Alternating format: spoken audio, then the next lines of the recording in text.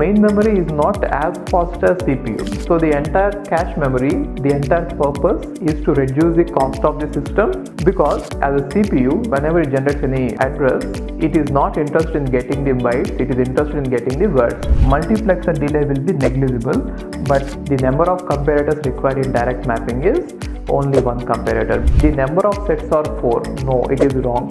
4-way set associative means the number of lines. This part of memory interfacing is actually dealing about. It doesn't mean that entire information is present in all the memories. These are all some of the examples of the opcodes. Opcode is nothing but, coming to cache and main memory, they are random access, which means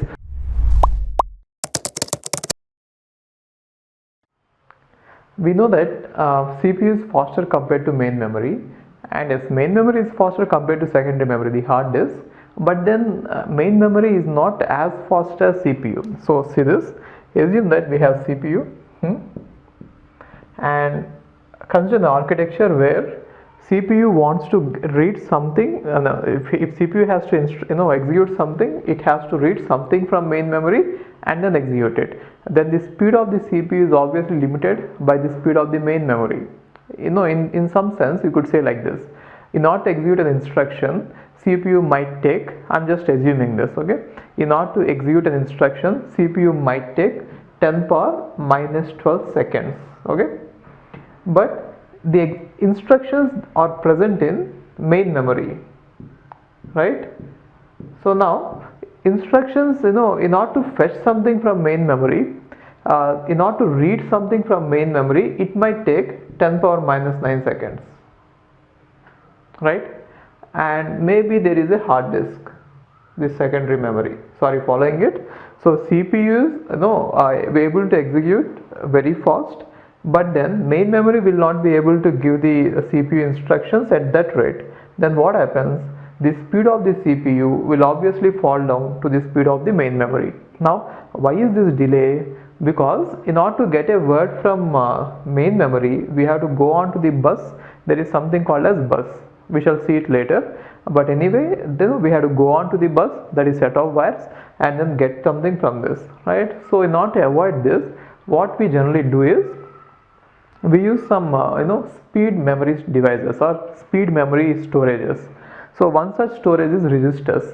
So on the chip itself, on the chip in which CPU is present, if we have the registers, now these registers, since they are present along with the CPU on the same chip, they will be very fast compared to the main memory. And in case if the instruction is prefetched means before executing itself, if the instruction is present, if the instruction is present in this registers, then CPU can get it fast and execute it faster, right? So that this solution is fine, it works, but the problem is register size is too small. In this sense, registers will not be able to hold the entire program. They will be able to hold only few instructions because they are costly, right?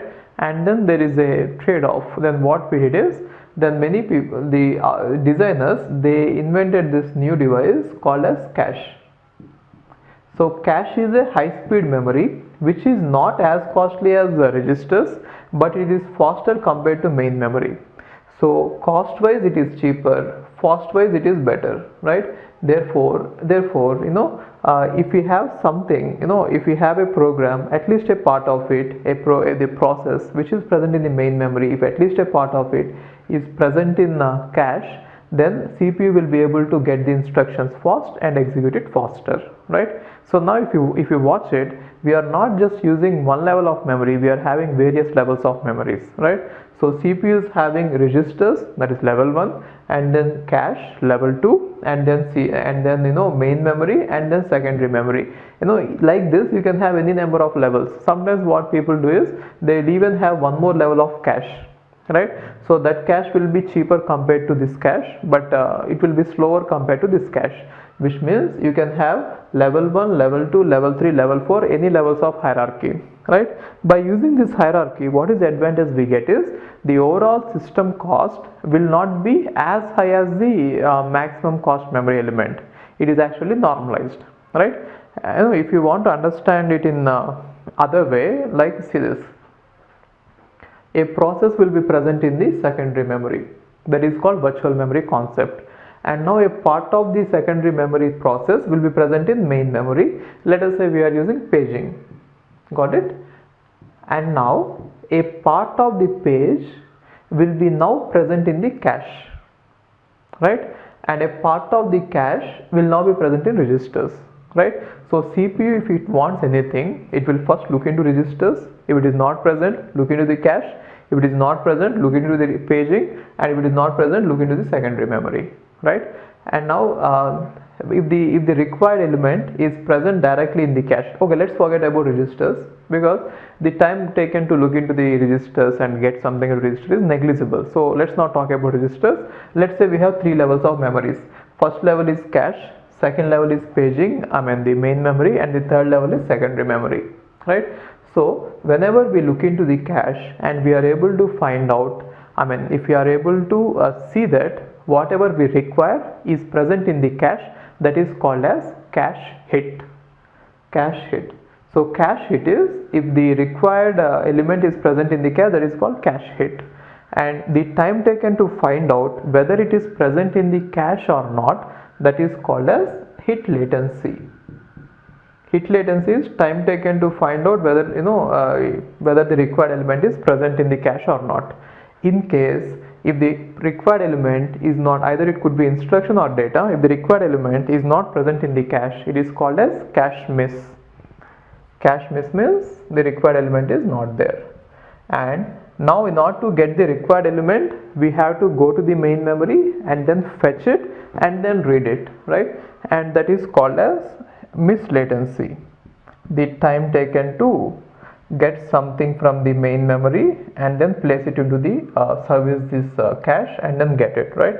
So hit latency is cache hit depends on various factors, and cache miss also depends on various factors. Okay, so what is cache hit and cache miss is whenever we refer to something, whether it is going to be present in the cache or it is not going to be present, and that particular thing depends on various factors. One factor is, okay, we shall see all the factors later, right? And next thing is, if the required thing, if whatever you are looking for, the element, if it is present in main memory, right, that is called as hit. In case if it is not present in main memory, that is called as page fault, isn't it? So there also we had something called as page hit and page fault, right? So how do we find out whether what is the page hit, whether it is a page hit or page fault? We have something called as page tables. So using page tables, we are able to find out whether the required element is present here or not. But then how can we find out whether the required element is present in cache or not? For that reason, exactly the same column, exactly like how we use the paging concept and then the page table, we are going to use here something called as tag directory. Tag directory. You can somehow compare it to the page table of the paging. I mean there is difference, but then semantically they are same. In the sense, page table says whether a required page is present in the main memory or not. Similarly, the tag directory says whether the required element, right? I'll tell you the terminology slowly later. This tag directory says whether the required element is present in the tag or not, right? So before you access the main memory, you are accessing the page table, right? Similarly, before you access the cache, we have to access the tags. Once we look in the tags and find out that the element is present, then we are going to get into the tag and take that element. Got it? Okay. And now in this case, page, whenever there is a page fault, we are going to do something called as service, that is called as page fault service time. What is page fault service? Get the page from the secondary memory and then load it here. Got it? So if you want your access to be very, very fast, I mean your CPU to run very fast, see that whatever you are looking for is going to be present in the high speed memory, that is level 1. In case if there is a miss, see that it is at least present here. In case if it is a miss here, then your program is going to be as slow as this secondary memory. Got it? So finally our aim is to see that we have to get the information into the highest high speed memory, and store it there, and then we should be able to access it, and in case if it is not there, we should be able to go to the next level and get it. So the entire cache memory, the entire purpose is to reduce the cost of the system, because we cannot directly base on registers, right? That is why it is reducing the cost as well as increasing the speed of the CPU better than the main memory, which means without cache, whatever was the speed, if we introduce cache, even though cost is going to increase, but the speed is also going to increase, right? And now we have to talk about various things here. How are you going to see, one thing is for sure, always cache memory size is going to be less than the main memory size. Then various factors will come into picture. If you have the capacity to load only a part of main memory, which part are you going to give priority to, isn't it? Then there is something called as locality of reference. Locality of reference says that there are two types of locality of reference. One is called as spatial locality and other is called as temporal locality. Spatial locality says that whenever you are looking for any element, the chances are that that particular element will be present in a close proximity around the one which we have previously referred, which means in a program, let us say you have a program like this, many lines, and now if you are referring to a particular element, there is a chance that this element will be in a close proximity to earlier reference, right? Or in case if you are referring to some element here, then the chances are that next time the next reference will be close to this reference. That is called as spatial locality, and other is called as temporal. Temporal says that least recently used element is going to be used again. That is why in the page replacement, the most frequently used algorithm is least recently used. So LRU actually takes care of temporal locality. Temporal locality means in time, whatever was latest referred, the last referred, last recently used, then that is going to be used again. That says that is temporal. So LRU, the algorithm LRU takes care of temporal locality, and the having block sizes or page sizes, these pages. I think you understood why we always see whenever there is a page fault. I think you remember this. Whenever there is a page fault, we are not just going to get that particular word which is required inside the page. Even though only one word is required inside the page, we are actually fetching the entire page from the secondary memory. Why are we doing this? Because we want to even follow that law of spatial locality of reference. Spatial locality of reference says that if you are referring to a word, particular word, then the chances are that next time you will refer to some word around it. That is what spatial locality says. And temporal locality says that if you are referring, the chances that next time the chances are greater that the least recently used word is going to be used. That is why LRU will take care of temporal locality and block size will take care of spatial locality. Got it? So that is why we generally load in blocks. Even though one word is required, we generally don't load only one word, right? So now what happens, as you increase the size of the block, you are increasing the you are following more the law of spatial locality, right? Okay, fine. We shall see this topic again in another topic. I'll just leave it to other day. But then now we shall focus on some other topics here. The main focus will be on this topic. How are you going to get the part of the main memory into the cache, and how are you going to keep track of what is present in the cache? And next, whenever the cache is full, which one are you going to replace so that you can get the new part? So this is what my focus is. So if you can answer all these questions, then caching is over, right? So entire caching is main questions on caching will contain numerical questions.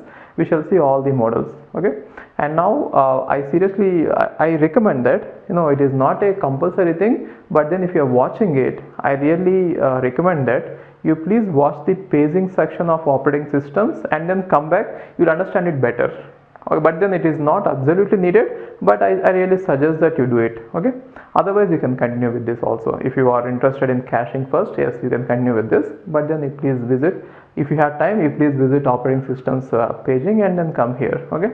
Because it will make some things easy, especially the numericals easy and calculations will be easy for you. Fine. See, let's see how to manage this, main memory and cache together. No, in paging, we have seen how to manage the hard disk and main memory together. Now we are talking about the main memory and cache management. So if you remember it, while discussing about this paging, I told you that main memory is divided into something, let us say it is the main memory. I told you that main memory is divided into something called as frames, right?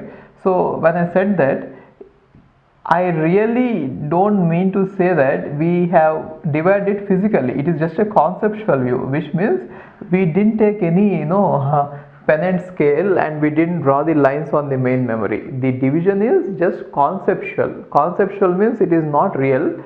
I assume that it is divided and then I managed it that way. Actually the division is not true, okay? It is just the concept. I mean, we can view it that way, but physically it is not divided. Physically it is just like an array, and logically I was viewing it as if it is divided into frames. Now exactly the same way, see, in when we are discussing about paging, I told you that if this is a process, I told you that the process is divided into pages, right? So actually we didn't divide it, we assumed that, okay? And then we assumed that the main memory is divided into frames in such a way that a page can fit in one frame, isn't it? Similarly here also, while coming to the caching, we assume that this is, let us say, is main memory, and it is cache. Here we assume that cache is divided into something called as lines. So cache is divided into something called as lines, and main memory is divided into something called as blocks. BLOCKS, blocks. So again we are not dividing it, we are just assuming it just for the purpose of management.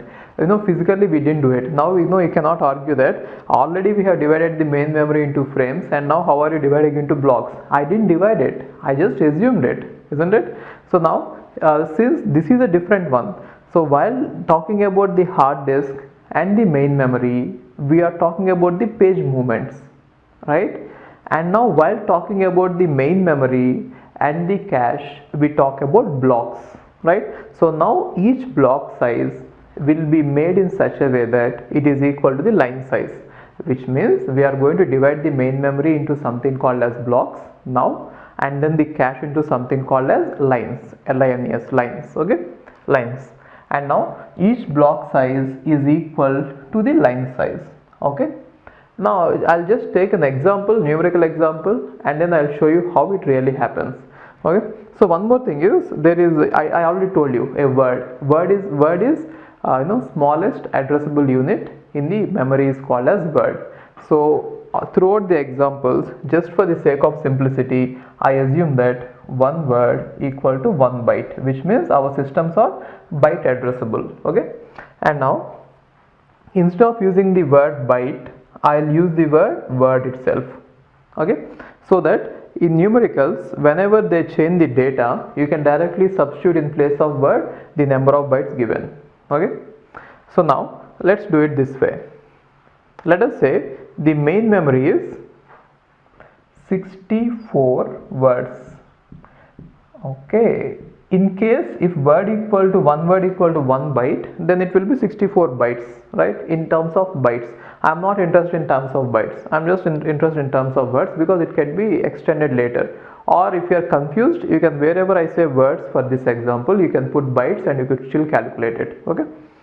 What is a word is, whenever I generally ask for words as a CPU. Whenever it generates any address, it is not interested in getting the bytes, it is interested in getting the words. That is why it is better that we talk about words itself, okay. And assume that this cache is having 16 words, okay. And now let's say the block size of one block is equal to, say, 4 words,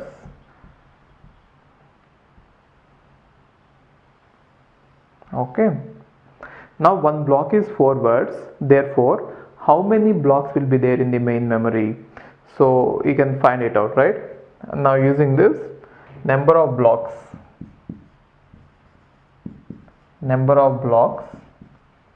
in main memory. So how many blocks are there? Totally 64 words are there, and each block contains 4 words. Therefore number of blocks equal to 16 blocks, right? And how many words are there in each block? 4 words, which means I'll have 0, 1, 2, 3, 4, so on. 0 to 15 blocks are there, which means 0 to 15 means 16 blocks, and in each block I have 4 words, which means 0, 1, 2, 3, 4, 5, 6, 7, 8, 9, 10, 11, so on, right? That is how each one is present, right? So 12, 13, 14, 15, 16, 17, 18, 19, so on. The last one will contain totally 63 words, right? 63, 62, 61, 60, right? So this is the total number of words present in all the blocks in the main memory, right? And now the cache. Let's see how many 16 block. I know total size of the cache is 16 words. Therefore, let's see how many words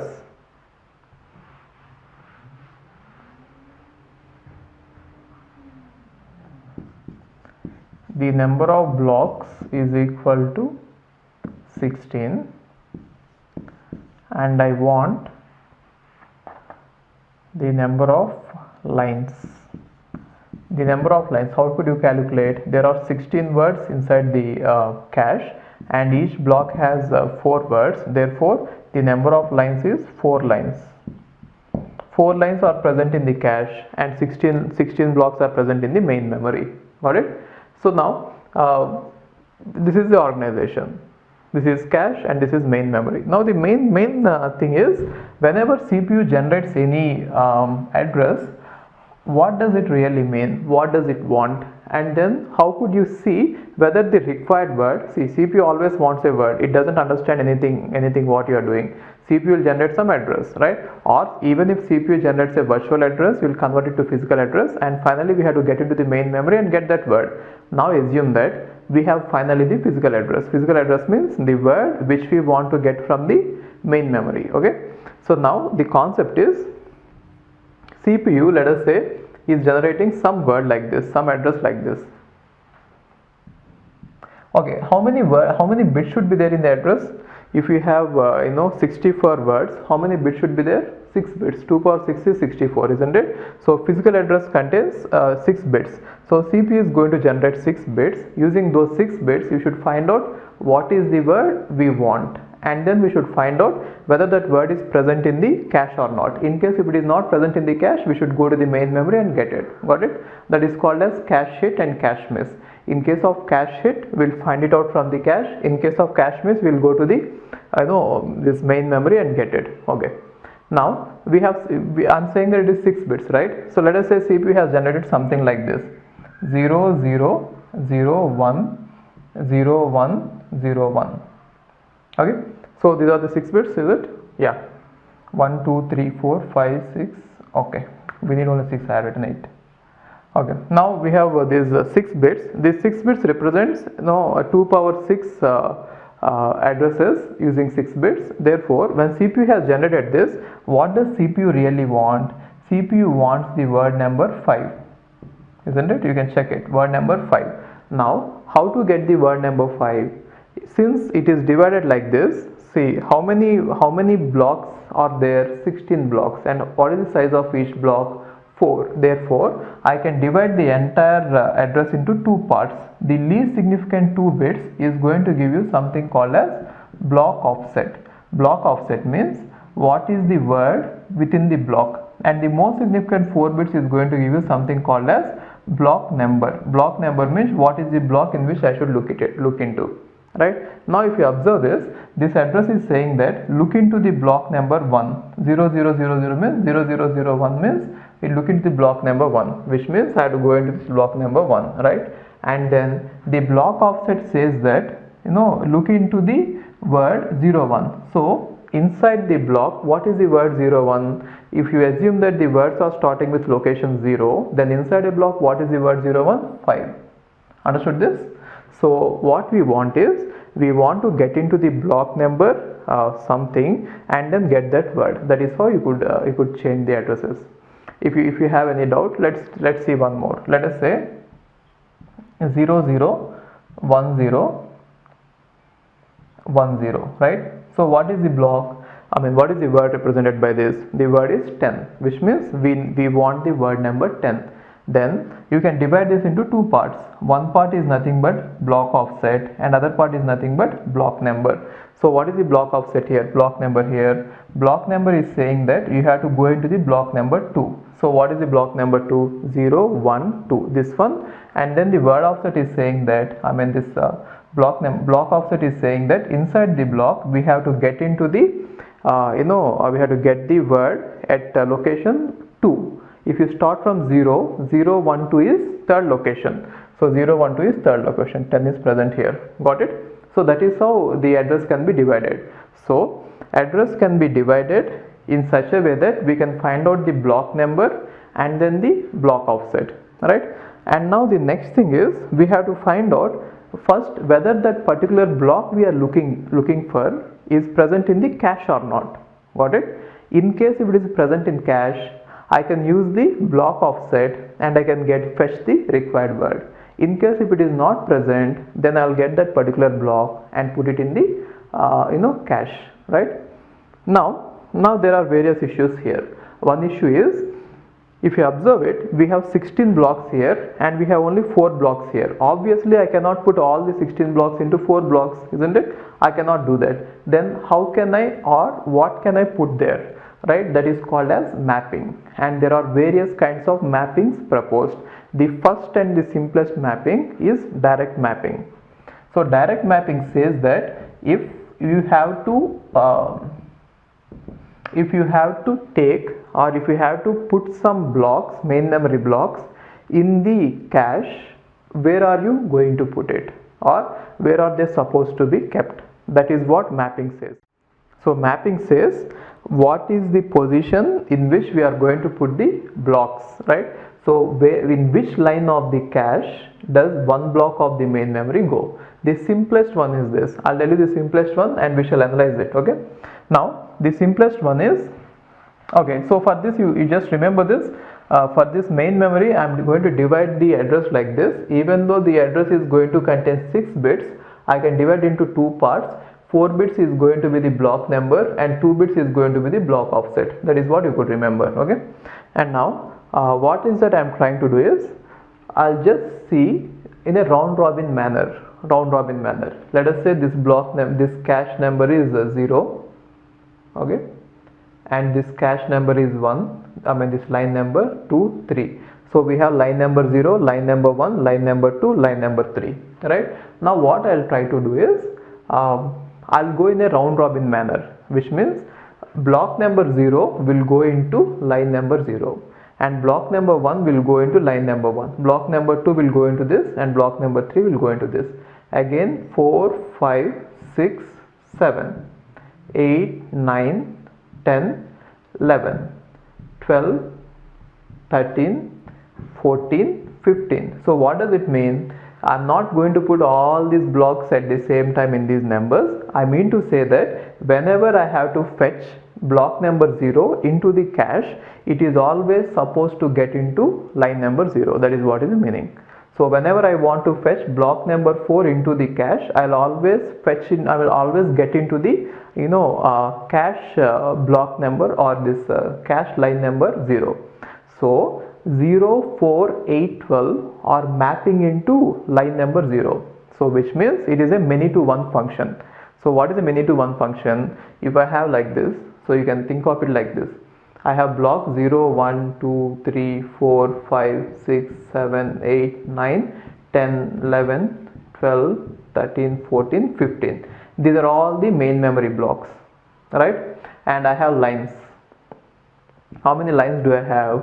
The number of lines I have in the cache is 0, 1, 2, 3, right? And now I'm going to have this as many to one function, which means to 0 is mapped to 0, and 4 is mapped to 0, 8 is mapped to 0 and 12 is mapped to 0, right? Like that you can see that mapping, which means all these are mapped to the line number 0.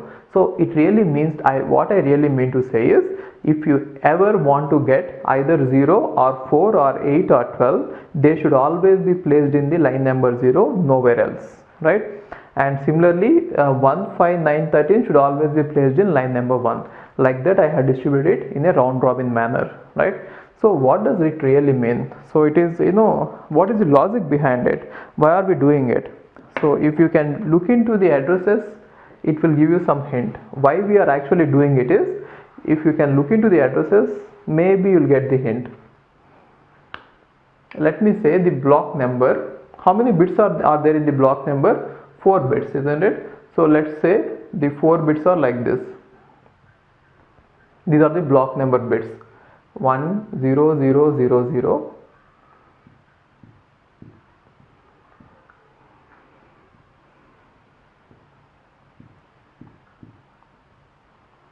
Okay, see, I'll go very slowly for this topic, because if the basics are not clear, you will not be able to answer any question in this. But once the basics are clear, you'll be able to answer it very fast. So for this topic, I'll be going in very detailed manner and I'll explain everything possible. Okay, I don't want you to miss any question in this topic, because this is a very frequently asked topic. Every year you will at least see one question on cash, at least every year. And the questions are very easy too.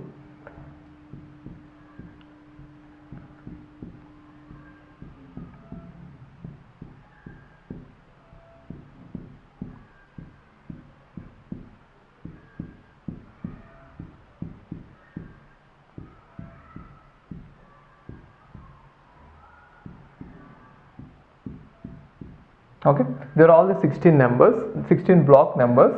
So 0 1 2 3 4 5 6 7 8 9 10 11 12 13 14 15, right? They are all the block numbers in the main memory. I have written all the block numbers in the binary so that I want to observe what is really going on here. So if you watch this, they are saying that 0 4 8 12 are going to get into the block number 0, line number 0 of cache.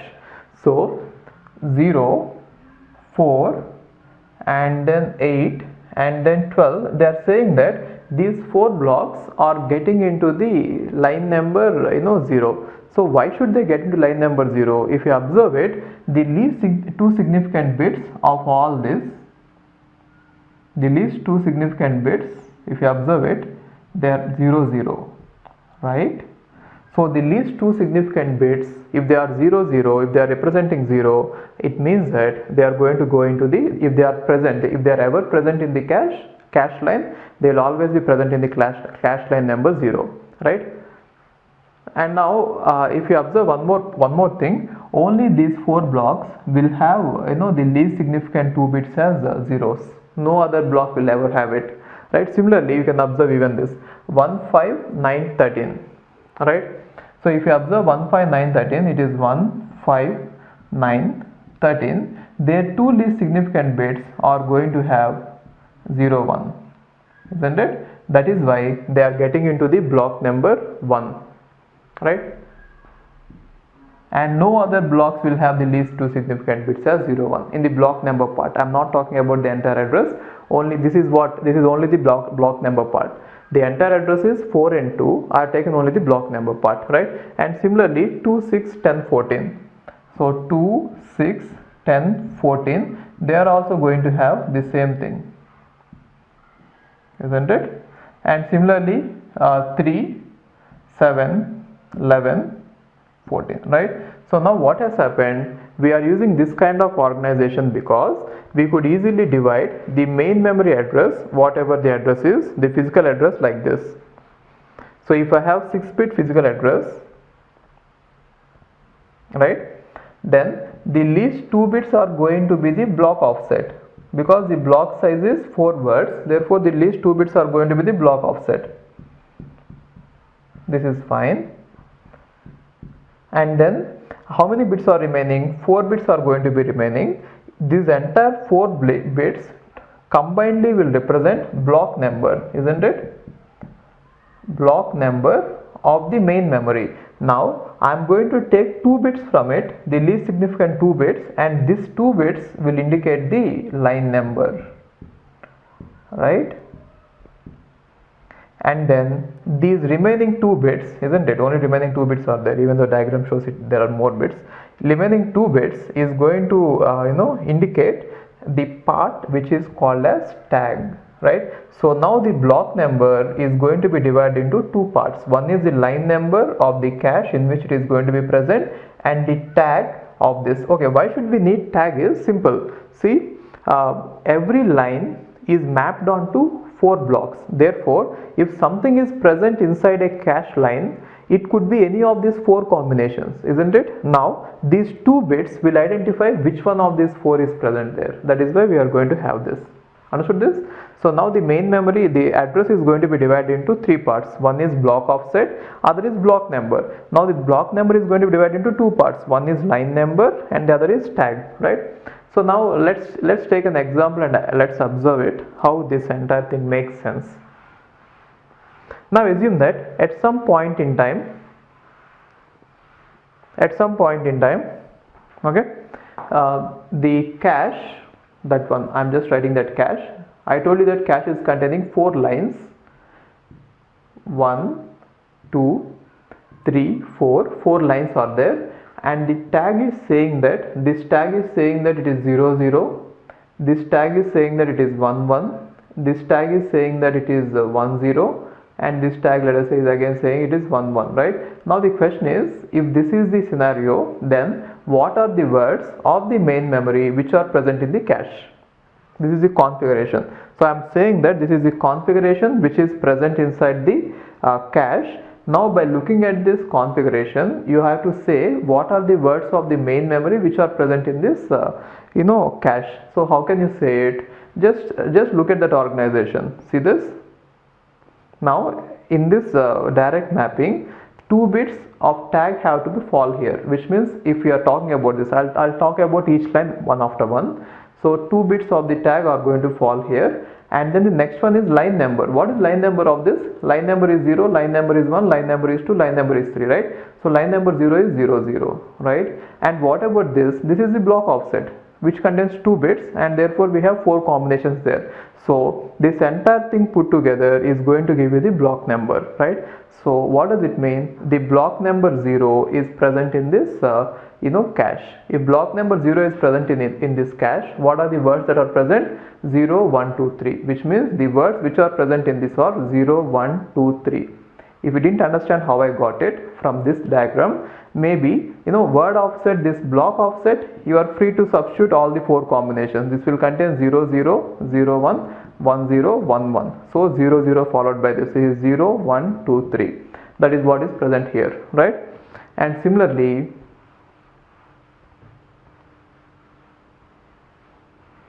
you can even get see this. So watch it. So if I have the second one, so what is the tag bits? Tag bits is 1, 1. See, it might seem to be difficult, but once you practice it, it's the easiest topic, I'll tell you. It's the easiest topic. You'll not even use pen and paper. You'll directly answer it just by looking at the question. But while practicing it, let's practice more. Okay? Let's go slowly and let's practice more. Okay, even if it is difficult, even if you are feeling now that it is difficult, just keep going. I'll teach you until you say that it is easy. Okay? So trust me and just keep going. And now tag is 1, 1, isn't it? And what is the block number? 1. Block number 1 is 0, 1. Then anyway these 2 bits are block offset and they will contain everything from all zeros to all ones. So what does it mean? It is 1, 1, 0, 1, right? And then 0, 0, 1, 1, 0, 1, and then 0, 1, 1, 1, 0, 1, and then 0, 2, 1, 1, 0, 1. Oh, what is 0, 2? It is 1, 0, right? 1, 0 and 1, 1. These are the 4 words which are present in this particular line. Now let's look at the line number 2 again. So line number 2 is going to contain tags. So tag is 2 bits, which is 1, 1, and then line number is containing 0, 1, and then the word can be anywhere. I mean this block offset can be 0, 0 to 0. I mean 0, 0 to 1, 1, right? So So what is it? What are the various words present? 0 0, 1 1 0 1 0 1, 1 1 0 1 1 0, 1 1 0 1 1 1, right? So what is this? This is 13. 1 1 0 1 is 13. 13 multiplied with 4 is 52, right? It is 52, 53, 54 and 55. Therefore the words present here are 52, word number 52, word number 53, word number 54, word number 55, right? And what about the next one?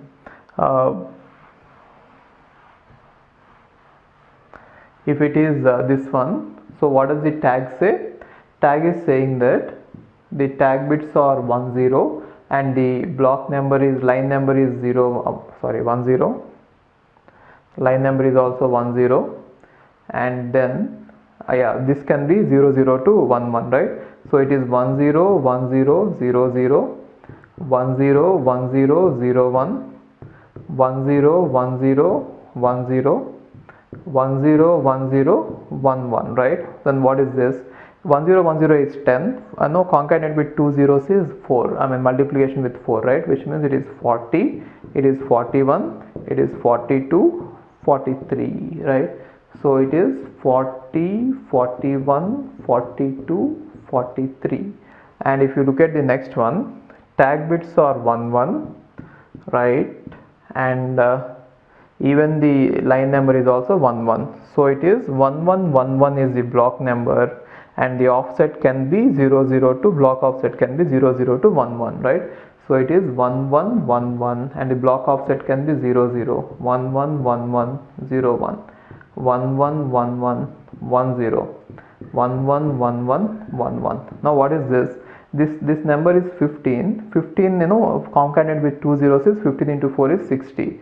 60, 61, 62, 63. So this one is nothing but 60, 61, 62, 63. Why? Because it is the 1 1 1 1 is 15th block. 15th block means the last one. Last one contains 60, 61, 62, 63. Got it? So this is how, given any configuration of the cache, you can identify what are the blocks present in this, right? Now how will the CPU do this? Let us say you generate some address. Let us say the address given by CPU is like this: 1101 0 1. This is the address generated by CPU. Then what will CPU try to see is, it will first try to check in the cache if that particular block is present. How will it identify which block to check? It will use this line number. This part is the line number, right? Now it will go into that line. What is line? 0 1. 0 1 means 1, right? So this is the line number, and then it will compare this one with the tag. Yes, now the tag is 1 1 and it is also saying 1 1. Oh, then it will understand that, okay, in this line number the required block is present, therefore I can get into the second location and can get it. In fact, if you observe this number is 53, right? 1 1 0 1 0 0 is 52, 0 1 is 53. So we want the word number 53, then CPU will go into that particular line and it will compare the tag and then it is going to get it, right? So let us say one more. Let's see one more example. Let us assume that CPU has generated the address 100111. This is the address generated by CPU, right? Then what will it do is, it will again look at the line number and will go into that particular line, and then it will use the tag to see if that particular line contains the required block. In case if it is present, then it will fetch the 1 1, the line number, the word offset 1 1, right? So which line it should get into? Line number 1. Line number 1 means this one, right? And then it will try to compare this tag with 1 0. So here the tag is saying 1 1, here the tag is saying 1 0. So obviously you can say that, oh, this is not the one which I am looking for, which means the required block is not present inside the cache. So this one will be a hit and this one will be a miss, right? So if you observe it, in order to implement this in hardware, what I need is comparators. Why should I compare? Because the tags has to be compared in the tags which are present in the cache lines have to be compared with the tags which are present in the addresses. Then only I can say whether a particular block is present here or not. So hardware implementation I'll show you later, but now first let's focus on the problems. Now I think you understood something, at least some few basics. One basics, some kind of basics like this, okay? So what I'll try to do is, I want you to be familiar with the questions, numericals, and then we shall go into the implementation and see other kinds of questions. Okay, first let's take some simple questions and solve them. Fine. Now in direct mapping, we know exactly where to look for, which means whenever CPU produces an address, using that address we know exactly in which block of the in which line of the cache we have to look for a block of the main memory. That is what we will exactly know, right?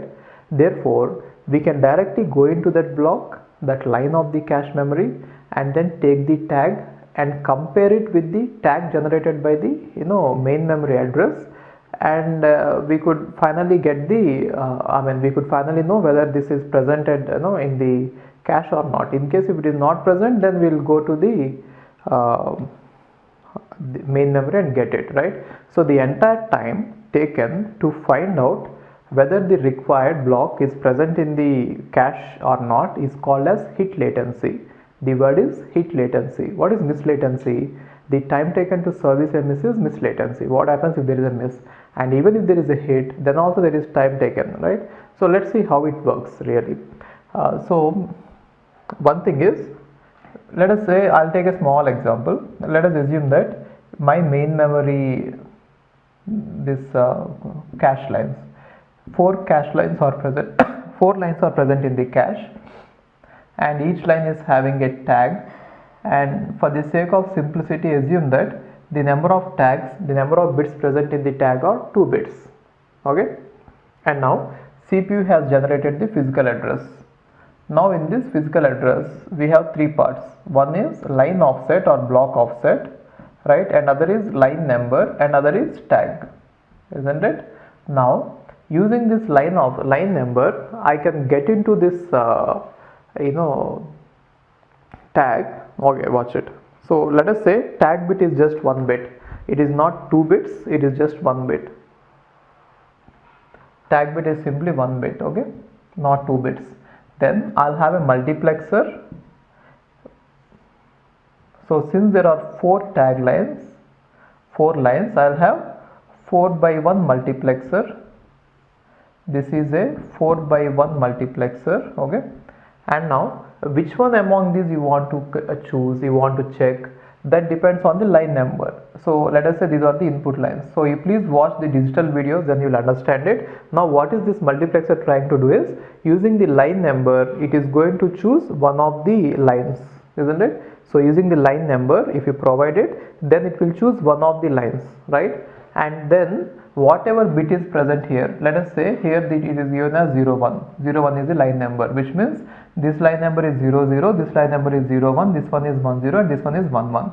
Whenever line number is 01, this particular line will be selected, and the bit which is present here, this will be coming out, right? Let us say here the bit is 0, then what will come out? Here it will come out as 0, right? And let us say tag is 1 bit. That is what our assumption is, right? Now I'll take this tag and I'll give it to the comparator, right? So now comparator will compare these two. So if there are only 2 bits, exclusive OR can be used for comparing, right? So comparator will compare these two, and then it will produce the output saying yes or no. If these two are matching, it will say yes, right? Which means if these two are matching, it will produce a output of 1, which means a hit, right? If it is not matching, it will produce a output of 0, then which means it is a miss. Understood this? Simply put, it is how it works. So there will be a multiplexer which will be connected to all the tag lines, right?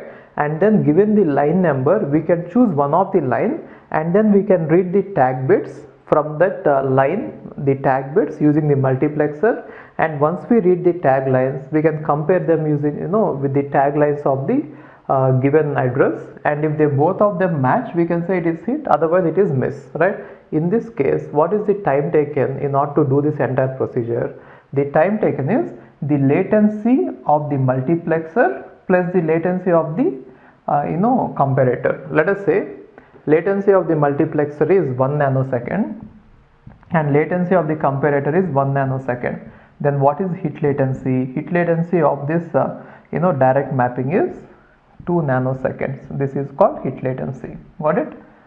And now one more thing, See, this is the simplest method which I have shown you when the tag bits are only 1. What if the tag bits are 2? Then what we are supposed to do is every multiplexer is able to fetch only 1 bit from the tag bit.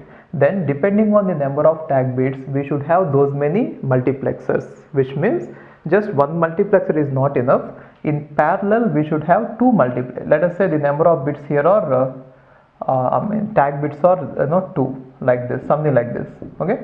So if the number of tag bits are 2, then instead of having one multiplexer, I should have two multiplexers.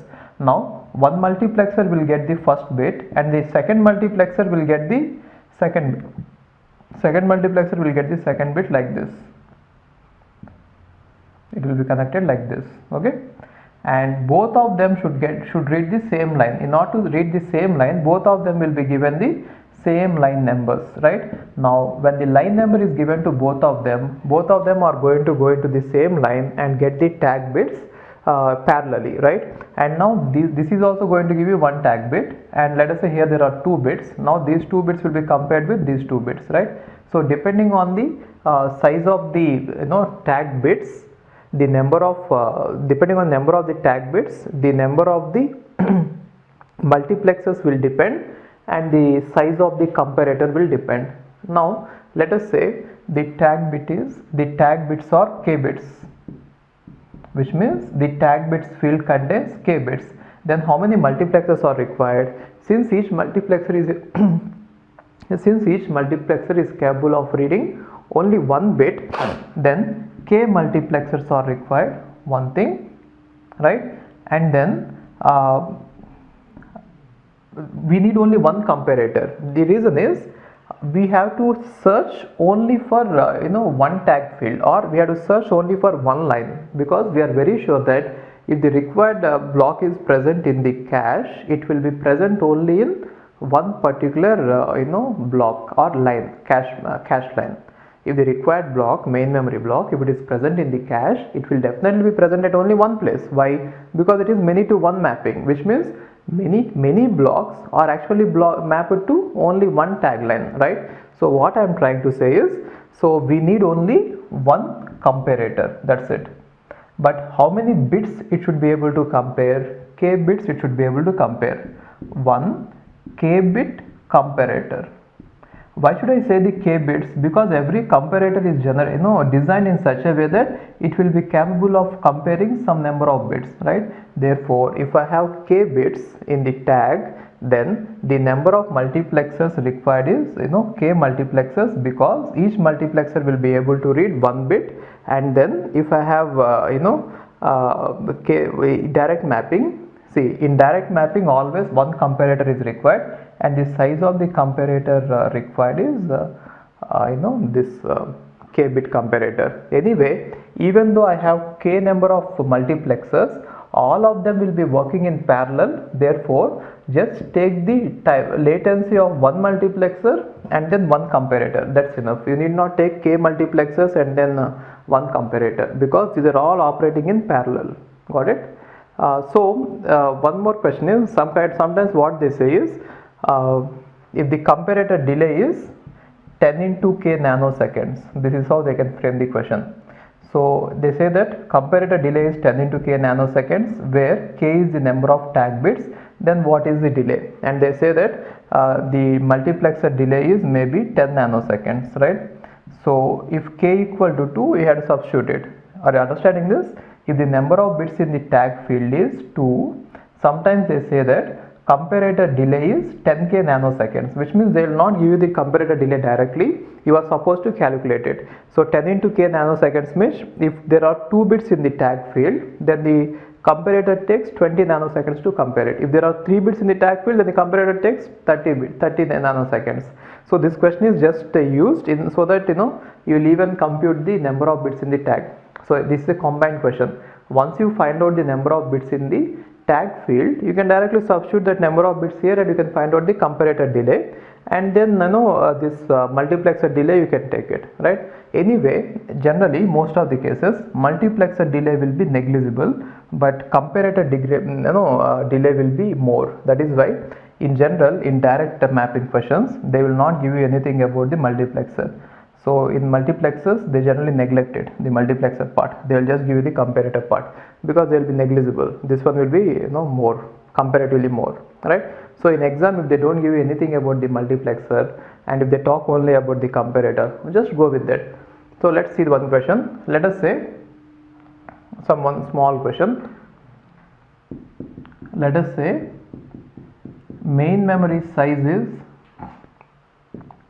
1 GB and cache size is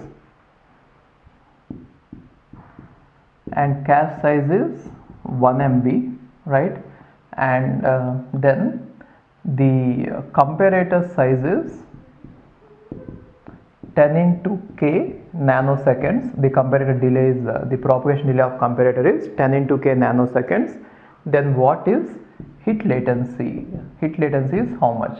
Then we have to find out the tags. So I told you how to find out the tag bits, right? So how can you find out the number of tag bits? The number of tag bits can be found out by finding out this ratio, right? So if I find out this ratio, I get 1k. I mean, if you divide this one with this one, I get 1k, which is nothing but 2 power 10. What does it mean? 2 power 10 main memory blocks are actually mapped to one cache line, right? Therefore, how many bits are there in the how many bits are required in the tag? 10 tags. So tag bits required are 10, right? If tag bits required are 10, then what is the delay of the comparator? 10 into 10, right? Then the comparator delay required is 100 nanoseconds. Got it? So this is how you could solve such questions. So in case if they give you anything about the multiplexer also, then we can even go for it. They will not give you multiplexers, because if they have to give you the multiplexers, they have to give you the number also, right?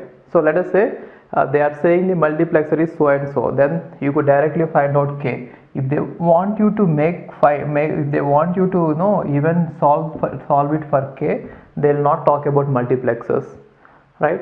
So let us say even multiplexer delay is also given, then you can add the multiplexer delay here, right? Then you can get the hit latency. Got it? So in this question, hit latency is 100 nanoseconds. So simple questions like that can be solved, but anyway, remember this mechanism. This is how everything is happening. Got it? So now in direct mapping, if there are k bits in the tags, then how many multiplexers are required? K multiplexers are required. And the number of comparators required is always 1. So write it somewhere. In direct mapping, right, always the number of comparators required is always 1. Why is it so? Because we exactly know where to look for, and if it is present there, it is fine. If it is not present there, it means that it is not present anywhere in the cache. We directly know, given any main memory address, we directly know where that block will be present, right? In case if that block is present at that point, we can directly go and watch it. If it is not present, we can get out of it, right? So one more thing is, let us say the main memory block number is m, right? And direct mapping maps it like this. If the main memory block number is m, right, and the number of cache lines are n, then mth block will be present in kth line of the cache.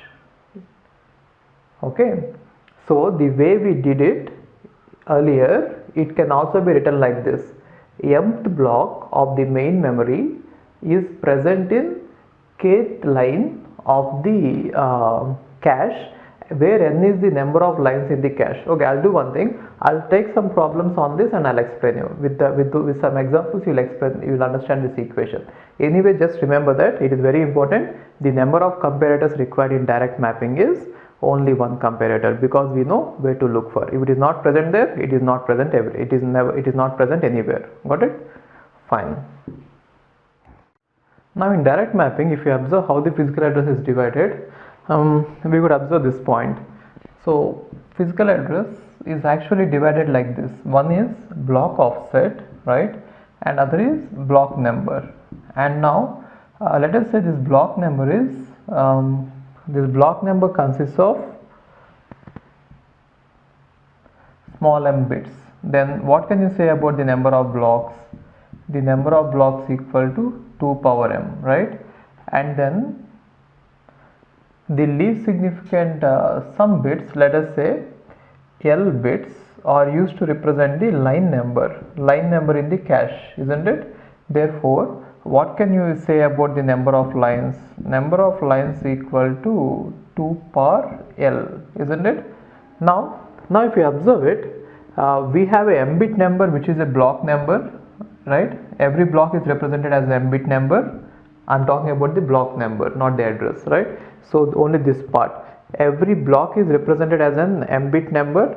Now in this m bit number, right, I'm taking the least significant L bits, right, and this least significant L bits is giving me the block number, this line number, right? Then what we could say is, if this m bits is representing some number x, right, and this then the least significant L bits is nothing but the remainder. Okay, if you remember that computer networks also I discussed about it, and TOC also I discussed about it. So whenever we divide any m bit number with 2 power L, then the remainder is nothing but the least significant L bits, isn't it? So whenever you divide any m bit number with the 2 power L, then the least significant L bits are nothing but the remainder, right? So if x is the block number, right, and if the number of lines is 2 power L, then the line number in which this block will be present is x mod 2 power L, which means you take the number block, this main memory block number, and then you divide it with 2 power L, and whatever remainder you get, that is nothing but the line number, right? Therefore, from now on, in order to find out where a block is present, you can directly find out the modulus. For example, if I say the number of blocks I have is 4, right, and where are you going to place the 100th main memory block? Then how can you find out? Take 100 and take 100 mod 4, right? Then what do you get? 0, right? It means that this 100th block will be present in the 0th line of the cache. So what does it mean? So simply put, if you give me any x block, so x block of main memory, where is it present in cache is, you have to take x mod 2 power L, where 2 power L is the number of blocks, right? Number of lines in the cache. So this one will give you the line number in which you could probably place this x, or if it is present in the cache, it will be present in this line number. That is how you could split it. I hope you are getting it. What I am trying to say is, whenever any main memory block number is given, you try to find out the remainder when divided with the number of lines in the cache, and then that remainder is going to be the line number in which the required block is present. Okay, fine. So then answer this question. Let us say the block requests, I am talking about the block references, I am not talking about the addresses. So let us assume that there is a cache whose size is 4 lines, which means I am talking about this. Let us assume that I have only 4 lines in the cache. So 0 line, 1 line, 2 line, 3. So 0, 1, 2, 3 are the lines present in the cache, and then I have lots of blocks in the main memory. Okay. Now what is that I am trying to do is, I'll try to generate all the block requests, which means the CPU is generating the block requests. These are the block numbers of the main memory. Then I have to say according to the direct mapping, where will they be present. So let us say the CPU is generating the block request like this: 5, 6, 4, 8, 9, 12, something like this, 15, 20. If these are the block requests, okay, and this is the lines in the cache, then where are you going to place them, and what is the miss rate, which means how many are going to be missed and how many are going to be hit. So initially 5, where are you going to place 5? So how do you find it? Take the block number and then you divide it with the required this size of the this number of lines in the cache, then you are going to get the line number in which you have to place it. Now 5 mod 4 is 1, therefore 5 will be present here, right? And 6 mod 4 is 2, therefore 6 will be kept here. And what about 4? 4 mod 4 is 0, which means 4 will be here. What about 8? 8 mod 4 is actually conflict with this. Why? 8 mod 4 is 0 and already something is present in 0, therefore it is going to be replaced and 8 is going to be kept there, right? Now 8 is present in 0, right? And now 9 mod 4, so 9 mod 4 is 1, so it has to be placed here, right? 9. And 12 mod 4 is 0, therefore 0. So are you observing it? So even though I have an empty space, I am still replacing this, isn't it? This space is not yet used till now. Are you observing it? So this problem is called as conflict miss. The actual reason is not the non-availability of space. I have a free slot, I have a free line, I could have used it, but then direct mapping says that even though you have a available free space, you are always supposed to map to only one location. Because of that point, that is the disadvantage of this direct mapping. Okay, now what about 15? Where are you going? Okay, what about 12? 12 has to be placed here itself, right? And what about 15? So 15 has to be placed in 3. What about 20? 20 has to be placed in 0. Got it? So now if you observe it, even though we have got plenty of space available here for a long time, only this one was heavily used, isn't it? I'll tell you a worst case scenario. Worst case scenario inputs will be like this. Let us say I have 4 lines, 0 line, 1 line, 2 line, 3 line. And let us say we have the blocks like this.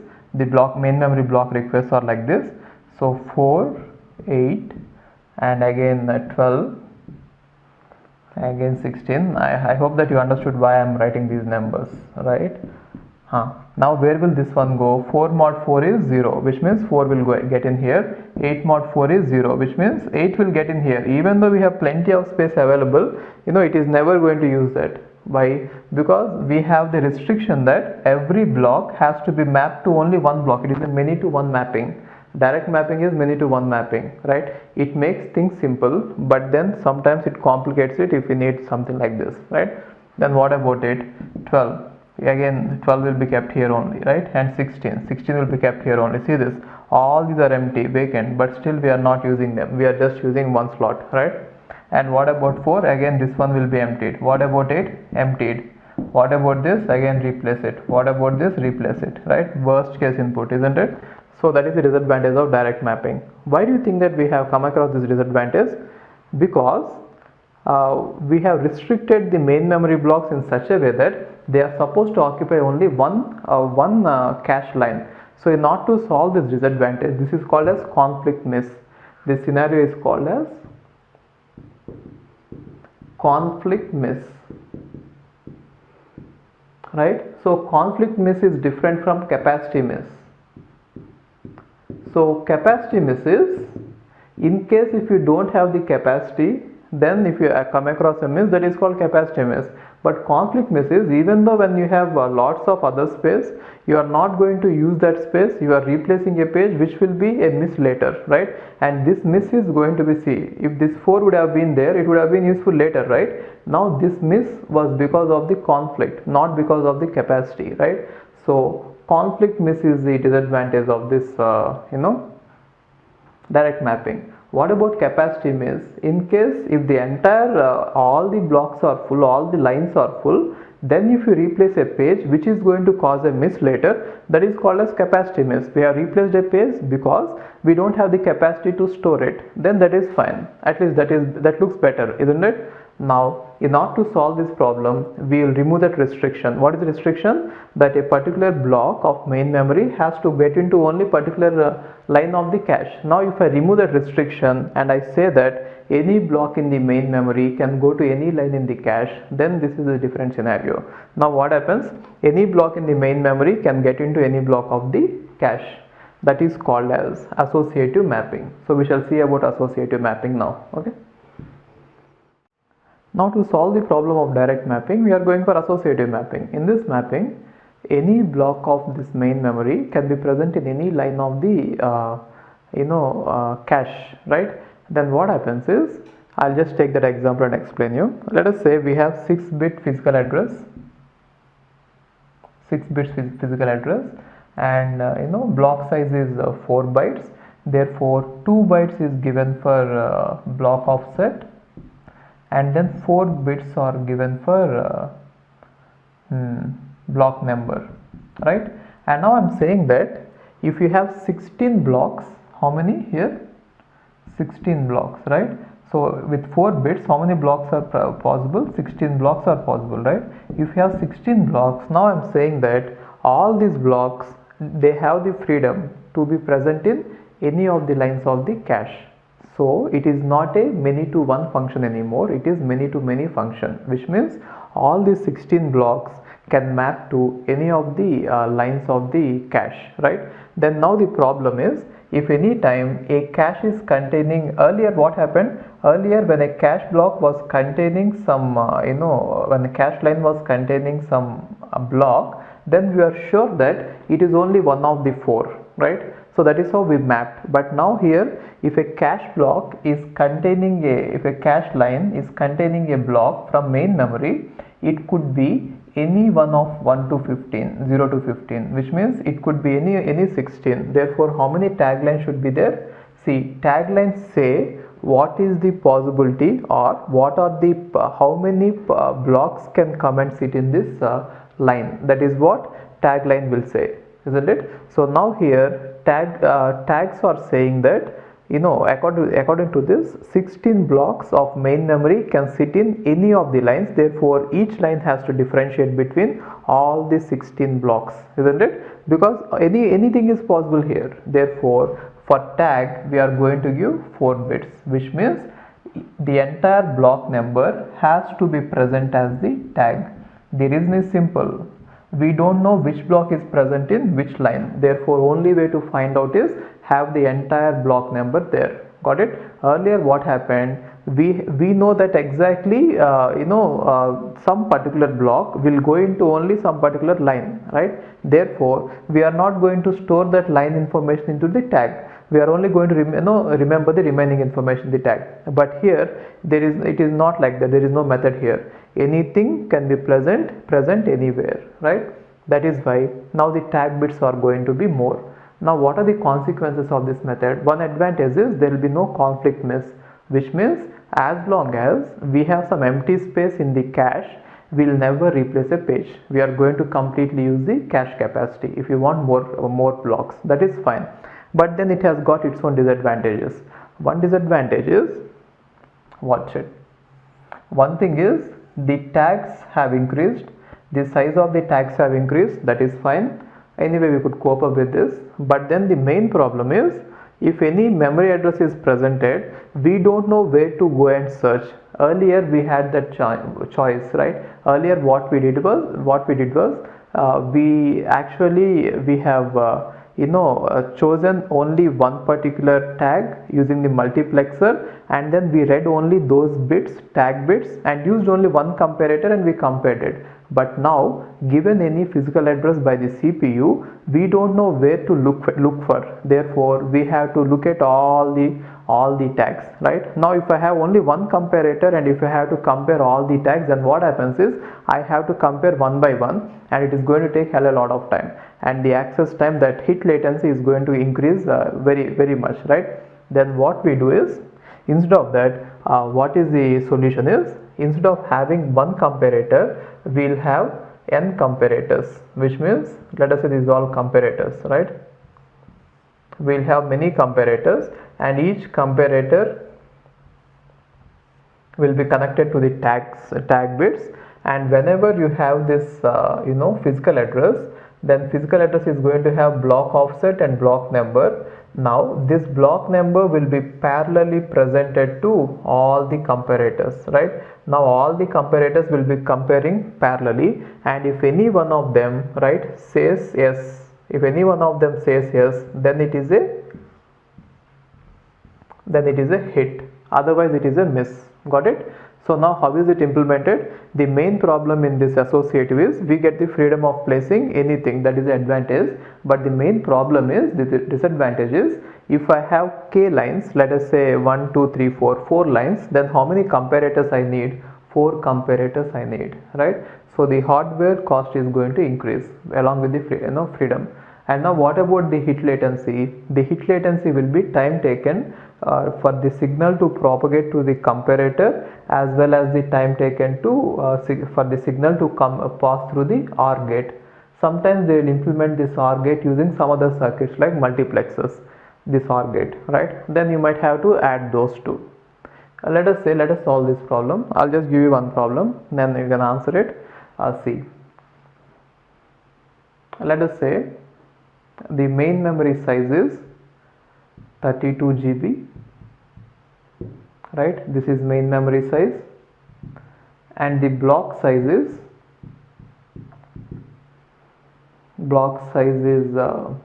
32 KB, right? Then now find out the tag bits first. So we have to find out the tag bits, and if the propagational delay of a comparator is, let us say, 10 into k nanoseconds, where k is number of tag bits and propagation delay of OR gate, that particular OR gate is again 10 nanoseconds, then what is the hit latency? How much is the hit latency? That is the question. So how to answer it? Now watch it. So if the main memory size is this and the block size is this, right, then how many tags are going to be there, which means how many bits are used to represent the block number. In case of associative memory, how many bits are required in the block number, tags? The number of bits required in the tags is equal to the number of bits required to represent the block number, isn't it? So now if 32 GB is given, right, so 32 GB means the physical address is 32 GB, and if nothing is given, you can assume that it is a word, one word equal to 1 byte, and it is byte addressable, right? Then what is it? 32 GB means you can think of it as 35 bits, and now the block size is 32 KB, right? 32 KB means you can think of it as 15 bits. This is 15 bits, right? So how many bits are remaining? 20 bits. 20 bits are used for representing the block number. So all these 20 bits have to be present in the tag, because we don't know where each block is going to sit. So we should be very sure that whenever we look at a block, that it is the exact block, this is the exact block number also, right? That is why these 20 bits are going to be in the tags, right? So how many bits are going to be in the tag bits? 20 bits are going to be in the tag bits, right? Then if the propagation delay of the comparator is 10 into k, comparator circuit, which means this one is 10 into k, you need not think about how many comparators are there, because anyway all are going to happen in parallel. That is why one comparator delay is enough. Now 10 into 20 is 200 nanoseconds is the propagation delay of the comparators, and then the propagation delay of the OR gate is 10 nanoseconds. Then what about the hit latency? Hit latency is 210 nanoseconds, isn't it? Add these two. Why? We have to let the signal propagate to the comparator, and then we have to let it propagate to the OR gate. Why OR gate here? OR gate here is required because it is nothing but we are testing if the block is present anywhere in this, right? We are not actually testing at one particular tag, at one particular line, we are testing all the lines parallelly. This is how you can find it out, isn't it? So now these kind of problems are possible. Let's solve some more problems on this associative memory. And whenever the complete all the lines are full, then what we do is here in direct memory, whenever we want to replace any page, we need not think about which one to replace. We have only one option there. Whatever is present at that particular line, into which this particular main memory block has mapped into, that one we are going to replace. But here, when we are free to choose any of the main, this lines, then if all of them are full, and now if I have to put a new one, a new let us say block into one of these lines, then I have a choice. Then this is where this block replacement algorithms will come into picture. Just like place replacement algorithms, LRU, we are going to use the same kind of algorithms, LRU, FIFO, etc. Right now, depending on the particular algorithm that we are going to use, the replacement algorithm, the misses and the hits, everything is going to be affected. Okay. So now we shall see this, what are the various problems on this associative memory. Okay. Now let me take a small example and explain you how the set associative is going to work. Now the concept is like this. Okay, let me take the example. Let us say main memory size is 64 bytes and it is byte addressable, and cache size is say 32 bytes. Okay, and block size is 4 bytes, and set size is, here I am going to talk about set size is 2 blocks. Okay, these are all bytes and here it is block, which means there are now two blocks are combined into a set. That is the meaning of this. Okay. And then, so since the set size is 2, it is also called as two-way set associative. The reason is, initially we use the direct mapping in order to get into the set, and after we get into the set we are going to use associative, right? So that is why it is called as set associative, two-way set associative. Okay, fine. Now let's get into the details. So okay, first now I'm talking about the cache. So in the cache, number of lines, right? So set size should be 2 lines. 2 lines means, you can understand it better. So number of lines in the cache equal to cache size divided by block size or line size, which is 8 lines. Okay, and then number of sets equal to number of lines divided by set size, right? So how many number of lines are there? 8 lines divided by what is the set size? 2, so which is nothing but 4 sets. Okay, so now we have a cache. In the cache there are 8 lines and all the 8 lines are divided into 4 sets. That is the meaning of it. Now I have a cache in which I have 8 lines, 1, 2, 3, 4, 5, 6, 7, 8 lines, and all these 8 lines are divided into two lines are combined into one set, right? Then how many sets did we get? We got 4 sets, 1, 2, 3, 4, right?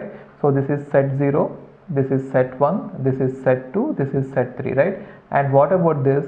This is block line 0, line 1, line 2, line 3, line 4, line 5, line 6, line 7. Got it? And what about the main memory? Main memory is having 64 bytes, right?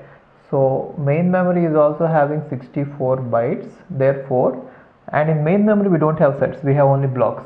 So in main memory, if I combine 4 bytes into one block, right, then how many blocks I get? The number of blocks in the main memory are going to be 16, right? So 64, 0, 1, 2, 3, so on.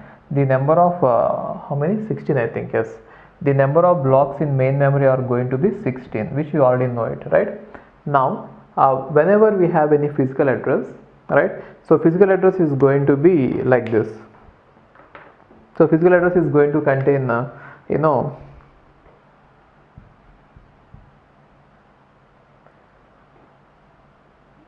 so physical address is 6 bits.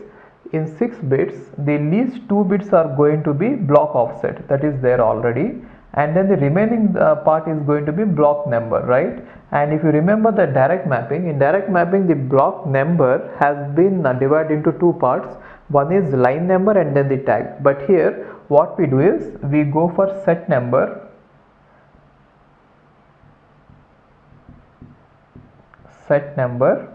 and then the tag, right?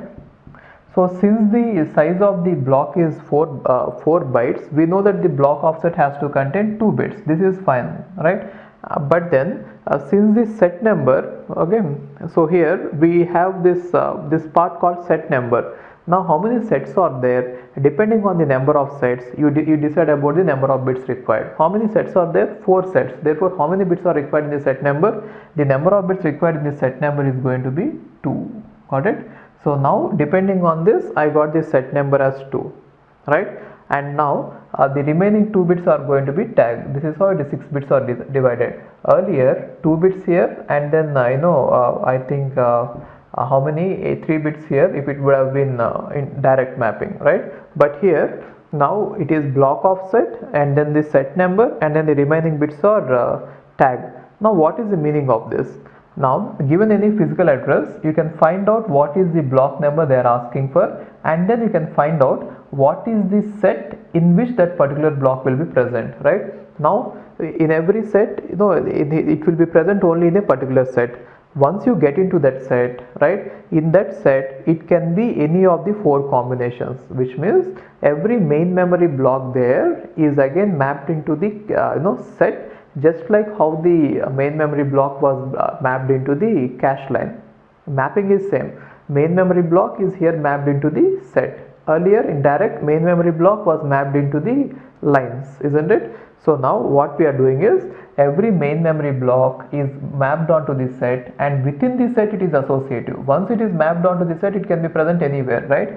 Therefore what we should be doing here is, watch it.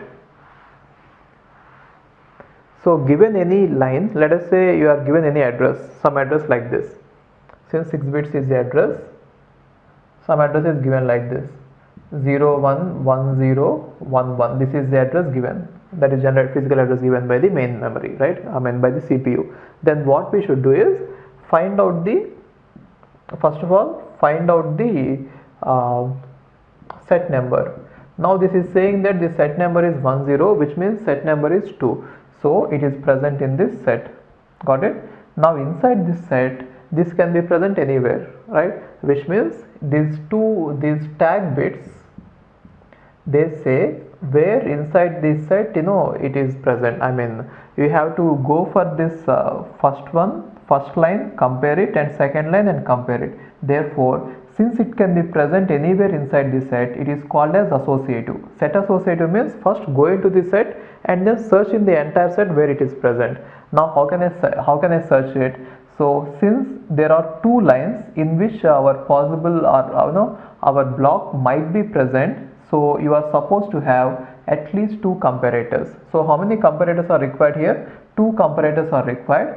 And once you decide about which set it is, then we are supposed to read it, and then we are supposed to compare this tag, right? So now once the tag is compared with both of them, if anyone shows yes, then we can say that it is present, right?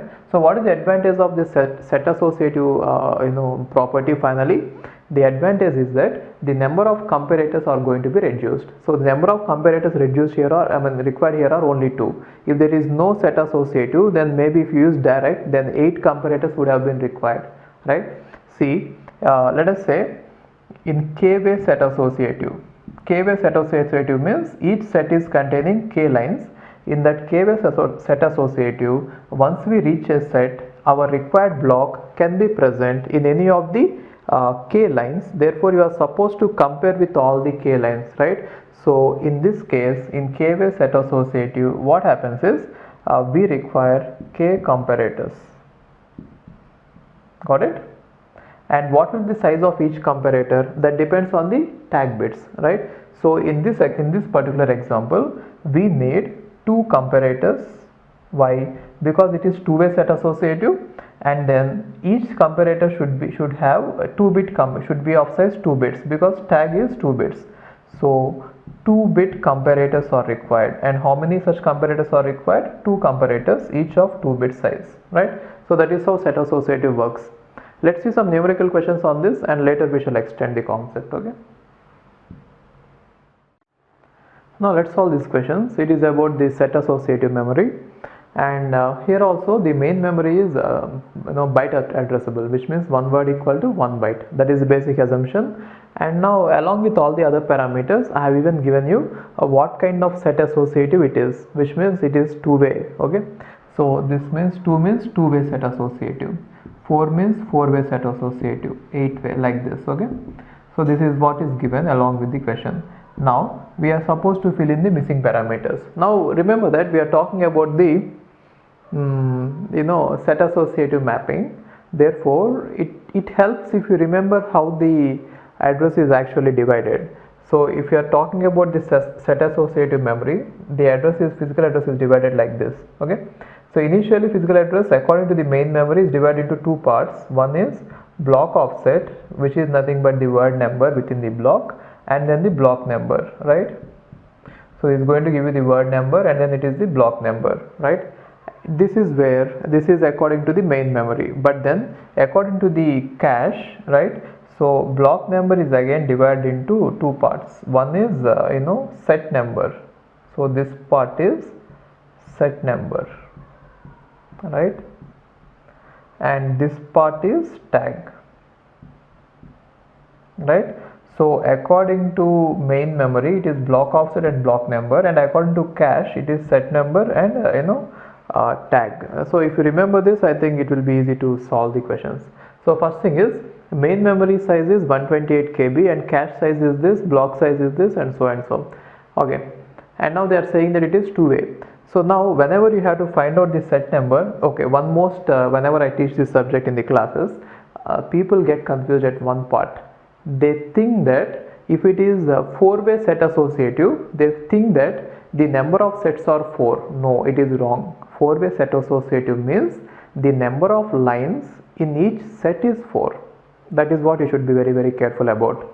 Now, in order to solve this question, you should really be careful about one thing. You should find out the number of sets, right? 4-way set associative doesn't mean that there are 4 sets. I'll just take this example. Now main memory is 128 KB. So how much is physical address? Physical address is 17 bits, right? Therefore this entire part put together is 17 bits. And then cache size is 16 KB, block size is 256. Since block size is 256 bytes, okay? Since block size is 256 bytes, now what is the number of bits required for block offset? 256 is nothing but 2 power 8. Therefore, number of bits required for block offset is 8, right? And now we know that this total number is how much? 17 bits. So this total number put together, this total number is actually given as 17 bits, which is nothing but the physical address. Now this part is given as 8. In order to find out the tag bits, we have to find out the set number. In order to find out the set number, we have to find out the number of sets, where number of sets present in the cache, right? So that is where I am going. Now I want to find out the number of lines in the cache. Number of lines in the cache equal to cache size divided by block size. How much is the cache size? 16 KB is nothing but 2 power 14 divided by how much is the block size? Block size is 2 power 8 bytes, which is nothing but 2 power 6 lines. Now I have 2 power 6 lines, and they are saying that it is two-way set associative. What is two-way set associative mean? In every set there are 2 lines. Totally I have 2 power 6 lines, right? The number of lines is 2 power 6, and one set contains 2 power 6 lines. See this, one set contains 2 lines, isn't it? So if I have to get 2 power 6, then how many sets are totally present? Number of sets present is 2 power 6 divided by 2, which is 2 power 5, which is 32 sets are present. If 32 sets are present, then how many bits are required to represent the set number? 5 bits, isn't it? Therefore set number can be represented using 5 bits, right? Then how many bits are required for the tag? Totally it is 17. and 8 plus 5 is 13, so 17 means 4 bits are required for the tag, right? So if you look at this, the tag bits are going to be 4. And now what about the tag directory size? That depends on the number of lines. How many lines are there? 2 power 6 lines are there, and each line is going to take each line is going to have 4 bits as the tag. So what is the tag directory?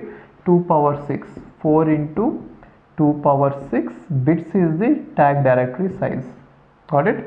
And now what about the number of comparators required for this case? The number of comparators required always is equal to the set associativeness, which means in here it is two-way set associative, therefore number of comparators required are 2. The reason is whenever you try to get into any search for any address, that particular block can be present in one set. Therefore you are supposed to get into one set, and in that set you are supposed to search all the lines parallelly. Now how many lines will be present? That depends on the k-way set associative. If it is k-way, then k lines, right? Therefore number of comparators required in set associative mapping is, in case if it is k-way set associative, then it is k. Since it is two-way set associative, then the number of lines present is 2. Therefore the number in a set, therefore the number of comparators are 2. Then what is the size of each comparator? Size depends on the tag, right? Therefore for this example, how many tags we need, comparators we need? We need 2 comparators, each size is 4, which means 2 4-bit comparators are required. That is what is required for this example. Understood this? Okay. Now let's look at the next one. Next one is saying that main memory size is 32 GB, right? So if its main memory size is 32 GB, then what about physical address size? 35 bits, isn't it? Then cache size is given as 32 KB, and the block size is given as so these numbers, let's fill them now.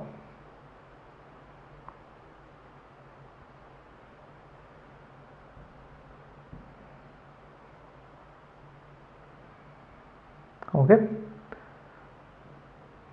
Main memory is 35 bits and block size is 1 KB. So 1 KB means 2 power 10, therefore block offset is 10 bits, that is fine here. And then cache size is 32 KB. So now we have to find out, in order to find out this part, this one is already given, the total size is given as 35, right? And in order to find out this part, I have to find out this part. So what is that set number? Now I have to find out the set number. That is why I am going to find out the number of sets, which depends on the number of lines, right? So now watch it. The number of lines in the cache is equal to cache size divided by block size. So cache size is 32 KB, block size is 1 KB, therefore number of lines is 32, right? And then after finding out the number of lines, you are supposed to find out the number of sets. So number of sets will depend on what is the way in which it is associated. So it is 4-way set associative, which means 4 lines are combined into one set. So if 4 lines are combined into one set, then how many sets can be formed using 32 lines? 32 by 4, which is 8 lines, isn't it? So 8 sets. So total number of sets present is 8, which is nothing but 2 power 3. So how many bits are used to represent the set number? 3 bits. So this is going to be 3 bits, right? And therefore it is 35 and it is 13. So how much is remaining, right? It is 22. So 22 bits are required for the tag. Got it? So this one requires 22 bits for the tag, right? And what about the size of the tag directory? Size of the tag directory depends on the number of lines and size of the tag. So number of lines are 32 and size of each tag is 22. Therefore 22 into 32 bits are required in the is the size of the tag directory. Got it? And what about the associativeness? So how can you find out the associativeness of the number of comparators required? The number of comparators required is based on the 4-way associative, means 4. If each set is containing 4 lines, now a required block can be present in any of these 4 lines. Therefore the number of comparators required is 4, right? And what is the size of each comparator? 22, right? So the number of comparators required is 4, right? And what about the size of each comparator? 22 bits, isn't it? So are you finding out the benefits? Earlier when we had this associative memory, associative mapping, then the number of comparators were very large. In the sense, here the number of comparators required were how many? That depends on the number of blocks. I think here 2 power 6, 64 comparators were required, but now only 2, right? And here how many were required? 32 were required, but here only 4, right? So depending on the way in which you are associating it, set associative, we are going to decrease the number of comparators required, right? Okay, now let's look at the next one. Next one is saying that main memory size is not given, cache size is given as 512 KB and block size is given as 1 KB, and it is 8-way set associative. So with this information, cache size, block size and the associative memory size, that that 8-way set associative, I can find out the number of sets, right? And what about this? Tag bits are given, right? So using tag bits, I can fill this part. Tag bits is 7, and then block size is given as 1 KB, which means this one is 10, and I have to find out the set number. Once I find out the set number, I can find out the physical address. Once I find out the physical address, I can find out the main memory size, isn't it? So how can I find out the set number? Then cache is containing 512 KB and each block is 1 KB. Therefore, the number of lines equal to cache size divided by block size. So what is the cache size? 512 KB divided by 1 KB, which means 512 is the number of lines. Now, which is nothing but 2 power 9 is the number of lines, right? And now it is a 3-way set, 8-way set associative. Therefore, number of sets equal to 2 power 9 divided by 8, which is 2 power 6, right? So 2 power 6 sets are possible, therefore, which means 64. Therefore, how many bits are required in the set number? 6 bits. So here 6 bits are required in the set number. So put together, everything put together, we got the physical address, right? Now what is the physical address? 7 plus 6 is 13, 13 plus 10 is 23. Therefore, main memory size is 2 power 23 bytes. So how much is it? 8 MB.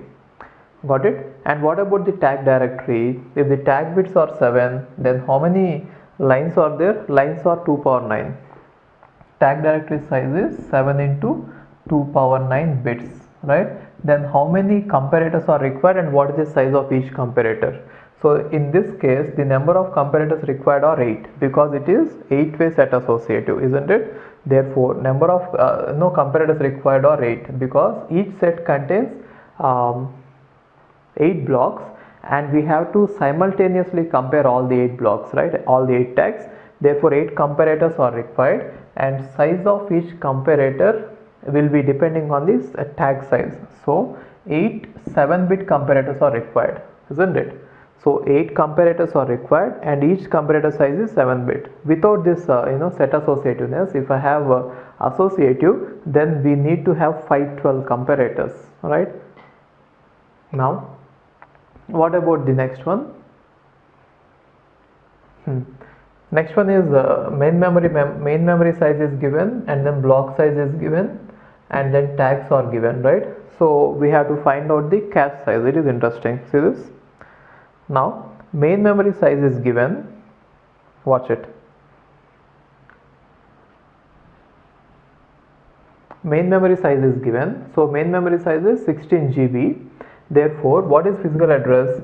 Physical address is 34 bits, isn't it? Okay. And then block size is given. Therefore, what is block offset? Block size is 12. 4 KB means 12 bits, right?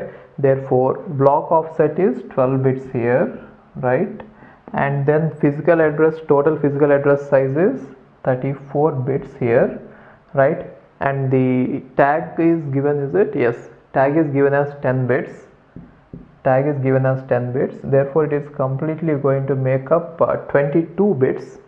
It is 22 bits, and if you subtract from this, it is 12 bits, is it? Yeah. so it is 12 bits. So this set number is going to contain 12 bits, right? 24, 34, yes. So set number is going to contain 12 bits.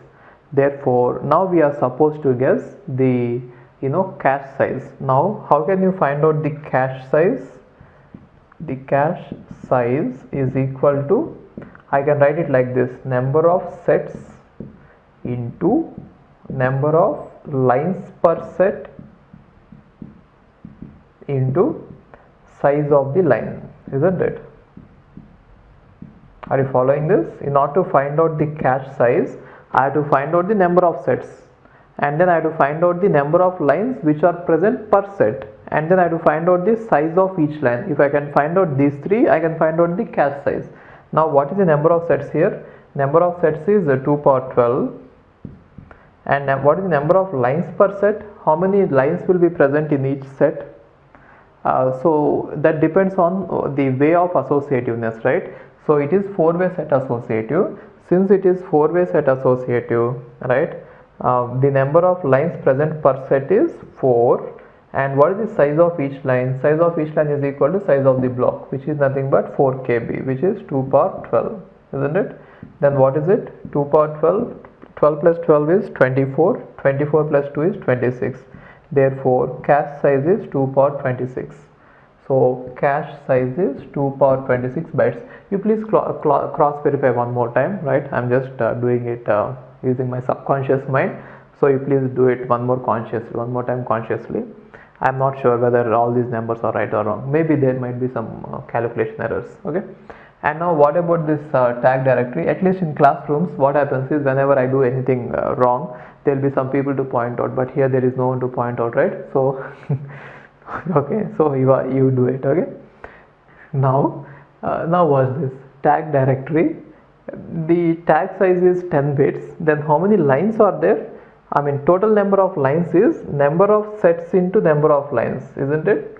The total number of lines is number of sets into number of lines, right? So how many lines are there? 2 power 14 lines are there, right? So tag is going to be 10 bits, and then number of lines into number of sets is 2 power 14, right? 10 into 2 power 14 bits. Are you getting this? Number of lines is 2 power 12, and then number of sets is 2 power 12, and number of lines per set is 4. Therefore total number of lines is 2 power 14, and tag size is 10 bits. Therefore 10 into 2 power 14 bits is the tag directory size. Okay. And now next one is look at these two questions. These are interesting. Okay, what about the comparators required? Since it is 4-way set associative, the number of comparators required are 4 comparators required. And what about the size of each comparator? 4 comparators of size 10 are required, right? And what about the next one? It is, they are saying that it is a 64 MB.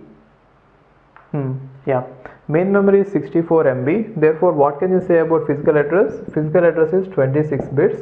Therefore this completely is going to be 26 bits, right?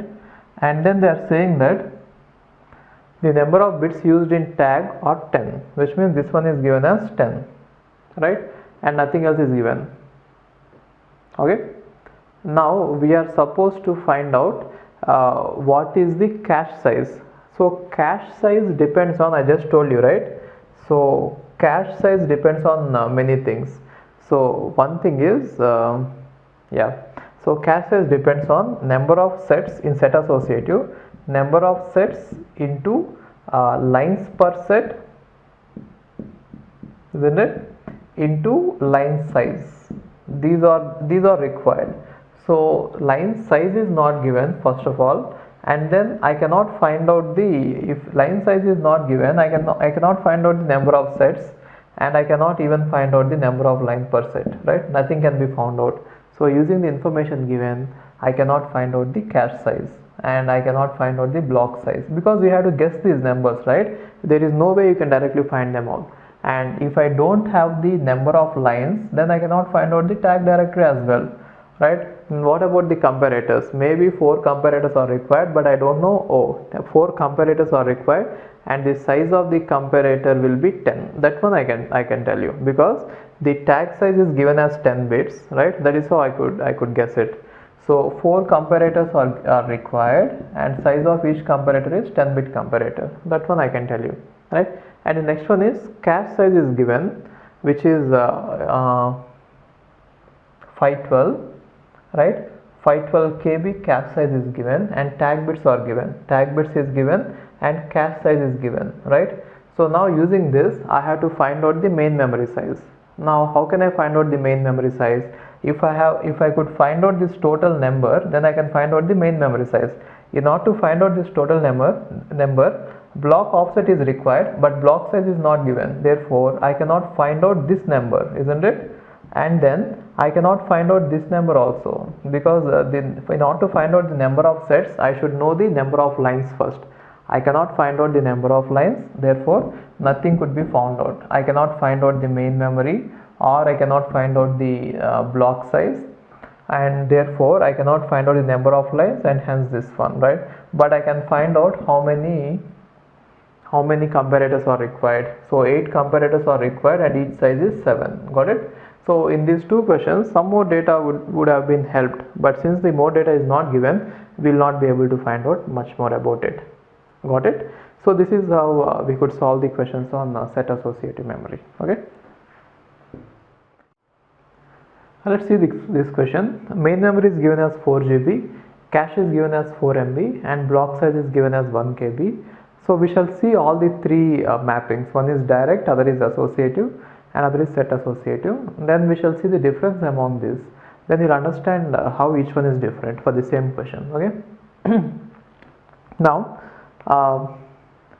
watch it. So main memory is 4 GB. Therefore physical address size is going to be 32 bits, isn't it? This is same for either direct or associative or set associative. It is not going to change, right? And now cache is going to have cache size is 4 MB and the size of the block is 1 KB. Then let's find out the number of lines in the cache. Number of lines in the cache is cache size divided by block size. Then what is it? 4 MB divided by 1 KB, right? So which is nothing but 4K. So 2 power 12 is the number of the lines. Number of lines present is 2 power 12 in the cache. Okay. Now using this information, let's try to find out how does the direct mapping looks like. In the direct mapping, how is the physical address divided? We know this. So main memory is divided into two parts. One is block offset, which is also nothing but word number, right? Block offset and then block number, isn't it? And then in the direct mapping, this block number is again divided into two parts. One is tag and the other part is this one, line number, right? And we know that since the block size is 1 KB, then what is the block offset? Block offset is 10 bits. 1 KB means 10 bits, right? Block offset is 10 bits. So it is going to be 10 bits, and then 2 power 12 is the number of lines. Therefore line number contains 12 bits. So this is 22, and how many bits are remaining? 10 bits, because the entire part has to be 32 bits. This is how direct mapping is going to classify the physical address, right? Okay. And now what about the other one? Let us say associative, completely associative, fully associative, right? So fully associative means there is no set at all, completely associative. In fully associative, block offset and block number, we know that it is 10 and it is 22, and it is completely used as tag, isn't it? Now let us say the other one is 4-way set associative. So coming to 4-way set associative, we have to even find out the sets. So if the number of lines are 2 power 12, then the number of sets will be 2 power 12 divided by 4, which is nothing but 2 power 10. So the number of sets are 2 power 10. Then the physical address is going to be divided this way. So one is block of set and other is block number, right? And now the block number is going to be divided into two parts. One is set number and other is tag. Now set number is also 10, therefore tags are going to be 12 in this case. Got it? Okay, now let's compare all this. So one is direct,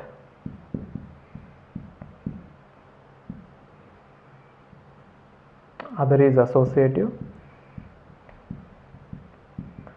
and other is four-way set associative. Each one, let's talk about the tags first. So how many tags are here? So 10.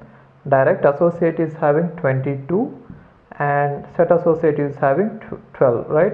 So now watch it. Direct is having very less, but associative is having very high, and four-way is having something in between them, right? So not very less and not very high, kind of it. So set associative is actually a compromise between associative and set associative. I mean direct, isn't it? Okay, let's see. Let's just observe this. If I have k-way set associative, okay. Now if k equal to 1, which means if every set contains only one line, then what does it become? It becomes direct, isn't it? So direct mapping is also a k-way set associative mapping with k equal to 1. What happens if k equal to n, where n is number of cache blocks? Let us say n is the number of cache blocks, and if k equal to n, what does it become?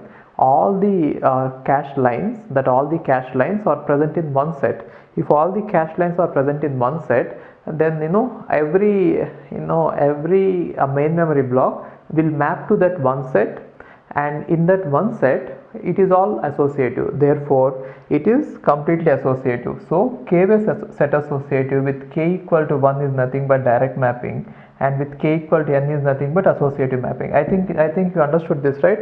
Are understanding this? If the set contains only one line, then the number of sets equal to number of lines, and every main memory block will be mapped to only one set. Therefore in this case only one line, and so it is direct mapping. What about this? K equal to 1 means, k equal to n means all the lines are present in one set. Therefore all the main memory blocks, they don't have any other choice, they will just be mapped to one set. That one particular set will contain all the lines, therefore within that set it is associative, which means it is fully associative, right? So k-way set associative with k equal to 1 is direct and k equal to n is associative. So any number between 1 and n is a kind of balancing between these two, right? So if you want your implementation to be closer to direct, then go with a number which is very less, which means if k is very less, it will be going closer to the direct. If k is very high, it will be going closer to the associative. Now you have to find out the balance what you want. Okay, now watch this one. So tags is going to be like this, and then what about the comparators? So how many comparators are required in direct? One comparator. Whatever the case, it is always one. For all the examples, direct is always one. What about the associative? It depends on the number of lines, isn't it? Every tag bits of every line have to be compared. So how many number of lines are there? Number of lines are 2 power 12. Therefore number of comparators required is 2 power 12, right? In four-way set associative, how many tags are required? I mean, how many comparators are required? 4 comparators are required, right? That is about the comparators. Okay, and now let's see about the size of the comparator or size of tag directory. So what is the size of the tag directory? Tag bits into number of lines. So in this case, the size of the directory is going to be tag bits is 10 into 2 power 12, and in this case 22 into 2 power 12, and in this case 12 into 2 power 12, right?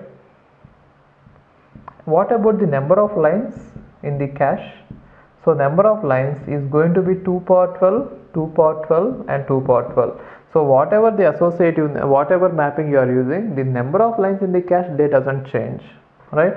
And what about the size of the comparator? So size of the comparator, that depends, right? So size of the comparator in this case is 10-bit comparator, in this case is 22-bit comparator, in this case is 12-bit comparator, right?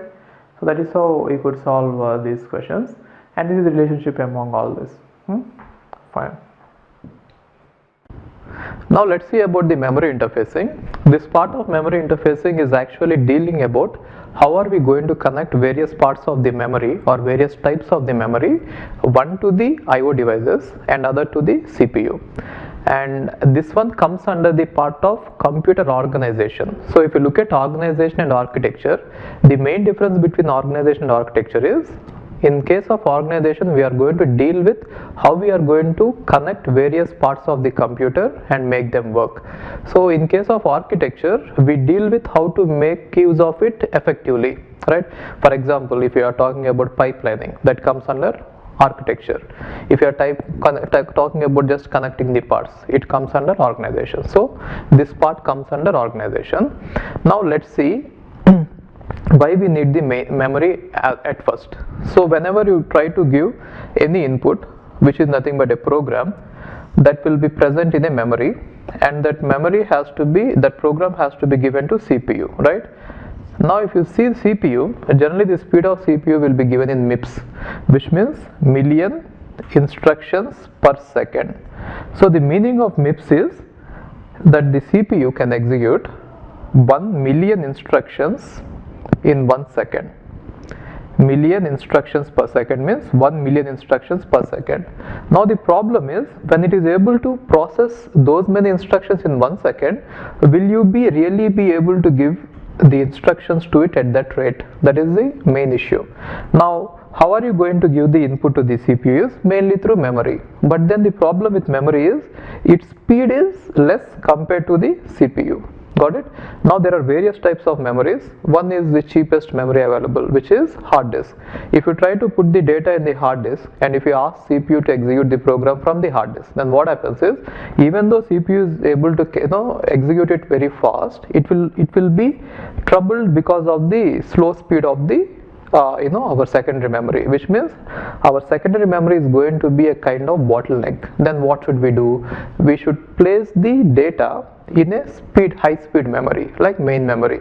Still main memory speed is not as good compared to the CPU. Therefore you should go for higher speed memory, that is cache. So see this, that is how we are going to organize it.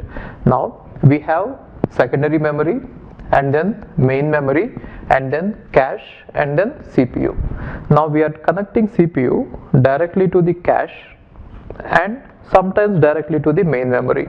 Cache and main memory are somehow faster compared to the secondary memory, but secondary memory is very slow. That is why we never try to directly access a program from the secondary memory. Before we try to fetch it into main memory, and from main memory maybe we'll directly take it here or we take it through this. Got it? Now you might get a question that if cache is very fast, why don't we go for only cache? Why should we go for main memory and auxiliary memory? The problem is it is really costly, and also it is not permanent, which means you cannot store. It is a volatile memory. Unlike secondary memory, it is a volatile memory, and second thing is it is really costly. So if you increase the size of the cache, your entire computer system is going to cost you very high. So we are going to have a trade-off, right? So we have low speed memory, and then medium speed, and then high speed memory. Got it? Okay, now if you see this, we have already discussed in operating system how to deal with the transfer of data between secondary memory and main memory. Why can't I store everything in the main memory? Again, main memory is not, main memory is volatile memory, and second thing is it is costly. Therefore we are going to have only some main memory, but everything is stored in secondary, and as and when we require a program, we are going to load it, right? Then it becomes a process. So everything about this we dealt with in operating system, right? So how do you move the data from here to here? By using pages. by using the concept of paging, segmentation and segmented paging. We discussed everything there, right? And also virtual memory concept also has been used, right? So everything has been discussed there, okay? And coming to how we move the data between main memory and caching, we discussed in CO, in the cache memory, right? So we are going to use something called as blocks or words, right? So here we are going to use pages. That is the terminology being used, okay? And when we map some data from main memory to caching, it is called cache mapping, right? When we map some data from here to here, it is called as main memory mapping or virtual memory mapping. Got it?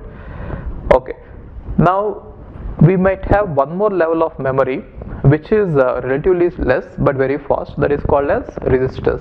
So registers is also a type of memory which is present inside the CPU. So whenever you have a program, first we move that program into the main memory. That is when it is going to become the process, and from that process in general we move a part of it to the cache as and when it is required, and from that cache we are going to take instruction by instruction and get it into registers and then execute it. Got it? So depending on the amount you are willing to invest in it, into the computer system, you can choose about how much size of, depending on the cost you are willing to invest into your computer system, you can choose how much you want to buy cache and how much you want to buy main memory and how much you want to buy this.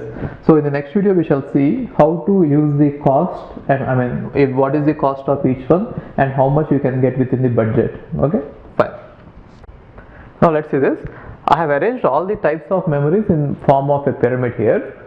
So we shall compare each one with respect to what will be the access time, frequency, size and cost. Okay. Now before that, there are various types of accesses, One is called as random access. Random access means if you can go to any pot or any point in the memory, then that is called as random access. Coming to cache and main memory, they are random access, which means if this is the cache or main memory, you can go to any byte in this directly, right?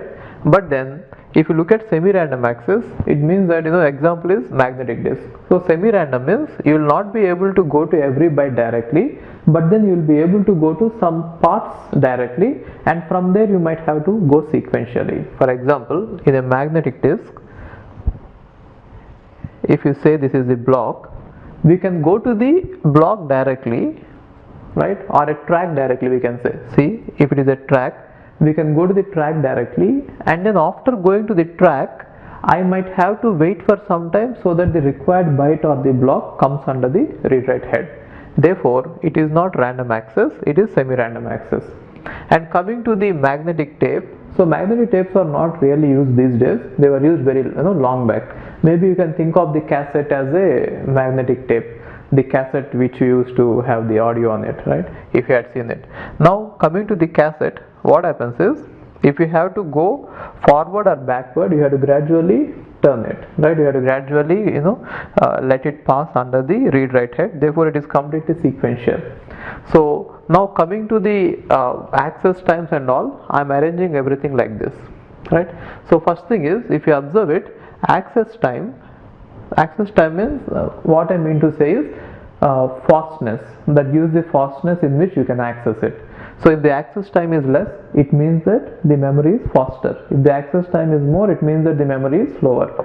Now if you see this, access time actually increases as you go down the lane, which means fastness is actually decreasing. Got it? So what I mean to say is, registers will have least access time compared to cache, and cache will have least access time compared to main memory, and main memory will have less access time compared to magnetic disk. Magnetic disk will have less compared to magnetic tapes, right? Therefore if you see the access time, it increases down like this, but then it doesn't mean that the one having higher access time is faster, the one having lower access time is faster. Therefore when you look in the terms of access time, obviously registers is the best, right? Okay. And now the frequency of usage. So frequency of the usage is nothing but how many times you are actually referring to it. Okay. So most of the time our CPU will try to read from the registers. If it is not present in the register required information, then only it will go to cache. If it is not present in the cache, it will go to main memory. If it is not present there, then it will go here, right, like that. Therefore, if you see this, many times it will be accessing registers, and then this, and then this, and then this, like this. Therefore, frequency has to decrease down the lane, or frequency will increase up, right? So least frequently used, next frequent, next frequent, next frequent, like that. And coming to the size of it, registers are actually costly, therefore we don't go for high size. So we generally take the cheaper memory to be at the higher size, right? As you increase the size of each component, the cost is going to increase, and since it is of too much cost, we don't take too much of it. Therefore, size of magnetic tapes will be highest because it is cheapest, and then this one will be next highest, next highest, next highest, right? So size is also going to decrease down the lane, okay, increase down the lane. So your size of this one is least and your size of this one is highest, okay. So coming to size, least is at the top and highest is here. Coming to frequency, highest is here and least is here, right? And coming to access time, least is here and highest is here. And coming to the cost of magnetic tapes is cheapest, right? And this one is next. So registers is having the highest cost, and next one is cache, and next one is main memory, like this. Therefore, cost is highest for registers and least for this. Got it? Okay. And now if you see the implementation, registers are implemented with flip-flops, and flip-flops we have discussed in digital. What is a flip-flop and how to build it. And cache is implemented with static RAM, and we have discussed RAM to some extent, right? But more details are not required. Whatever are required we discussed in digital, okay? More details are not required. And coming to main memory is implemented using DRAM. Static RAM is generally faster than DRAM. That is why cache will be faster than main memory.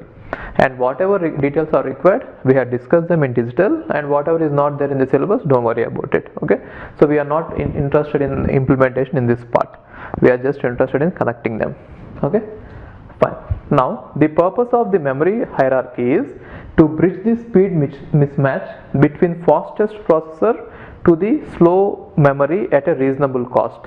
So what we try to do is, we generally have some budget, and within that budget we try to have all these components in such a way that the overall memory is not too slow or it is not too costly, right? We are trying to hit the trade-off where we want to keep the cost as low as possible and we want to keep the speed as high as possible. So what is speed here? Now the bottleneck, since the bottleneck is memory, if we increase the speed of the memory, we can go close to the speed of the processor. Got it? So this is the trade-off we want to hit. Okay. Now when you have various types of memories, it doesn't mean that entire information is present in all the memories, right? So only a subset of information which is present in higher capacity memory will be present in lower capacity memory. What I mean to say is, if you have a CPU here, let's say there is cache here, and compared to cache, main memory will be bigger, and compared to main memory, secondary memory will be bigger. Therefore, entire information which is present in the computer system can be present in the secondary memory, but then only a part of this one will be present in this. The reason is, you cannot obviously place everything that is present in secondary memory in the main memory because the size is obviously different, isn't it? Now, whatever is present in the main memory may not be completely be present in the cache. Only a part of it will be present depending on what is the size of the cache, right? So only a part of it will be present here, right? Okay. Now that is where we are going to have these access times and all.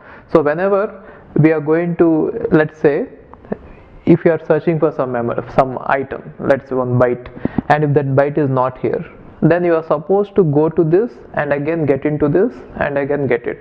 So that is where we are going to use the access times of various levels and find out the overall access time. Okay, we shall see it later. And now, if the processor refers to ith level memory and is found, then it is called hit. Otherwise, it is called miss, right? So what I mean to say is, if you are trying to search for a item in this cache, for a byte in this cache, if it is present in this cache, then it is called as hit. If it is not present, then it is called as miss, right? And sometimes we'll also talk about it as hit rate or hit ratio and miss rate or miss ratio. So what is hit rate or hit ratio is, let us say, hit rate. So what is hit rate is, if you ask for 100 times for some word in a level, how many times we are able to find it in that level, that is called as hit rate. Then what is miss rate is, if you ask for 100 times for an item or a word in a level, how many times it is not present, right? So which is nothing but 100 minus x by 100. Got it? See, out of 100 times, if you are asking for 100 times, if you are able to find the word x times, what does it mean? 100 minus x times you are not able to find it. Therefore, what will be this? This will be equal to 100 by 100 is 1 minus x by 100. Therefore, if this is the hit rate, then the miss rate is nothing but 1 minus hit rate. Are you getting this? Okay. Now, there are two ways in which a processor is connected to various levels in the memory. Now we shall take an example where we have two levels of memory. Let us say this is L1 level and L2 level, which means this can be cache and this can be main memory, but it can be extended to even many levels, but here we are talking about only two levels. So one way of connecting the processor to these memories is, all the levels may be simultaneously connected to the processor, and whenever the processor wants some word, it will start looking into these levels simultaneously. That is one case. And the other case is, whatever word you are asking for, you will first ask for the L1. If it is not present in L1, you will go for the L2, or if it is not present, you will go for L3, so on Ln. This is one way of connecting it, and this is the other way of connecting it, and both of them are equally possible. And which way they are connecting it, they are supposed to mention it in the question, right? If it is nothing is mentioned, go for this one, right? That is how generally we connect. Okay. And now look at this. If this is the processor, and if you are connecting it this way, which means both the levels of the memories are directly connected, then what happens is, when you ask for a word, you will be searching for it both in L1 and L2 simultaneously, right? So assume that for this level, the access time is T1 and the size of it is S1, and C1 is the cost per byte. C1 is not the cost of the entire level 1 memory, it is the cost per byte, and H1 is the hit rate for the level L1. And similarly assume that for this level, for the second level, T2 is the access time and S2 is the size of it, and C2 is the cost per byte of this level. Okay, and here H2 is not required. Under these assumptions, we can find out what is the average time required to access the memory and what is the average cost required to buy that memory. Okay, so first now talk about what is the average time required to access the memory. Average time equal to, in case if you are able to find it in level 1, then you will be taking less time. The reason is, okay, one more assumption we are making is, level 1 access time is less than level 2 access time, right? Which means generally cache is faster compared to main memory, right? So in case if it is directly present in level 1, we will stop the search there, right? Therefore, for all the searches out of 100, how many ever searches we are able to find in L1, the time for those searches will be T1. Got it? See, now let us say, what I meant to say is, we shall see this here. Now assume that out of 100 times, x times you are able to find a word in level 1, in this level 1, right? Then what will be the time required to get those words? X into T1, right? And what about the misses? 100 minus x is the miss, isn't it? And what happens in those misses? You are supposed to get it from the next level, that is by T2. Got it? And both of them will be happening parallelly. So whenever you start searching for a word, you will be searching for the word both in L1 as well as L2. That is why whenever there is a miss, you will be able to find it immediately at a time T1. And if there is whenever there is a hit, you are able to get it. If there is a miss, you will be able to get from it without any delay, right? That is by T2 only. Got it? So now this is the total access time for how many words? For 100 words. See, out of 100 words, X words you are able to find it in level 1, and 100 minus X words you are able to find it in level 2, and for whatever words you are able to find in level 1, your access time is T1, and for whatever words we are not able to find in level 1, your access time is T2, right? And since we are starting the searching parallelly, you need not add T1 here. Got it? In case if it is not in parallel, which means if it is not present in level 1, then only if you are going to level 2, then for all the 100 minus X words which are missing in level 1, the time would have been T1 plus T2. But since the access is going on parallelly, this is the expression, right? Now what is the average? For 100 you have to search for it, isn't it? Now what will be the expression? X by 100 into T1 plus 100 minus X by 100 into T2, which is nothing but H1 into T1 plus 1 minus H1 into T2. Got it? So that is how you got this one, right? And coming to the cost, if you assume that for 1 byte, this is the cost per byte, and this is the total size of the memory in bytes, then what is the total size cost of this memory? S1 into C1, right? Why? Because the units of this one is rupees, let's say in rupees per byte, and the capacity, let us say, size is given in bytes. Then if you multiply them both, you are going to get the cost in rupees, right? Therefore S1 into C1 is going to give you the total cost of this memory, and similarly S2 into C2 is going to give you the total cost of this memory, right? Now what is the average cost? Average cost is cost of this one plus cost of this one divided by the total size. That will give you the average cost of cost in rupees or something per byte. Are you getting this? See, now C1 into S1 is nothing but cost of the level L1, and C2 into S2 is nothing but the cost of the memory of this, divided by S1 plus S2 is going to be the total cost divided by total capacity, which is nothing but rupees per byte. Got it? Okay, similarly, if the memory would have been arranged this way, anyway the average cost is same in both the expressions, so we do not worry about it.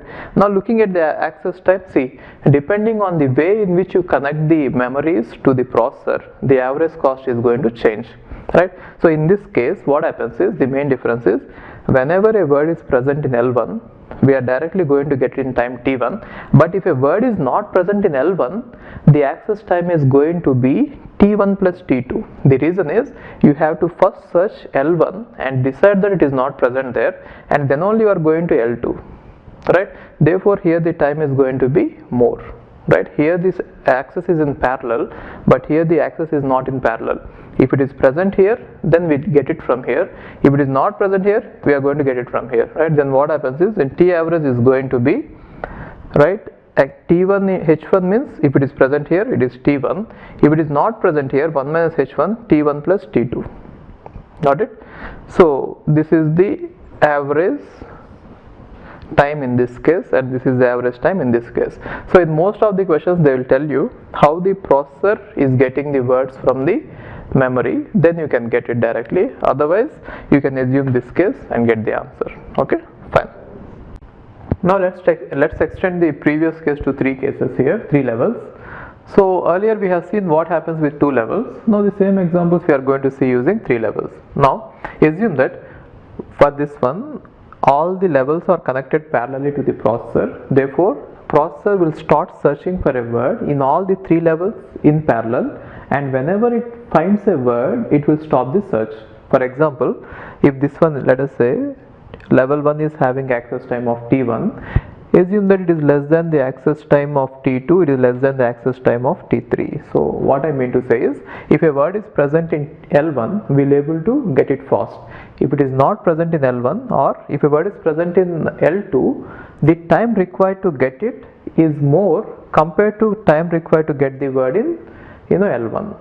Got it? See, if a word is present in all the 3 levels, then what happens is, you will be able to get the word fastest from L1, which means in that case we are going to get our word in time T1 and stop our search there. In case if it is not present in L1, If it is present in L2 and T2, then what is the faster way I can get it? From L2. Since I am searching in all of them parallelly, I'll be able to get the word in T2 time, and that will be the access time, and I'll stop it, right? In case if it is not present in these two, then only our access time is going to be T3. Now how to put it in terms of hit ratio? If it is present in this, that is called as hit in L1. If it is present in this, it is called as hit in L2, given that there is a miss in L1, right? So how are we going to use these levels is, we'll be using the word from L1 if we are able to find it, which means if there is a hit in L1. If there is a miss in L1, then we are going to get the word from L2, then that is called as hit in L2, right, and miss in L1. Now when do we use the word in L3? If there is a miss in L1 and L2, then only we are going to use the word in L3. Got it? Okay. Now if you observe this, how we put it is, if there is a hit in L1, which means H1, those many times our time will be only T1.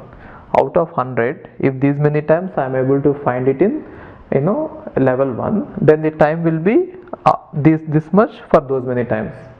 In case if it is not present in level 1 and if it is present in level 2, which means it is missed in level 1 and it is present in level 2, then our time is going to be T2 for all such cases. And what is the third case?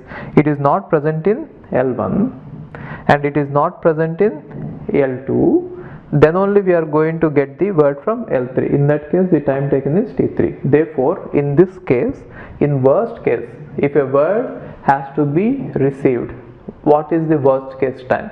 Worst case time is going to be T3. What is the best case time? Best case time is going to be T1. Therefore, in this case, if you observe it, T1 is less than T average is less than T3. I can put less than or equal, which means our average access time will never be beyond this and it will never be less than this. Got it? So in best case, what is the access time we are supposed to get? It is equal to T1. When do you get that? If all the time we are going to get the words in the level 1, which means if H1 is 100%, out of 100 times all the 100 words are present in level 1 only, then it is going to be H1 into T1, which means 1 into T1, and this one is 0, this one is 0. That is the best case. What is the worst case? It is not present in, no word is present in level 1, which means H1 is 0 and no word is present in level 2, which means H2 is 0. Then this one is going to be 1, this one is going to be 1, and this one is T3. And also one more thing, if you observe it, we are not talking about the hit ratio of level 3. H3 is not given. Why? Because H3 is always 1, isn't it? If you assume that there are only 3 levels in the computer, then the word you are searching for should obviously be present in the last level. Otherwise, we don't search for it, right? Therefore, the hit ratio for L3 is always assumed to be 1 in case of a 3-level memory. In case if it is n-level memory, the last level is always assumed to be 1. Why? Because it should contain all the words we are searching for. Otherwise, it can never be found, isn't it?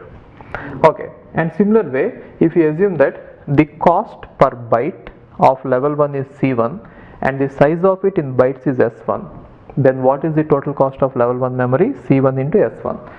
Similarly, the cost per byte of level 2 memory is C2 and the size of it is S2, then what is the total cost of this one? SC2 into S2. Similarly, C3 into S3 is going to be the cost of level 3 memory. Then what is the average cost, which is nothing but cost per byte, is nothing but total cost divided by total size in bytes. That is going to give you cost per byte. So average cost is going to be this. Okay. Now coming to this level, this arrangement. Now, if a word is present in L1, we'll directly get it. Therefore, the time taken should be T1. If the word is not present in L1, right, then you are supposed to go here and get it. But then before that, you should decide that it is not present here. That is why the time taken will be T1 plus T2. Assuming that T1, T2 and T3 are the access times of these 3 levels, I am saying that if a word is present in this level, the time taken will be t1 to read it.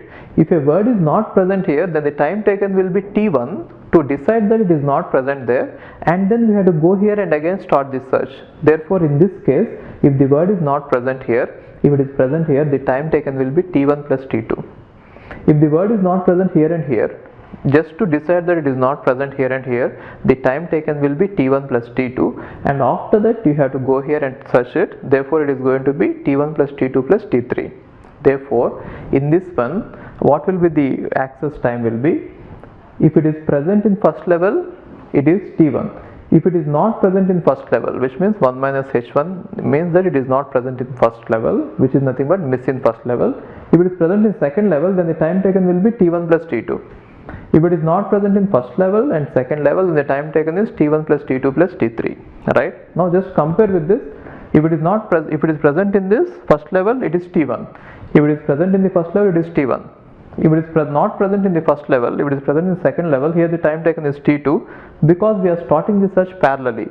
But here, if it is not present in first level, if it is present in the second level, the time taken is t1 plus t2. The reason is, by the time you start searching in the level 2, you should be sure that it is not present in level 1. That is why it is t1 plus t2. Right? So in this one, what will be the best time? Best case in which, or the least time in which you can get a word. The least time is always t1, right? It's less than or equal to t average. And what is the worst case time in order to get a word? In worst case, you will not get it here. Therefore, you would have spent already t1 to decide that it is not there and it is not present there. Therefore, you would have already spent t2 and it might be present here. Then in that case, t1 plus t2 plus t3, isn't it? t1 plus t2 plus t3. Therefore, this is the worst case time in this case, and this is the worst case time in this case. Got it? Right? And anyway, the cost associated with both of them is same. The cost of the entire memory is same, and this can be extended even to n cases. Here I am dealing with only three levels. You can even extend it to n levels. Okay? Fine. Now, since the cache memory is smaller compared to the main memory, we should always be careful about what we are going to place in the cache. So we should always try to use it in such a way that whatever we ask for next should be present in the cache. But it is not possible all the time, but we could somehow optimize it using some algorithms. So what I mean to say is, since our cache size is small, let us say our cache is so small that it can handle only 4 blocks, 0, 1, 2, 3, right? And assume that we have 16 blocks in the main memory, right? So in case of direct mapping, 0, 1, 2, 3, so on, right? So in case of direct mapping, there is no problem with it. We need not make any decision. But in case of associative and set associative, assuming that the existing cache is completely full, let us say 1, 3, 7, 9 are all the blocks which are present in this cache blocks. Now we want to get a new one, let us say block number 4 into the cache, because CPU wants to read something from it. Now in this case, you should make a decision. In case of associative mapping, you should make a decision about which block you want to send out and which block, and then replace it with 4. That is called as replacing. So replacing means out of the existing cache blocks, you should send out one of the blocks and then get the new block into it. That is called as replacing. Now this replacing should be done as effectively as possible. Why? If you are going to replace a block which will be immediately used next, then again you have to anyway get it in. Got it? So that is why various algorithms have been proposed. We shall see here some of them. Now before that, let's read about it, the theory. So replacement policy is required for associative mapping and set associative mapping, but not for direct mapping. Why? Direct mapping, the name itself says that the mapping is direct and you need not do anything, isn't it? In direct mapping, we can directly get what is the exact block that a given main memory block has to get into, and we don't have any choice there. But only in case of set associative and associative mapping, we need to choose which block we should place the main memory block into. And replacement policies are aimed to minimize miss penalty for future references. So what I mean to say about this is, if you are going to replace a block, see that it is not used or required for a longest time possible. let us say you have just thrown out a block from the cache, and immediately if you want it next time, then it is just a waste of time, isn't it? Instead of that, you could choose a block which is not being useful for a long time, but it is not always possible, but we shall try to optimize it as much as possible. Okay, and also you can compare this concept to the page replacement algorithms which we have discussed in operating system. The same kind of algorithms we have seen there in operating systems, which is called as page replacement algorithms. Here cache replacement, because we are talking about caching. Okay, now replacement policies, there are various types. One is random. Random means there is no specific criteria, you can take anyone and then you can remove it, but it is not really used in any of the operating systems.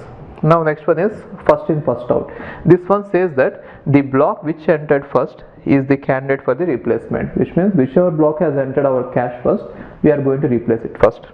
And LRU says that least recently used. LRU means least recently used. So whichever block is not used for a long time, that has to be replaced, right? So the block which is not referred for the longest time is replaced. And LFU means least frequently used. Here we are going to look at the number of times a block is being used, and based on that we are going to replace. The block with few references is replaced. So anyway, with examples these concepts will be clear. We shall take an example and discuss it. Okay, fine. Now let's look at the cache coherence problem. So this problem mainly arises whenever you have multiple processes like this. So let us say these are all processors, these many processors, and the computer organization is like this. These many processors, and each processor is having its own cache, and all of them are having a common main memory. Now assume that many jobs are being executed by all these different processors, and each job is trying to access a common variable A. Now whenever you try to access a job, try to access a common variable A, it will try to load it into this cache.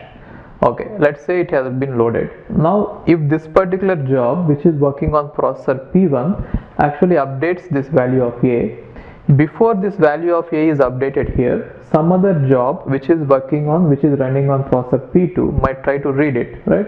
Then it will read different value. Similarly, if it is going to happen many times, then what happens is all of them are going to work on their own copies of A present in the cache.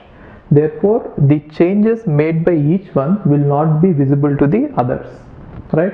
So there will be inconsistency, which means assume that there is a variable A, and for this variable the value is 5.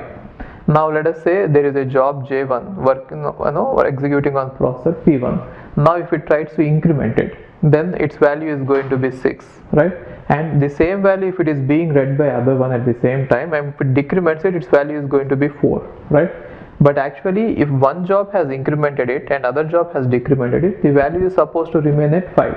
But then depending on which one is going to write it back again there, the value is going to be inconsistent, isn't it? It is going to be either 6 or 5, just like the race condition we have seen. So what can we say here? This is called as a cache coherence problem, and it mainly arises when you have many processes and many cache and many jobs working like this. Okay, so see this, multiple copies of same data can exist in different caches simultaneously, and if processors are allowed to update their own copies freely, an inconsistent view of the memory can result, isn't it? So even though all of them are having the same variable, here the value is 5, here the value is 6, here the value is 4. Now it is all inconsistent, isn't it?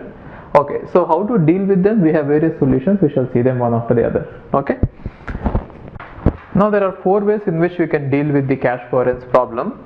Now these 4 are actually combination of 2 methods. So one is write update, other is write through, other one is write invalidate, other one is write back. So let's talk about these 2 first. What is write through and what is write back? Okay, now let us say there is a processor, and processor is having a cache C1, and a variable has been brought, or some value has been brought from main memory into this cache. Now whenever you update this value, if you update the value simultaneously in the main memory, it is called as write through. Other method is whatever updations you make on this value, you let it be there only in the cache, and whenever you try to replace this page, which means if you try to flush out this value from the cache, if you are going to write it, then that is called as write back. So the main thing is this: whenever you want to maintain consistency between main memory and cache, you are going to do it two ways. One thing is keep all the changes with cache itself, and after whenever you choose about flushing it out, if you write it there, that is called as write back. And if you are going to modify these two copies simultaneously, that is called as write through. So what is it? Write through is if you are going to do it simultaneously. Write back is if you are going to do it at the end, that is called as write back. Okay, fine. And the next one is write invalidate and write update. So write update means if you have various cache copies here, if you have the variable present in various cache with different process working on them, then if you update all of them at once, let us say here the value of A has been updated. Now if this update has been propagated over all the caches, then that is called as write update, right? And what is the write invalidate is if you are going to update something here, then if you tell them that don't use this copy, now this copy is not valid. If you tell them that, then it is called as invalidate. So what I mean to say is, with example, let's take an example. Let us say initial value of A is 5, right? Now if this value has been brought into this cache and if it has made this value as 4, right? Now immediately whenever you make the change here, if you make the change here, that is called as write through. Right? Let us say if you are not doing like this, the value has been initially made 4 and then 3 and then 2 and then 1, and over all these changes nothing has been updated there. So whatever is there, it is just left like that. Initially its value is 5 and 5 is brought here, it is made 4, 3, 2, 1, nothing has been done. Now when you decide to replace it, when you decide to flush it out, right, when you decide to make the room for something else, at this point if you replace this one, that is called as write back. So write through means simultaneously doing it. Write back means the final change you are going to write it there before flushing it out, right? And what about this write update and write invalidate is, let us say a copy of A is there at all the places, and initially assume that all the places are having its value as 5. Now if you make the value as 4 here, at the same time if you propagate this change and see that all the other values are also changed to 4, that is called as write update. Other way is if you make the value as 4 here, at the same time if you tell them all that don't use this value of A, it is now invalid, then that is called as invalidate. Got it? Now based on what happens between this cache or any cache for that matter and the remaining caches and the cache and the memory, we have 4 cases here. Got it? So write update, write through. So what does it say? Whenever you update something in your cache, then that update has to propagate in all the caches, as well as the update also has to propagate to the main memory. That is called as write update, write through. Now the next one says that write update, which means whenever you update something in your cache, this updation has to propagate in all the caches, as well as and don't write the changes in the main memory yet. Only when you are going to flush the value, then only you are going to write it back. That is called as write back. And the next one is write invalidate. Whenever you make any changes in one cache, just tell all the caches that now this value is invalid, stop using it. And at the same time, whatever changes you made in one cache, that has to reflect immediately in the main memory. That is why write through. And what is this? Tell all the other caches that whatever changes you made to this one, or since you have made some changes, tell them that it is invalid now. Now don't write the changes in the main memory. Later when you are going to flush the value, then you write it. That is the meaning of this.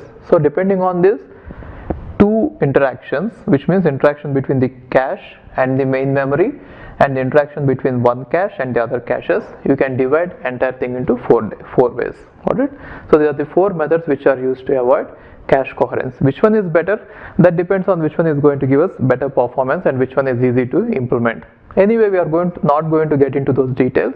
We just need the basics here. Okay, fine. Now let's see the concept of memory interleaving.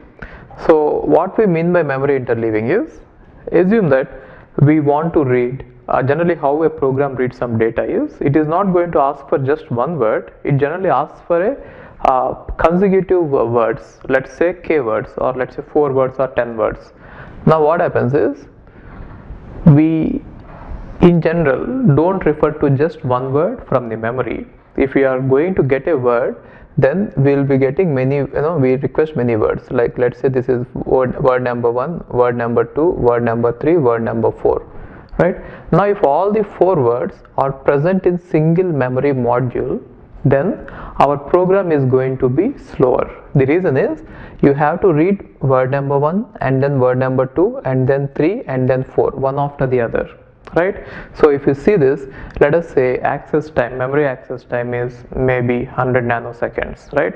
Then what happens is, for the first word you have to spend 100 nanoseconds, and for the second word you have to spend 100 nanoseconds, and for the third word you have to spend 100 nanoseconds, and for the fourth word you have to spend 100 nanoseconds. Therefore 100, 100, 100, 100, 400 nanoseconds will be taken. Now instead of this, if you would have distributed the words in such a way that all these 4 words are present in 4 different modules which can be accessed parallelly. So what I mean to say is, instead of having this type of distribution, if you would have had this type of distribution, which means even though we are having 4 words, let us say 4 words are distributed like this: in first module 1, second module second one, third, fourth, right?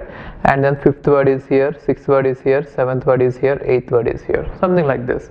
Then what happens is, you will be able to get the first word, second word, third word, fourth word parallelly, isn't it, in 100 nanoseconds. Therefore parallel execution is definitely possible there.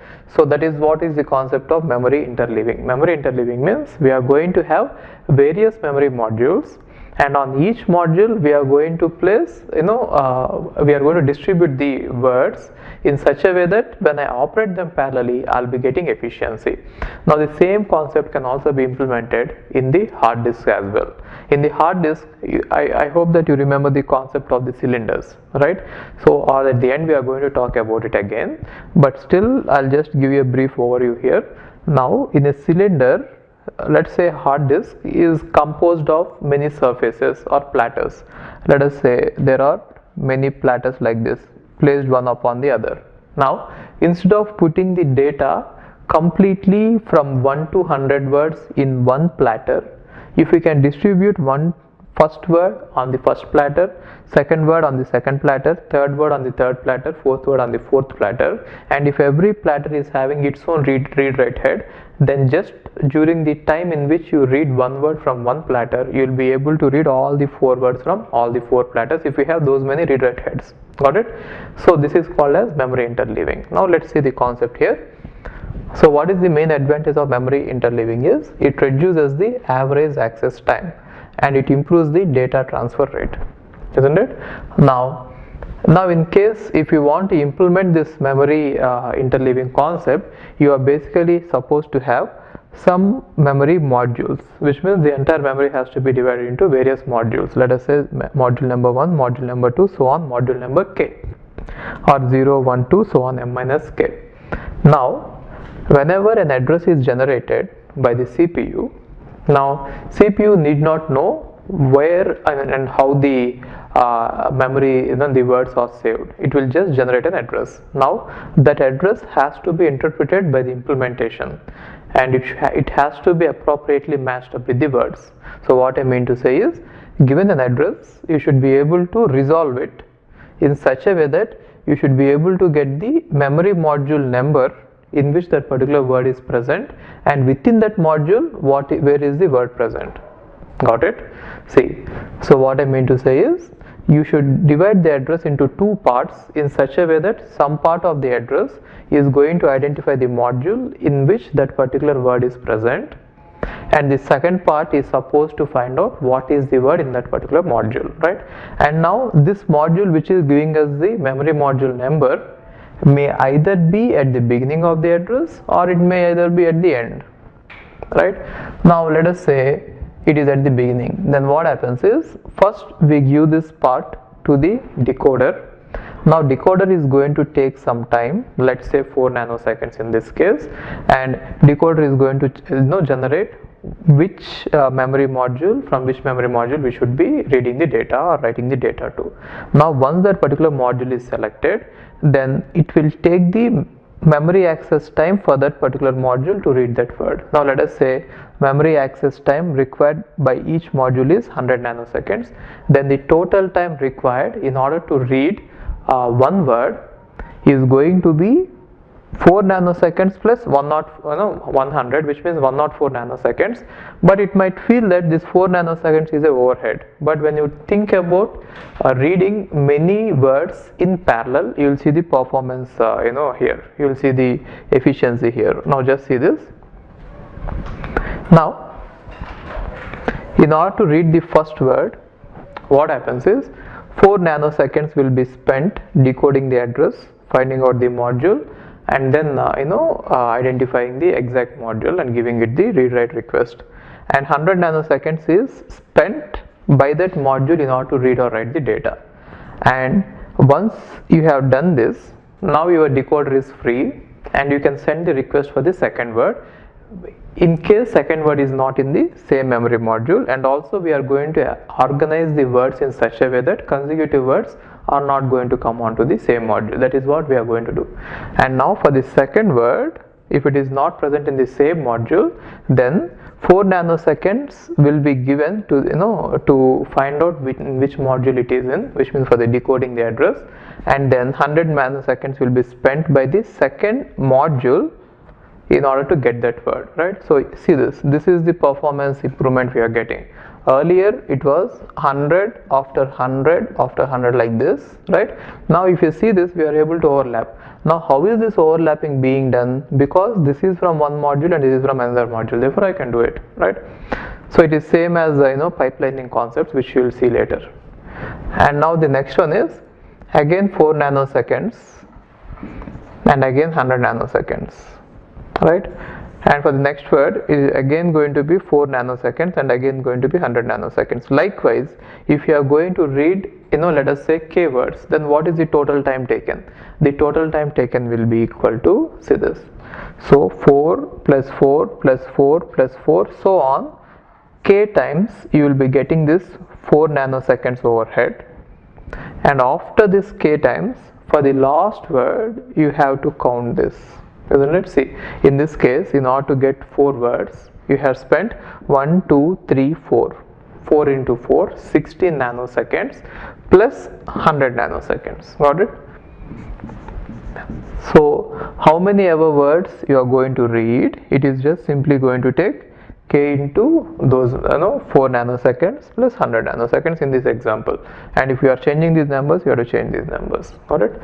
And in case if you are not using this method, if you use the normal memory without having interleaving concept, then you will end up having k into 100 nanoseconds, because you will not be able to overlap any of the operations, and for each word it is going to take 100 nanoseconds. Got it? Okay. Now let's see the secondary memory. It is nothing but a disk. You can consider it as a disk.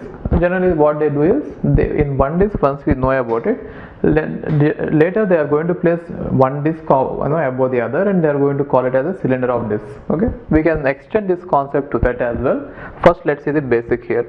So we are going to divide the entire disk, which is nothing but one surface of the disk, into various concentric circles. They are also called as concentric circles, which are called tracks.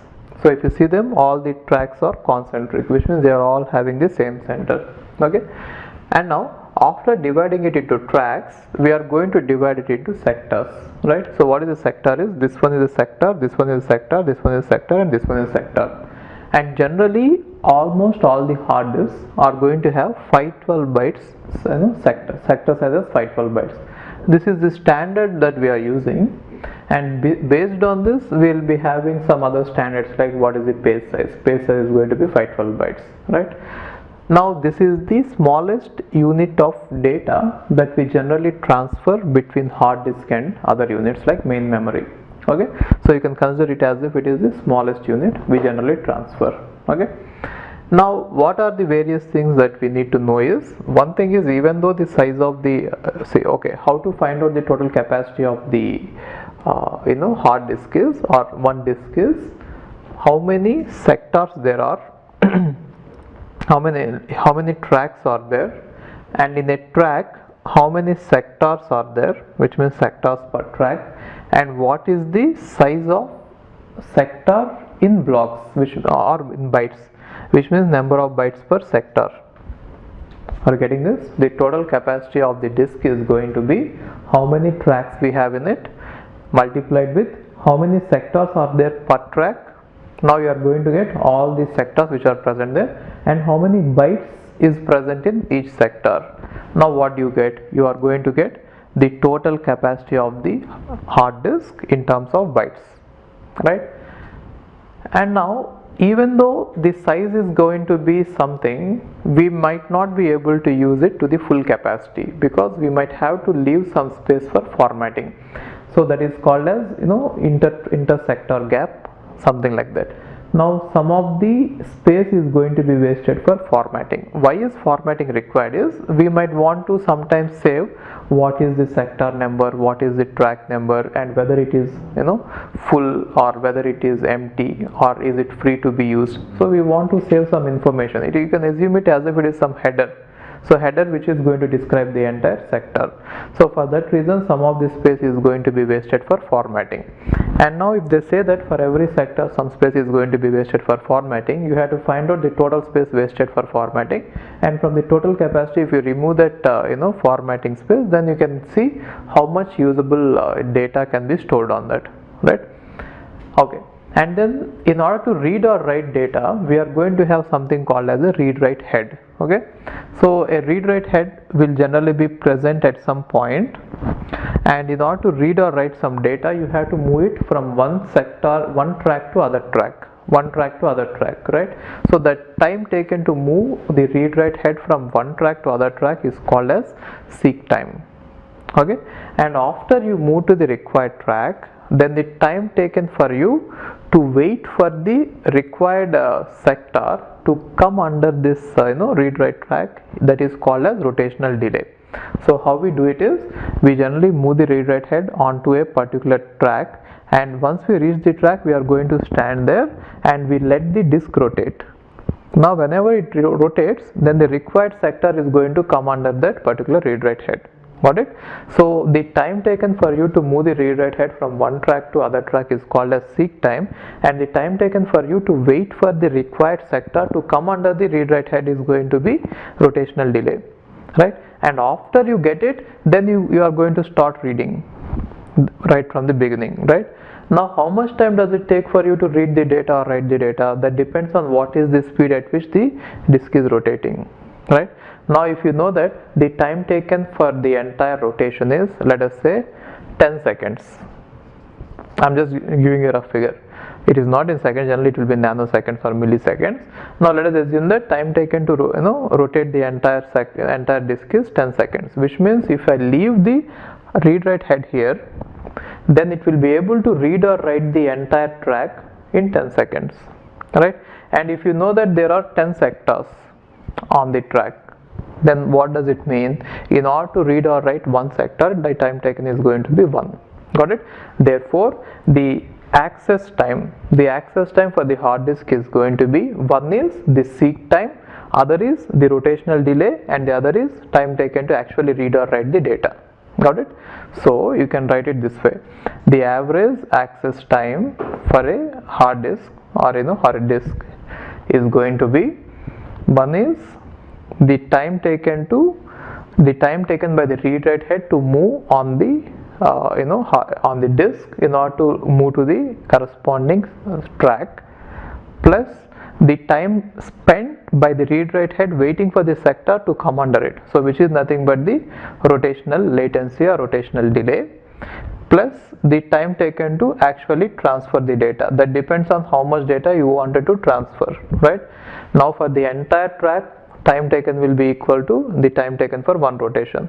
Then for this much data, how much time? You can compute it that way. If these two are not given, you can assume that this one is 0. If it is not given, seek time Since it is very small, you can assume that this one is 0. If it is not given, you can assume that it is average. So average means in best case you might land up at the beginning of a sector and you can start reading. In worst case you might land up at the end of the sector and you have to go for one complete rotation. Therefore, an average you might have to wait for half the rotation time, isn't it? Half the time taken for rotation. So this one, if it is not given, go for half the rotation time, and if this one is not given, there is no other option, go for 0. And then this one, depending on the amount of data you are trying to read or write, you can find out that number. Got it? Okay. Now there are mainly two types of people involved in this design and programming. So the set of people who will be designing the computer, they are called as computer architects, or they are also called as designers. And then the other people who use this computer to do some tasks like programming, they are called as programmers. Okay, so what I mean to say is there are some set of people who will be using a computer, and I think you know what are the various types of computers we have. Some computers are generic computers, which we call as general purpose computers as well, which we are going to use like desktops, laptops, all this. And these computers are typically supposed to do anything, right? So they are called as generic. And some computers are actually specific to some task. For example, the computers which you might see in your washing machine, they are supposed to do only certain things, like you can set the timer or they automatically turn on, turn off, like that. They are called as embedded systems, right? And when we look at this embedded system or the computer, the core of it is nothing but a microprocessor, right? Microprocessor or the processing unit which is present inside the computer, right? And now what is the difference between various types of computers is, the main difference is this: what is that computer mainly designed to do? Depending on what it is supposed to do, designers will try to pick up the hardware circuits and then they will try to connect them. For example, if you look at a general purpose computer, what will it contain? The main important thing is we are going to use stored memory concept. Stored memory concept means we are going to place a program in the memory and we'll take the program and data from the memory and execute and then put the result in the memory. Therefore, the most important part is memory. But then when you look at memory, it is comparatively slow when compared to the registers. That is why we are supposed to have registers, right? And how many registers can we have? That depends on the cost, how costly, how much money you are going to put in that. If you are going to put in more money, then you might have a lot of registers.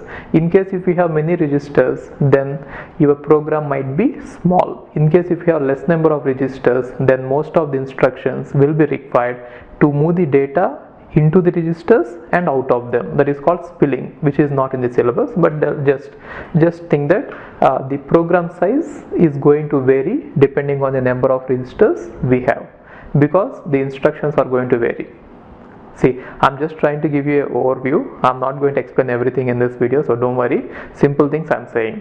There is memory and there are registers, right? And then there is arithmetic and logic circuits.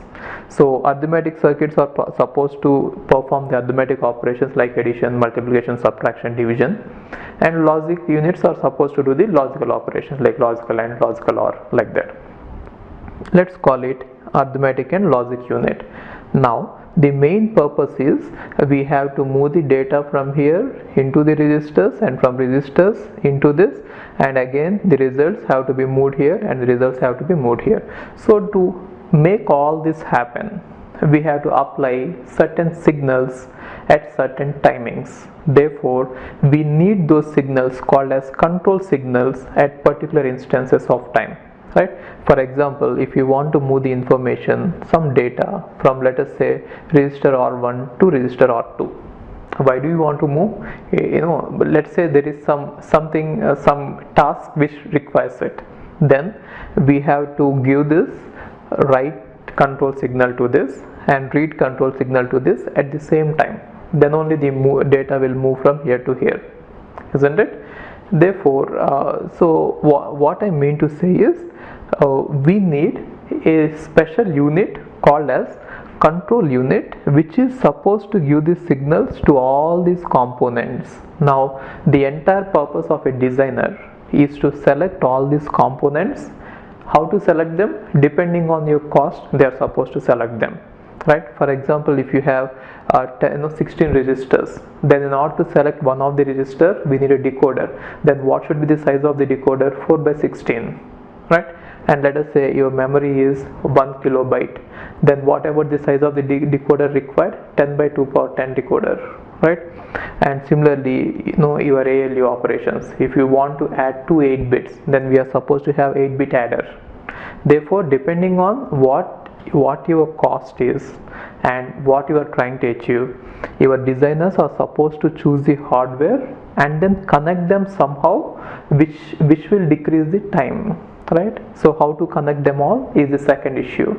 And then after connecting them, how to give the signals, the control signals, what type of control signals are required, and how to generate them by looking at the instruction. That is called as instruction decoding, right? And that is being done by CPU. Got it? So whatever it is, all these things are going to be looked at by the designer. That is called as computer architecture.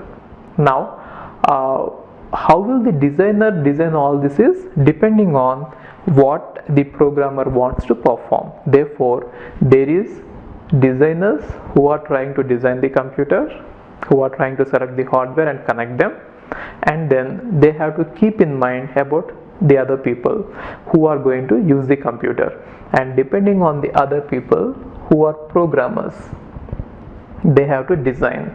Therefore, before designing the computer, these people have to fix something called as instruction set, or it is also sometimes called as machine instructions.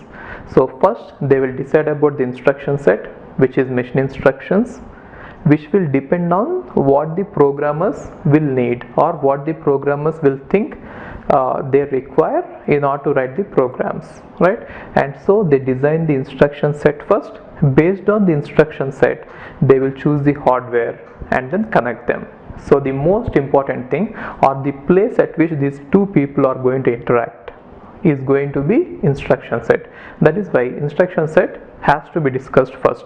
Now based on what your instruction set is, then we'll see what are the components required in order to implement them and how to connect them. Are you understanding this? So since we are talking about the instruction set, let's talk about an instruction. What are the main things that should be present in the instruction set, and from there we go step by step. Got it?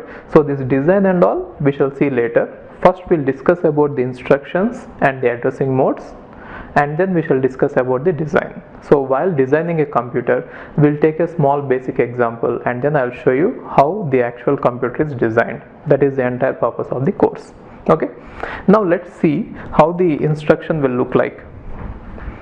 So instruction is nothing but a sequence of bits, isn't it? What happens is, we are supposed to write a program in terms of instructions, and all these instructions will be present in the memory somewhere. Let us say this is the memory, and all the instructions are present inside the memory. They are all the instructions, right? And assume that the instructions are starting from memory address 100. Then what we do is, we take each instruction one by one and then get into a special register called as instruction register, IR. So every computer is supposed to have, generally they'll have a special register called as IR, into which we get the instruction.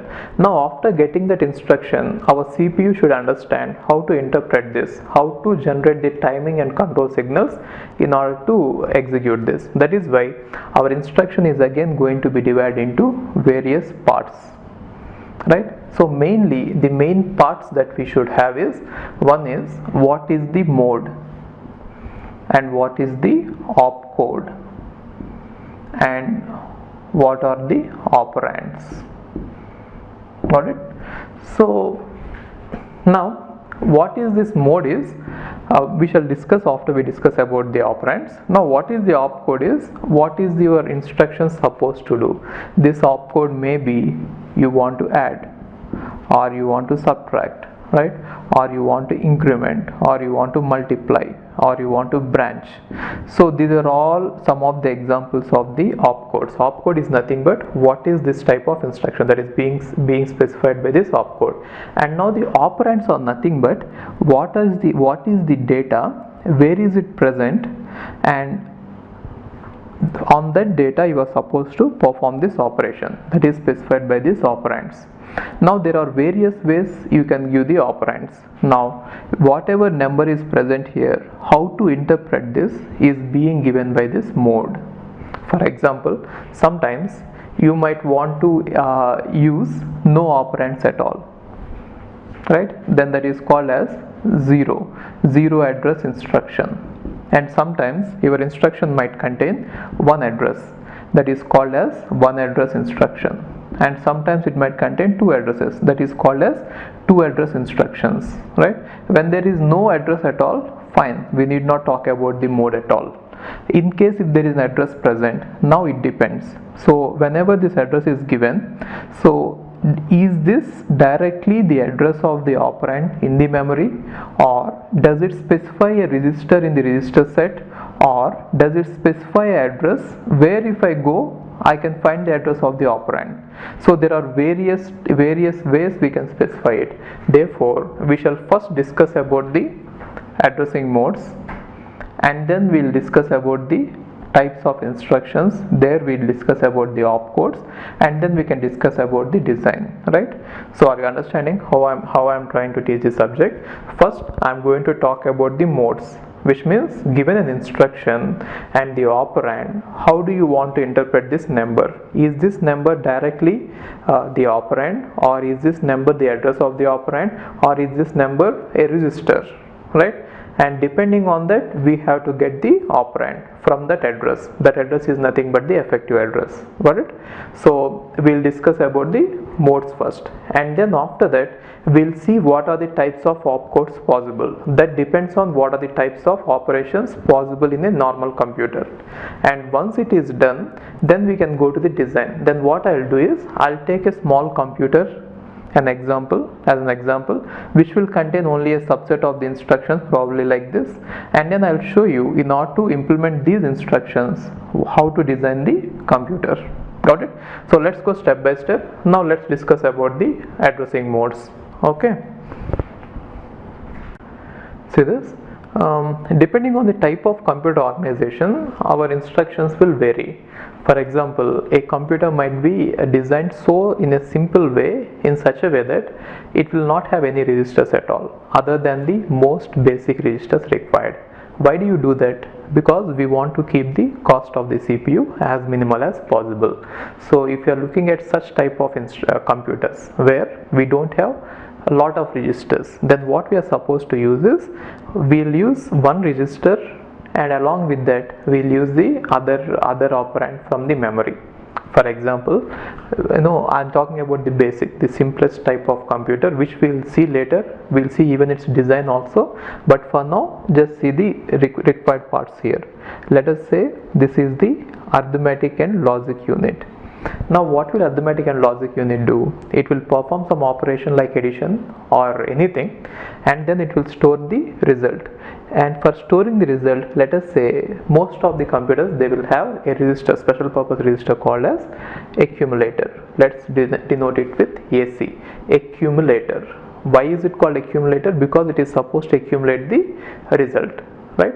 And now this can even be given as input to this ALU, right? And there will be a bus, data bus, to which memory will be connected.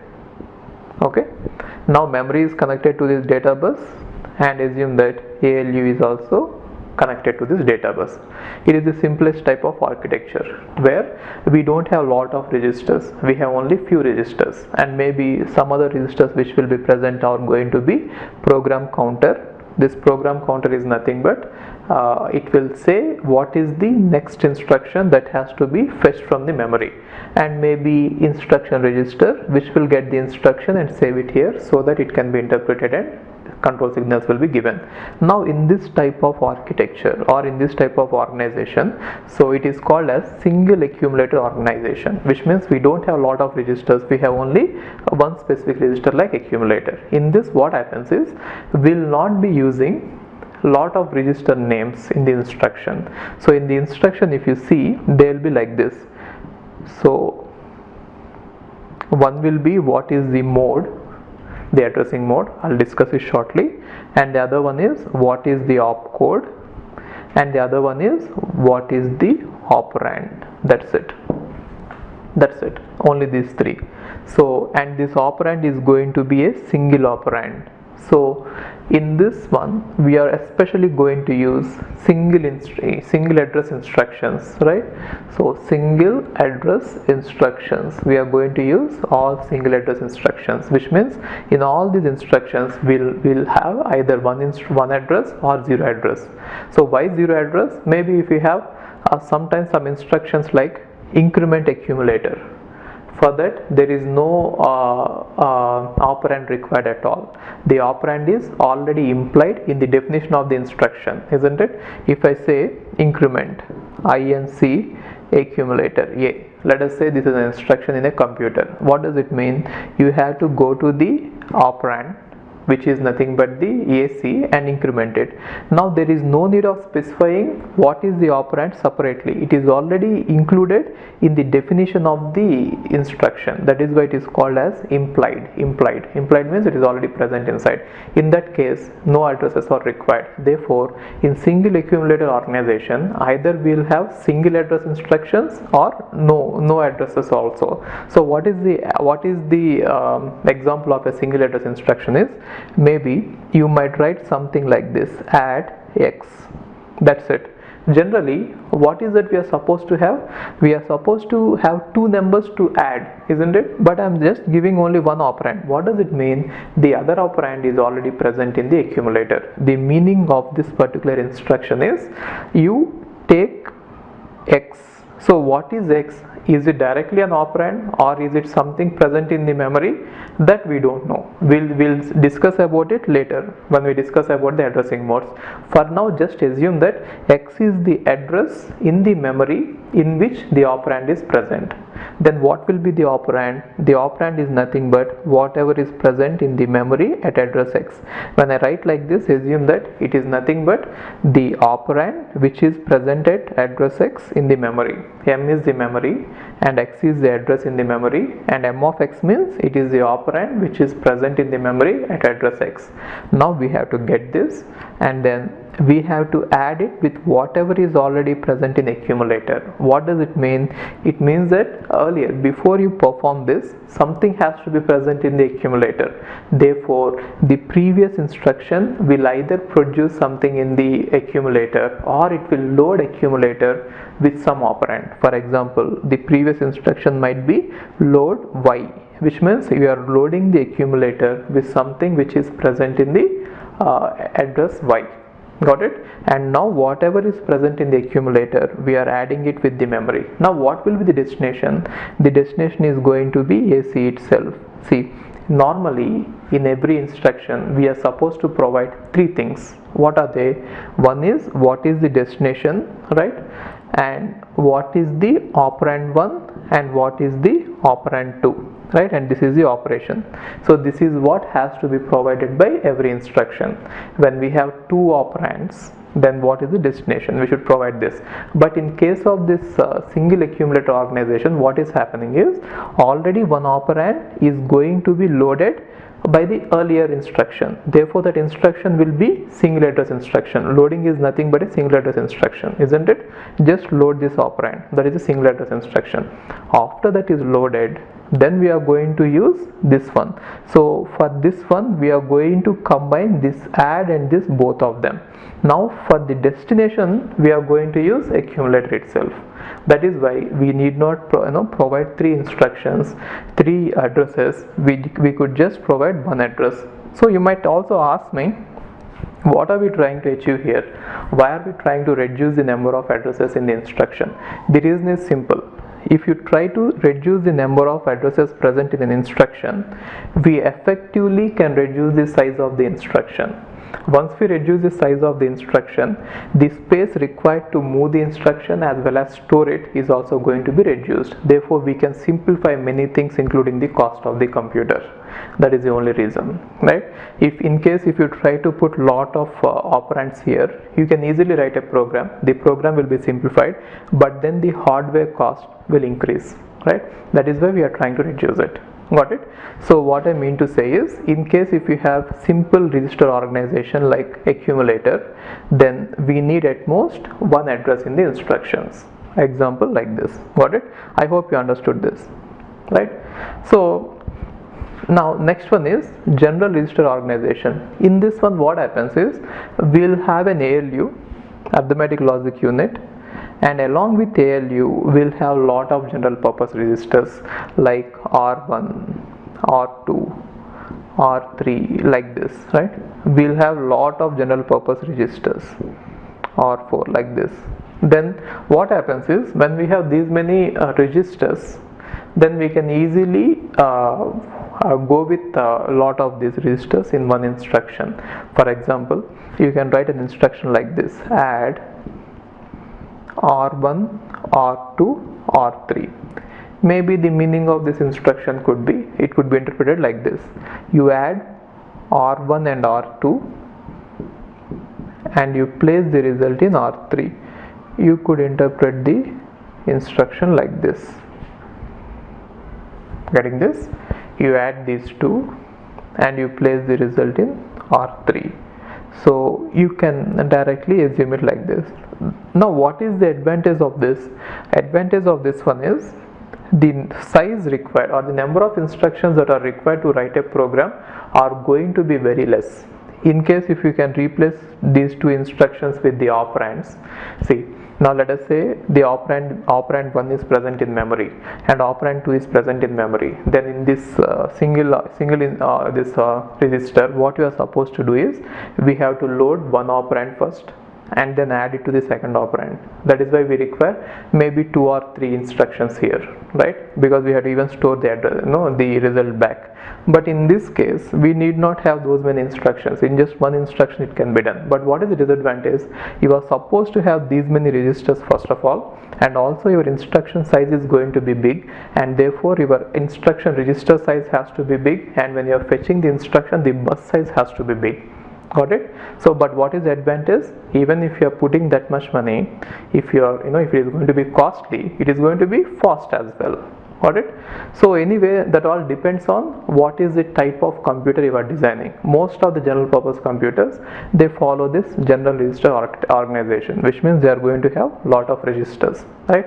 And some people, they are even trying to cut short this, which means instead of having these 3 registers, they are trying to store the result in the same register, one of the registers which is providing the operand, and they are just cutting it short and they are writing add R1, R2.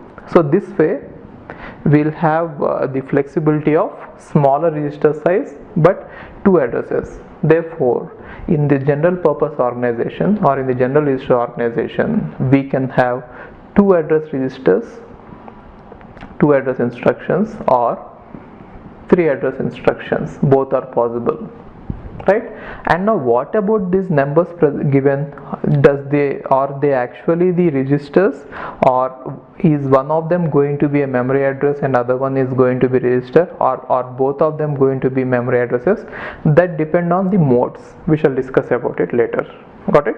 So whatever it is, along with the opcode, we have the option of specifying 2 operands. Those 2 operands can be directly given as the address or the register or the value, or indirectly they can be given, right? And in this case, 3 addresses are provided. And the other one is stack organization.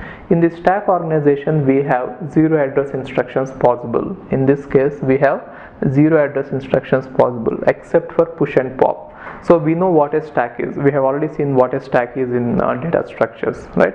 The same stack which is seen in data structures can be seen here. So how do we build a stack here is either in the memory or in the registers. Let us say we have a lot of registers like this, then we can think of all these registers as a single stack, and then we can have a pointer which points to the top of this stack. Then what we do is, in order to perform any addition, then we push both the operands first.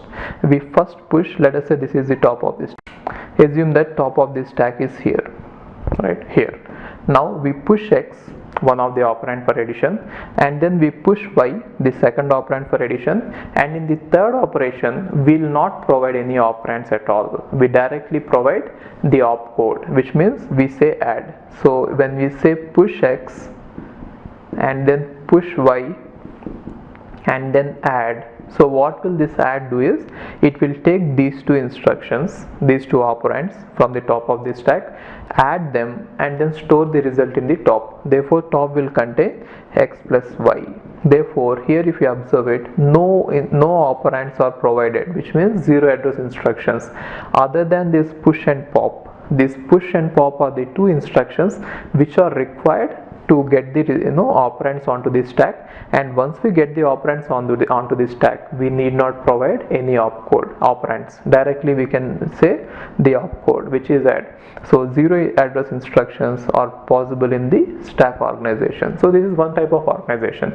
Therefore depending on what your organization is, we are going to vary the number of operands present in the instruction, and depending on the number of operands present in the instruction, the size of the instructions are going to vary. If you have the combination of all this, then it is normally called as a complex instruction set. If you have any one of them, and if you are going to have a fixed format, then it is called as RISC, right? We shall see about them later, not now, but for now understand that the number of operands in an instruction depend on the type of the organization, and then what does each operand specify, that depend on the mode. So what is the mode? I'll see, for example here, let us say it is given as add x. We know that x is an operand and it is a single operand. Now does x represent a number directly, or is it a register number in which the operand is present, or is it a register in which the address is present where the operand is present, or is this the address in which the operand is present? So how to interpret this number, this one, how to interpret this, that is given by the addressing mode. Got it? So if you look at the binary form of this instruction, you can see that the binary form of the instruction, which contains ones and zeros, can be divided into various parts. One part is called as mode, other part is called as opcode, and the other part is called as operand. It is clear that it is having only one operand, right? Single address instruction, and then it is clear that it is add. And now depending on this mode, we know how to interpret this address given. Got it? Now there are various addressing modes. We shall see all of them now. Okay. Now what is the main advantage of using the addressing mode is, so why don't we provide the directly whatever is present in a like this. So what I mean to say is, why don't you directly provide the operand in the instruction? For example, why don't you say add 2, add 2. So in an accumulator kind of organization, what does this add 2 mean? We have the accumulator, and into this accumulator we are going to say AC plus 2, right? So why don't we directly provide the operand? Because we cannot provide that, because we might not know what this operand could be till we come to that point in the execution. For example, we are working on something, a program where we are going to get a number here, and depending on this number we are going to proceed further. Then in that case we are definitely going to work with the variables, not with the operands. Therefore in all the cases we cannot provide the value of the operand directly, and so we might have to use the variables. Now these variables, where can they be present? Either they can be present in the memory or in the register, right?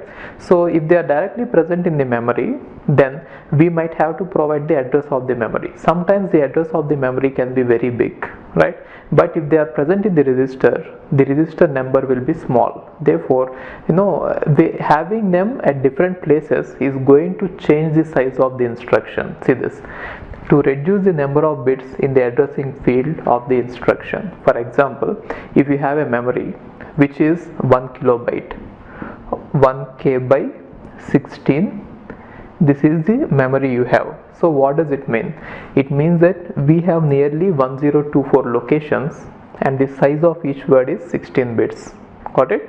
So what is the meaning of it? We have 1024 locations and the size of each location is 16 bits, and one address is given to every 16 bits, which means the first 16 bits is going to get a number 0, the second 16 bits is going to get a number 1, and the last 16 bits is going to get a number 1023.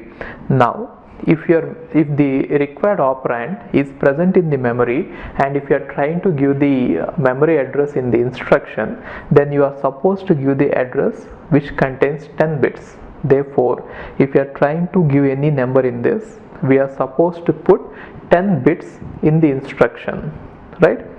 Let us say the operand is being computed in the CPU, and if it is stored in a register, and assume that we have 16 registers, then in order to identify one of the register, we need just 4 bits, isn't it? If we have 16 registers, in order to number them or identify one of them, we just need 4 bits, right? So using 4 bits, we can go from all zeros to all ones, right? Which means 0 to 15, isn't it? Therefore, when you are going from 0 to 15, in order to identify the registers, the number of bits which are required in the instruction is falling down to 4 from 10. Therefore, one advantage of using the addressing mode is the number of bits in the addressing field of the instruction will get reduced. Here clearly it is from 10, it has reduced down to 4. Got it? But then it might not always be possible, but wherever possible, having this flexibility is better. Your program might look small, right? And what about the other advantage? To give programmers facilities such as pointers. So what is pointer?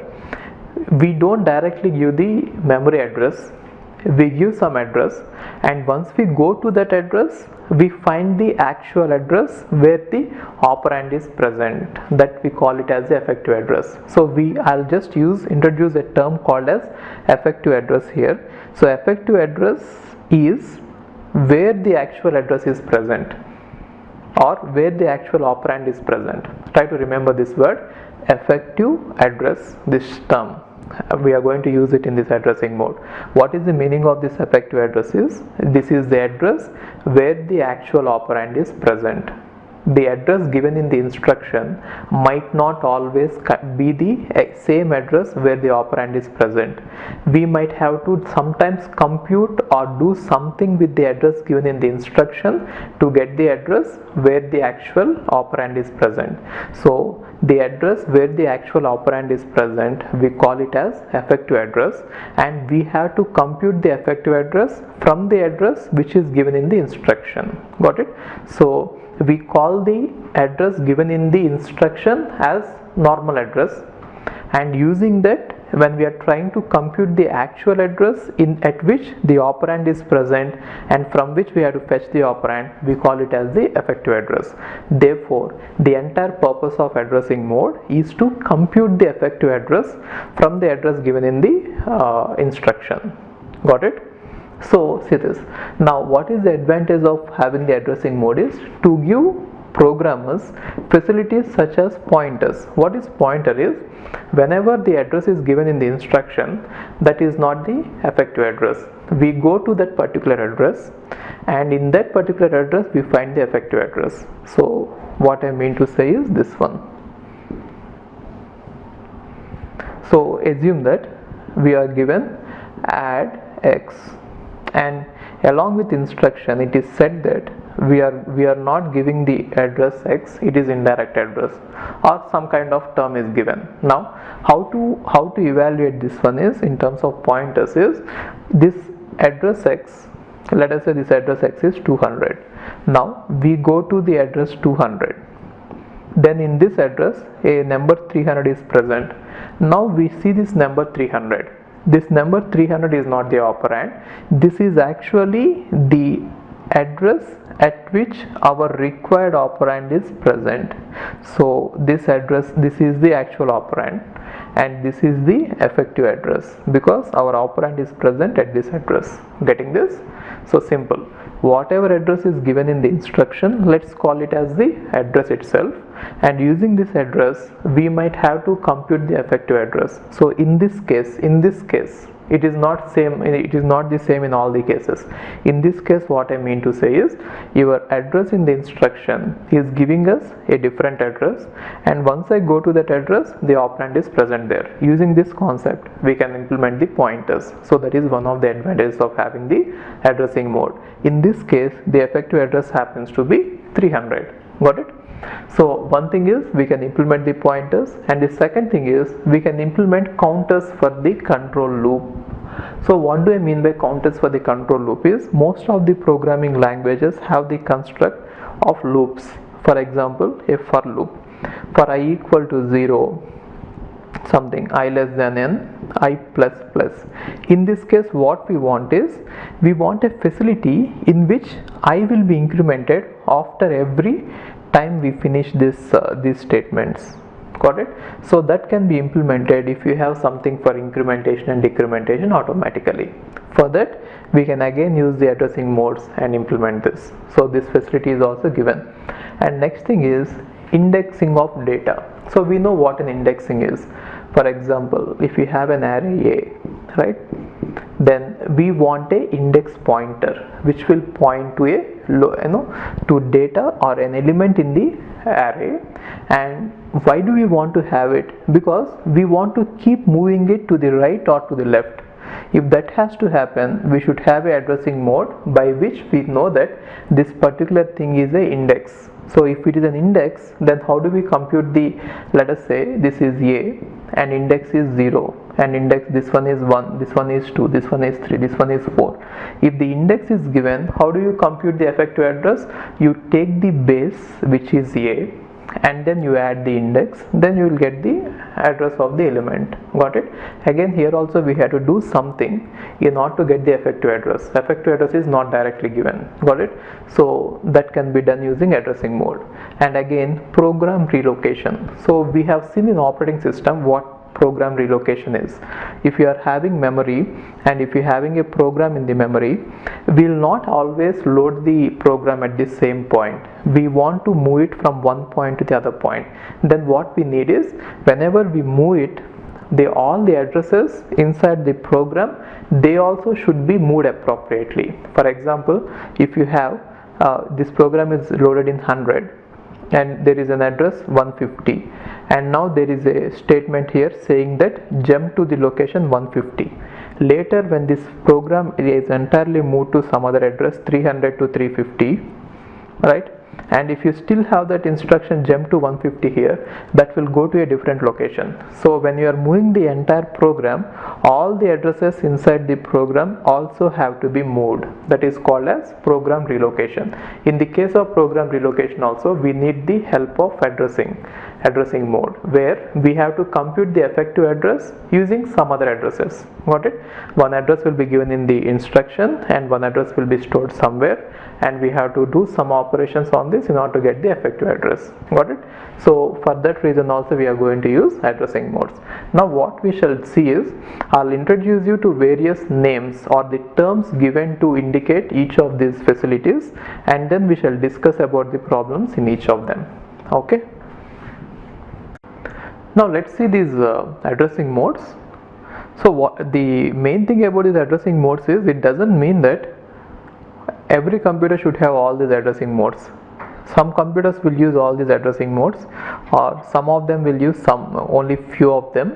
But anyway, there should be some way in which every instruction should specify what type of addressing mode it is using in order to refer to the operand. Otherwise, our control unit, our CPU, will not be able to get the operand. So I hope you know why we are using this addressing mode. Every instruction, in case if it is having an operand, then one or two operands, then it has to specify some bits. Using these bits, it should specify how to get the operand. Now most of the cases we call this particular value as the address, normal address. Now using this normal address, we are supposed to find out the address where the actual operand might be present, that is called as effective address. Got it? So now let's see what are the ways in which we can use this part, operand part, in order to get the effective address. That is all about the addressing mode. The first and simplest mode is implied mode. Implied mode means the address is already implied, which means it is not explicitly provided, it is implicitly provided. What do I mean by implicit is, we need not specify anything, it is understood easily. So there are some particular instructions using, if you just look at the opcode, you can directly say what they actually mean. For example, if you see increment accumulator, let's assume that it is an organization, CPU organization, in which we have accumulator, the register. Now when you see this opcode increment accumulator, you need not ask them where is the operand. Operand is clearly specified that it is accumulator. Now they need not give you any address or any register name. It is already implied, or it is already present in the definition of the instruction. Therefore, if the address, or if it is already present, if the operand is present in the definition of the opcode itself, then it is called as implied mode. Now what is the advantage of this? You need not use any address in the instruction at all. Therefore instructions will contain only opcode, and it will be smallest possible instruction. Got it? So what is the advantage of this? You need not specify anything over here, right? So it is implied, implicit. Fine. And the next one is immediate mode. So in immediate mode, what we do is, along with the instruction, we'll provide the operand, and there is no need of any further computations. We'll directly get the operand. And this mode is specially used whenever you want to deal with constants, or whenever you want to load our registers with some constant value. For example, you never compute the value of a constant like pi 3.14, it is already known, and now if you don't want to compute it, and if you want to directly give it as an input, then you better give it directly as an immediate address, immediate mode. So what I mean to say is, if you have something like this, load 5, so this one means that accumulator should be loaded with the value 5, right? Since the operand is directly provided as a constant, this one is called as immediate mode. So what is the advantage of this one? We can provide constants as inputs directly, and there is no further computation of effective address. There is no need of address at all. So this particular value doesn't represent any address, either normal address or effective address. It doesn't represent any address. It is directly the value which can be loaded. Got it? So we can have various instructions like this. Let us say if you are using this immediate mode, and if I write add 10, so it means that AC should be added with 10. This is the meaning of it. Got it? So we add AC, the contents, the 10, and then add it to AC. Since we are directly using the value, that is why we call it as the immediate mode. And now just understand this one. What are the questions possible on this one is, they'll ask you, they'll give you something like this. Let us say we have an instruction whose size is 16 bits, and they will explain this. The total size of the instruction is 16 bits, and 1 bit is used to specify the mode of the addressing. So this is mode, 1 bit is used, and then 3 bits are used to specify the opcode. So opcode means what is the operation it is, and then 12 bits are used to provide the operand. Okay, and now the question is, if this is the type of instruction, then if the mode of the addressing mode is immediate, which means this one, we are talking about this immediate mode. What is the maximum possible value of the operand if it is considered as a 2's complement number? Which means if you are going to represent a 2's complement number, or if you are going to provide the 2's complement operand using these 12 bits, what is the maximum value possible? That is what they are asking. And we know that using n bit number, using n bit 2's complement number, the maximum possible number that is possible is 2 power n minus 1 minus 1, isn't it? You please refer to digital lectures. There we have discussed about this, what is 2's complement, what is 1's complement and all, and the maximum positive number that is possible using n bits in 2's complement number system is 2 power n minus 1 minus 1. So in this case 12 bits are dedicated for operand, and they have already specified that there is only one operand. Got it? In case if there is only one operand, then what is the maximum value possible? It is 2 power 11 minus 1. This is the answer. Got it? So what is the question? They have specified that the total size of the instruction is this much, 16 bits, right? And the mode is provided with 1 bit, and then the opcode is provided with 3 bits. Then what is the maximum possible size, what is the maximum possible operand that we can provide in the immediate mode? Since we are talking about immediate mode, we can think of this entire thing as the value, right? And it is a 2's complement number. That is what they have specified. Then what is the maximum number possible? 2 power 11 minus 1. Got it? Okay, next we shall see the register mode. Now let's see the register mode. So what is register mode is, we'll be given the operand in the register, and in the instruction we just put the register number. For example, you might see something like this: add R1. If this is the instruction, and if it is given that we are using this register mode, then what is the meaning of this one is, in order to get the operand, you need not use any address. You just go to the register and find the operand there. That is the meaning of it, right? So in other words, I'm just assuming that we are having that accumulator type of organization. Then what we do is, we take the contents of the accumulator and the contents of the register R1, and then we place the result in the accumulator. This is the meaning of this instruction, provided that the mode is register mode. Got it? So what is the advantage of this mode? We are not dealing with any addresses here. We are just giving the register number. That's it. So the instruction is going to be very short.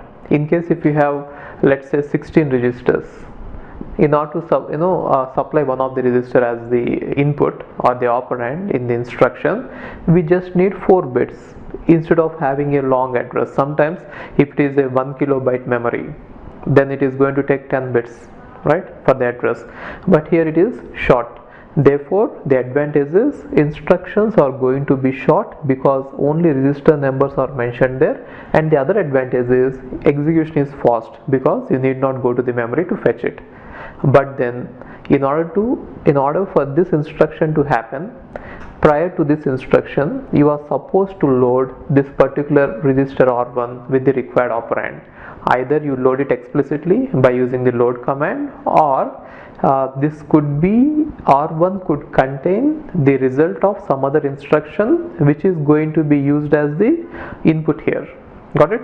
So whatever it is your responsibility to see that the operand is present in the register. So what are the kinds of questions that will be possible here is, one type of question is, they will say that there are n number of registers. Then how many bits are used or required in order to specify an operand here in the register mode? Then how many bits are required? Log n base 2, isn't it?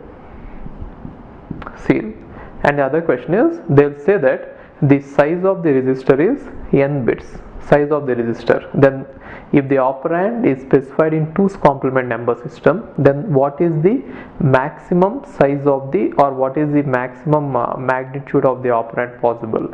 Then in that case, in 2's complement, we already know that, what is it? 2 power n minus 1 minus 1. This is the maximum, or they might ask you minimum. You can work it out. We have already seen that, right? This is one more type of question possible.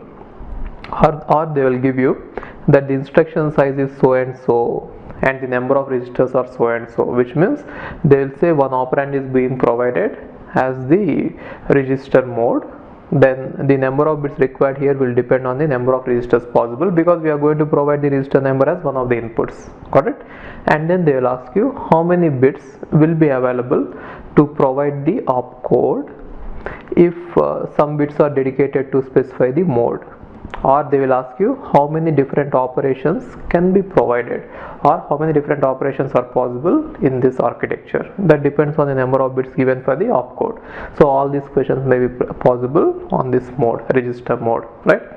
And next one is register indirect mode. So what is register indirect is, the name itself says that it is not register direct, it is register indirect, which means register will contain the address of the operand where the operand is actually present, right? So I hope you remember what an effective address is. The effective address is the address at which the operand is present, and the address we get from the instruction is the normal address. It might not be the effective address, isn't it? I already told you this, just remember it. Effective address is the address in the memory at which the operand will be present, and we do all the other things in order to compute the effective address. Got it? Now in this case, register indirect, what is given is, if you are talking about the same instruction, let us say add R1, and in case if the mode is given as register indirect mode, it means that we have to go to the register R1. Let us say this is the stack of registers, collection of registers, and let us assume that this is register R1, and now we have to go to register R1 first. Assume that we went there, and then we found that the number 300 is present in that register. Now in case of register addressing mode, 300 itself is the operand, but in case of register indirect addressing mode, 300 is not the operand, it is the address, and also it is the effective address, which means our operand, required operand, is present in the memory at the address 300. Therefore we have to go to the memory, assume that this is the memory, we have to go to the address 300 and assume that there is a number 400 present there. Then this is the operand that we should get. Got it? So what is register addressing mode? Register number will be provided in the instruction. Using that, we are supposed to go to the register and then get the address, that is nothing but the effective address of the operand. Using that address, we are supposed to go to the memory and then get the operand in order to finish this execution. Got it? Therefore, if you try to see how it has to be evaluated, we are going to take the accumulator, and then we have to go to the memory, and in the memory we have to go to the address that is present in the register R1 and then add it and put the result in the accumulator. This is how it is supposed to be executed. Got it? So what are the various types of questions possible on it? So what is the advantage of using this addressing mode is simple. In normal mode, if you don't want to use this register indirect, if you directly ask it for let us say, if you directly provide the address here instead of providing the register, one thing is the size of the instruction is going to be huge, right? And then the second thing is, next time if you have to refer to any word either present at the same address or present at address which is somewhat close to this, it will be difficult to again specify it, or we might have to specify the same address again and again. So whenever the same address is required many times, it is very often useful to store that address in the register and then refer to that register number instead of providing that address again and again. Got it?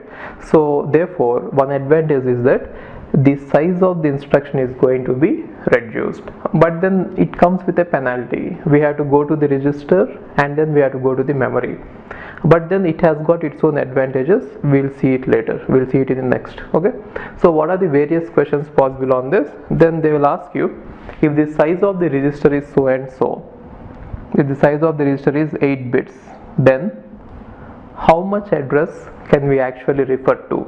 With 8 bits we can refer to a size of memory which is equal to 2 power 8, which means 256 words. We can refer to any of the 256 words, isn't it? Or if it is 16, then we can refer to 64 kilowords. So that kind of questions will be possible there, right? And now what is the main advantage of it? Size of the instruction is less. Along with that we have some other flexibility as well.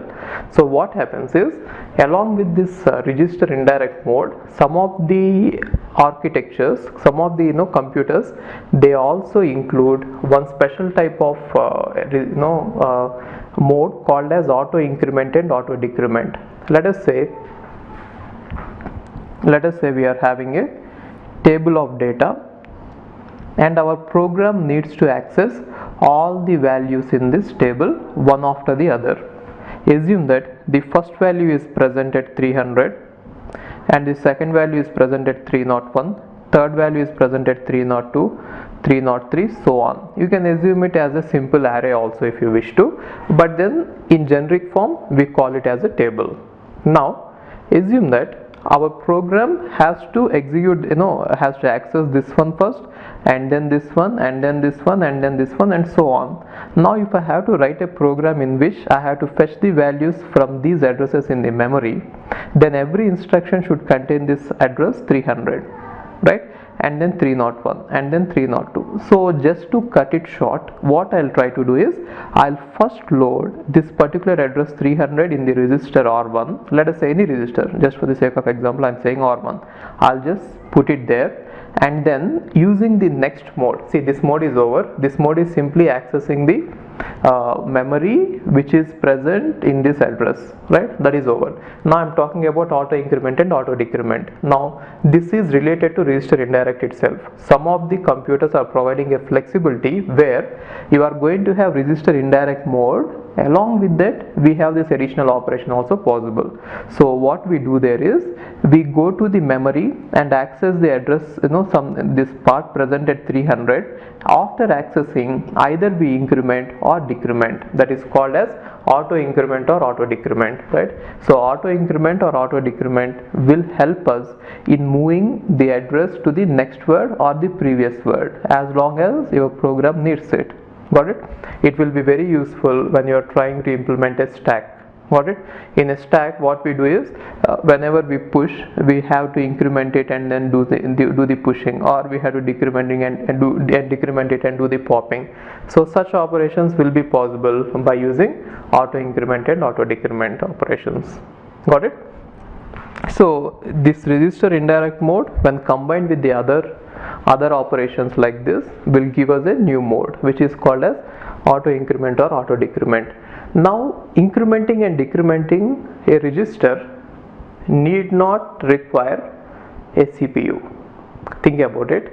If I have a register, if I want to increment the value or decrement the value, I need not go to the CPU, or I did not go to that arithmetic unit. I need not use an adder. How is it possible? Because at the core of the register, we are going to design a register as a collection of bits, right? And each bit is going to be stored using a flip-flop, right? Now we have seen that already in digital, that we can collect a sequence of flip-flops and connect them in such a way that they can be used as a counter. Therefore, a register circuit is also going to be having the connections using which it can be used even as a counter. Then what happens? If you give it a clock, we know that a counter will increase by 1. Therefore, incrementing and decrementing a register can be done easily. That is why later I'll again show you this. A register is not just going to have read write. It is also going to have increment and decrement control signals. If you see a register, it can have increment signal, it can have decrement signal, as well as it can have load signal also. Got it? So we shall see this all again when I come to the exact design of the CPUs, where we shall discuss about how the registers are designed, how they are connected. But then understand that it is very easy to implement auto increment and auto decrement, not as a part of the not without using this CPU at all, not without using our let's say arithmetic unit. Without using arithmetic unit also we can implement this. We shall come to this point again. Okay, fine. Now let's see this direct address mode and indirect address mode. So these are very important addressing modes, and every computer, almost every computer provides it. Without these two addressing modes, it will be very difficult to operate. So sometimes this direct addressing mode is also called as absolute addressing mode. Absolute addressing mode. So absolute means the actual address is given. Okay. So effective address is nothing but the address given. So let's see this. So first one is direct addressing mode. If you have an instruction add x, where x is a number here. Okay, if you have an instruction add x where x is a number, and if it is given that the addressing mode we are using is direct addressing mode, then it means that we are supposed to go to the memory and access the word which is present at address x. So we are supposed to go to the memory and access the word which is present at the address x and then add it to this. This is the meaning of it. Got it?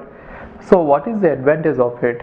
We can directly specify whatever the address, whatever the wherever the operand is present. So in this case, you can think of it like this: effective address is equal to x itself. Therefore, no more computations required. Directly take the address, go to the memory and execute it. What is the limitation of this?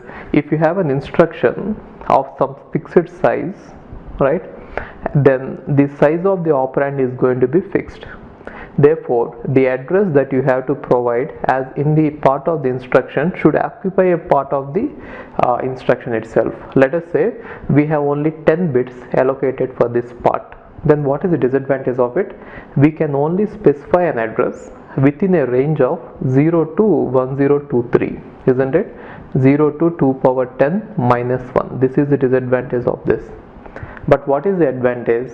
We are not storing the address anywhere else. We are directly getting it in the part of the instruction. That is the advantage. Therefore, it has got both advantages and disadvantages, but it is mainly used whenever we want to access some variables, right? Generally, variables are stored in the memory, and then whenever required, we get them into the registers, right?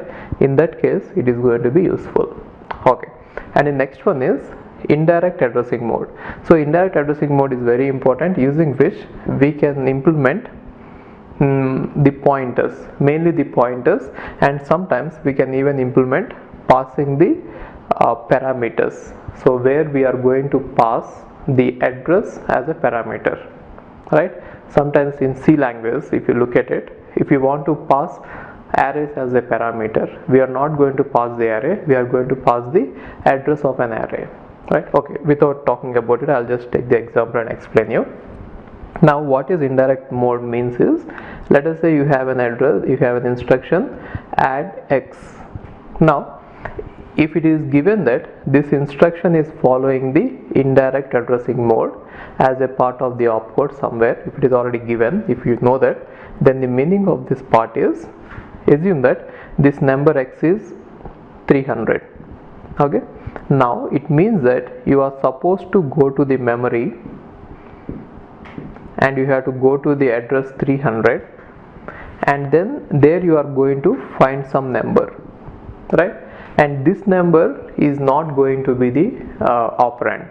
In case of direct addressing or absolute addressing, this particular number 400 is going to be the operand, but in this case 400 is not the operand. We are supposed to take this number and again go into the memory and go to the location specified by this number. Let's say 400 is here, right? Then this 500 has to be taken. Got it? So what is the meaning of this exactly?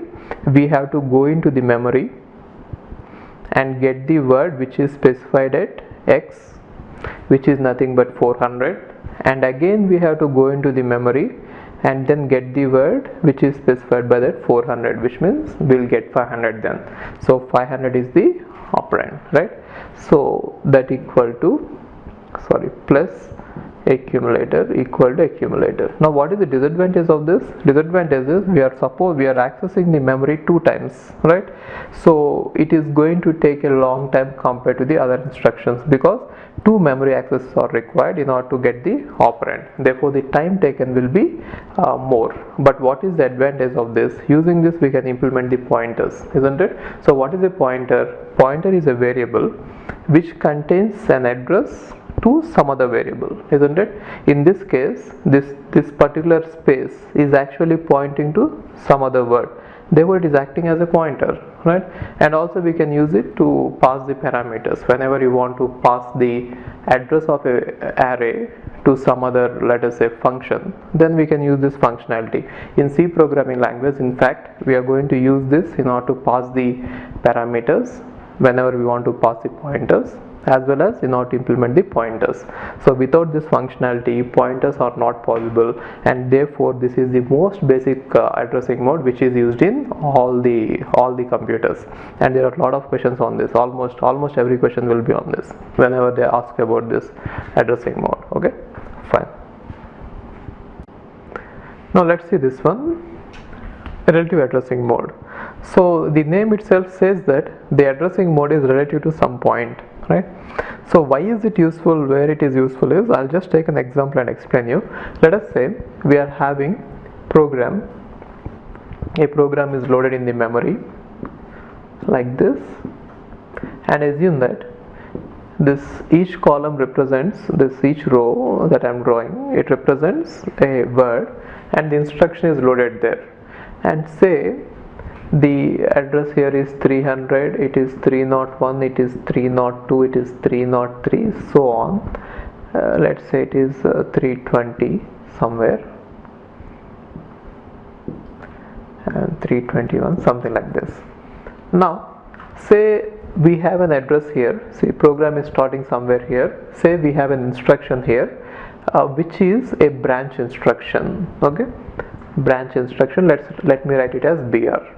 Without worrying about exactly how it is implemented, let's say it is a kind of jump, which means from here the control should move to, let's say, 321. From here I have to go to 321, right? Now if I directly provide this particular instruction, and if I put the address directly here, that is called as direct addressing. But what is the problem of direct addressing? The instruction size is going to be bigger because of the address which is present here. Now if I want to decrease this instruction, what I can say is, relative to this particular instruction, how far is the branching? Is it a displacement which is positive, or if I want to branch some words backwards, something backwards, then the displacement is going to be negative. So relative to this instruction, where I wanted to branch, if I want to provide that, then a special type of instruction mode is provided, which is called as relative addressing. So what is relative addressing is, we just say with respect to the program counter how many words we want to descend or how many words we want to go up in order to get the next instruction, or in order to obtain the effective address. So what does this mean is, effective address is computed like this, is equal to PC plus the address part of the instruction. Got it? So instead of putting 321, what I'll put is how many words I want to go down. That one I am going to put there, right? So in this case there is a small difference here, there is a slight difference here. So since we are going to use PC, the problem with PC is, so how it will work later when I show you about the design of the computer, this CPU, then you will understand how PC will work exactly. But here, just to understand this concept, I want to tell you few things. Now how does PC work is, PC is nothing but a program counter, right? So which will contain the address of the next instruction that has to be executed. Let us say we have fetched the instruction 300, then PC was initially 300. After fetching it immediately, it will get incremented to 301, which means even when this instruction is not yet executed, immediately after fetching it, the address is going to be incremented by 1. Therefore the program counter is going to show the next instruction number even when the previous instruction is getting executed. That is how it is going to be built. Why is it built like that? We shall see it later. So try to understand it. Whenever program counter was 300, the instruction at 300 is being fetched, but then even before executing it, even before decoding it, the program counter is going to be incremented to 301. Therefore while executing the instruction which is present at 300, program counter will actually contain the number 301. Therefore if you want to go to 321, you should not add 21 to this, you should add 20 to this, which means branch 20 will actually take us to the address 321 in case if you are using relative addressing mode. Got it? So what is it exactly? Try to understand this one. You are at 300, you have to go to 321. What is the difference? 21. But then you are not supposed to write 21 there, because by the time you are executing this 300 instruction at 300, your PC is actually pointing to 301. That is why already your PC is pointing to 301, and then what should be the address you should provide so that you will jump to the address 321? It is nothing but 21, isn't it? The address that you should provide in the instruction is nothing but 20. If you put it there, then we are going to go here, right? So I'll just ask you one more question, just try to answer it. Let us say we are using this relative mode.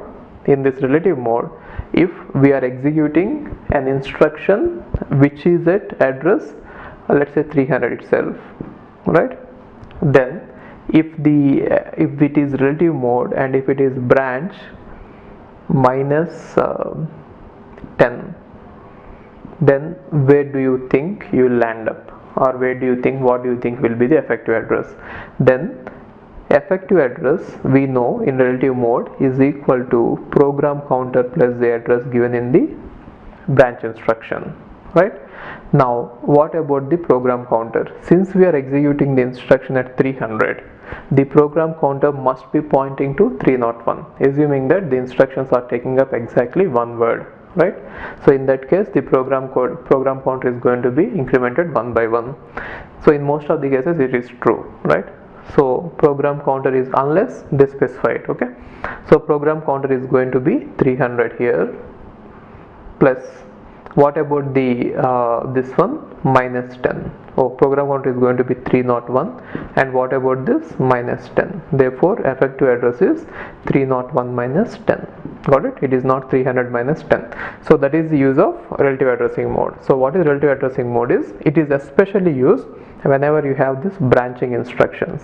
So when is it going to be used is, whenever the branch has to happen to some few words relative to the present address, then we are going to use relative addressing mode. The main advantage is size of the instruction will be less compared to directly giving the direct address. Got it? Since we are not giving the entire address, we are just giving the displacement, very often this instruction tends to be of smaller size, right? And therefore loading the instruction is easy, decoding it is easy, and executing it is easy. Therefore we can decrease the number of bits required using this relative addressing mode. Got it? Okay. Now let's see the next one, the indexed address mode. So this mode is generally applicable or used whenever a CPU is having lot of registers. So when you have a lot of registers, generally what happens is, each register will be designated to perform certain action. So for example, we are going to designate one register as the index register, okay? So let us say we have lot of registers, and then we are going to designate one register as index register. Then we can apply this mode. So what is the advantage of this mode is, it is useful whenever we are trying to access the array elements, any element in an array. So when you have an array, right, let's say the each word in this each element in this array is occupying one word, which means the first element is at 300, and the second element is at 301, third element is at 302, fourth element is at 303, 304, something like this. Okay, then how to access them? One way to access them is directly using the address. Other way to access them is provide the base address of the array in the instruction and then store the index in the index register. For example, if you want to access 303, the element at 303, then store the index 3 in the index register and then provide the base of this in the instruction. For example, like this, add 300. Okay, so what does this one mean is, in case if this instruction is provided as indexed addressing, then we are supposed to find out the effective address as, effective address is nothing but the base which is provided in the instruction, which is 300 plus the index. In case of some scaling, we can go with this scaling. So what do I mean by scaling is, sometimes the index is going to be multiplied with the size of the element. In case if each element here is of size 2 words, then instead of 303 here we are supposed to get 306. Then this index is going to be multiplied with the size of the this element. That is called as pointer arithmetic, which we have seen in C programming, right? So let's keep it simple. So here try to understand this one. We are going to have a special register called as index register, and the instruction is going to provide us with the base of the array.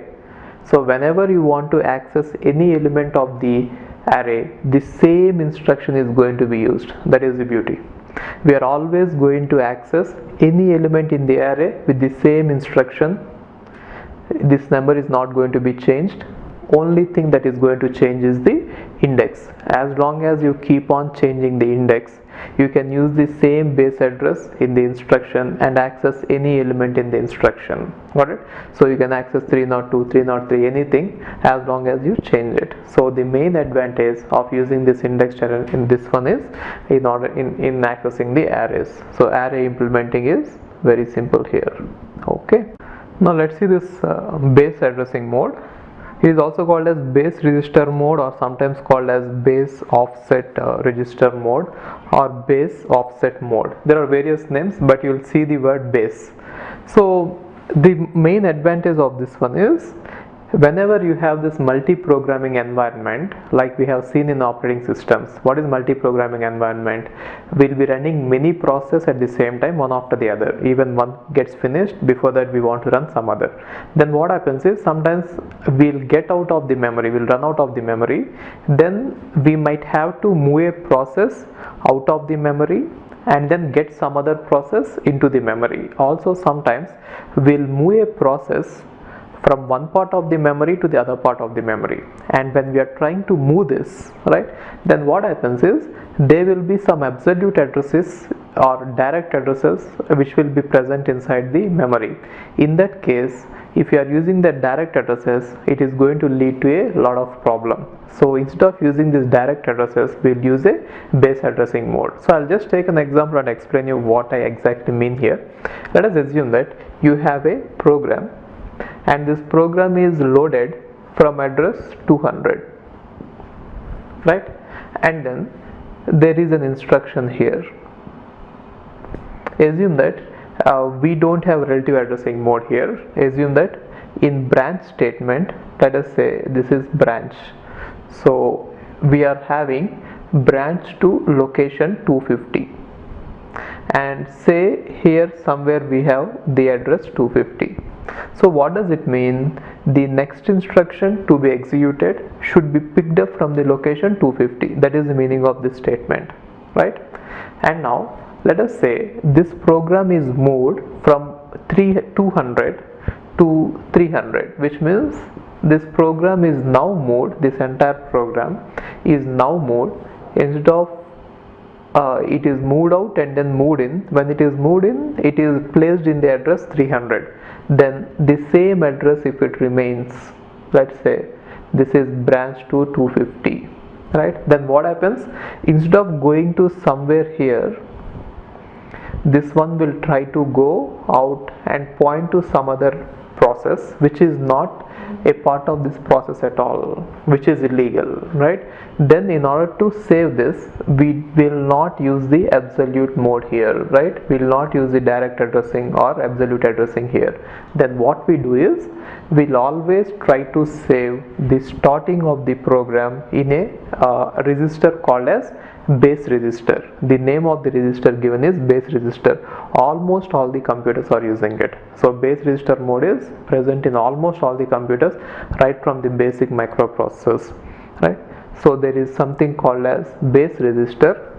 Inside the base register, we are always going to load the base address, means the starting of the process. In this case, the base is going to be 200. Got it? And then whenever we want to refer to something in the process, instead of giving the direct address, we give the offset, right? Then effective address is always computed as base address, which means 200 plus this offset, which is 50, which means 250 will be computed. It will not be stored in the instruction, right?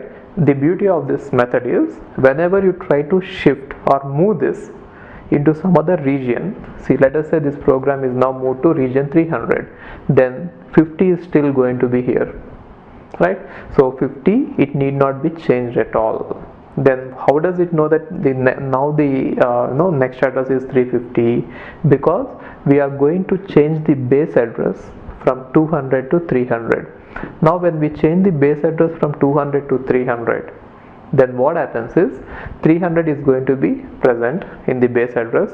Then effective address is going to be 300 plus 50, which means 350. Therefore, without changing anything in the program, just by using the concept of base register, we can implement the program relocation. Therefore, what is the main advantage of using this base register? Program relocation. What is relocation? We have seen this concept in operating systems. You please refer to the topic once. When I was discussing about multi-programming, I discussed about relocation, moving the process from one place to the other. Got it? So whenever you are talking about relocation, you might need to have this base register. In fact, page table is continuously a collection of all the bases, isn't it? There it gives the base of the page. Please refer to operating systems, you will understand better. Here, simply put, base register is a register which will hold the beginning of a program, so that whenever you move the program around, you just change this register without changing the addresses inside the program. In case if you have absolute addresses here, all the time whenever you load it, you are supposed to change the addresses. In order to avoid that this overhead, we are going to use this. Now just understand this. We have seen indexed mode and we have seen this base mode, right? Both looks almost same. In fact, effective address is computed in the same way, right? But what is the main difference when you are talking about the index mode, right? The main difference is the instruction is going to contain the base of the array, and inside the register called the index register, we get the index, right? And now when we add these two, we are going to get the effective address. But in case of base address, so what we have is, inside the instruction we have the offset, kind of an index, you can think of it that way, right, roughly. And then inside the register called the base register, we have the base, right? So in index mode, base is present inside the instruction base address and index is present in the register, right? But in case of base mode, base is present inside the register but offset or index is present inside the instruction. But anyway, finally effective address in both the modes is going to be sum of what is given in the instruction and what is present in the register. What is given in the instruction plus what is given in the register. In both the modes, the final it is same. Got it? But what is different is just the way we use it. Here the instruction is containing something different and here the instruction is containing something different. But finally when we compute the effective address, both are same. So many people just get confused here. Why do you need to have these two modes when almost they are same? They might look same when you are computing the effective address, but the values that are stored in the register are actually different. Here index is saved, index or offset is saved, and here base is saved in the register, right? so appropriately the instruction is going to contain a different thing. Got it? So there are some questions asked in GATE on these instruction modes. Let's see those questions now. Modern day computers are providing hundreds and thousands of instructions, but then what we shall see is, we shall take a general purpose computer, just as an example, we will not restrict ourselves to any particular processor. We shall see what are the instructions that have to be provided by any normal computer to become a general purpose computer. Here we are not going to focus on what type of computer it is, so which means I am not going to take any particular architecture, x86, nothing. I'll not take any architecture. In general, we shall talk about the instructions first, and we shall see what are the various types of instructions, and we shall list them all and study them first. Later, I'll take a subset of these instructions and try to implement them in a hardware. That is called as CPU design or hardware design. Okay, so first let's focus on what are the types of instructions we have. Okay, now see this. Instructions can be broadly classified into three types. So types of instructions, they can be broadly classified into three types. First one is the instructions which will move the data. We might have to move the data from memory into the registers, or from register to register. I'll just show you. So let's call it as data transfer instructions. So data transfer instructions are the instructions which are generally used to move the data. So from where to where, like this. If you have a memory, and in CPU we have registers, right? So sometimes we might have to move the data from memory to registers for processing, and then sometimes we might have to move the data from one register to other register, right? Or sometimes we might have to move the data from register to memory. All these instructions are going to form data transfer instructions. And the second type of instructions is data manipulation instructions. So data manipulation instructions are nothing but they can be classified into again three types. So like this: arithmetic operations. So arithmetic operation means addition, subtraction, multiplication, division, all those. And then logical operations. So logical OR, logical AND. So we shall see them later. And then shift operations, shift left, shift right, arithmetic shift, arithmetic right. All these operations are actually used in order to manipulate the data or transform the data. That is why they are called as data manipulation operations. And the next one is control, program control instructions. So the program control instructions are generally used to make the decisions, right? So what are the decisions is when you want to exit a loop, or when you want to continue a loop, or when do you want to exit some statements, or when do you want to not execute some statements. So all these statements like if, for loop, while loop, right? All such statements generally are dependent or implemented using these instructions, program control instructions. Therefore, for any processor to become a general purpose processor, and if it has to execute all the modern day programs, it has to provide some instructions in this category, and some instructions in this category, and some instructions in this category.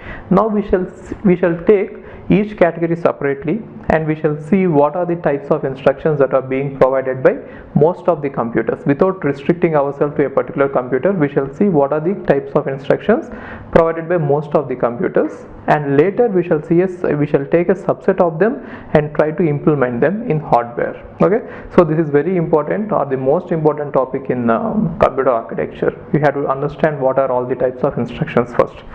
Okay. Now let's look at the data transfer instructions. As the name says, these instructions are mainly responsible for moving the data from one place to other place. And what are the various places possible? One is memory, another is registers, and other is IO devices. So we know that we have mainly three types of components. One is memory we have, and the other one is registers, and then IO devices, right? So in most of the cases, even IO devices will also have registers. Therefore, moving the data from register to IO is nothing but moving the data between two types of registers, right? So let's see what are the various types of instructions which are which have been used in practice. One is load. So generally we use load, any instruction related to load, in order to load a register with something from the memory. That is where we are going to use this name. So if you have a register and if you want to load into this register something from memory, we use this load instruction. In most of the cases, we use this particular instruction to load the accumulator. Got it? And the next one is store. So store is generally used to store from a register into the memory, right? So load and store are mainly, or in most of the cases, they involve memory in between a register. And the next one is exchange. So sometimes we want to exchange two registers, which means from a register we want to write something to another register, and then from this register we want to write it there, right? Or we want to exchange data between memory and a register. From a memory location we want to copy that information into a register, and whatever is present in the register we want to copy it there. So exchange is nothing but a kind of swap. So in programming language, this swap instruction is similar to this exchange instruction. And the next one is input and output. So these instructions are generally used to move the data from input to the registers, or from the registers to the output. And then push and pop. In most of the cases, whenever we have this stack implementation, right? So we know that there is a stack is being used in the memory as well as in the registers. Some of the computers, they use a stack inside the memory, and some of the computers, they use some set of registers as a stack, right? So whenever you want to push something onto the stack or pop something out of the stack, we are going to use them. So even though I have shown you these basic instructions, right? But the main thing is, even though they are I explained you the basic functionality, each instruction may give rise to a lot of instructions, nearly 8 or 10 instructions, depending on the instruction modes and the type of operands. For example, if a computer might have load immediate, let's say a value 100. So this instruction might mean that you take the immediate value 100, which is a constant, and you load the accumulator with this value 100, right? Or some instruction might be like this: load register R1 with X, right? It might mean that, I'm not saying that it will definitely mean that, it might mean that you might have to load register R1 with whatever is present in memory at address X, right? Direct addressing mode. Therefore, even though I have given you just a brief overview of all these commands, in reality each command might be implemented in many ways, or each command will give rise to a lot of instructions. Therefore, all these instructions put together with all these modes, they are going to be a lot in this category. Got it? So later what we do is, we shall take some of the basic instructions which are required, and we shall show you how to implement them using the micro operations. That one we shall see later. Now I am just trying to give you a brief introduction here. Okay, these are the types of instructions which fall in the data transfer type of instruction. Let's move on to the next category. Okay, I told you that in data manipulation instructions there are three types. One is arithmetic and logical and shift. Now let's see arithmetic first. So in arithmetic operations, any CPU should basically provide two operations at least. One is addition and the other one is subtraction.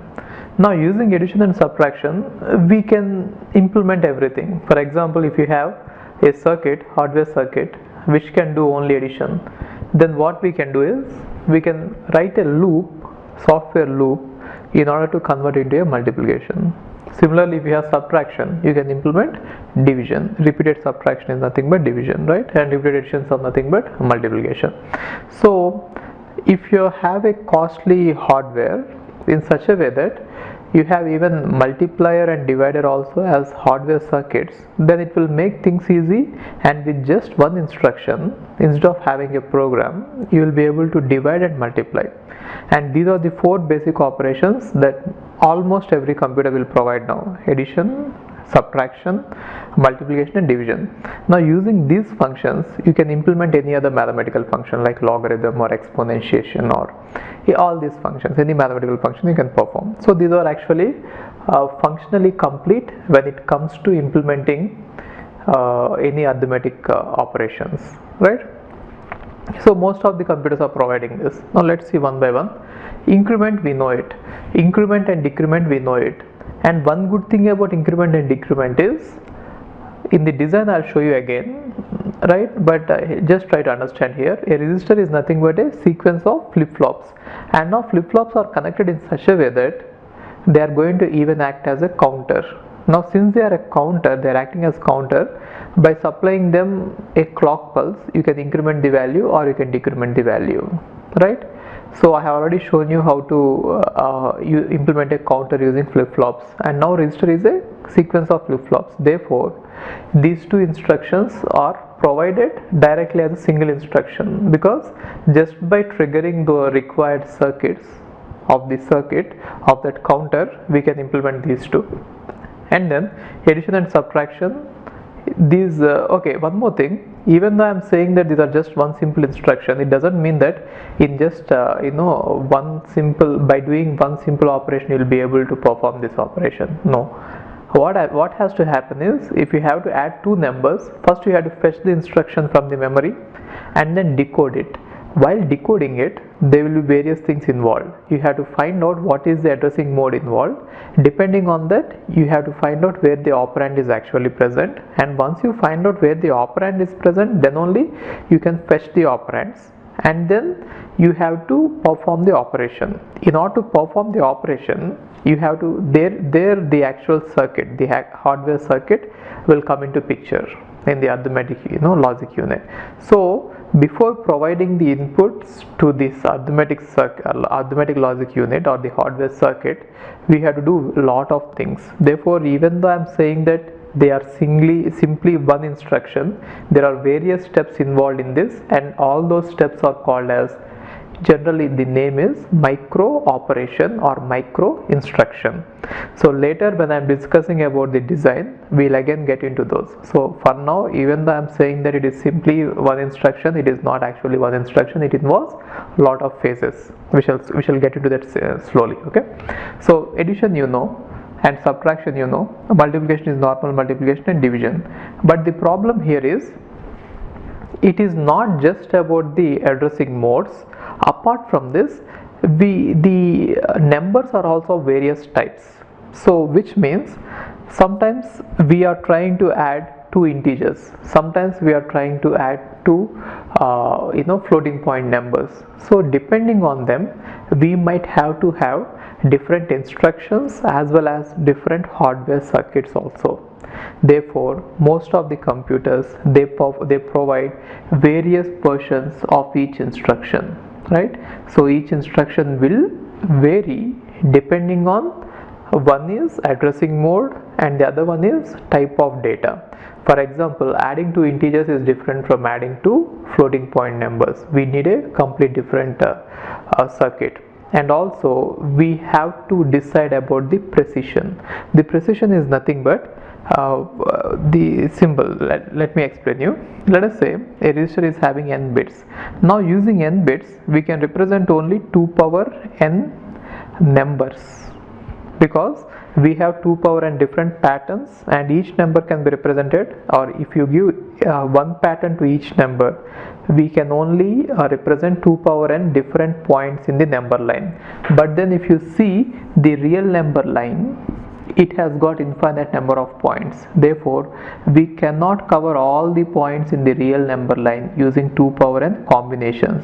So what we do is we cover some of them, and if the result happens to be present in these two, in between these 2 points which we have covered, then we have to either show that the result is this point or this point, right? Now the difference is called as precision, right? Which means we cannot accurately represent every number, but we'll give a close approximation, right?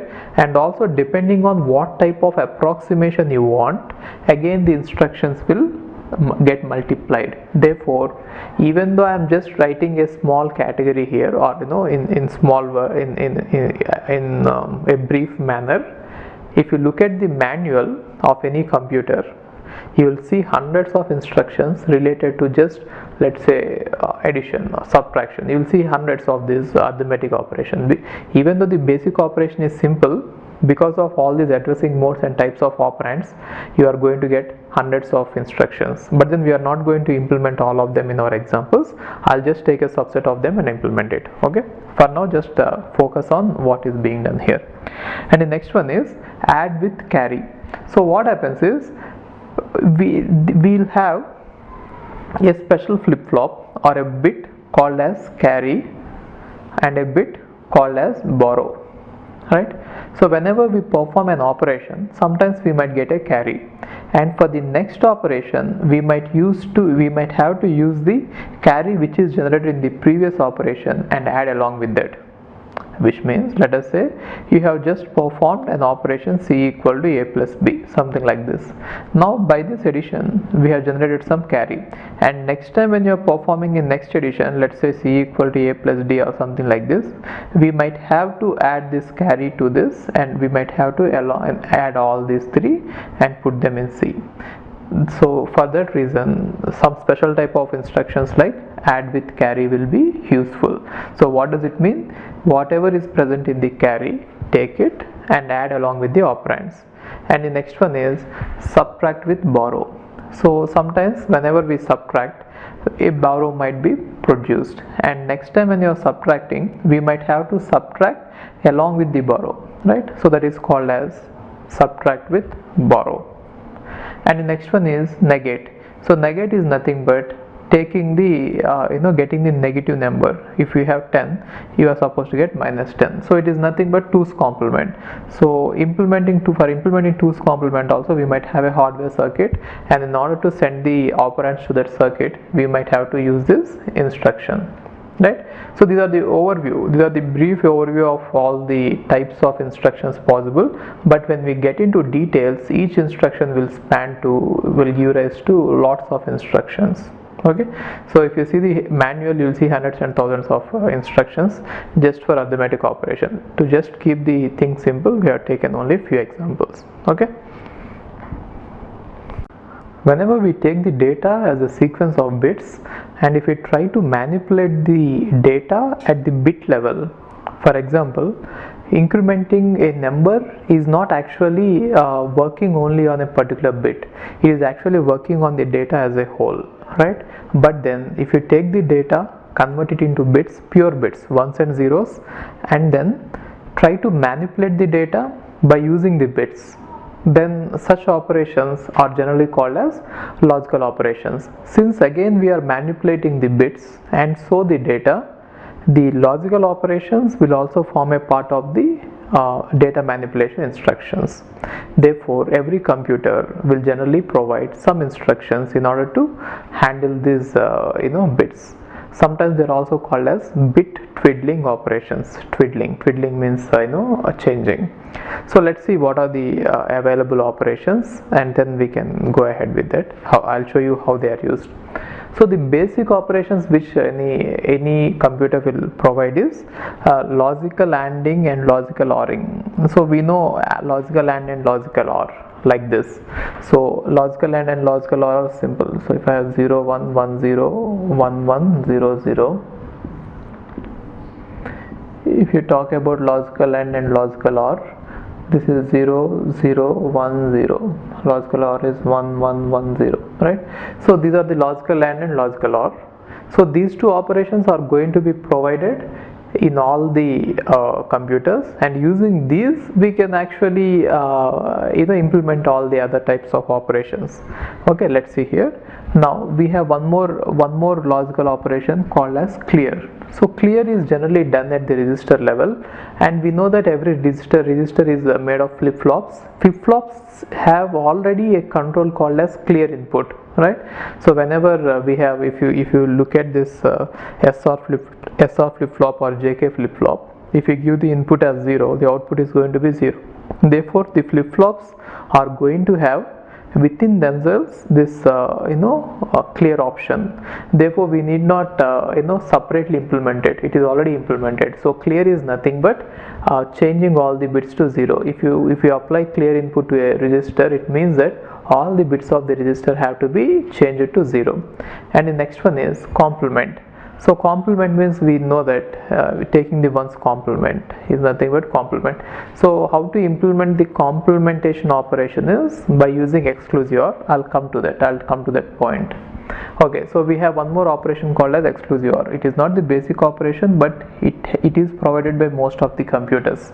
So what is exclusive OR is, we know this. You can also think of it as modulo 2 sum, which means add these two bits and then take the remainder when you divide with 2. So what is modulo 2 sum of this? 1. Modulo 2 sum of this? 1 0 0. Right.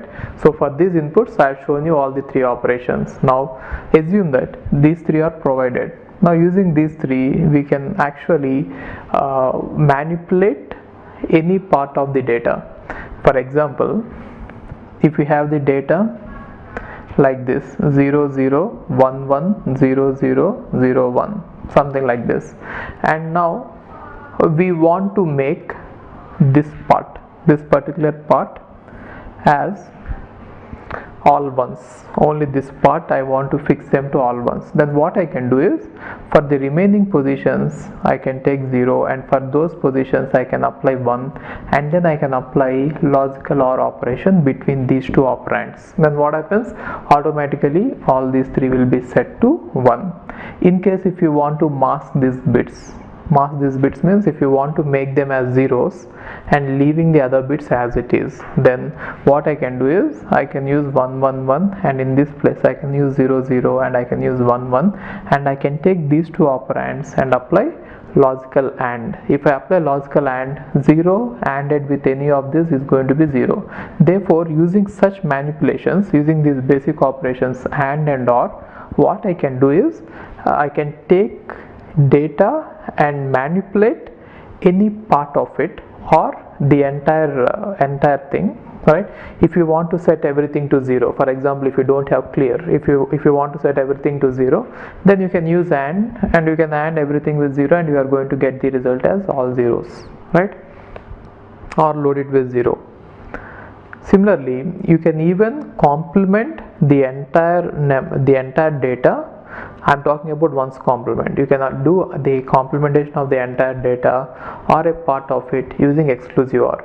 If I use exclusive OR, right, if I want to complement this part, if I want to once complement it, which means this part has to become 0, these two parts have to become 1 and 1. If I want to do that, then I can apply exclusive OR. How can I apply exclusive OR is, I can take zeros in wherever I don't want to manipulate, and wherever I want to complement I can take ones, and wherever I don't want to change I can take zeros, and between these two operands if I apply exclusive OR, then this particular part is going to be complemented. So what I mean to say is, using these basic operations we can modify the entire data at the bit level, or some bits at the bit level, or a group of bits at the bit level, right?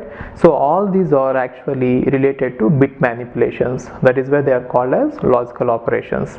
And moreover, one other reason why they are called as logical operations is, when we go to the bit level, each bit will be taken as a boolean value, which means if the bit is 0 we can consider it as false, if the bit is 1 we can consider it as true. And this will be especially useful when we are doing some condition checking using the flags.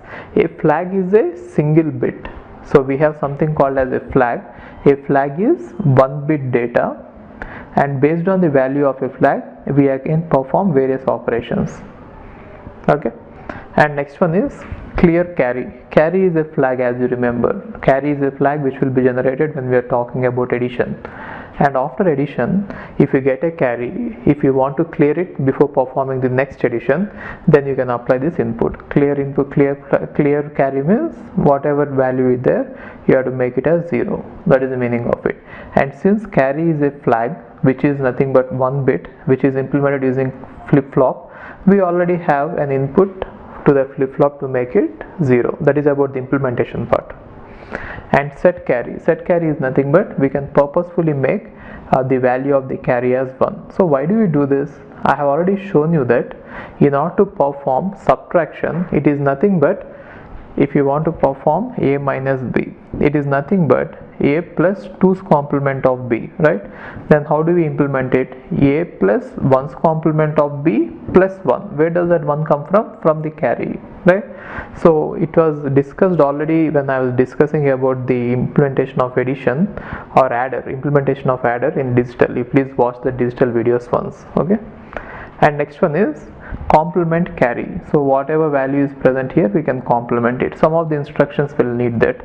And enable interrupt and disable interrupt. So the interrupts, we'll again discuss about it at detail, right? For now, don't get into what the interrupt is, but then understand that for this particular operation, there is a special bit designated or a flag designated which is called as interrupt flag. Enabling interrupt means making it as 1, and disabling interrupt means making it as 0.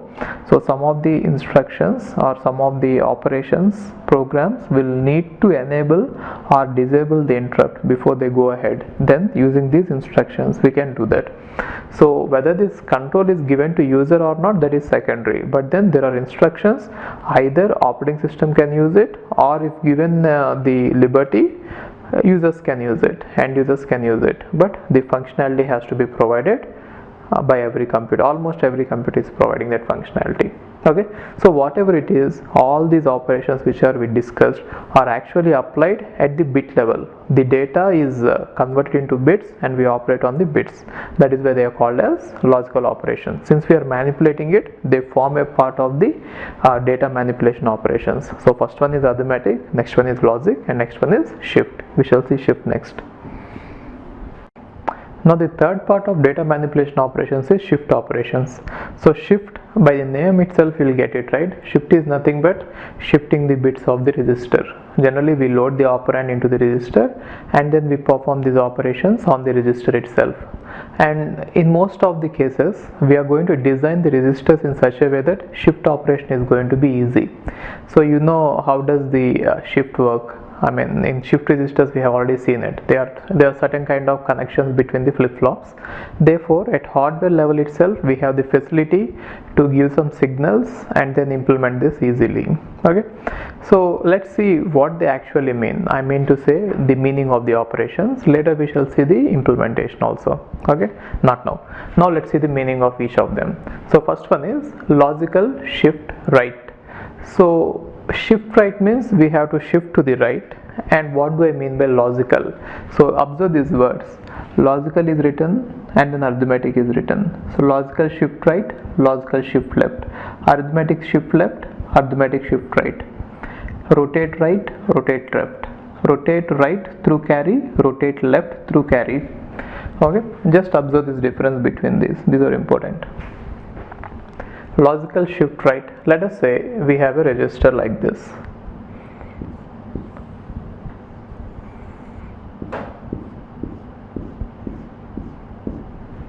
In this register, assume that we have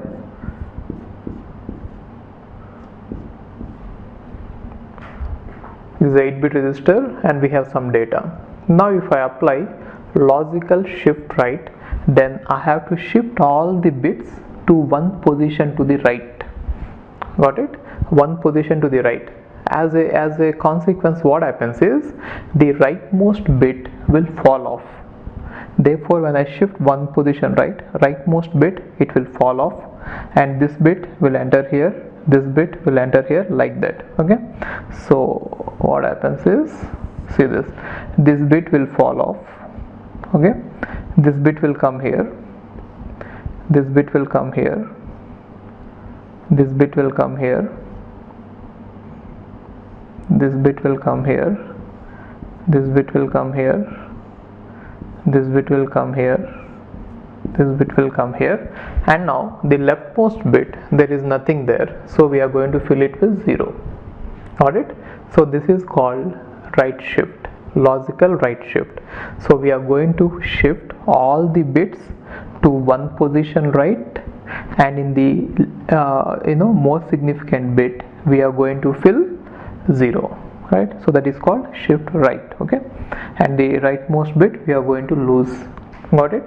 Now what are the various parameters that we can pass to this operation is how many times you want to shift it to the right.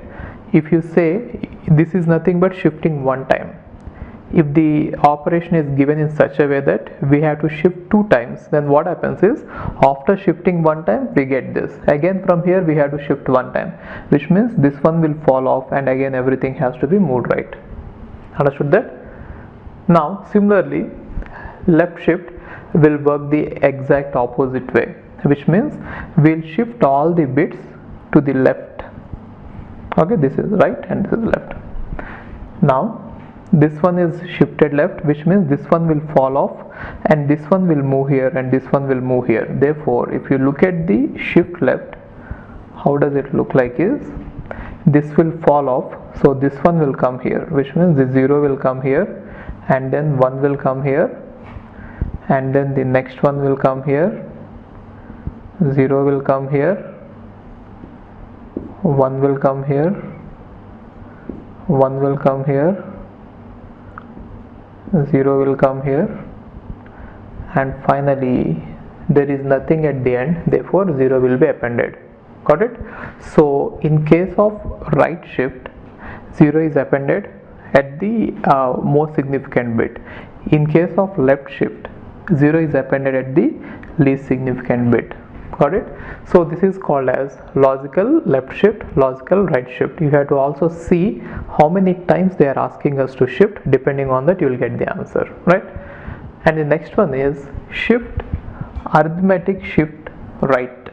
So now let's take the same one, same number 1 0 1 1 0 1 1 0, right? So this is some number. Now what do I mean by arithmetic is we have to consider that the number is a 2's complement number and we have to conserve the sign when we are shifting right. So arithmetic right shift means, just remember this, we have to consider this as the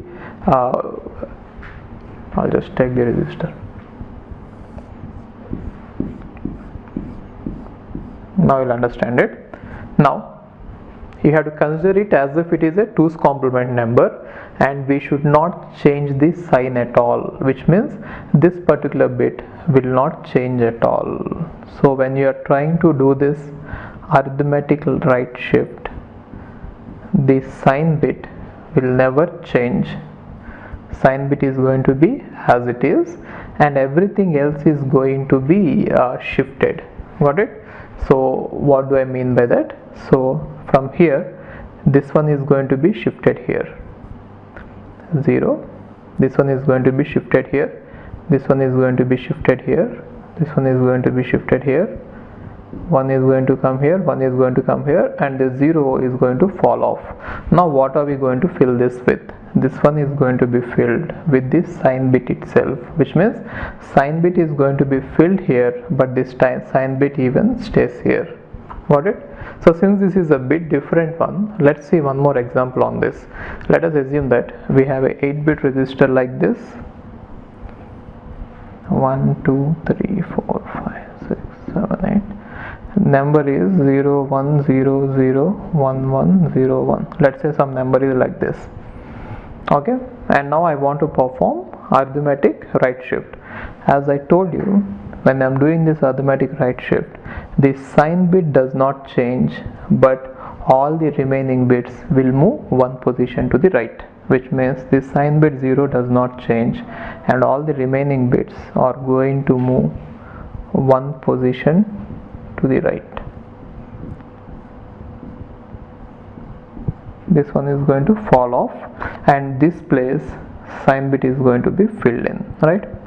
So even if you do it one more time, you have to follow the same method. What is it? You have to copy the sign bit, and all the other bits are going to move one bit, right? And again this sign bit is going to be copied. Therefore, as a result of arithmetic right shift, a negative number will remain negative and the positive number will remain positive. Got it? And now if you see this arithmetic left shift and logical left shift, both are equivalent. Whatever we did in the logical left shift, same thing happens in the arithmetic left shift as well. Therefore, in many computers we don't have two different hardware circuits implementing these two. In most of the cases we might not even have these two instructions, so they will just provide logical left shift. And so whenever you want to implement even arithmetic left shift, you have to use the same one, because conceptually both are same. So meaning of both these operations is same, and so we don't need two different circuits or two different instructions for this. So in most of the cases only one instruction is going to be enough. Just remember that these two are same and the remaining three are different. Got it? So what is the difficulty? One other difficulty with this instruction is you might have to specify a lot of things here. So see this, what are the various things if you are looking at the operation, right? Let us say every instruction is actually going to be provided as a sequence of bits. In case if the instruction is a shift instruction, then we are supposed to have various parts in it, right? Therefore, if the instruction is a shift instruction, it has to be divided into various parts like this, probably 4 or 5, I think 5 parts. So one is you have to specify the opcode, which means you should say it is a shift operation, right, in some part of the operation. And the next one is you have to even specify the type of the shift. Since you have 4 types of shifts, even though 2 are same, you are supposed to say which one it is. It will take at least 2 bits there, right? And the other one is you have to specify the address or operand, right? So operand is nothing but where is the data that you want to manipulate is present. Got it? And the other one is you have to even specify the count, and you might have to even specify the mode, addressing mode. Therefore, the instruction is going to be somewhat big in this case, because along with the operand you are even supposed to say what type it is, shift, and what is the count. So along with this you are supposed to say all this. That is why the instruction of this is going to be a bit lengthy. And next one is rotate right, rotate left. So these operations are simple. Now the next one is coming to the next one. It is rotate right and rotate left. So by the name itself we can know shift means we are going to shift the bits and one of the bit is going to fall off. When you are talking about the rotate, we are not actually shifting them, we are rotating them in such a way that if a bit is going to fall off from one end, it is going to enter the register from the other end. Now let's take the example for this one. Rotate right.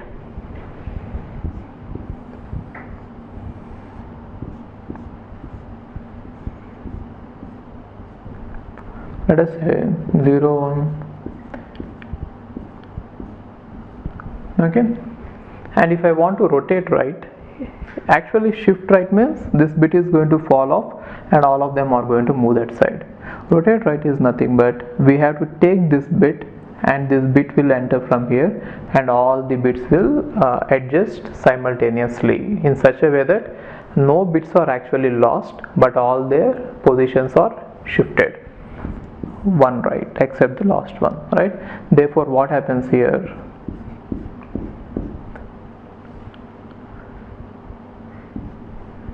this bit is going to come here and all the other bits are going to move one towards the right. So which means this one is going to move right. Got it? And this one is going to move right. So I'm going to copy the entire sequence here. Got it? This bit has entered here, 0 has entered here, and all the remaining bits have shifted 1 bit to the right, which means all the 7 bits I'm copying them as it is just by shifting 1 bit to the right. 1 0 1 0 0 0 1. Got it? And similarly you can even think about rotate left also. So this one is rotate right, and what about rotate right? This one, right? So which means when you look at rotate right, the leftmost this bit has to fall off, but since it is rotate, I'm going to take this one and I'm going to enter it from here. So which means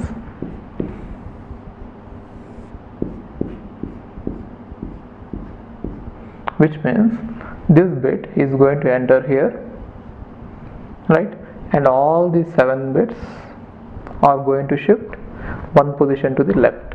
So here it is going to be 0 1 0 0 0 1 0. So this is rotate left. So rotate right we have seen, and rotate left we have seen. Now the next one is rotate right through carry and rotate left through carry. So the main difference between rotate and this new type of rotation is we are going to append one more bit, that is nothing but the carry flag, right? Assume that carry flag is having a bit 1. Now you can think of it not as a 8-bit register, you have to think of it as if it is a 9-bit register and just join them. Take the carry and append it here, and you do exactly the same rotation. Got it? So which means if you are trying to rotate right, the rightmost bit is going to fall off, right? So you have to take this rightmost bit and you have to enter it here, and you have to shift all the remaining bits to 1 position right. From here to here you have to move them 1 position to the right. Got it? And rotate left means this bit is going to fall off, right? This bit has to fall off and all of them have to move, but since it is rotation, you have to take this and enter it from here, and all the bits and all these bits have to move 1 position to the left. That is through carry. Through carry is nothing but we are also going to have, along with the resistor, we are going to have a carry bit, and in that carry bit we are going to move the bits. Got it? So this is all about the shift operation. Now let's see the next type of instructions called program control instructions. So okay, let's see how a program gets executed first. We fetch an instruction and then decode it and then get the operands, execute it, write back the result. After that instruction is over, the normal routine is to go to the next instruction and then fetch it, assuming that each instruction is going to take 1 word. If you execute the word at 200 like this, assume that this is the memory and the program is present here, and let us say you are at 200. Now what happens is, if you are executing the instruction at 200, our program counter, let's say, is containing 200. After fetching the instruction from 200 for execution, immediately this will get executed in, this incremented to 201, the position where the next instruction is available, in case if the instruction is going to take only 1 word. In case if it is taking 2 words, it will be incremented to 202. Okay, that we shall see later. So whether an instruction will take 1 word or 2 words and how will the program counter gets incremented, we shall see later. For now, just focus on few small things here. So what is it? Initially it is at 200 and later it will get incremented to 201. After execution of this instruction is over, the instruction from 201 will be fetched. At the same time, this will be incremented to 202. Therefore, a program will be executed continuously in a sequence, or it is also called as sequential execution, unless you do anything out of this. The normal flow is generally sequential, but most of our applications and most of the programs, they need our program to go from execution to go from one point to other point and again come back to that point, or again from there it wants to go to the other point, right? So we don't want to execute a program in a sequence all the time. We want to jump from one point to other point.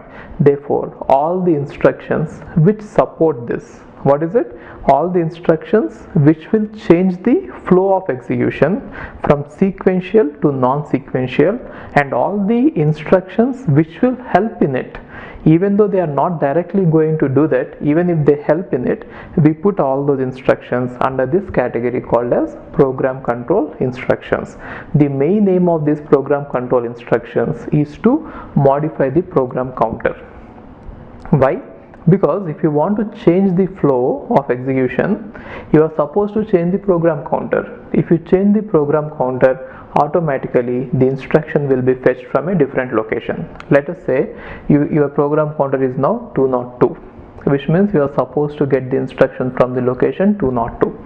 But if the instruction that you have fetched at 201, if it is saying, if it does something out of ordinary, and if it did something abnormal, and if it changes the program counter to, let's say, 300, which means if it overrides from 202 to 300, it means that after executing the instruction at 201, instead of getting the instruction from 202, it will go to 303. Therefore such an instruction is called as program control instruction.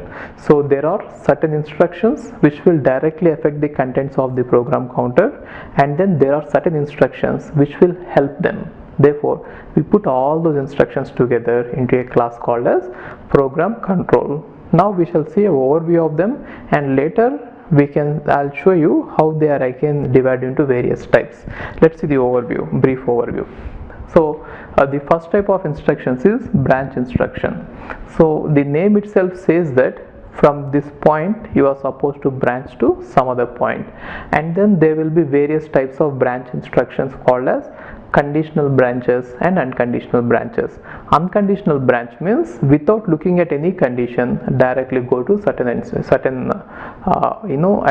That is called as unconditional branch. But most of the times we use conditional branch. We test some condition, and if that condition is true or false, then only we take some action like jump, like branch. Similarly, jump is also one type of instruction.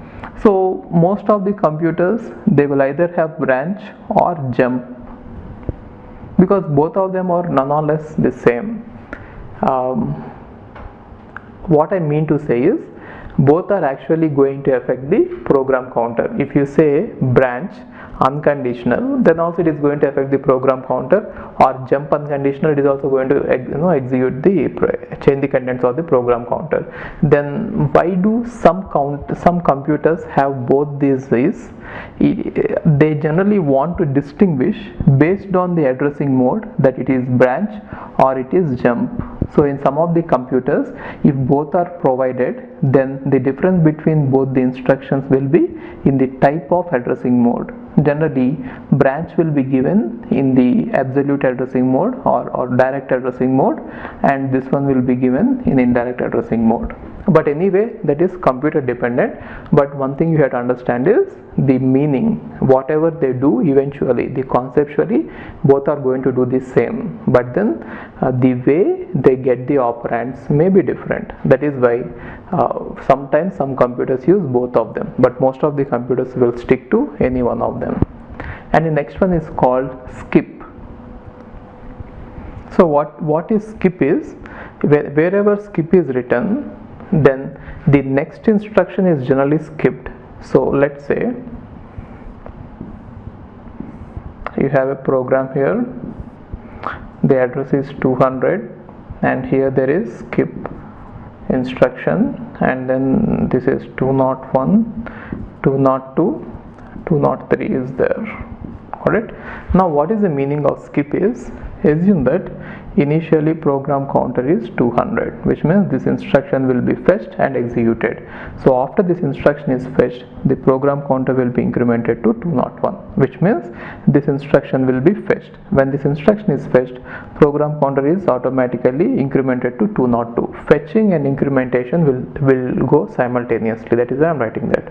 Now this instruction is fetched, and when it is executed, since it is a skip, it will lead to incrementing the program counter, which means it is already 202. Now it will get incremented by one more number, which means it will get 203. Therefore, because of the skip instruction, what happens is the next instruction will not get executed, it will get skipped, and we directly go to the next instruction here, 203. Got it? So what does skip do?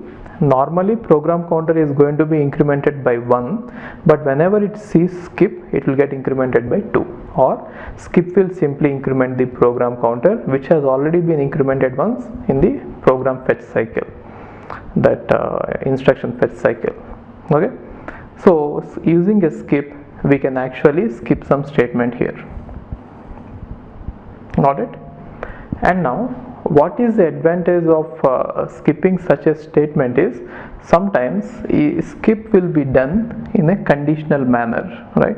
So when you combine the condition checking with skip, then we can also implement a different kind of branch. Generally, see this, generally if it is a branch statement, okay, if it is a branch statement, what happens is, we want to test a condition, and then depending on the condition we want to go to this or we want to go here, right? So in that cases it will be useful to skip a branch statement. Okay, or sometimes what happens is, on testing a value we might have to set some value. Let us say you have a statement like this: if some condition is there and then a equal to 1, else a equal to 2, then what we do is we'll have some condition here, and depending on that condition we want to skip the next statement, or we don't want to skip it, right? So we can put the condition along with skip here, that is conditional skip, and then in the next statement we can put a equal to 1, and in the next statement we can put a equal to 2. Then what happens is, let's say if the condition is true, we can directly go to a equal to 2. I mean some kind of that. I didn't frame the exact example, but then you can think of some example there. Okay, so what I mean to say is, by using skip we can implement some special type of branches, where by testing some condition we can skip a line. Okay, this example didn't explain it well, I guess. You can take some other example and work on that. And the next one is call. So call and return, we shall discuss these again in detail, but generally they are also a form of a part of this program control instructions, because they deal with the function calling or procedure calling. What happens is, if you are somewhere here, let us say you are executing in a sequence, and suddenly you want to go to a subroutine, right? Then how do we go to the subroutine? Let us say subroutine is somewhere at 500. Subroutine can be done by just changing the program counter to 500. This is the simplest example I am giving you, but in reality we have to do a lot of other things. Before, while calling a function, we might have to store the return address and all. I'll again get back to that, but in simplest manner you can understand it this way. You can going to some other function is nothing but changing the program counter at some point. Along with some other things, we have to change the program counter also. Since program counter is going to be affected, it also falls in this program control. And return is also same thing. So if you are executing in a subroutine, then when you want to come back and continue executing in your main program wherever you left it, then you have to call return. The return, what it will do is, whatever has been saved, so this address while going to some other procedure is going to be saved somewhere, so therefore you will take the return address and then you get back to that. So that is where return is going to be useful.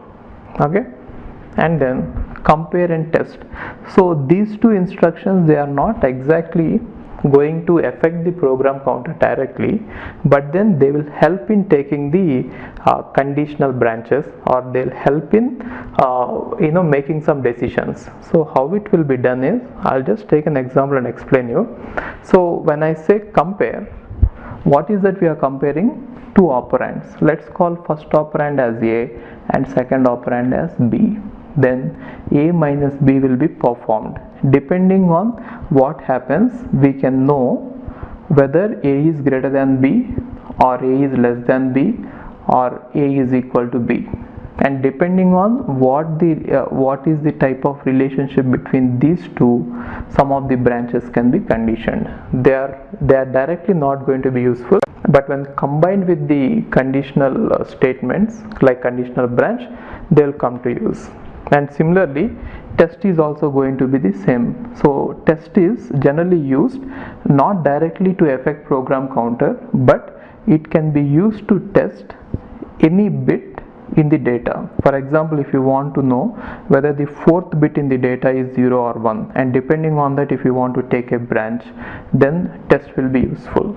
Got it? So before going to the conditional statements and see how they are working, I want to show you about something called as flags. There is something called as flags. Once you understand the flags, we can again come back and discuss about the branches, conditional branches, and how we can condition them, which means before taking a branch, we would like to test something, right? See some condition and then go there. How to do that? Once we see the flags, we'll get to that. Okay. So every computer will have some special flags or some bits which are called as status bits or control bits. So these bits are used to find out the status or what has happened in the previous instruction, and based on that we'll take some decisions. So these will be very useful when we talk about the conditional branch kind of instructions. So let's try to understand these bits first, how to set those bits and how to clear those bits, and then we shall see how these flags will be applicable there. Okay, now try to understand this one. So let's assume that we have a 8-bit ALU, simplest ALU I'm talking about. It means that the input are going to be 8 bits, two operands of size 8 bits, and the output is also going to be 8 bits. Let us say one input is A and other input is B, and the result, let's call it as F. So what I mean to say is, if you have 8 bits,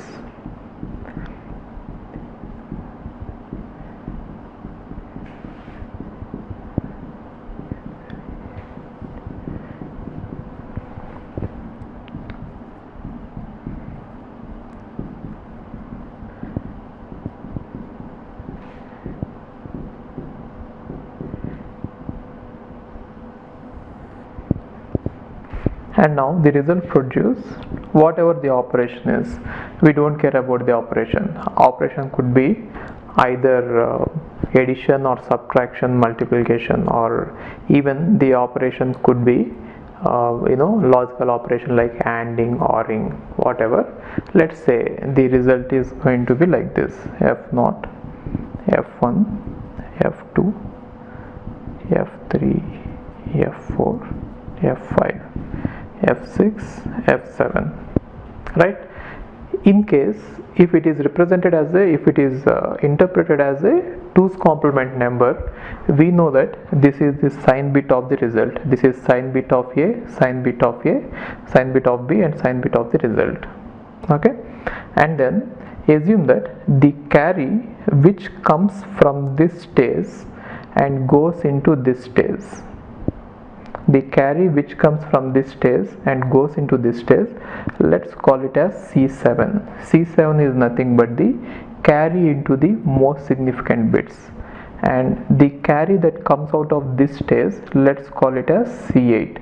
C8 is nothing but the actual carry that comes out of this operation. This is especially when we are talking about the addition. So if we are talking about the addition, the carry that goes into this, let's represent it as C7, and the carry that comes out, let's represent it as C8. Okay, and now we can define 4 flags. The first flag V, is called as overflow flag. So which means that this flag will be set to 1 whenever there is a overflow, and this flag will be set to 0 if there is no overflow. And where will it be useful?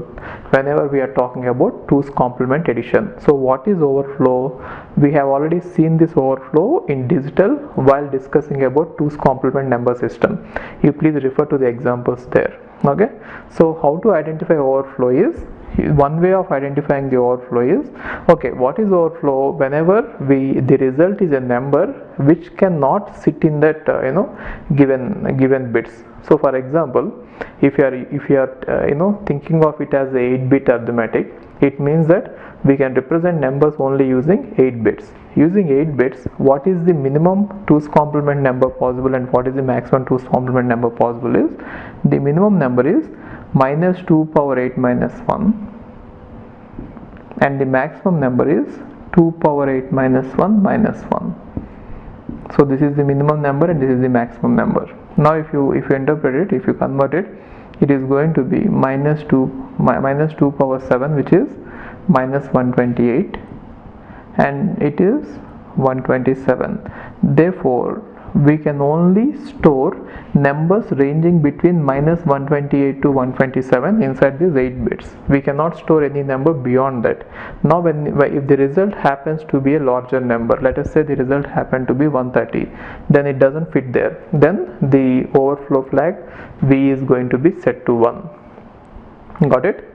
And how to test it? So the logic which is used to test it is by seeing what is the carry coming in and carry coming out. Sometimes this is also represented as C in and C out. We have already seen it in digital. You please refer to those videos, right? So whenever I exclusive OR, if C in exclusive OR C out is equal to 1, which means if both are not equal, then it represents generally overflow. This is the simplest way we can find out whether there is overflow or not. That is why if you observe this one, this after performing the addition, let us assume that the operation that we are doing now is addition. After performing addition, you can take C7 and C8, and if you apply exclusive OR, then the result is going to be stored in V. Therefore V indicates overflow flag. The simplest way of doing that. And the next flag is Z. So Z flag is also called as 0 flag. So what does it indicate? It indicates whether the result is 0 or not. So this particular flag is very useful for comparing two numbers. So whenever two numbers are, let us say, subtracted, then if the result happens to be all zeros, then we can test here what has happened, right? I mean, if Z is 0, if Z equal to 0, then we can declare that the result is 0. Not just in comparison, even in testing instruction. Just now we have seen an instruction called as test, right? So what does test do? It is going to find out what a particular bit is going to be. Let us say we have 8 bits like this: 0, 1, 1, 0, and a bit X, and 1, 1, 1. Let us say we have 8 bits like this, and we don't know what this bit is, or we want to write a program which wants to find out whether this bit X is 0 or 1. So what are the various ways possible? One way is you can just shift it and get to location here and then verify the sign bit, or you can use the rotation and you try to get it into carry, and again you check what the carry is. Or the other way of doing it is by using the 0 flag. How can I use it is, in order to test only this particular bit, you try to mask out all the bits, which means by using this I'll apply AND. So one of the operand is going to be this, and the other operand I'll do this, because the position that I wanted to test is, let us say, 5th position from MSP, 1, 2, 3, 4, 5. This position I wanted to test. Then I'll take the actual data, and then using this pattern I'll just apply ANDing. Then the result is going to be 0, 0, 0, 0, X 0, 0, 0, right?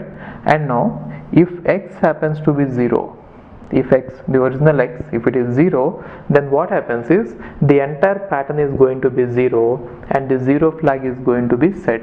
Therefore 0 flag can be used to decide whether this bit is 0 or 1. In case if this bit happens to be 1, then what happens is the result is not 0, therefore 0 flag will not be set, which means if z equal to 1, it means that this bit is 0. If z equal to 0, this means that this bit is 1. Therefore you can even use this 0 flag not just to test the entire result, you can also test one simple bit. For this the instruction given is test instruction. So when you apply test instruction, what happens is it will just automatically AND it with this and then see what the z value is. Got it? So it is not the only way where you can, using which you can test a bit.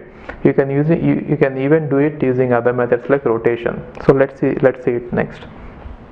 And the next one is sign bit.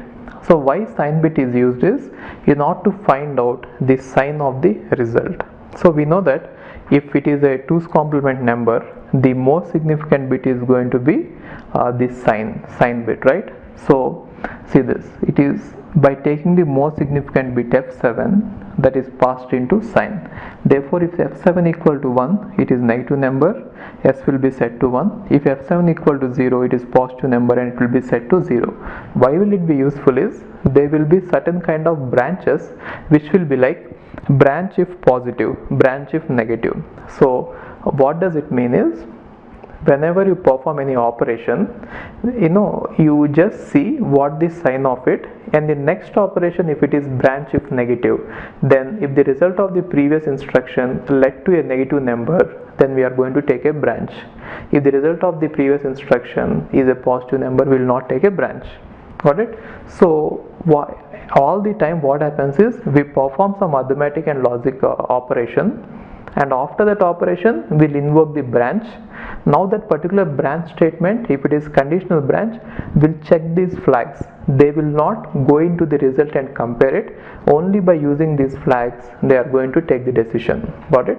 So these flags are going to be automatically set for every arithmetic and logic unit, but then whether they are used or not, that depends on what is the type of the instruction next. If it is a conditional branch instruction, they are going to use it, and then based on what are the contents of this, they will take some decision. Got it? So f7 is used to set s, and the next one is c. C means carry bit. Okay, so why is carry used is in order to find out whether the previous arithmetic addition has led to some carry bit or not. In case if there is any carry, that is indicated by C8, right, which is nothing but the carry out. Therefore C8 is directly passed into C. Got it? So we can use C bit whether to find out there is a carry which is generated or not. Also we can also use carry for doing various other things. I'll just show you one small example. Okay, we can even test this one. If you want to see what this bit x is, if you want to find out whether it is 0 or 1, one simplest way is you rotate it right 4 times. First time this will go into carry, second time this will go into carry, third time this will go into carry, and after this 4th time rotation you can check what the carry bit is. Therefore carry bit can also be used to test any bit of the data, not just the carry, but anyway when it is applied with addition. So if the previous operation is addition, then carry bit will generally say whether there is a carry or not. That is why it is named like that. But apart from this, it can even be used like this, right? And the other way where we can use it is whenever we are performing comparison. So how do you compare? If A and B are compared, then subtraction will be done. A minus B will be done, right? Now there are two cases. One case is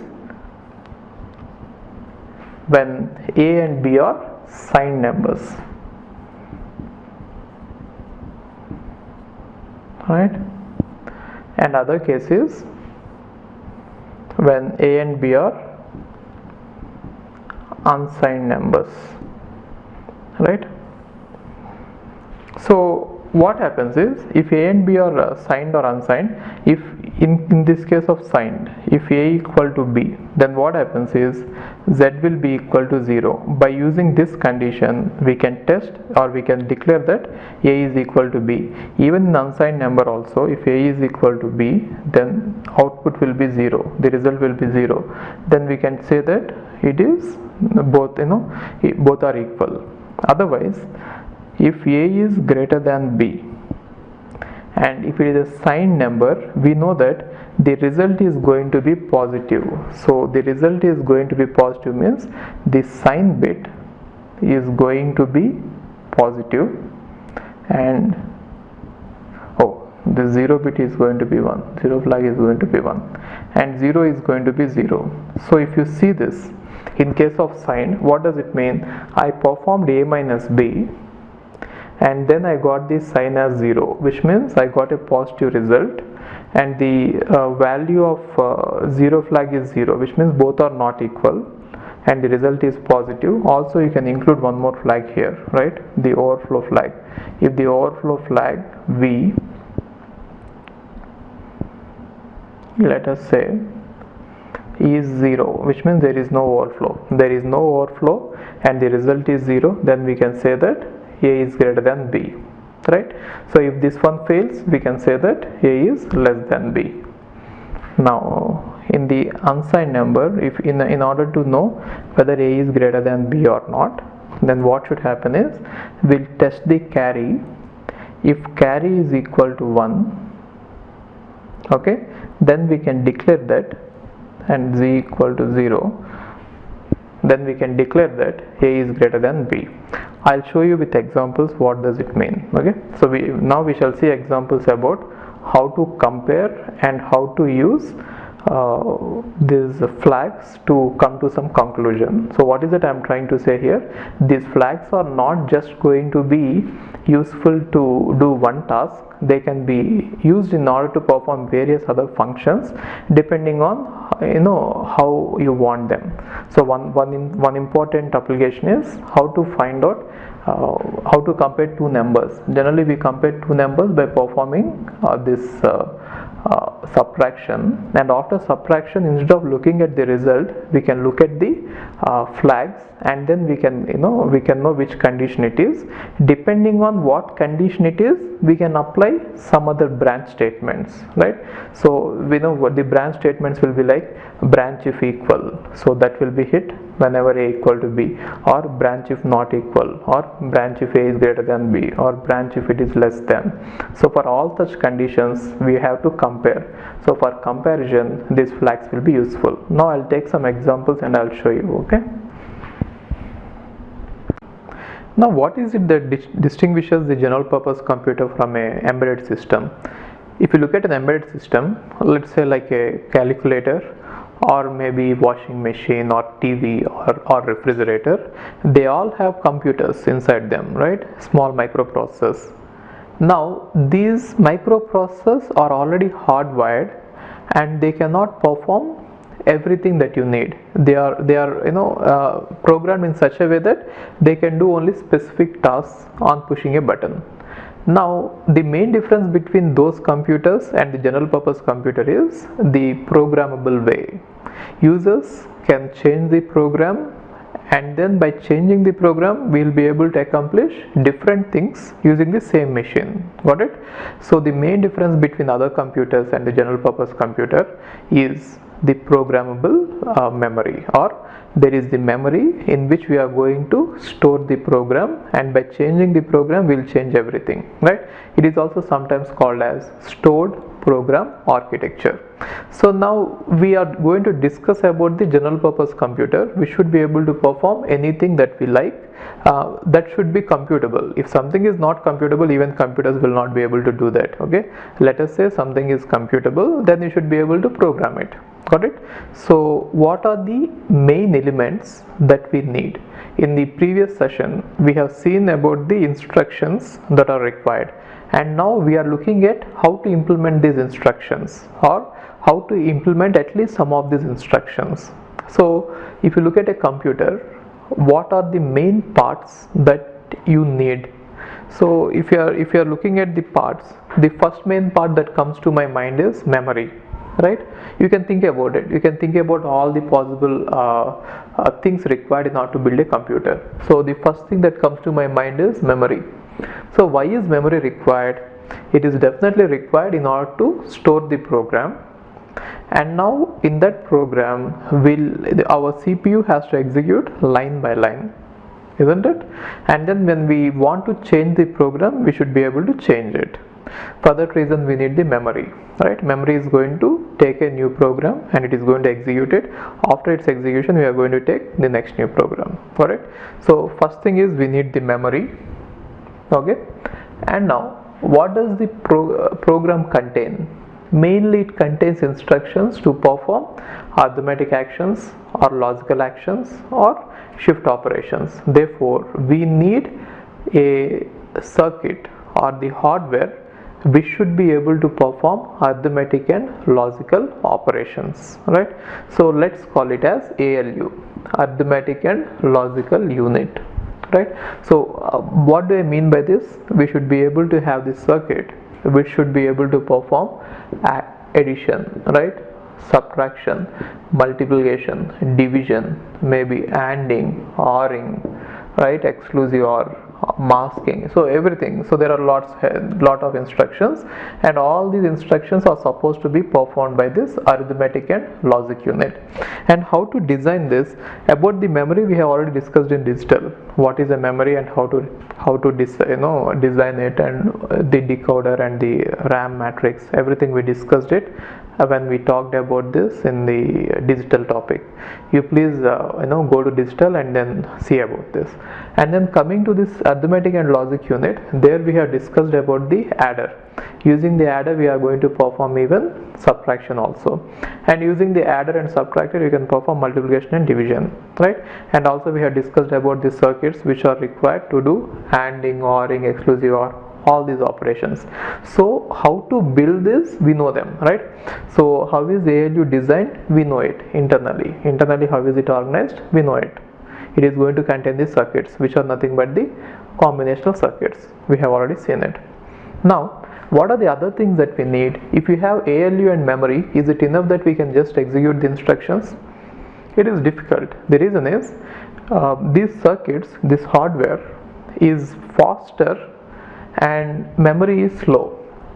So we need, because memory is actually very huge, and so getting into the memory and getting some data is going to take time, and our ALU is actually faster. So what we need is some type of memory which is smaller and which is faster, or at least the speed should match at least with the ALU. If it is not faster than ALU, at least you should come up to the speeds of the ALU. Got it? So for that reason we are going to have a smaller memory units which are called as registers, right? And what is a register? A register is a collection of bits, and every bit is stored in a flip-flop. Therefore you can think of register as nothing but a sequence of bits, or which is nothing but a sequence of flip-flops. So the way the flip-flops are going to be connected, or the circuit is going to be designed, we have already discussed about the flip-flops in digital. You please watch that topic. Either a flip-flop here can be JK flip-flop or D flip-flop, both are used in general. Okay, now what are the various other things we can perform by putting all these flip-flops together? Is one thing is, if you are going to put 8 flip-flops together, we can use it as if it is a 8-bit register, fine. And along with that we can parallelly load them or parallelly read them. So we can do parallel input, parallel output. I have shown you in digital. And similarly we can shift them, shift right or shift left, right? It is just nothing but shifting the bits from one flip-flop to the next flip-flop. We have already seen this, right? And also along with that we can use these flip-flops in such a way that they are going to act as binary counters. Now what is the advantage of it? By connecting them in such a way that even they are going to act as a binary counter, as a shift register, as well as let's say parallel load and parallel read. So by doing all this, we can use a register for parallel loading and then reading parallelly from all the bits at the same time, as well as for shift operations. If you are going to implement that shift register circuit using these flip-flops, then we can use it for shift operations. And now if you can implement even the binary counting, then we can go for incrementation without going to the ALU. For example, if you have a resistor R1, and now if you want to write R1 plus 1, which means whatever is present in R1, if you want to increment it by 1 and store it back in R1, you need not go to ALU. You can directly perform on the register itself if you have connected it as if it is a binary counter. I hope you remember what a binary counter is, right? With every clock, the number which is stored is going to be incremented.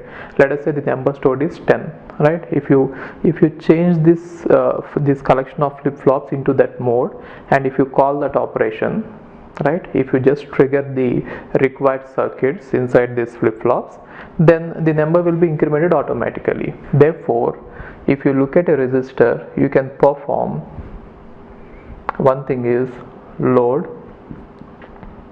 other thing is increment, and other thing is clear. All these inputs can be performed. If you can connect it in a right manner, you can use it for all these purposes. Got it? So you can load all the bits. How? You can connect each bit to the bus, each flip-flop to the bus, and then to each individual flip-flop you can apply that load signal, right? And similarly, increment is nothing but connect all the flip-flops as if they are a binary counter and then just pass a clock through them, right? And you enable that increment, then it will get incremented, right? So once you get all these flip-flops into that particular mode in which it is going to act as binary counter, it is going to be useful for incrementation as well. What about clear? For all the inputs you pass 0 and then you give load, therefore it is going to be cleared. Got it? So all these three can be done on the register. Fine. Now these are the very important things, right? So we have memory, we have ALU, and we have registers. And what else can you think of? What do I need in order to execute the instructions? Now if you look at the instructions, we have a sequence in which the instructions have to be executed. First instruction 1, instruction 2, instruction 3, so on. Unless there is a branch statement, you have to execute all the instructions in a sequential manner. Got it? One after the other.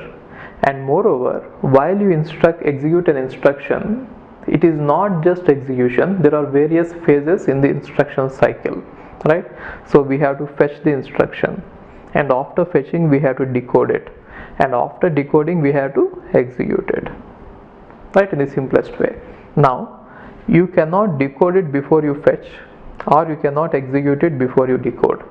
Therefore these three operations have to be done in a timely manner, which means there should be a timing circuit which has to time all these operations. For that reason we should have some timing circuit, right, which should be able to generate the signals specifying that this is time t0, this is time t1, and this is time t2, right? Then only we can perform certain operations. So we need the timing so that we can execute the instructions one after the other, right? And then we need even someone who can actually monitor or control or coordinate the information flow. For that we need control signals. Therefore we need timing signals as well as control signals. We need these two, right? So, and along with them we even need something called as flags. So what are flags? Flags are nothing but a 1-bit information, which is nothing but a flip-flop. Again, flags are also flip-flops. So what can we do on flip-flop? We can set or we can clear, Got it? So these are all the main parts, essential parts we have, and in order to do the execution we need the timing signals, and now we need the control signals to coordinate the information flow between them, right? So before I talk about the information flow, we might require something else. Just think about it. Is there something missing there? We have memory, we have ALU, we have flags, we have registers. Now all of them have to communicate, right? So how are you going to connect them, isn't it? So the connection problem is again there. So how are we going to connect them? You can think of various ways. You can think of a mesh, which means if you have 4 parts, let us say this is one part, this is second part, this is third part and fourth part. If you want to make all of them communicate, then you might think of the simplest organization where you connect every 2 parts together, which means this, right? So how many connections do you need? Here in this case we need 4 C2 connections, right, or 6 connections, right? Now if you have, let's say, 16 registers and then 1 ALU and then 1 memory unit, and let's say 1 program status word, which is nothing but collection of all the flags. Now if you have 1 2 3 4 16 plus 17 18 19, and let us say we have one more, some other part, 20 parts we have. If you have to connect all these 20 units, then if you are going to connect them individually, like if you are going to connect every 2 parts or every 2 units in a kind of mesh, then you have to go with 20 C2 lines, right? 20 C2 is nearly how much? I think 190, right? So 190 lines you need, but then it is going to be really a headache if you have to manage all these wires together, right? That is why the other solution is just have a common bus.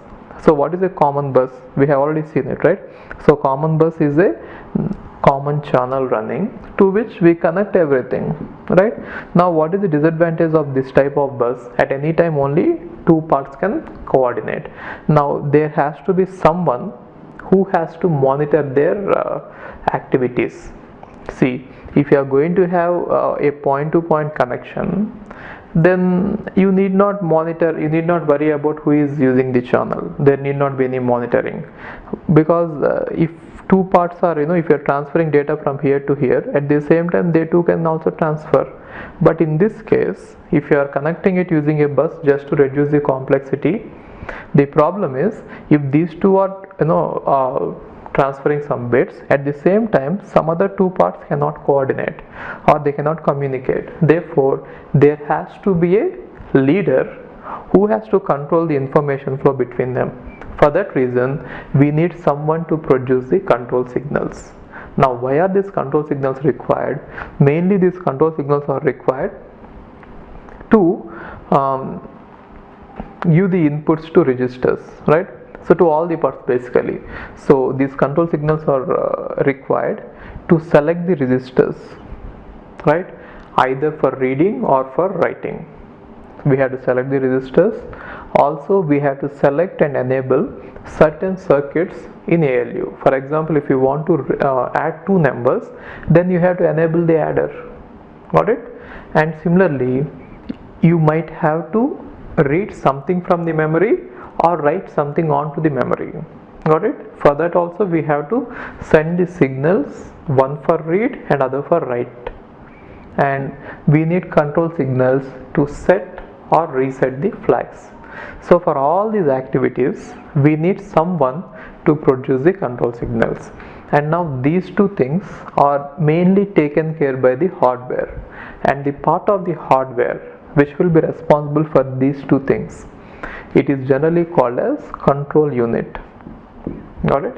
The part of the part where instructions and data are stored is called as memory, and for temporary purpose we are going to have registers, right? It is also a form of memory, and then flags are nothing but simply flip-flops, and ALU is the part of the hardware which is going to perform the arithmetic and logic operations, and we have seen all of them, like comparators we have seen in digital, adder we have seen it, and we have implemented a subtractor for that.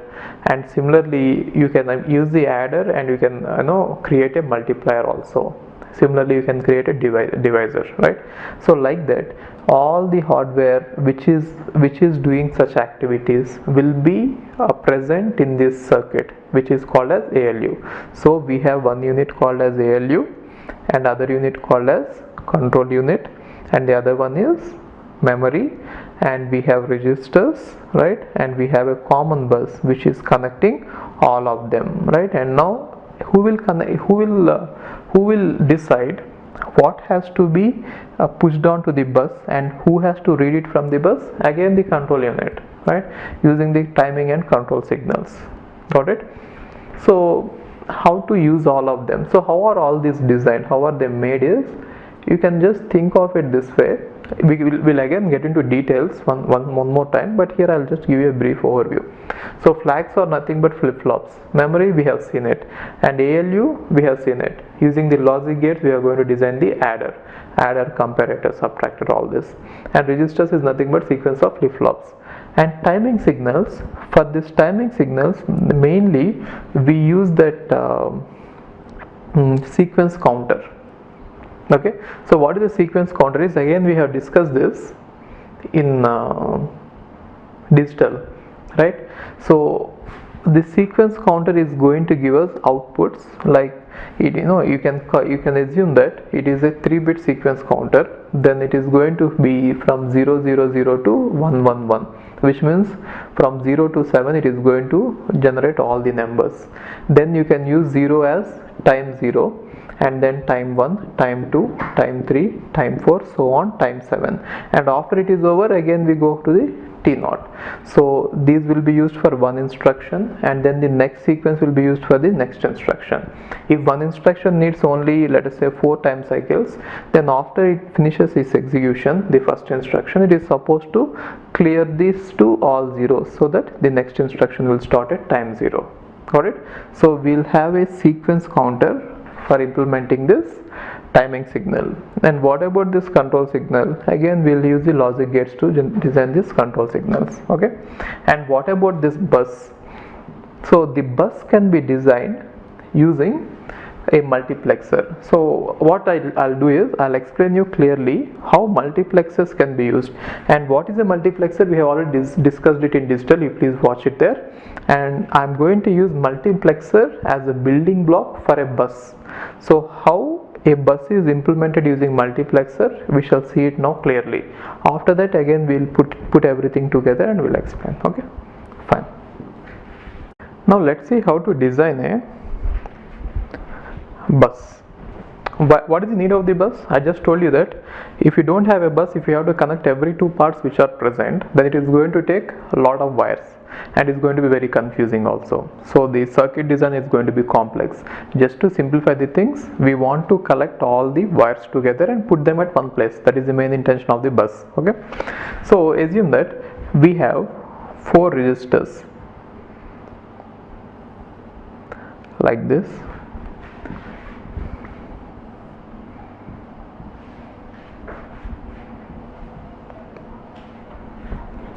Four resistors. Let's call it as resistor A, resistor B, resistor C, resistor D. And for the sake of simplicity, assume that all these resistors are 4 bits in size. Normally we have a very large number of resistors, and the size of each resistor will be generally 16 bits, 32 bits, or even 64 bits. But just to make things simple, let's assume that they are all having 4 bits, right? So I'm just naming all the 4 bits. This is A0, A1, A2, A3, and similarly B0, B1, B2, B3, C0, C1, C2, C3, D0, D1, D2, D3. These are the corresponding bits in the 4 registers. This is the least significant bit and it is the most significant bit.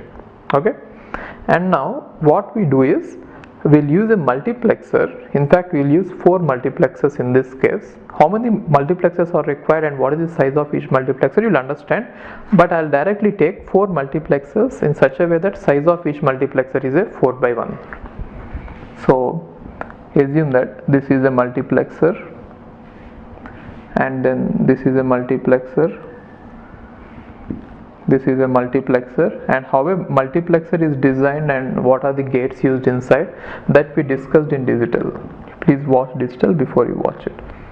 Okay, and now every multiplexer is a 4 by 1. So every multiplexer is going to take 4 bits as input and it is going to give 1 bit as output. I am going to connect the multiplexers like this. D0, or the least significant bit of all the registers, is going to be connected to this particular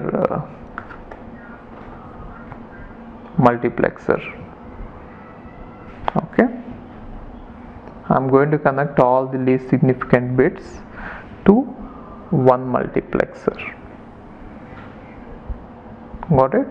And you also know that multiplexer is also going to have the inputs, and the input selected depends on the select lines. So let me number the inputs. Let us assume that this is 0 input, this is 1, this is 2, this is 3, like that. 0, 1, 2, 3, 0, 1, 2, 3, 0, 1, 2, 3. Okay, and now I am going to connect the second least significant bit to the second multiplexer in the same way. So this one is going to get D0, D1, and this one is going to get C1, this one is going to get B1, and this one is going to get A1. Got it? Here it got D0, C0, B0, A0. Right? Similarly here also this one is going to get D2, C2, B2, A2, and here also D3, C3, B3, A3. Got it?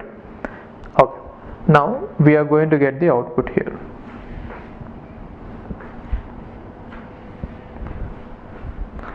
So let's see how the output will be.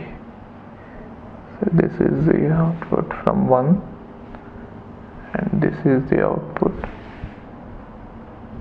This is the output from the other one, and this is the output from the other one. So we call these 4 lines as the bus. We can use these 4 lines as the bus. So what is the reason? I'll just tell you now. Okay. Now before that, let us assume that these 2 lines are the select lines.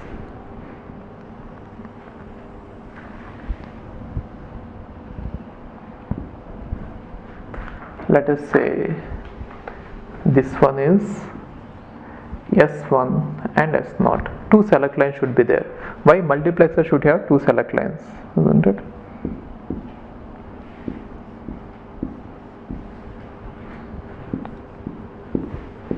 So since this is a 4 by 1 multiplexer, we are going to have 2 multiplexers, 2 select lines.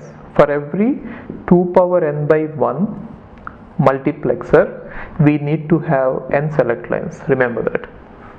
Okay. Now, what happens if you give 0, 0 here? So try to understand this one. Let us say S1 is here and S0 is here, right? So if you give 0, 0 to select lines, what happens?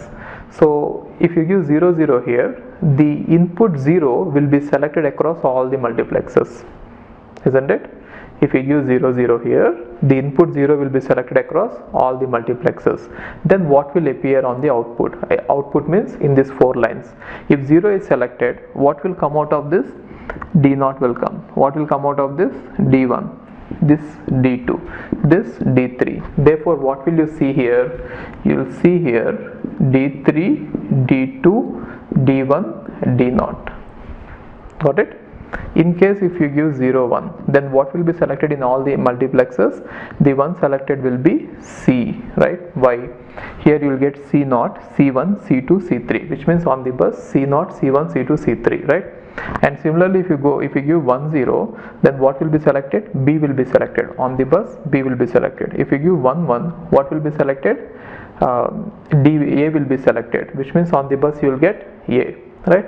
So depending on what you have given for select lines, the corresponding register, the corresponding data from the register are going to be selected there. See, these bits I didn't connect them just so that just to avoid this overhead of loops, but then you can assume that D1 is connected here, C1 is connected here, B1 is connected here.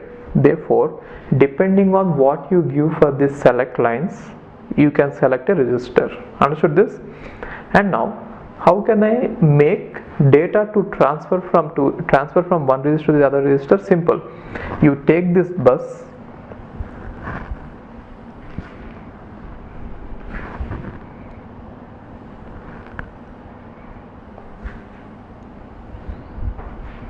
you are going to take this bus and you are going to connect it to all of them.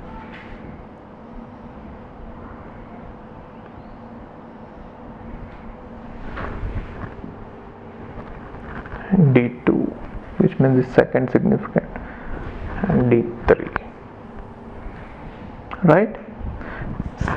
Now this one, the last line is the least significant bit, second least significant bit, third least most significant bit, least significant bit, second least significant bit, third bit most significant bit, least significant, second least, third bit most significant.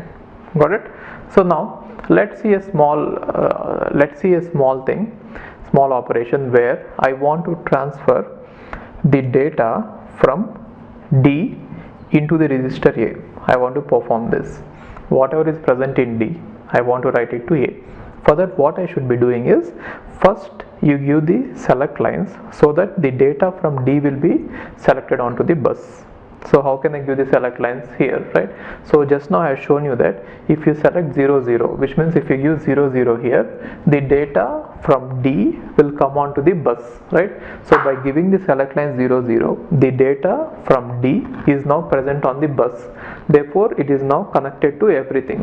So all the registers are actually connected to this, but it doesn't mean that all the bits are going to be overwritten with that information. All the registers are not going to be overwritten. Only the register whose load input is activated at that time will receive this information. Got it? So first, what did we do? We have placed the information from the register D on the bus, and now at the same time, which means when the register is present here, at the same time I am going to apply the control signal load to whom? A. Let us say this is the control signal load. Every register is going to have the control signal load, right? So to this control signal load I am going to apply 1, right? So I have placed the information onto the bus, and therefore that information is actually available at the inputs of all the registers, but then I just want it to be inserted into A, which means to be transferred into A. So only for register A I am going to activate load. So when I activate load, then the information will automatically pass into register A. This is how the bus is designed. Got it? So whatever units you have, you can now connect them here, right? Either if it is a memory or if it is ALU or whatever the unit it is, you are going to connect that unit to the bus, and then you are going to put the bus also at the inputs. Got it? So the output of that unit is going to be connected to the multiplexers appropriately, and the input is connected to the bus, right? Now the main question here is, how many multiplexers are required, right? How many multiplexers are required? You can easily see that each multiplexer is able to transfer one bit from the register, isn't it?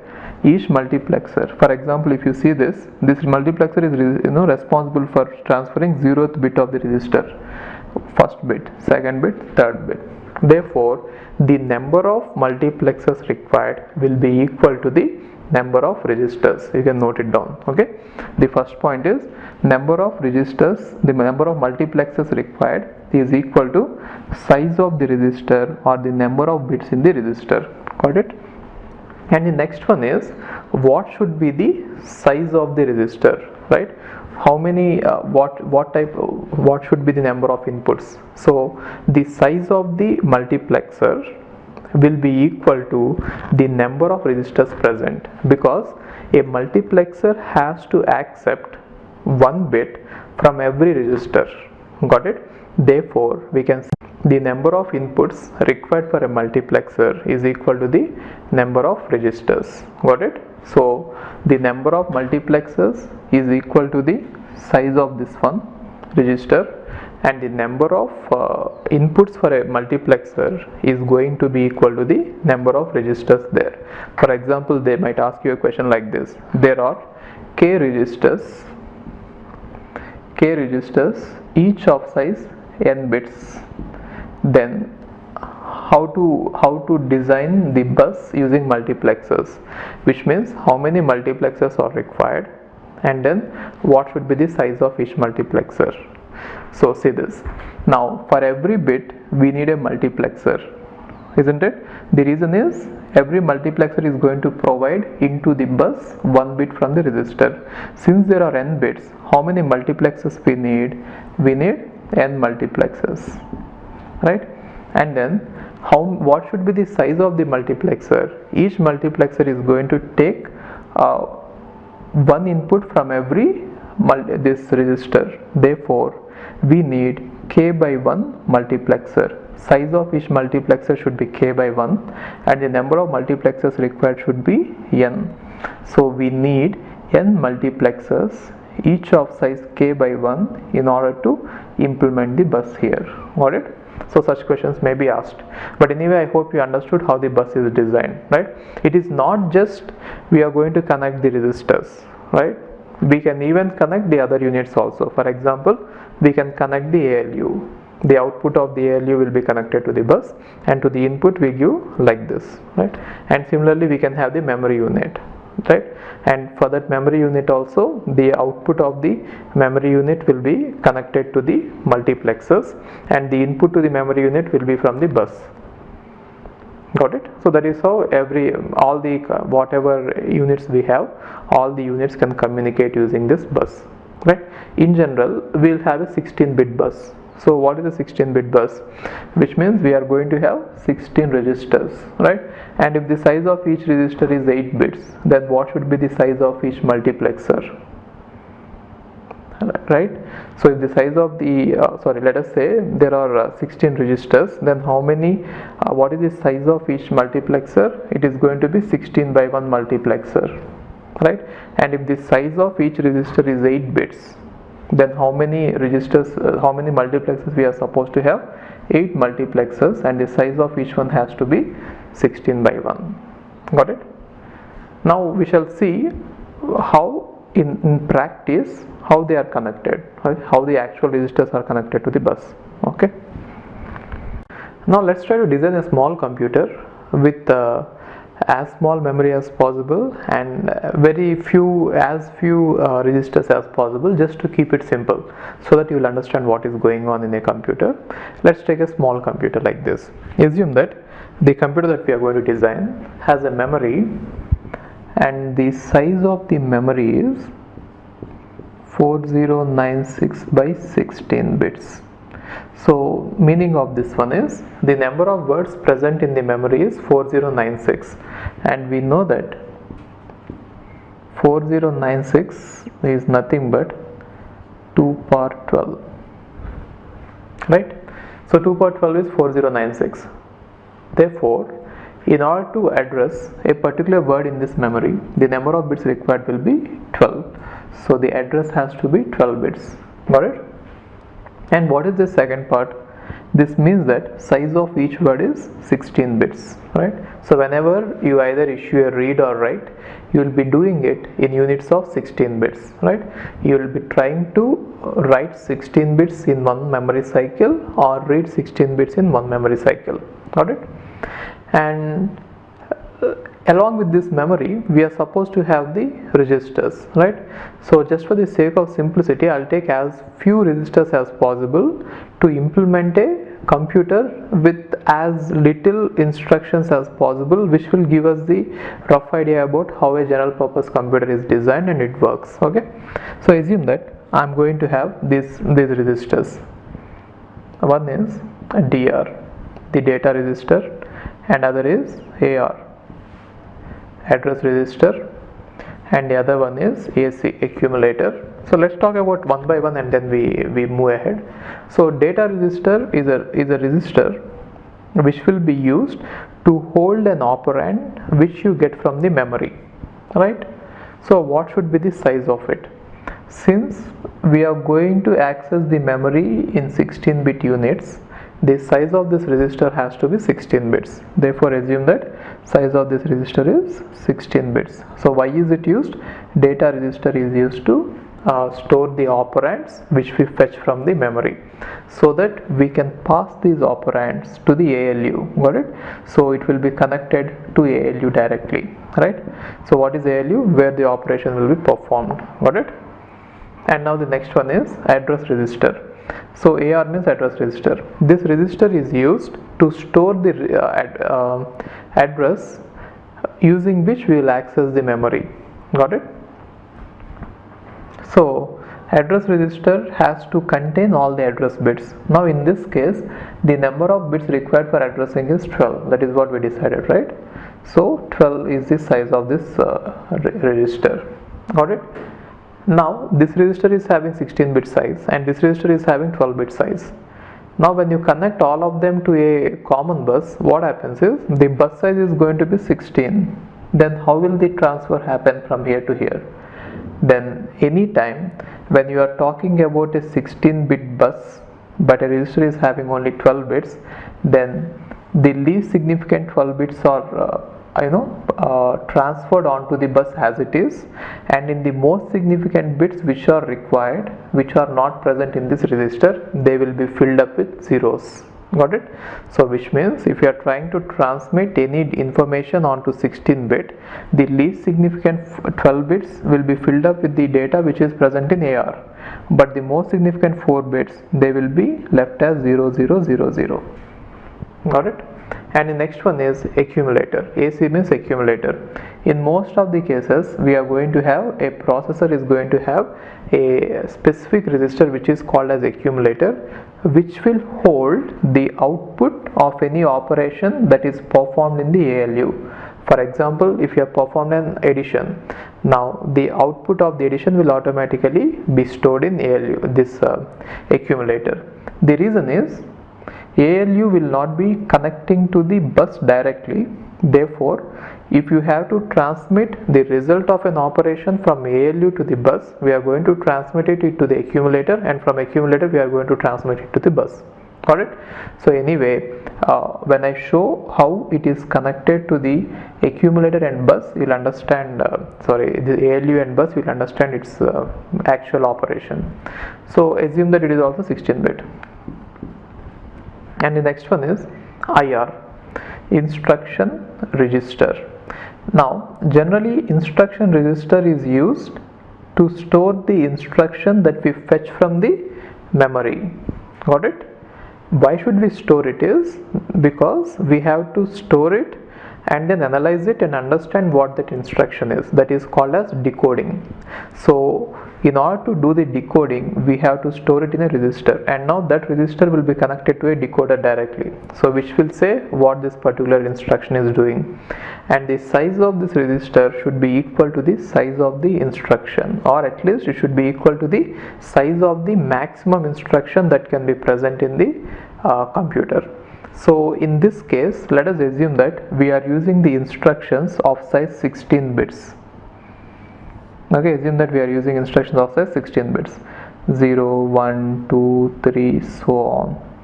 11, 12, 13, 14, 15, like this. Okay, so assume that this is instruction, and now instruction, since it is 16 bits, our instruction register also has to be 16 bits, right? And in this 16 bits, 0 to 11, which means these least significant 12 bits, they are used to represent the operand. So assume that we are having instructions which can have at most one operand in the instruction. Got it? So when we have only one operand in the instruction, then the space required is nothing but the address at which that operand is present. Since the address is 12 bits, that is why I'm giving 12 bit space to hold the address of the operand, and the remaining 4 bits, they are going to be useful to specify what type of operation it is. So that part is called as opcode. Got it? And since we have 4 bits for the opcode, you might think that 2 power 4, which means 16 different operations are possible. Yes, you are right, 16 different operations are possible. But then in this particular computer, what we will do is we'll even have 0 operand instructions. In that case, what I do is, if the operand is not required, in that case I'll use even this part also to represent some of the instructions or type of the instruction. Then by adding these bits as well, I can increase the number of instructions possible. So even though you might think that it is 16 possible, I'm going to convert it into 25 instructions. So how am I going to specify 25 different instructions? Because sometimes I'm even going to use these bits.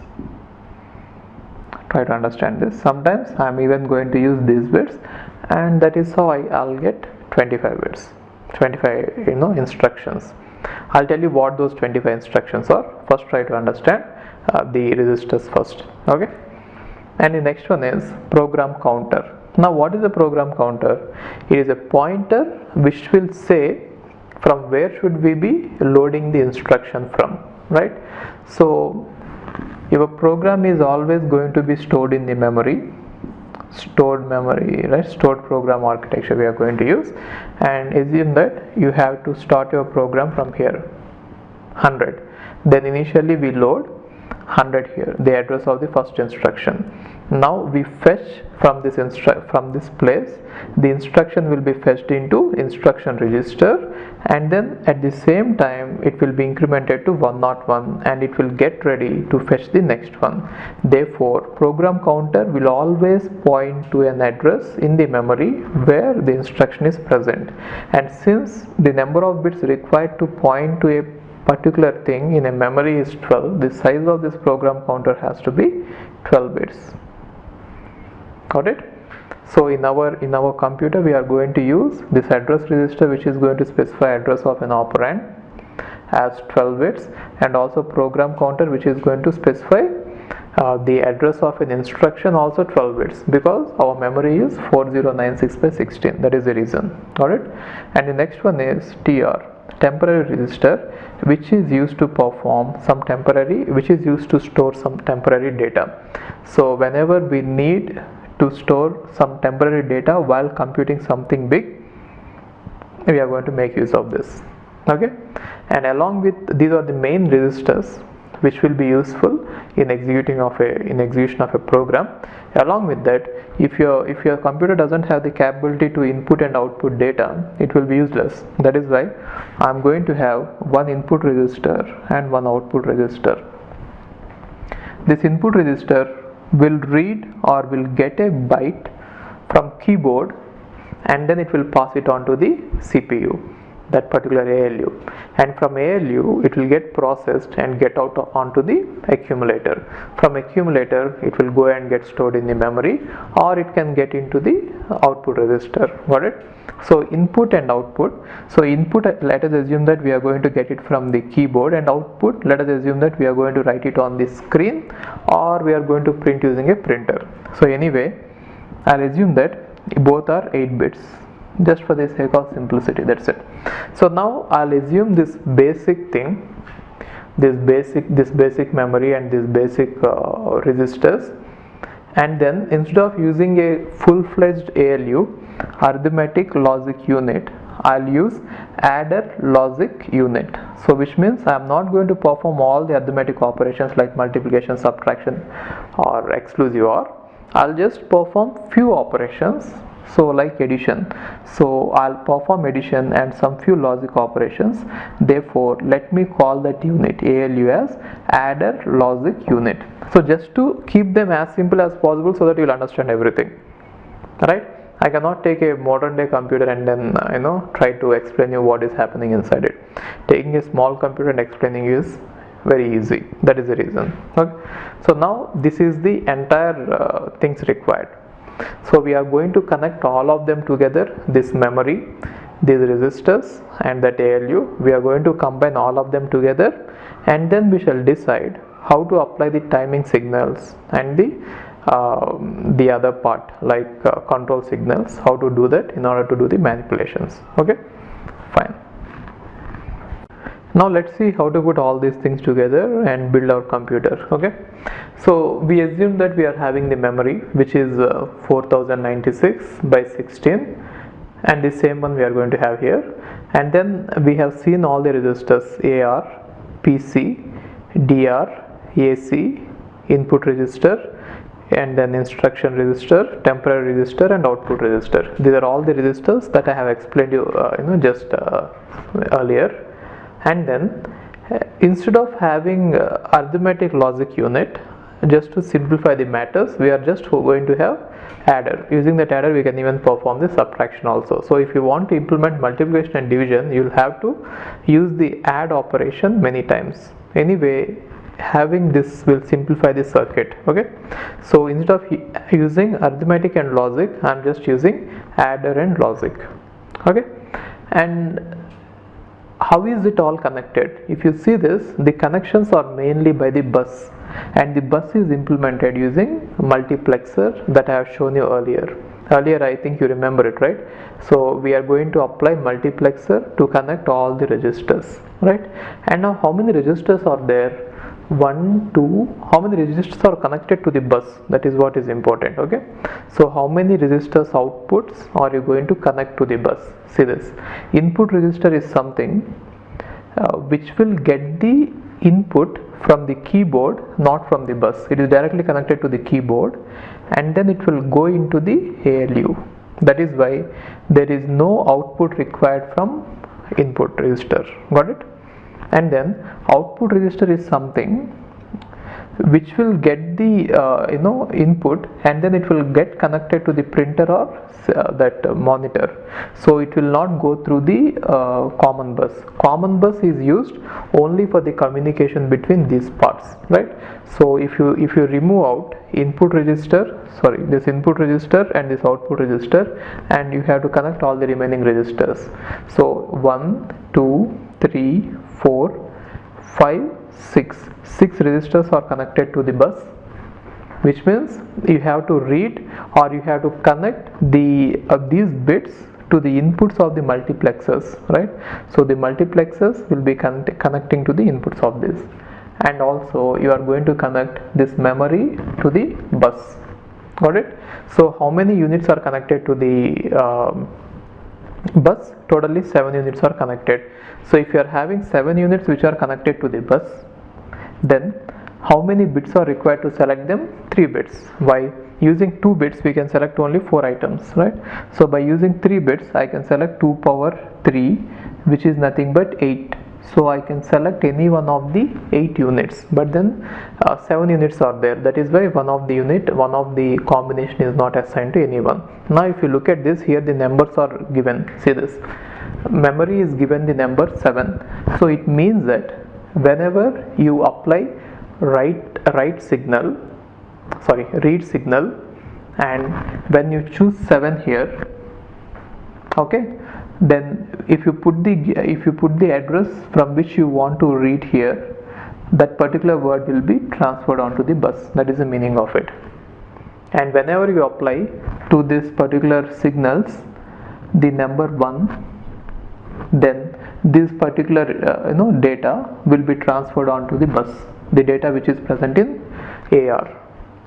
and if the selection bits are going to have 2, then this particular thing is going to be shifted, right? So depending on how you select them, right, how you write them. So the select bits are S2, S1, S0. Depending on what you apply to these selection bits, the data is going to be transferred onto the bus. For example, if you put the selection bits to be 111, then a word from memory will be transferred onto the bus. From memory, one word will be transferred onto the bus, right? Which word will be transferred to the bus? That now depends on what is the address that you have inserted on AR, right? Because address register is going to hold the address that will be transferred to the memory, right? Now you can think of this particular link as the address bus. Got it? So the address bus is nothing but it will connect the address register to the memory. So it will be useful in selecting the memory. And you can think of the remaining, the normal bus, as the data bus. In general, bus will have three parts.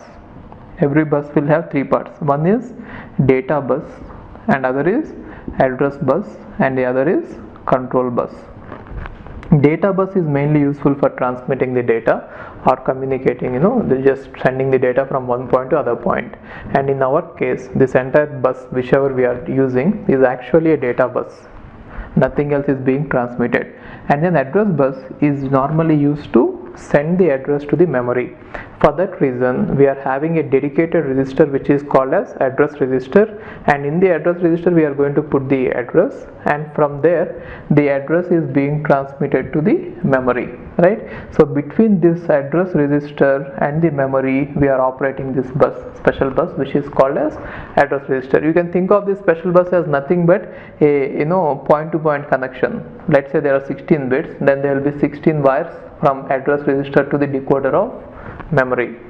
Got it? And the next one is control bus. This control bus will carry the control signals. What are the control signals like this? Load input is there, increment is there, clear is there. From CPU, from the control unit hardware is going to generate this control signal, and all these control signals are going to get connected to these inputs.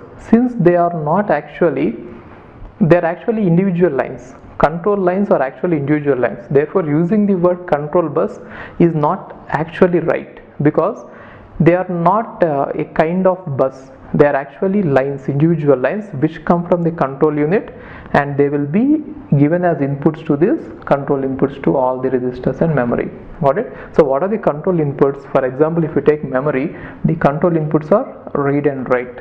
And what is the control input for this register? Load, increment, and clear, like that. Okay, now see this. So if you want to read a word from memory, what is that we are going to do? Put the address here in the address register, and that address will be available for the memory, and immediately you just raise a signal or send a signal, control signal, to read, right?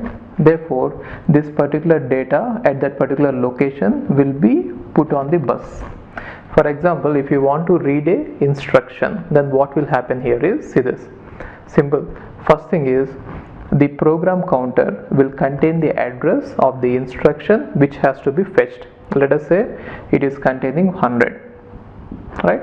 Now this address has to be given to address register first. Why? Because from there only the address will be transmitted to memory, and from that memory we are supposed to read the word. So we have to send the data or this number 100 from program counter to this address register. So what we do is select this program counter. How can we select it? The selection is done by using these control signals S0, S1 and S2. So if you put 1010 010, then what happens is whatever is present in this PC, that will be immediately available on the bus. Got it? And now once it is available in the bus, then it is given as the input to all the registers. See this, it is present as given as input to all the registers, right? And now this particular register has to read it. That is why at that time we activate this load. So when this load is activated, whatever is present on the bus will be loaded to AR. What is present on the bus now? 100 is present. Now that will be loaded to address register, which means your memory will get the address 100. Yes, now the memory has got the address 100, which means this particular word will be activated in the memory. Got it? The word which is present at 100 will be activated. Now we have to move that word from memory onto the bus. How can we do that? We have to just select the 7, right? So here if you apply 111 now, whatever is present here, that will be transferred onto the bus. Got it? Now bus is containing the instruction from the memory. Now where do you want to load it? We have to load it in the instruction register. Now when the instruction is present on the bus, see this, it is available at the inputs of all the registers, but then who has to read it? Only instruction register. That is why the load of instruction register is going to be activated. Once you activate it, it is going to get the instruction. That is how we got the instruction from memory to this. At the same time, we want to increment the program counter. For that, we are going to give the signal, control signal, this one. So that is why it will get 101. Now, who will be generating these control signals? It is the function of the control unit. Now, when should it generate it? That depends. One after the other, all these micro operations have to be executed. See, in order to execute one instruction, we have to perform various small operations. Let's call all of them as micro operations, right? For example, giving the control signals here is one micro operation, and then giving the load to AR is one micro operation. So in order to execute one instruction, we have to do various things, right? That is called as micro operation. Then when should we apply it? For that, we need the timing signal. Got it? Now see this, what happens once you have this instruction in this instruction register is, we have to take the instruction and then decode it. How to decode it? Look at the opcode, right? So opcode has to be connected to a decoder. Therefore, we need a decoder in the control unit. Now, this decoder is going to determine what type of actions have to be performed, and then when to perform those actions. For that, we need a timing device. Got it? So now we shall see those two. But before that, what I want you to observe is, here there are few things that you have to make note of. See, all the registers are connected to the clock, and in our system we are having positive edge triggered. I hope you remember this symbol from digital. It is positive edge triggered, which means if you are having a clock like this, these are the positive edges, right? So the significance of this one is, even when you switch on, let us say load is turned on here, this is the load symbol, right? The load signal is applied here. Even though the load signal is applied at this point in the clock, load will not happen until this positive edge. This is very important, and you have to observe this one. So what I mean to say is, when you are having the clock and when all our registers are positive edge triggered, then when you apply this load input, right? So load control signal, which is 1 in this case, when you are applying that, even though our load signal has been applied at this point, at this particular point, our load will not happen till this point. Why? Because they are positive edge triggered. Got it? But then what about the output? See, load is nothing but the getting the input from the bus. But what about the output? Output of the register will be immediately available onto the bus whenever you want. It need not wait for the clock. The reason is simple. See, if you are having a register, the bits are going to be like this, right? 0 1 1 0 1 1, and they are directly connected to the multiplexers. Therefore, output is always available. For getting output or to getting something onto the bus, you need not wait for the clock, this positive edge, right? But when you are trying to load something, you have to wait for the positive edge, because all these inputs, load, increment and clear, these inputs are going to respond only when there is a positive edge. That is why they are positive edge triggered. Got it? So for example, if you are trying to move whatever is in PC into AR, then what happens is when you select 010, right, when you give 010 to multiplexer, immediately the information which is present in PC will be on the bus, which means the input is definitely available at the input of all the registers right away whenever you select 010. But then even when you give the load at the beginning of this clock itself, until the next positive edge, the load will not happen. That is why we might not be able to do certain operations together. We might have to wait for one clock to pass, and in the next clock only we might have to do the operations. When we go to that point, I'll explain you again. Here just make a note of it, okay? They're all positive edge triggered. And then see this one. Our adder and logic, it is not directly connected to the bus. If you have to send some input to this adder and logic, which is nothing but the circuit which is available in order to perform some manipulations on the data, you have to put that data either in the data register or in the accumulator or in the input, which means if you have to send some data for calculation, for some operation, you have to put it either in data register or in accumulator or in the input register. Just see how they are connected. See this, the data output, the data register output is connected to adder, right? And similarly your accumulator output is also connected to the adder, and similarly input register is also connected to the adder. Now why is this so? Why do you need these two connections to the adder? Is if you are going to add two numbers, first you load one number into the accumulator, one operand, and then you call add operation, but then you know that every operation in our case is going to take only one operand. Therefore you have to load the first operand into the accumulator first, and then in the second instruction you have to write add that operand, which means the second operand will be sent into the data register later. Then both of them will be connected to the adder and the operation will get performed.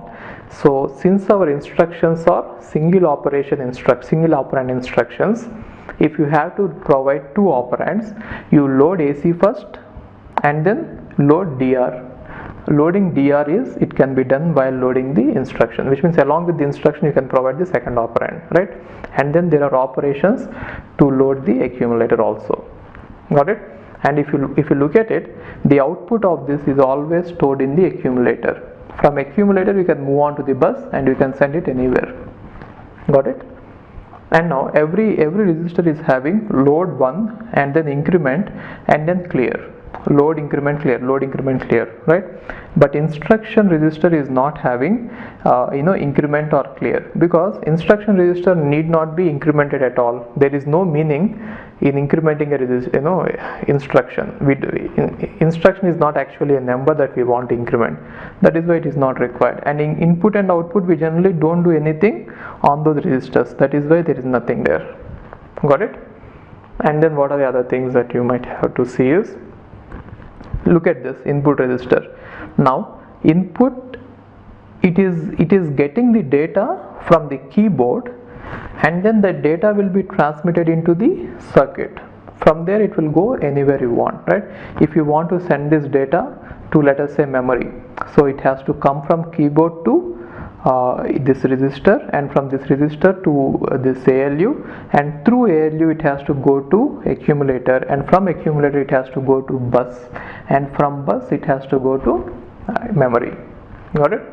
And similarly, if you have to write something to output, you can write directly to AC. From AC it has to get on to the bus, and from bus it has to get on to the output register, and output register will be directly connected to the device that output device, either it is a screen or the printer. Got it? So now this is all about how we connected them. Now we shall see how to actually execute the instruction, all instructions using this. So before going ahead, there is one more part that we have to concentrate on. What about the decoder? One thing, right? And the second thing that we might have to see is how to devise the timing. So we can see these two, and then we can go on to execute the instructions. What are the instructions present and how to implement them. Okay. Now we have seen that in order to execute any instruction, we have to perform many micro operations, and these micro operations have to be timed. In the sense, one micro operation has to be over, then only we have to start the next micro operation. For example, if you are starting an instruction, that is called instruction cycle, right? If you want to execute it, first you have to fetch it. In order to fetch it, you should know the address. So into the address register, we need to pass whatever is present in program counter, right? And after this, from the memory, we have to fetch the word which is given by the address register, and we have to fetch it into the instruction register, right? And after this, or during the same time, I can even say increment the program counter. Now if you see this operation and this operation, first this one has to be done, then only this can be done. You cannot perform them simultaneously. Similarly, first this one has to be done, then only this one has to be done, but these two can be performed simultaneously. So just to distinguish between or just to say when an operation should happen before what operation, in order to say that, we are supposed to recognize the clock times. See, we are going to have a system clock which is going to generate the clock signal, and that one will be given as input to all the devices. So all the devices are definitely going to see the clock pulses, but then they should distinguish one clock pulse from the next one, at least during the execution of an instruction. Once the instruction execution is over, for the next instruction they can again start from zero, but then while executing an instruction, all these operations have to be timed. For that we need the timing logic. So how to generate this timing logic is, watch it carefully. I hope that you remember a sequence counter. I'm not going to draw this here, right? A sequence counter, it will have three inputs. So one is clear input, and the other one is increment, and then the other one is, see this, clock, which means this one is also going to operate on positive edges of the clock, which means, see, the symbol is positive edge triggered. So what I mean to say is, if you are having the clocks like this, clock signals like this,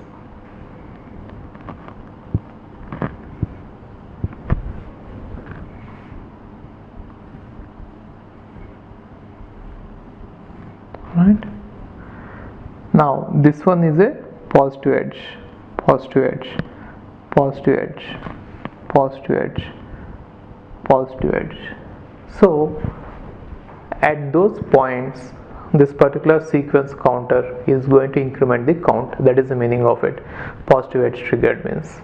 Now assume that this is a 4-bit counter.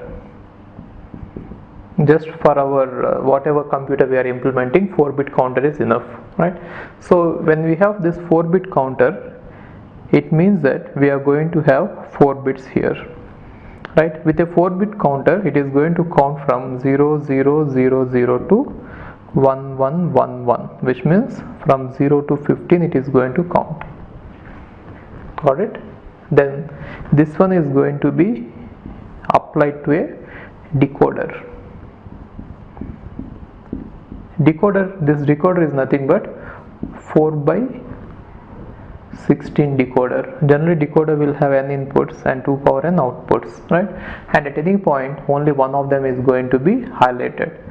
So if you see this, it is going to have 0 to 15.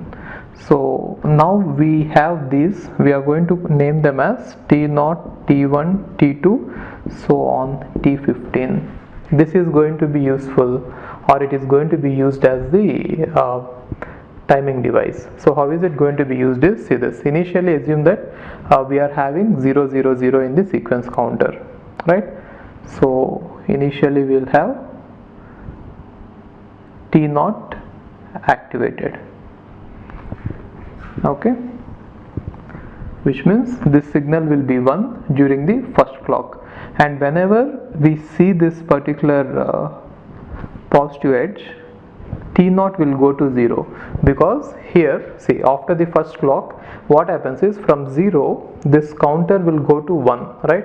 So whenever 1 is applied here, T1 will be highlighted, so which means T0 will go 0 for the next one, but then T1 will start here, from here to here. Got it? Therefore for some time T0 is on, and for some time T1 is on, which means for one clock, for the first clock T0 is on, and for the second clock T1 is on. Then after some time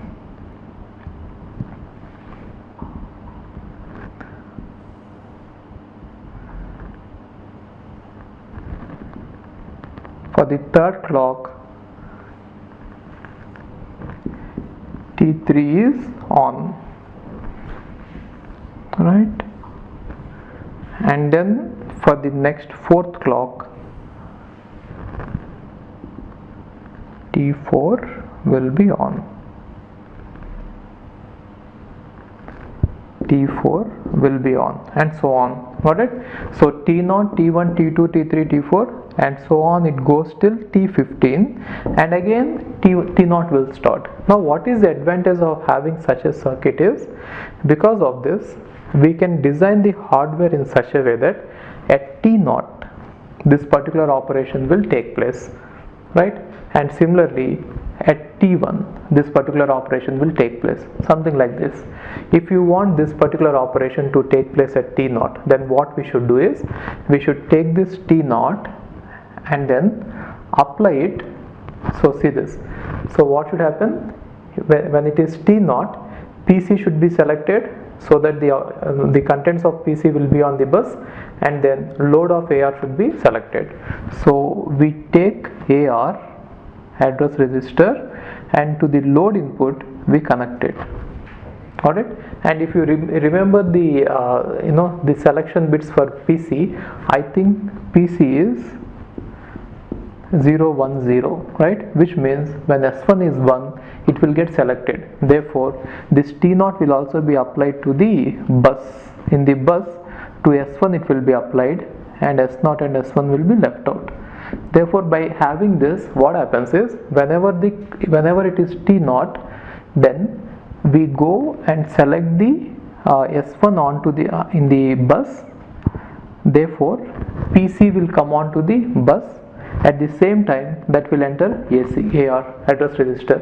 So using this, the contents of program counter will be loaded into AR. Got it? So every time whenever you start the instruction, you just clear this. You apply clear to this. When you apply clear to this, automatically the output produced will be T0, and automatically whatever the address is there in program counter, it will be loaded into the address register. Got it? And similarly you can do the next one. So whenever T1 is there, you can see that IR is getting loaded from M. So how to select this? Memory, if you have to select the memory contents onto the bus, you have to apply 111, which means this particular T1 has to be given to this, and along with OR gate it has to be given to this and then to this. We are generally having OR gates because various other instructions will also need it, various other timing signals will also need it. So anyway, we see that whenever the clock signal is T1, S1 and S0 will definitely be 1 and S1 will be 0. Got it? S2 and S0 will be 1 and S1 will be 0. Sorry, all of them will be 1 because it is 1 1 1, right? So whenever T1 is 1, we see that S1, S0, S1 all are 1s. Then what will be selected on this one? This memory will be selected. Therefore the word which is present in this address will come onto the bus. So once it comes onto the bus, then we are going to load it to IR. So how can we do that? Now in the IR register, instruction register, we take this T1 T1 itself and we apply to the load, so automatically it will be loaded. Got it?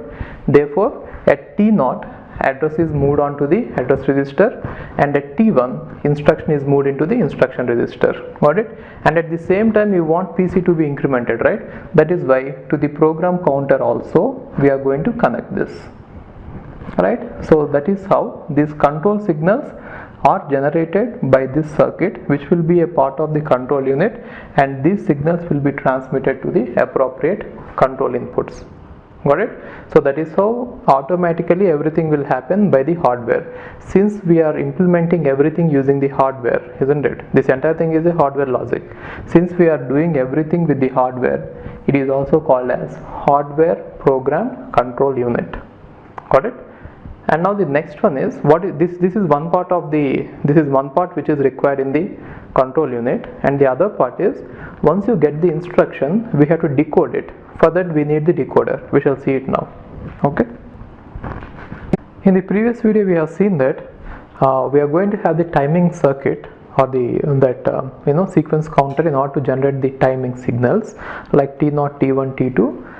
So that some of the instructions can be executed, some of the micro operations, not just instructions, can be executed at those particular instances of time, irrespective of whatever the instruction it is. If you have to execute it, you have to load it into the instruction register. Therefore you have to definitely do those two actions. One is sending the program counter into the address register, and the other one is loading the word from the memory into the instruction register. These two things have to be done whatever the instruction it is, irrespective of the instruction. That is why I was directly connecting the timing signal to those inputs, right, control inputs, so that these things will happen automatically at T0 and T1. But then there are certain kinds of operations which will be dependent on what the type of instruction it is. So we should also do some actions based on what type of operation it is. In order to find out the type of operation, you have to analyze the opcode, right? And for that reason we are going to use a decoder. So try to understand this one. We have now assumed that we have now loaded the instruction on into the instruction register.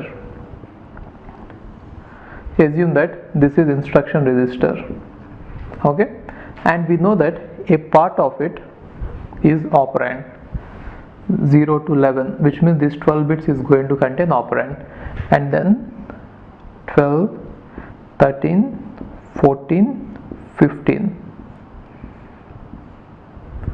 These 4 bits are going to give us the opcode. This is the operand field and this is the opcode field. Now in order to analyze the type of what type of operation it is, we are going to use a decoder, right? And the way we are using this instruction format is, first bit is going to say what type of addressing mode it is. So in case of our computer, we are going to use only 2 types of instruction modes to keep it simple. In general purpose computers of the present day, we have a lot of addressing modes, but here we shall limit ourselves to using only 2 types of instruction modes. One is direct instruction mode or direct addressing, and this other one is indirect addressing. Direct addressing means wherever the operand is present, that address will be given here. Indirect addressing mode means the address which is present here, you have to go to that particular address. There you will find the address of the operand, which means effective address has to be loaded from the memory in order to get the operand. Got it? So you please refer to the topic of addressing modes, which we have discussed in a different topic, then you can understand these two, direct and indirect. So I indicates that if I is 0, it indicates that direct is used. If I is 1, it indicates that indirect mode is used. And now these 3 bits, the remaining 3 bits are going to give us what type of operation it is. For example, okay, so we shall see the types of operations later. Here let's see how to decode it. Now these 3 bits are going to form inputs to 3/8 decoder. Okay, now these three are going to form inputs. Let's say this is the input. Okay, these three inputs, and then the outputs are going to be 8. 1 2 3 4 5 6 7 8, right? And each output will represent certain type of operation: d1, d2, d3, d4, d5, d6, d7. Earlier I have shown you how timing signals will be useful in order to perform certain operations. Now I am showing you how the type of instruction will be useful. So let us assume that after finding it out, we have found out that, just for the sake of simplicity, I am taking a small example which is not actually real. It doesn't exist in this computer, but it is the only example I could come up with. Assume that this particular instruction D5 is increment accumulator. Okay, so which means you have this accumulator and you have this increment input to the accumulator. D5 is the instruction which is saying increment accumulator, then D5 will be connected to this. So whenever the type of instruction happens to be increment accumulator, it will automatically be triggered. But it is not that simple in the real world. Earlier we have seen what is the timing signals, and now we have seen what is the type of instruction it is. Now actually both have to be combined, which means see this, our control unit is going to have control logic gates, which will actually give out the control signals, which will go into this resistors and all the ALU. Now to this control logic gates, the inputs will be, one will be this decoder, instruction decoder, and other will be the timing circuit, right? So T0 to T15 will be given, and then D0 to D7 will be given, and both of them will be seen together, and then certain control signal will go on to the certain register. For example, this increment operation might have to happen only during only after a certain phase. And how can you identify that? Depending on what type of what time it is. For example, D5, let us say this is D5, has to happen at T5 or T4. Then T4 and D5, whenever both happens to be together, which means if the time now is T4 and the instruction now happen to be D5, then only certain thing has to happen, or certain gate has to be triggered. Then we combine both of them in an AND gate and we supply the signal to that particular thing. So if you look at it, everything is being done using the hardware. We are not going to use any program. That is why it is also called as hardware design. And in order to implement everything, we need these two main things. One is the timing and the other one is the decoder, right? We are going to combine these two and we are going to supply them. Now how to combine these two, that we shall see by taking example of what type of instructions there are and what is the instruction cycle. In order to execute an instruction, it is not just about the execution phase. Instruction cycle will contain various phases, and each phase will happen at certain timing, and some actions will have to be done based on what type of instruction it is. So at that point we are going to combine everything together. So don't get confused. The actual thing is simple. We have two different types of circuits or the hardware units which are giving us signals, and by taking the signals we'll again combine them using the logic gates and then give the signals to the all the units present there. So all of them will work together and perform an instruction. Okay, don't worry, we shall go slowly. I'll take everything from basics. From here on, it is very important, try to understand it. If you understand whatever I am going to teach from here on, you will understand pipelining easily. Okay, fine. Now assume that we have all the required hardware in place. Only thing that is remaining is how are you going to give the input signals or the control signals to all the hardware to perform the actions required. So in order to understand that, we should understand what are the things that has to happen in order to execute an instruction. So in order to come to that, we use a term which is called instruction cycle. So this is important. instruction cycle. So what is instruction cycle is, right from the time you fetch the instruction till the time you say that instruction execution is over, whatever happens, that thing is called as instruction cycle. The name cycle is brought into picture because it happens over and again. Generally, if something happens over and again, we call it as cycle, right? So what happens is, instruction 1 will be fetched and executed, and it doesn't mean that everything is over. We again start with instruction 2, then instruction 3, then instruction 4. Since the same thing is going to happen again and again, we call it as a cycle, right? And then we divide this instruction cycle into various phases, and the number of phases, they vary from computer to computer. Here in our case, we are assuming a smallest possible computer with very restricted functionality. Therefore, let's assume even the instruction cycle also to contain as minimal number of phases as possible. Later, when we solve the questions in pipelining, it will be somewhat complex, right? But then once you understand this, that topic will be easy. So try to understand this one. Now, in order to execute or complete one instruction, we have to go through certain phases. The first phase in instruction cycle is called as fetch. So what we do in this phase is, we get the instruction from the memory into our register, right? So for this instruction, for this phase, we need to allocate some cycles, right? And we are going to allocate few cycles to that. And after fetching is over, we have to understand what that instruction is. Depending on what type of instruction it is, we have to take certain actions, right? Therefore, that one is called as decode, decoding the instruction, right?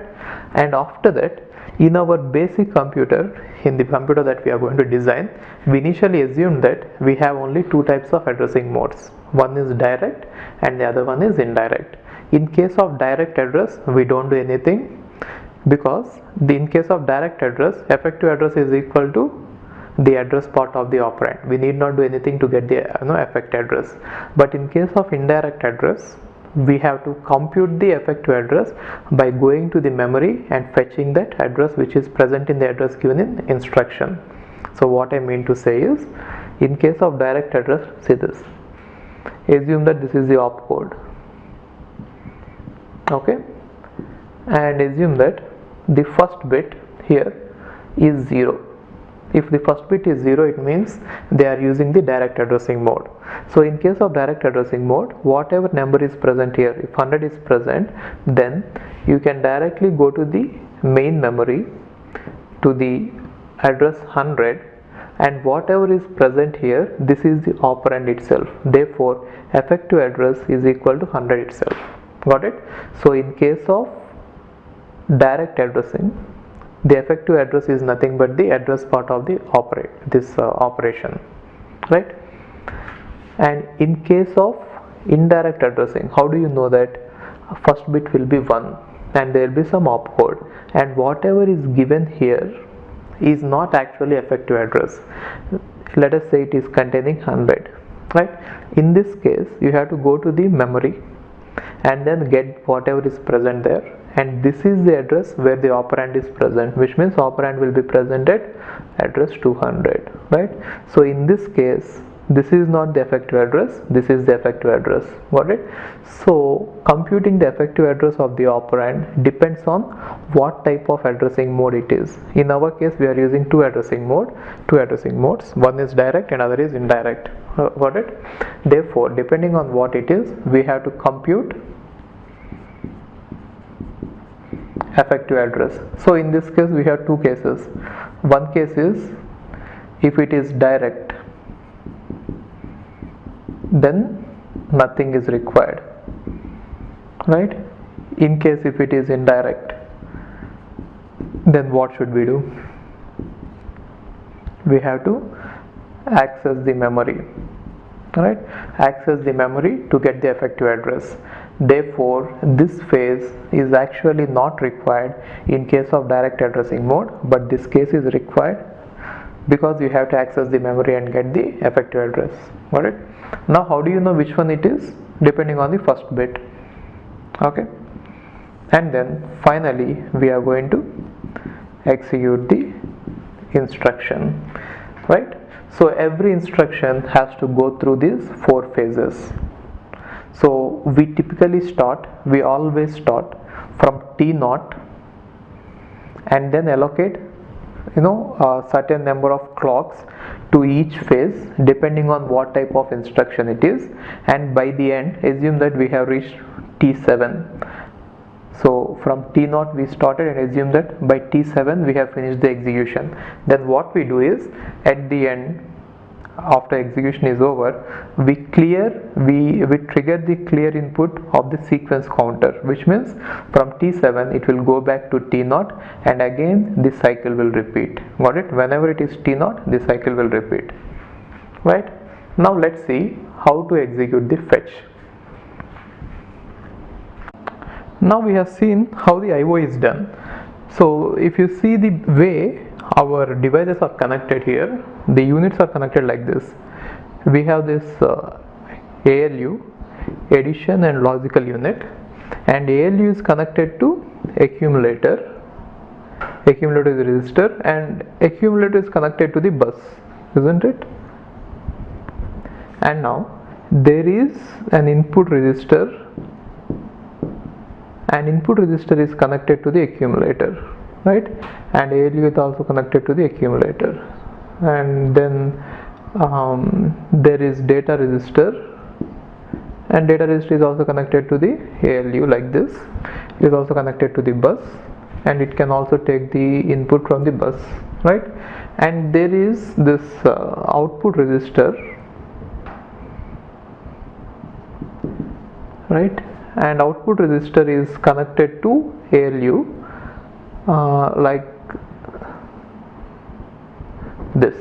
So how is it connected to ALU is, if you want to send anything onto the output resistor, you are supposed to send it to the ALU, and then ALU will send it to the accumulator. From accumulator through bus it has to come to output resistor, and then there is memory here. Memory is connected to the bus and like this, right? So now if you want to get an input from an input device, so this will be from the input device, this will be connected from the input device, right? So it is, let us say, IO interface, and IO interface will be connecting to the input device, and this one will be going to the IO interface again. So output interface and input interface. So what does it mean? Whenever the device want to send some data, it cannot directly send it to memory, right? So ultimately the destination for any input is generally the memory. So whenever you send anything, any data, it has to go into the memory and sit there, and later we are going to process it, right? And similarly, what is the destination of the output? Generally a printer or a screen. Okay, so now if something has to come out from the memory, or if something has to go into the memory, if you look at it, always our ALU is involved, right? That is the way our computer is designed. So if you want to see this, are you understanding this? From input it has to go into the input register, and from input register it has to go into the ALU, and from ALU it has to go into the accumulator, and from accumulator into the bus, and then from here it has to go into the memory, right? And similarly, if you have to write something to the output, then from memory it has to come into the data register, isn't it? From here it will come on to the data register, and from data register it has to come on to the accumulator, and then from accumulator it has to go on to the bus, and from bus it has to get on to the output register. So anyway, if you are going to watch it, it is, I can simplify it like this. Our CPU is connected to the memory, and our IO devices are connected to the CPU, right? Which means if you have to send something onto the memory, you have to go through the CPU, and if you have to get something out, you have to go through the CPU, right? So why are we using this type of organization is because it is cheap and it is simple to build it. That is the reason. And now what are the disadvantages that we get out of it? there is only one way you can do the IO, that is through CPU. Now, why is it a disadvantage? If you have to understand the disadvantage, you have to understand how the IO is being done by a program. I told you that in order to perform the IO here, we are going to write a program. So I have already shown you this in the previous video. We are going to have some skip if input flag is 1, and then branch unconditional, and then INP input. These three conditions these three instructions we are going to have. Let us say this is at inst 200 and 201 and 202, right? And here it is going to be 200. Got it?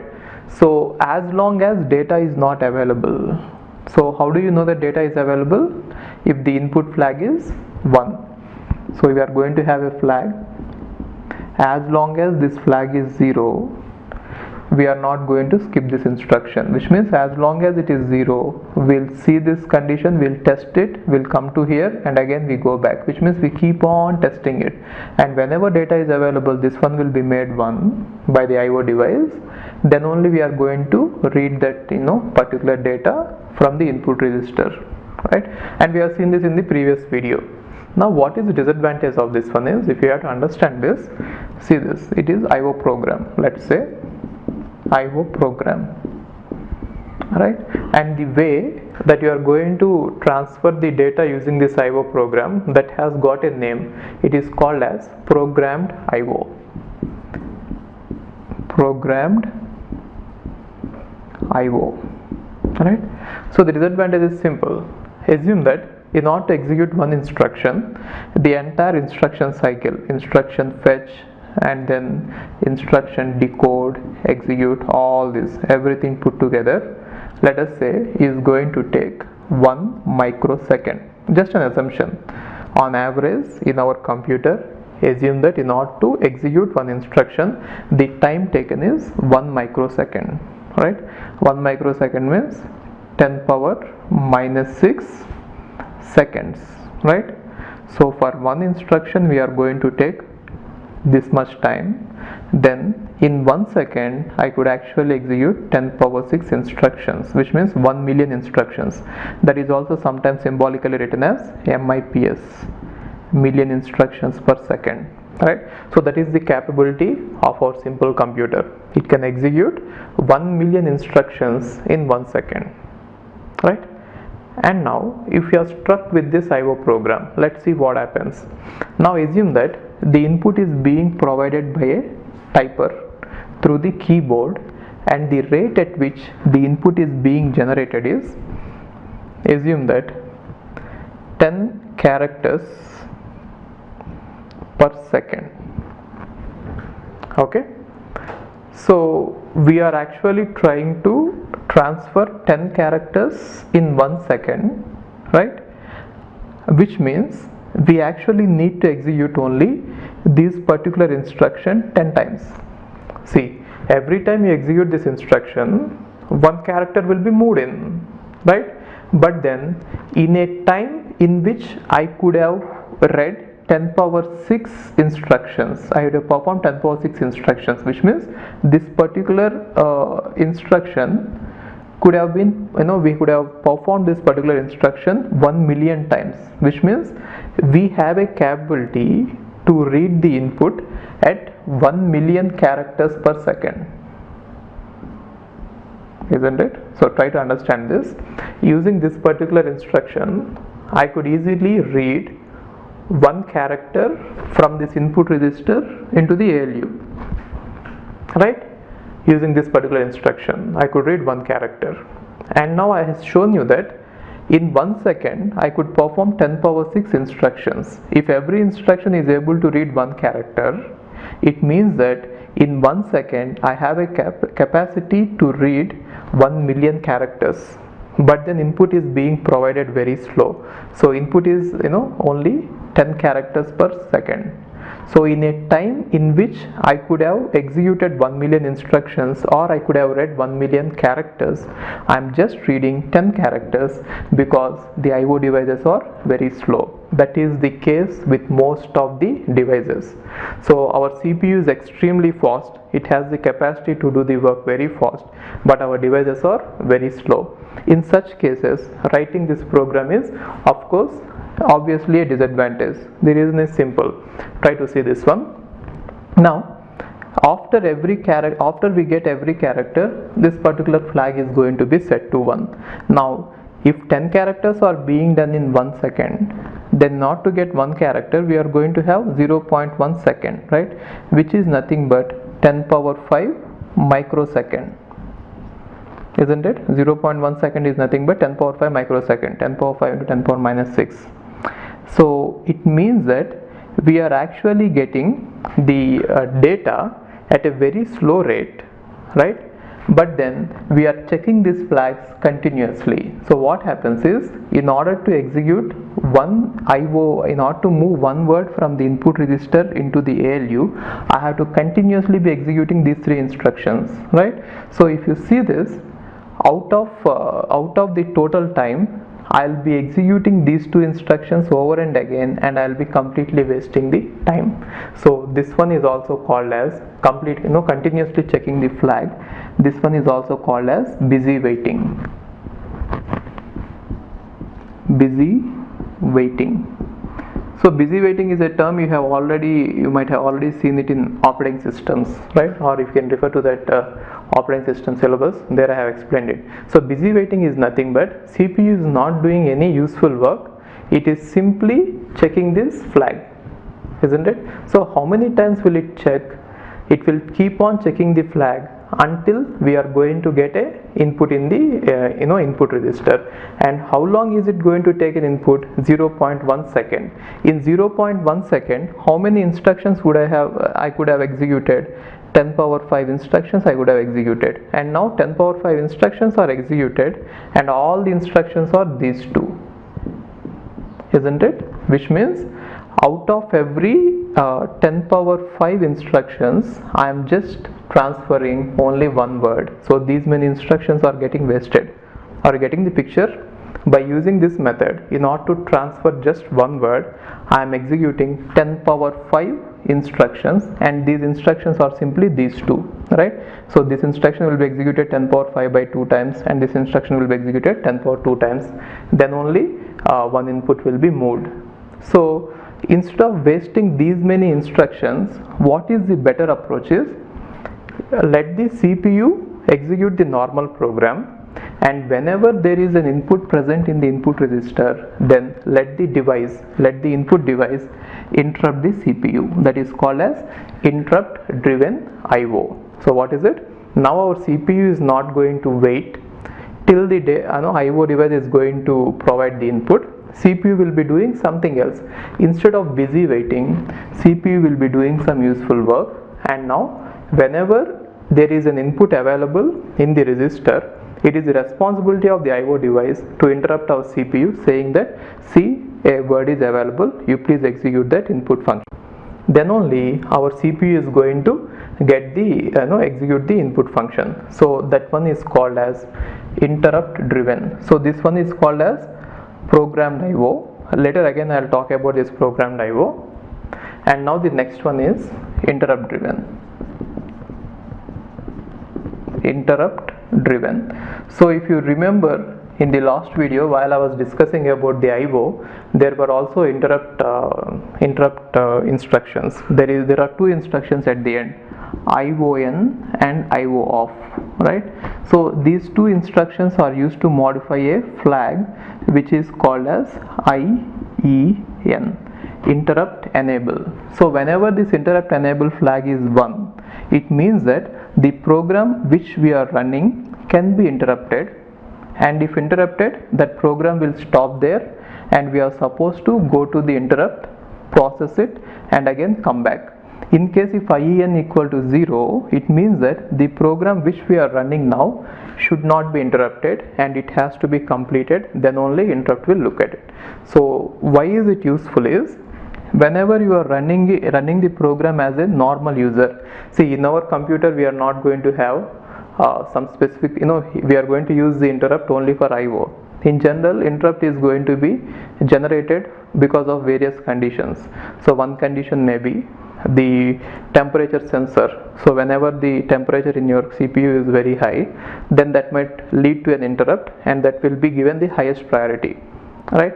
And the other one is there could be a timer for every program. For example, if you are implementing round robin, then no program is supposed to, let us say, execute more than 1 microsecond, right? Then you can have an interrupt for every 1 microsecond. Then the program which is being run will be interrupted, and the next program will be brought in and it will be run, right? There are various reasons we can use the interrupt for, but in our simple program and our simple computer, we are going to use the interrupt only for one reason, for IO, right? And now whenever an interrupt occurs, we as a user, normal user, if your normal user program is running in the user mode, it has to be interrupted. If the program that is running is in the super user mode, which means if you are executing some code which is related to operating system, then you are not supposed to be interrupted. So for that reason, we are going to have a flag called as IEN. So it is always preferred or preferable that you don't give this control to the user. If you give the control to the user, what he will do is he will say that my program should never be interrupted, which means he will just disable the interrupts by making it 0, and then he will not leave the CPU until he is done with this work. That is why in most of the computers, interrupt control will never be given to normal users. That will be given to the super user. Whenever you go to super user mode, then you have the control. Now what I mean to say here is, so whenever your program wants or allows an interrupt to occur while it is running, IEN should be 1. Whenever your program doesn't want to be interrupted when it is running, then this one will be 0. Got it?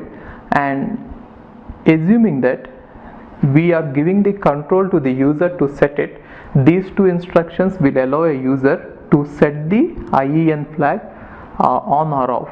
So if I have this, it means that interrupt is on, which means IEN is 1. If I use this, it means that interrupt is off, IEN is off. So whenever IEN is 1, it means that your program while executing should stop its execution and see or service the interrupt and again come back and execute. In case if IEN is 0, it means that your program, even if there is an interrupt, should not stop for checking the interrupt, it should continue with its execution. Got it? So now we shall see in detail how to implement interrupts in our small computer, but then I am just restricting this discussion only to service the IO using the interrupt. Are you getting this? In general cases, in general computers, interrupt is used for a wide range of events for any exception, but then in our simple computer I am just restricting interrupt to be used only for IO. Let's talk about IO interfaces and why they are required. So before talking about IO interface, what does the word interface generally refer to? Whenever you have two separate units or two separate parts, the point where they meet, that is called as interface. In general, that is the meaning of it. So are you getting it? Whenever you have two different parts, wherever they meet, that's what we call it as interface. So here, coming to IO devices, of course these two different parts are, one is IO devices and the other one is CPU. Now the meeting point of these two devices is called as interface. So I'll just tell you how the interface is used in the communication, and then we shall see why it is required at the first place. Okay, so I have listed some points why it is needed.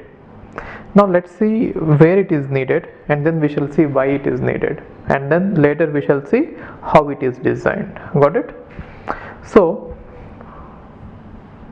if this is the CPU, then there will be something called as bus. We generally call it IO bus if it is mainly used for connecting the IO devices. IO bus.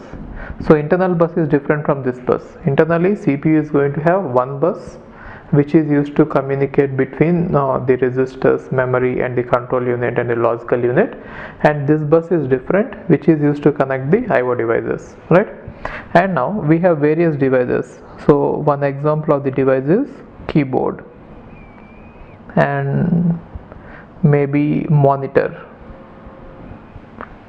maybe you can say magnetic disc, right?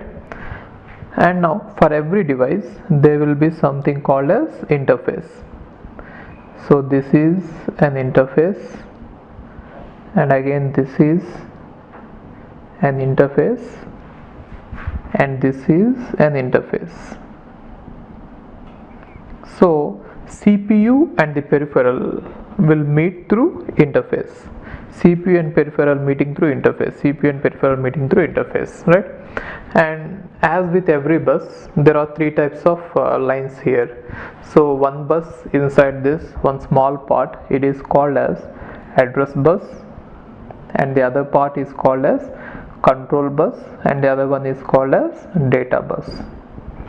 Address bus, control bus, and data bus, and all these three buses are connected to the interfaces, right, like this.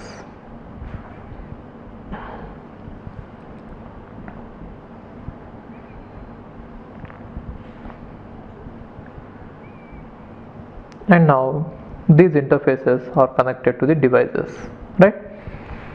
So this is how in general we are using the interface. So interface is a device, if you see it, where it is present is between the device, the CPU, and the IO peripheral, right? Either a keyboard or a monitor or a mouse or a magnetic disc, whatever you connect to the computer, we call them as IO interfaces, IO peripherals, and they are connected through the interfaces. Now why is this interface required? Why is this part required at all? Why can't we directly connect this device to the CPU? There are various reasons. First reason is peripherals are electromechanical or electronic devices, but CPU and memory are electronic devices, and so the signal conversion may be required. So the meaning of this one is the way these devices operate is different. So if you look at CPU and memory, they work with voltages, so they are purely electronic devices, right? But if you look at this keyboard, it is a mechanical device, right, where we press. And then if you look at this monitor, it is magnetic device, right, cathode ray tube and all are going to be there. And now they are LED, but anyway their signals are different from the signals that we use inside the CPU, and so there should be a conversion. So whenever someone types something here, the signals which are mechanical have to be converted to electric, right? So the conversion of the signals are required. That is the first point why we need them. And the second one is IO devices have slower data transfer rate, which means we have already seen that if you have to move a word from one register to the other register, or if we have to get something from memory, we were able to do it in just one cycle of the clock. And in most of the cases, the cycle of the clock will be normally 1 microsecond. 1 microsecond means 10 power minus 6 seconds, right? But then if you see the way keyboard operates, you can think of it, if you are typing very fast, we will be typing maximum of 2 to 3 characters per second, not more than that, right?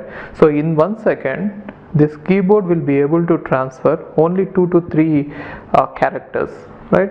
But then if you look at this CPU, in 1 second it is able to transfer nearly 1 million words. So there is obviously a speed mismatch between them. So that is why we need some kind of synchronization. Synchronization means you can think of it in terms of, let's say, a printer. A printer is there. Assume that a printer is there, and then there is an interface connected like this. In case if you don't have this interface, and if you have CPU directly connected to the printer, the CPU will be sending the words at a rate of 1 million words per second, but then your printer may be able to print only 10 or 20 characters per second. So if CPU goes on giving 1 million characters, then it will obviously be overloaded, right? So it will not be able to manage that speed. So there has to be someone who has to manage between them, right? That is why we need it. And next point is data codes and formats in IO devices are different from CPU and memory. So since these two are generally manufactured by different manufacturers, they will work with various different conventions. Some CPUs may use 64-bit word, and keyboards, they generally use 8-bit word, right? Therefore, when you are talking about a word, when you are trying to store something in the memory, you are supposed to get 64-bit units, but then your keyboard will be giving you only 8-bit units. So you have to convert them somehow, right? So that when you send it to the memory, it should be converted into 64 bits, and when you take out from the memory, it should be again converted into 8 bits, right? And also sometimes there are various conventions being used, like big endian, little endian, all those. So whatever it is, I mean to say that the way these are designed is different from the way these are designed. Therefore there will be a mismatch of, obviously. So we have to somehow cope up with this, and interface will help us there. And the next one is, you might sometimes think that, okay, why don't we build all the logic that is required in the interface into the CPU itself? Yes, you can try doing that, but then there are various difficulties. The reason is, there is no all the devices are of different types. So even if you build the CPU to communicate with a keyboard, it may not be able to communicate with the monitor. And even if you try accommodating all these logic into the CPU, tomorrow your devices might change, and so your CPU has to change. So instead of having that headache in the CPU, we are keeping it outside. So one reason is, there are a lot of devices, and the devices themselves are different. It is not that all the devices are same. So that is the reason all the devices are different from each other, and so we need an interface so that we don't need to handle all those differences in our CPU, right? So we cannot restrict a user to use only one type of keyboard, or to use only a keyboard, right? So there are various types of devices, and all of them are different. In order to operate them, we need interfaces, right? And now if you see this, let's talk about how this IO bus is going to operate, the same way how our normal bus will operate. So first of all, CPU will place some address on the address bus. Using this address, our peripherals, all the peripherals will read the address which is present here, and then they will understand that there is some address present, and now they will decode it. In case if the address refers to a particular interface or a device, then that particular interface will be ready for the next action, and all the remaining interfaces will not take any next action, right? So once, let us say, we have identified that there is something required, and suddenly you have you have sent the address. So assume that in our case, let us say you want to print something, okay? Then you will place the address of the printer on the address bus. Then this particular interface will get activated, and all the remaining interfaces will get deactivated, okay? And the next thing is, you will send something called as control, right? And this control is nothing but an IO instruction or a IO command. So generally IO instructions are called as IO commands, just to have a different type of terminology, nothing else. So just to keep them different from the normal instructions, we call them as commands. So we are going to put some command here, and after putting the command, then we'll either read the data or write the data on the data bus using the action that we require. I'll just give you an example, okay?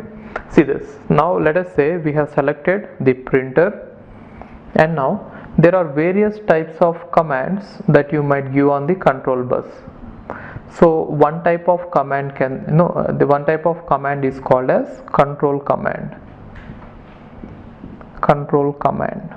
So control command means you might try to altering the status of the device. For example, you might ask a printer to load a new page, or you might ask a printer to move the page to the right or left or up or down. So if you are trying to do such things, that is called as control command, right? And then the second type of commands which we generally give through control this bus is status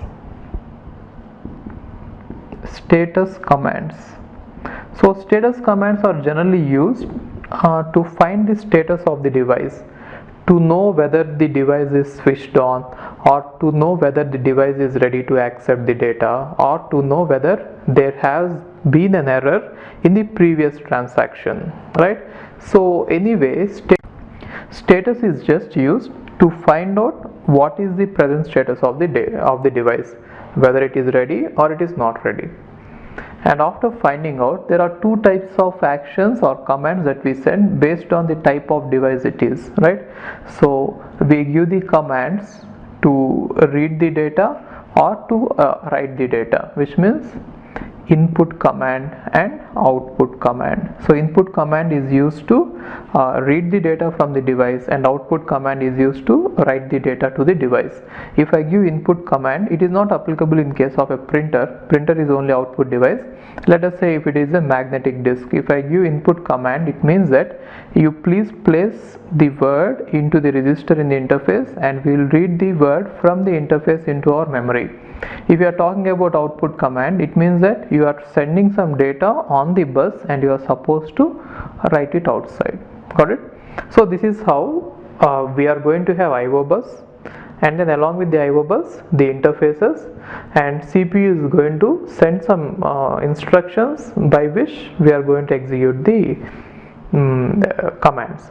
So what is the need of all this? The need is simple. In one simple word, if you ask me why we need all this, because our input IO devices are very slow and CPU is very fast, and so we need some faster transmission between them, or I don't want to waste CPU in doing all these things, right? So slowly we'll get to that point where I'll be showing you how we are going to use direct memory access. Okay, so these are all basics. We shall go there slowly, but then we'll be getting some theory questions here. That is why you please take a note of all these points. There will be some theory questions. Okay, now let's see this isolated and memory mapped IO. Isolated versus memory mapped IO. So there are two ways you can connect IO devices to the CPU. So one way of connecting the IO devices is, if you have the CPU here, you can have one bus, as we have already seen it. Let's call it IO bus, and all the devices are connected to this. IO devices are connected to this through the interface only. Okay, interface and the peripheral both are present in this. And on the other side, we can have that local bus. Let us call it as memory bus, and to this memory bus, main memory is connected. This is one way of connecting it. We shall focus on this type of connection later when we talk about IO controller. When we get into the picture, a special type of processor which is called as IO controller. Now that IO controller will be connected to this bus as well as this bus here. Therefore, it can directly take whatever is required and it can transfer without interfering with CPU. But that is not the purpose of the discussion here. We shall see that discussion later. So for now, in this discussion, let's talk about the simplest model which is being used in many computers. So if we have CPU, and let us say this is the bus, to the same bus, both the memory, main memory, as well as IO devices, both are connected to the same bus. Now there will be a conflict. The conflict arises when you have address bus, right? So let us say this is the address bus, control bus, and then data bus. Now whenever you put some address on the address bus, which address do you really mean? Now addresses will belong to main memory as well as to IO devices, right? So then there are two ways. So in order to tell you simply in simple words, if you put address number 100 on the address bus, right? So what do you really mean by it? Do you mean that this 100 refers to a memory location in the main memory, that is in the RAM, or do you mean to say that 100 refers to an address of a device, of a IO device? Which one do you really mean? So there arises the conflict. So this conflict can be resolved in two ways. One way says that whenever you see this address, in order to identify whether it belongs to the main memory or the IO devices, you look into the control bus. Now control bus will have, apart from the other instructions, apart from the other lines, it will have 4 different lines. Apart from the existing functionality of the control bus, along with that it will have 4 different lines.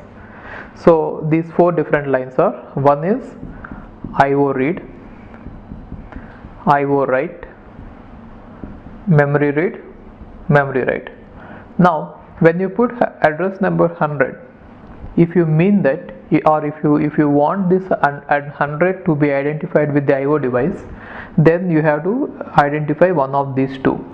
If you are reading from an IO device, then you have to highlight IOR. So if this one is 1 in the control bus, if this particular line is 1, then you are saying that address number 100 refers to IO device. Or if you say this one as 1, it means that address number 100 refers to the IO device and you are intending it for writing. So reading or writing, it doesn't matter, as long as any one of these two is 1, you mean that the address refers to the IO device. In case if any one of these two are 1s, then it means that you mean to refer memory, right? So depending on which one is 1 among these 4, you are actually resolving the conflict with the addresses. Got it? So if you are using this type of resolution, then this is called as isolated memory, isolated IO. Okay, so try to remember this. It is a bit confusing because you might see that when they are not actually isolated, when the memory and IO devices are actually connected to the same bus, why am I calling it as isolated IO? I am calling it as isolated IO because we are using the control lines to identify them, right, to isolate them. Now one other thing about this isolated IO is we'll have separate instructions to refer to IO and separate instructions to refer to memory. For example, I have instructions like INP, which will be useful to read something from the IO device, OUT, which will be useful to write something onto the IO device. Now here I have load and store. Load is used to read something from the memory and store is used to store something onto the memory. Are you getting this? So what does isolated IO mean? Now an address can be present both in the memory as well as in the IO devices. Just to separate or distinguish about which one we are referring now, we are going to use the control lines. Now the control lines, the control lines which are useful are these 4. Apart from those which are already there, which indicate the other things like control, status, input, output, everything. Apart from this, we are having these 4 lines. These 4 lines are going to be useful. Now other way of resolving this memory confusion is, if you are having total memory from 0 to 1000, these are the total memory locations, then you divide it and then dedicate one part to IO and dedicate one part to the memory.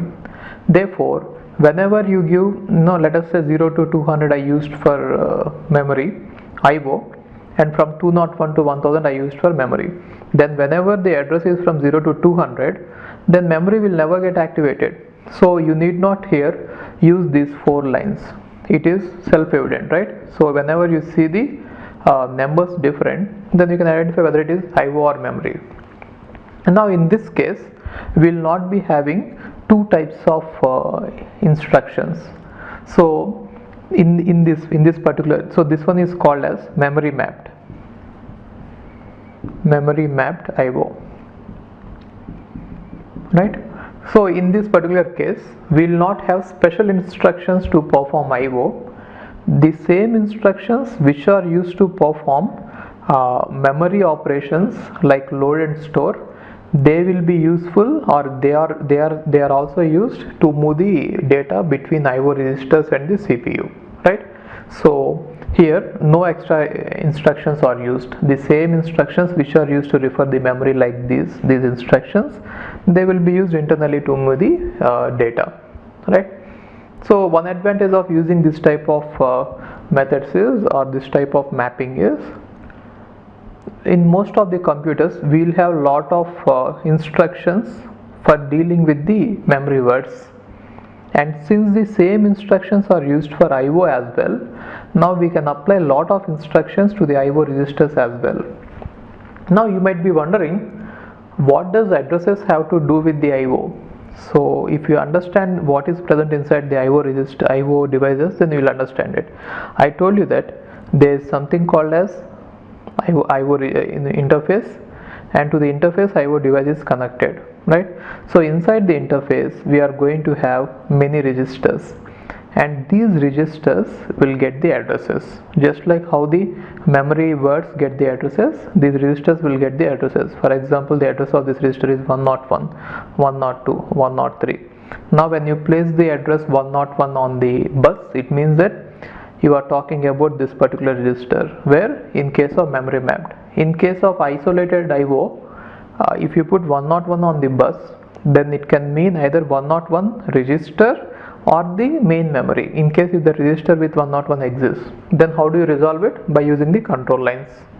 Got it? Okay. Let's see various modes in which we transfer the data from source to destination. So in this case, since we are talking about the IO, what I mean by source is generally CPU, and the destination is some IO device, right? So in case if CPU is sending some data to the output device, then the source is CPU and destination is IO device. In case if you are reading something, let's say like a keyboard, then the source is keyboard and destination is CPU. So anyway, just to keep the thing simple, let's call them using the name source and destination. Okay, and now there are various ways we can classify these transmissions. So we have source and we have destination. I am giving you the basic classification. So you can transmit the data one bit after the next like this over a single channel or a single conductor. If you have a single conductor, then we are going to transmit the data bit after the bit, right? So this is called as serial mode of transfer. Got it? Serial mode of transfer. So where does it happen is where, you know, in most of the devices like keyboard, from keyboard to CPU, they will be connected using the single conductor, and so serial mode is used. So what happens is, if you have a keyboard, whenever you type anything, then the data will be transmitted over a single conductor, and it is going to be sent in a serial manner. Now all that serial data will be collected by your IO interface, and from here IO interface will send it to the CPU over a parallel mode. So what is parallel mode is, you can think of it like this. So you have source and destination, and you want to send some information. Parallel mode means we are going to have more than one conductor like this, generally a group of 8, 16, 32 like that. Okay, and now we are going to parallelly transmit data on all the conductors. This is called as parallel mode. So both these modes, serial mode and parallel mode, both these modes are being used in computers at different points, and both are very successful, right? It is not like only parallel is used. You might feel that parallel is useful, but let's see the differences. Okay, and then the differences are like this. If you are going with serial and parallel,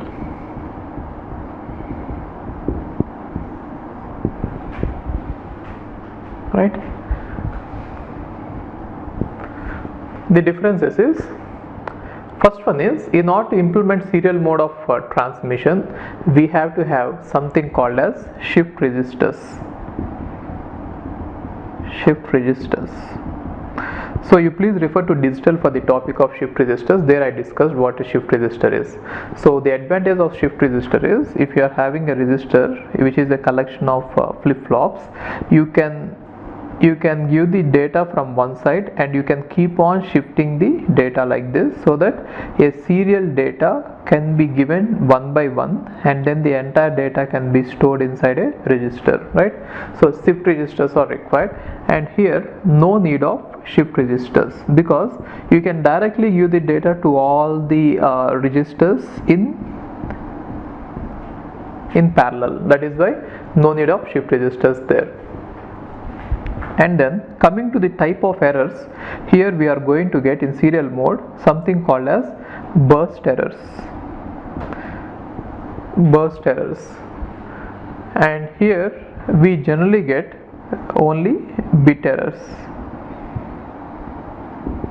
So what is burst errors and what is bit error is, assume that when this particular line is carrying some data, for some time there is external noise which is because of the voltage fluctuations or something, because of some reason, assume that there is a change in the fields, electromagnetic fields, and that has affected this particular conductor. Then for that entire transmission, how much ever time this disturbance is there, throughout that transmission, whatever bits you have sent, they are all going to be corrupted, right? Therefore, if you are sending data like this 1110 111, let us say during the time this particular part is on the wire, there is some external disturbance, then this entire data will be lost, right? So which means there will be this entire burst kind of errors, right? So here there will be only bit errors. The reason is, if some disturbance is going to happen and if it is going to hit only one conductor, then most probably there will be only one bit on that conductor, right? So yes, we are going to send many bits, but then at that time the chances are more that there will be only one bit, because if you are sending 8 bits, you will be sending them fast. If you are sending 8 bits like this, you will send them in one go, right? So only one bit may be lost. So that is why bit errors will happen there and burst errors will happen here. And then coming to the cost, it is cost efficient, right? So it is a cheaper solution, but it is a costly solution. So what we do is, since it is cheaper, and coming to reliability, this is less reliable, because if anything happens, the entire data will be lost. But here reliability is high, more reliable. If anything happens, only certain bits are going to get affected. Got it?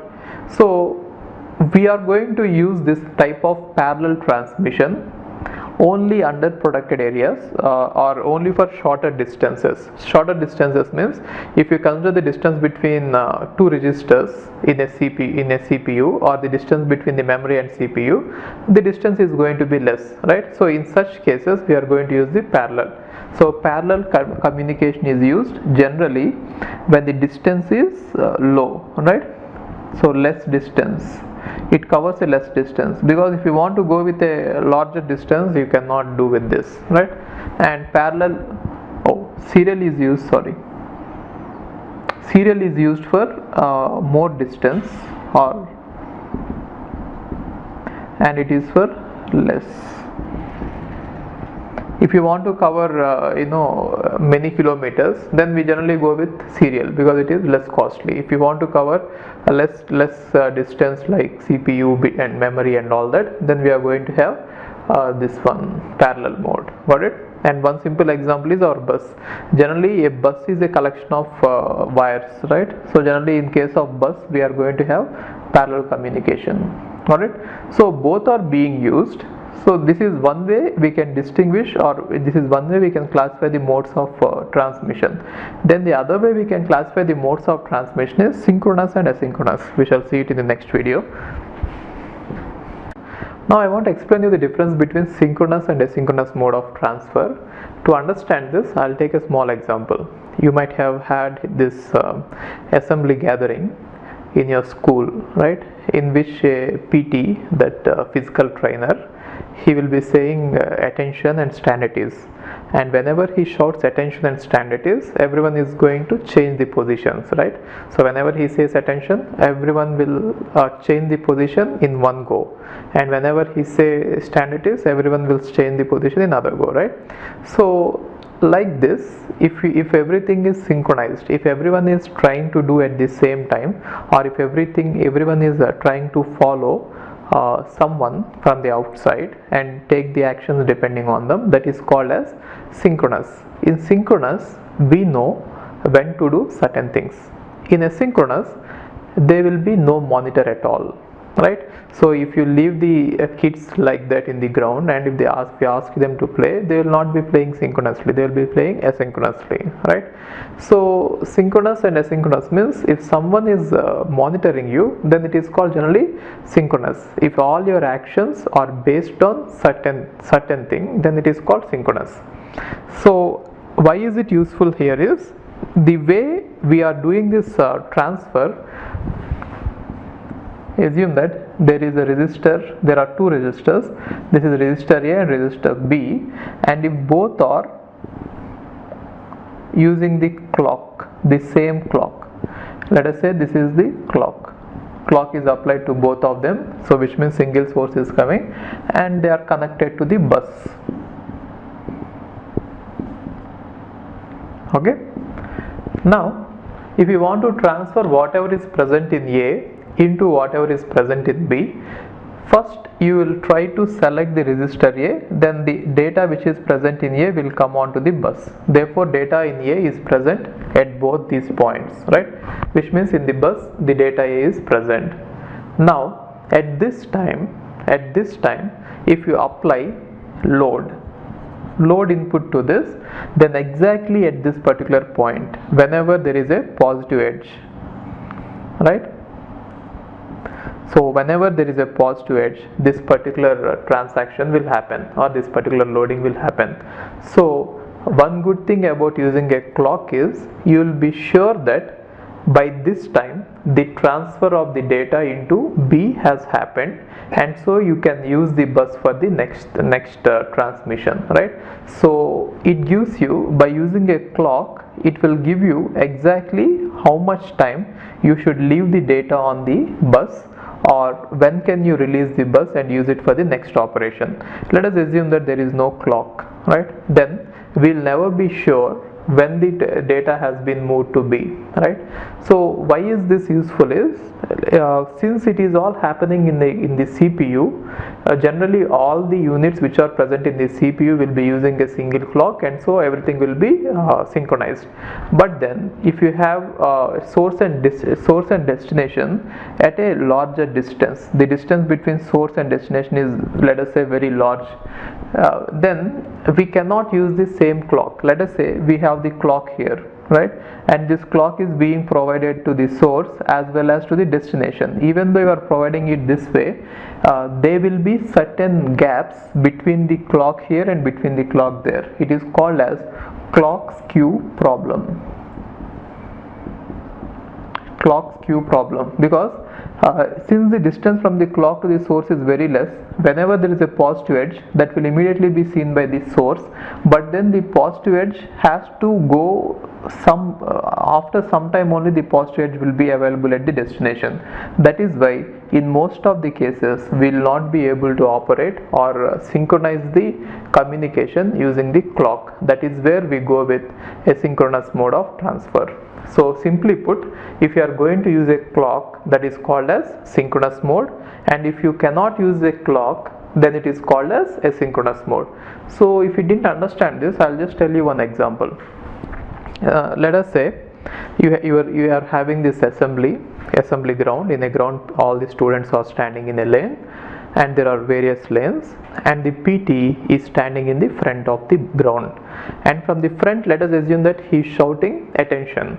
Then the students who are standing in the front, they will be able to listen to this instruction, and right away they will come to the position suggested. but then the students at the end, by the time they get the signal, there will be some delay. Therefore, all of them will not change their positions synchronously, right? There will be delay at the end, but we cannot allow such delays in data communication because there will be some data loss, isn't it? So are you getting this? The students who are standing in the front, they will immediately come to attention, but then the students who are at the end, they might not immediately listen to that instruction, or sometimes they might not get the signal at all till that point. Then what happens is they will just look at the students who are standing ahead, and whenever they change the positions, these students standing at the last will change the positions. Therefore, even though you try to give the single clock, it will not be possible if the distance is very large. Got it? So that is the reason we are going for asynchronous supply. So asynchronous transmission. So in asynchronous transmission, what happens is the data transfer between source and destination will not contain any clocks. Then there is a confusion, right? The confusion is simple. When is source sending the data to destination? So let us say source wants to send the data to destination, and so he has kept here the data, right? Now, for how long should the source let the data stay on the bus or stay on this communication channel? So first, destination should identify that some data has been sent, and then destination has to read the data, and till that point the data should be present in the bus, or the data has to be given by the source on the bus. So there are various problems which are going to be present there. So that is the reason there are various solutions here. So one solution is, instead of having the clock, they are having some solution like strobe signal. I hope you are getting this, whatever I am discussing here. So if you want to see the overview about what we are discussing here, we are talking about data communication. So what are the various modes in which we can communicate the data? Either you can go with serial or you can go with parallel, right?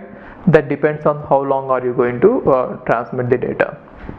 And in serial we have two types. One is synchronous, other is asynchronous. And in parallel also we have two types. One is synchronous and other is asynchronous. And wherever you see synchronous, it is done by using a clock, right? And wherever you see asynchronous, we don't have clock, we have various solutions, right? And now I am discussing about communication where this channel could be either serial or it could be parallel, right? Both of them, we are discussing both of them together. Now one way of doing this is using serial, using a strobe signal, and other way of doing it is using a handshaking method.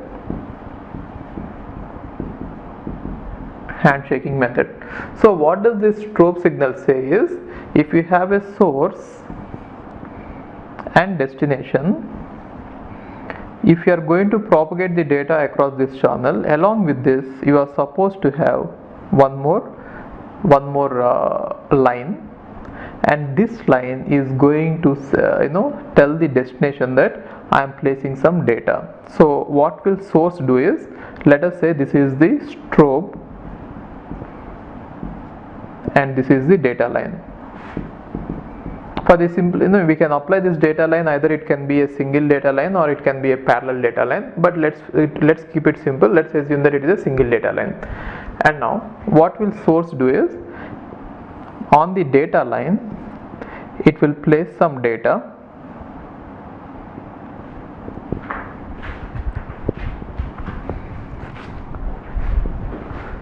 and this is the timeline. Okay, on the data line it is going to place some data. So this doesn't represent that it is 1 or 0. I just assume that this particular part represents that there is some valid data in the data line, valid data, right? And after placing the data on the strobe line, it is going to say that, see, I have kept the data, and it is going to let the strobe present there for some time, and then he will take it off. right? See this, first we are going to put some data, the source is going to put some data on the data line, and after putting the data he is going to say that, see, I have put some data on this one. So whenever this destination sees this particular strobe right here, he is supposed to read the data from this one, right? And then the source will let the data stay in the data line for at least some time, by which our destination will be able to read the data. Got it? So this is the technique of strobe. So try to understand this one. We place the data and we switch on the strobe, and after some time we just pull off all these signals, and then we are ready for the next transmission. Got it? But there is a problem with this. The problem with this type of transmission is, you will be able to say that you have sent some data there, but then our destination is not able to say that, yes, I have copied the data. Sometimes the destination may be busy or the destination is slow. Then what happens is, you are just letting the data stay there for some time based on the source assumption, right? And now if source pulls off the data before the destination even reads it, then there is a problem. That is why there has to be a two-way communication, and both of them have to say, yes, I read it, and then only we are supposed to delete it. Then how can we use it? So that solution is given by handshaking. In handshaking solution, they say that instead of having one line, we are supposed to have two lines, right? Let us say this is source and this is destination. Now there are two lines dedicated. One line should say that there is some valid data, and other line should say that data is accepted, and the other line, either it is a single line or a parallel line, it should actually contain the data, right? Now using this we can solve the problem of this particular problem, right? The problem is, sometimes destination might not read the data. Then what we are going to do is, our source is going to place on the data line some valid data, and then in the line which is going to say that there is valid data, it is going to switch on, right? And both of them are going to stay like that. Okay, so first we are going to put the data, and after placing the data you are going to say that, yes, I have placed the data via valid data, and now our destination will now read the data which is present in the data line, and it has to start the signal, yes, data is I have accepted the data. That is called as data acknowledgement line.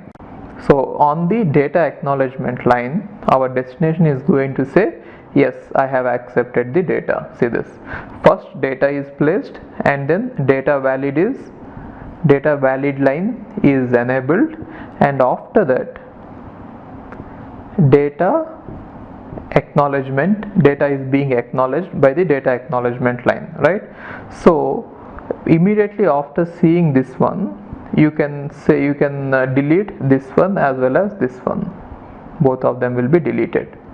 So you are going to place it for some time, and then after seeing this, data valid line as well as data will come down. Got it? By using this method, it is called as handshaking, right? By using this method, we will be sure that data is being sent as well as data is being accepted, right? So this particular whatever example I have given you here and here, they are actually data transmissions initiated by the source, which means source wants to send the data and source is sending it.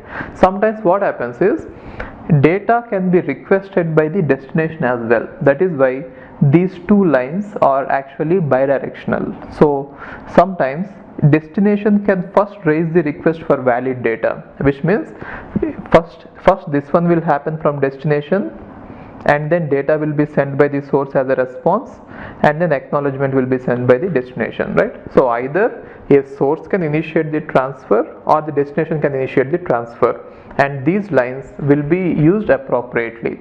So these two are being used in many situations, and sometimes even without using this strobe and this handshaking also, people are able to transmit the data. So for that reason, we can use one other method. So strobe and handshake is simple, right? So let's use the other method. So we are not going to use strobe and we are not going to use handshake. Now in this method what happens is, let's talk about a serial line. So we are talking about asynchronous serial transmission. Now assume that one character is represented by 8 bits, and whenever you give a stroke in the keyboard, it is going to transmit 8 bits in a serial channel, right? Now how is this 8 bits going to be transmitted? So 8 bits have to be transmitted on a serial channel. So when you have a source and destination without this strobe and without all this, if we have only one serial channel, then how can we know that data is being transmitted? So we are going to follow a protocol. The protocol says that whenever you are not sending the data, always we are going to maintain the data line at signal number at signal 1, right?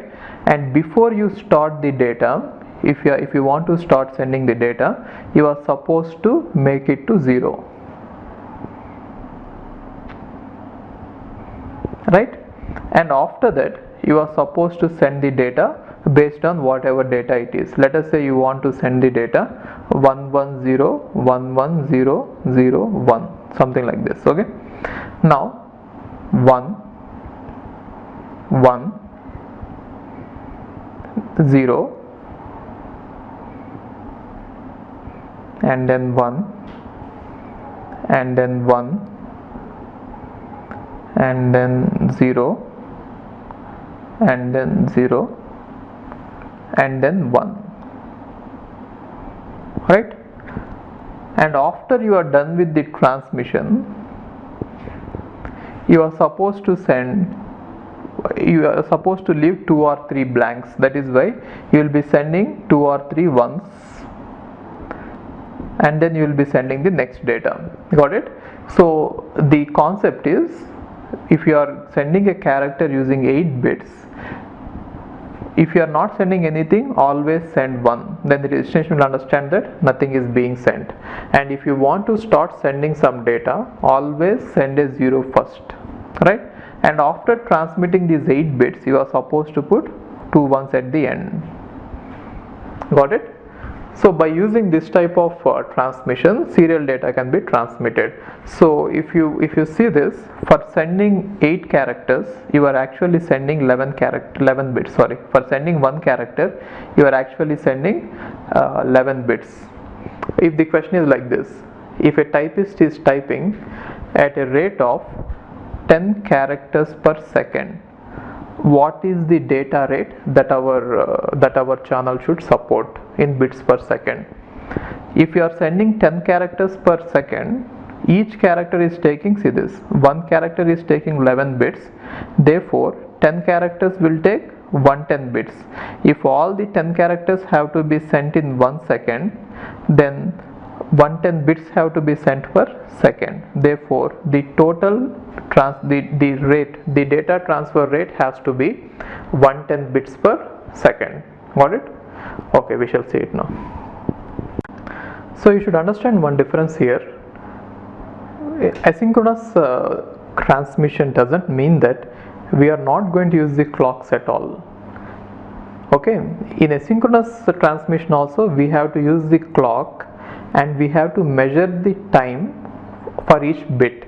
For example, if you are going to say that high voltage is 1 and low voltage is 0, if I send a series of ones, then you have to understand, or you have to somehow get how many ones are present in that, and it will be done only when the clocks, both the clocks, when the clock at the source and the clock at the destination are synchronized, which means if both of them are going to have, if the clock at the source is going to show that this is the clock which is running, at the destination also they should have the same clock, right? So if one period at the destination for this duration, if it is 1, if it is representing 1, then the source and destination both have to show the same thing, right? Let us assume that there is a small difference in the clock timings, and the clock according to source is something and according to the destination is something, then there is a chance that you might miss out a bit. For example, if you are sending a series of ones, then there might be 4 ones according to the source, but according to the destination they might get 5 ones. The reason is the source and destination clocks are not synchronized, right? So how to understand the main difference between synchronous and asynchronous transmission is, in synchronous transmission we are going to have a common clock. In asynchronous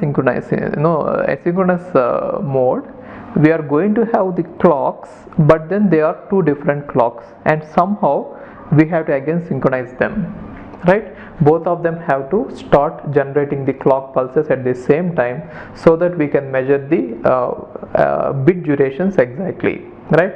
So how can we measure that? These are 8 bits.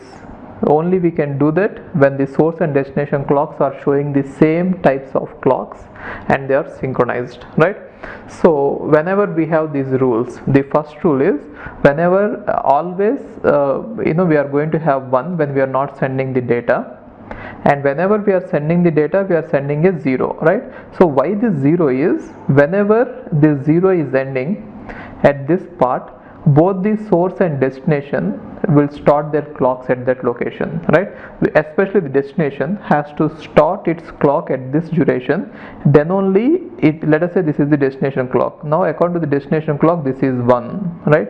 And again this is 1, and again this is 0, and again this is 1, and again this is 1, right? After reading 8, 6 are over, right?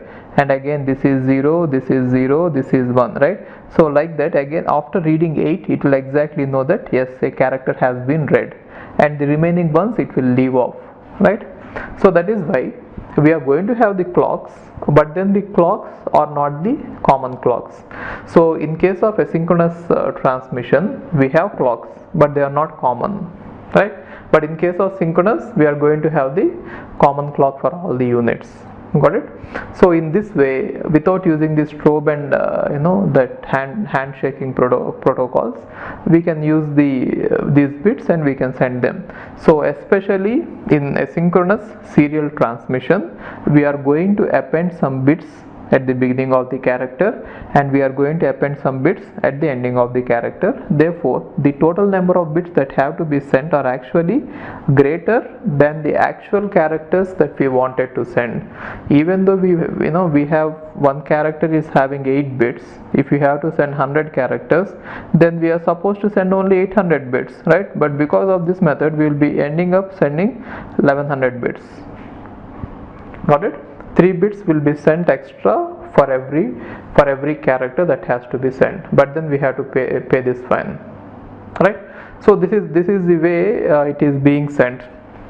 And there are some other modes of communications where we are going to send the clock along with the data. They are called as these encodings. So Manchester and differential Manchester encodings will fall there. Anyway, we don't have the exact details of this data communication in the syllabus. Whatever is required, I taught you here, but I'm not going to get into the details of Manchester and differential Manchester. They are not required for us. They are for data communication students who are doing electrical and EC students. They need that in their gate. But for us in gate, we generally talk about only at this level, not the details of the in phase, out of phase. All those are not required. So I just made it simple and I explained you whatever is required. Questions will come only from this part. Okay. Earlier we have already seen this topic, the ways we can perform I/O, input output. How are we going to connect the devices to the CPU, and how are we going to transfer the data from I/O devices and CPU, in between I/O device and CPU. We have already seen this, but let's just go through it once, and again I'll get into the details here. Earlier, while I was discussing about the design of a normal computer, when we're talking about the simple computer, I discussed about it. But now I'll again tell you about the few points, and then we can get into the details here. So there are 3 ways we can perform I/O. The first one is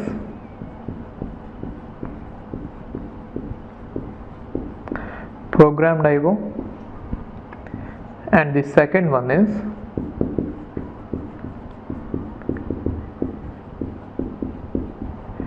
interrupt driven IO or interrupt initiated IO, and the third one is DMA, right?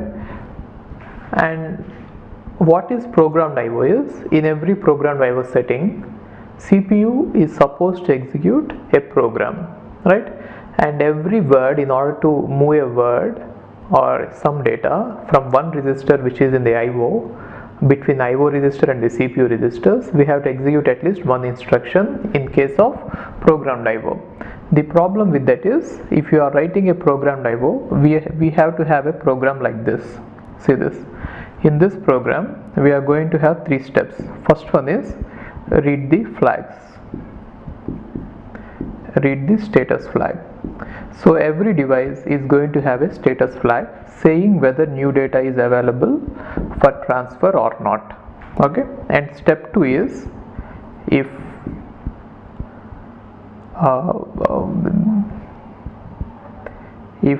data is not available. So how can we know that if data is not available? Status flag equal to 0, right? Status flag equal to 0. By checking this condition, if status flag is equal to 0, it means if data is not available, then go to step 1, right? And finally, in the third step, if you are coming to the third step, it means that data is available. If data is not available, you will go to the first step. You will keep on going to the first step, right? As long as data is not available, you will keep on reading the status, checking it, again go back, read the status, check it, go back, read the status, check it. You will be keeping on, you will be doing on this, right? So once you are coming to the third step, it means some data is available, right? Therefore we can write the instruction to move the data. This is what happens in a typical programmed IO setting. Now if you observe this, clearly the disadvantage of this method is busy waiting. So what is busy waiting? We are going to have a flag, and as long as flag is 0, we keep on checking it, and whenever the flag turns 1, then we are going to transfer the data, and again we make it 0, right? So ultimately the disadvantage is processor's time is wasted, right? So most of our IO devices, if you take a keyboard, maybe we will be providing data 1 character per second, right? So let us say you are providing a data at the rate of 1 character per second, right? Then the problem with this type of devices, if you are providing only 1 character per second, then you have to keep on executing these instructions. How many times?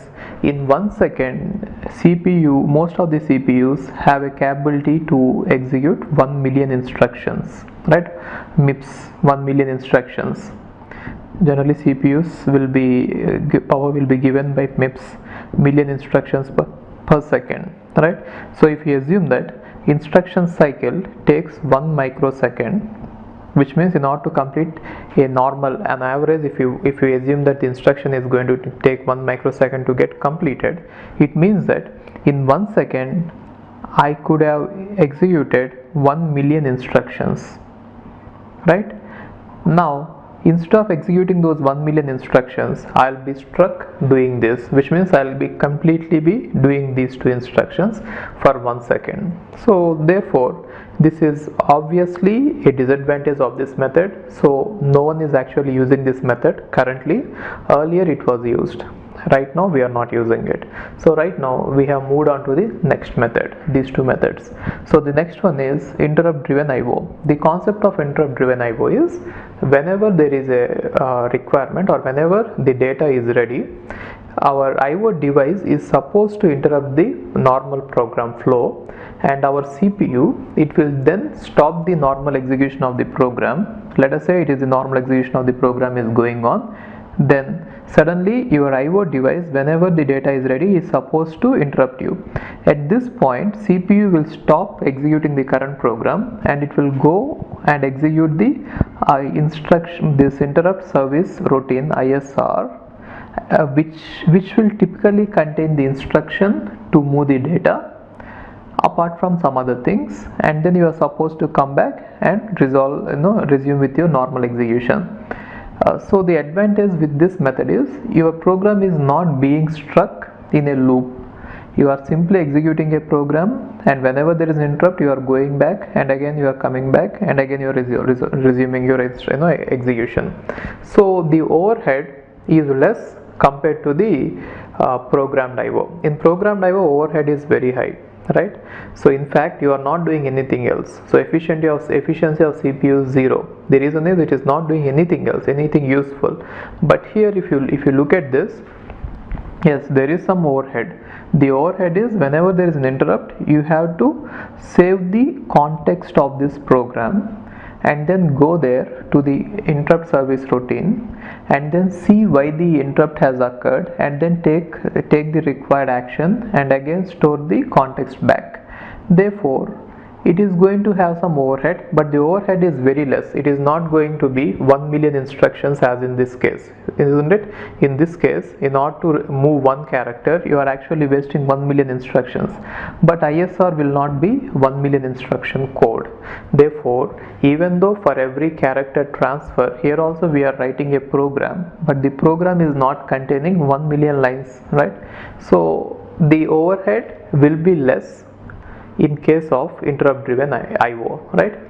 So but then actually if you look at this the other way, interrupt is a facility not just provided to do the IO. We are using it in this context, but in general an interrupt is a signal which lets the CPU know that you have to stop the execution of the present program because something out of normal, which means some exceptional thing has happened, and so you have to stop the present program and service that particular and look at that scenario and then come back to the present program. So the main use of interrupt is to interrupt the current execution of the program, and it is not only used for IO, but in this context we are making it for IO.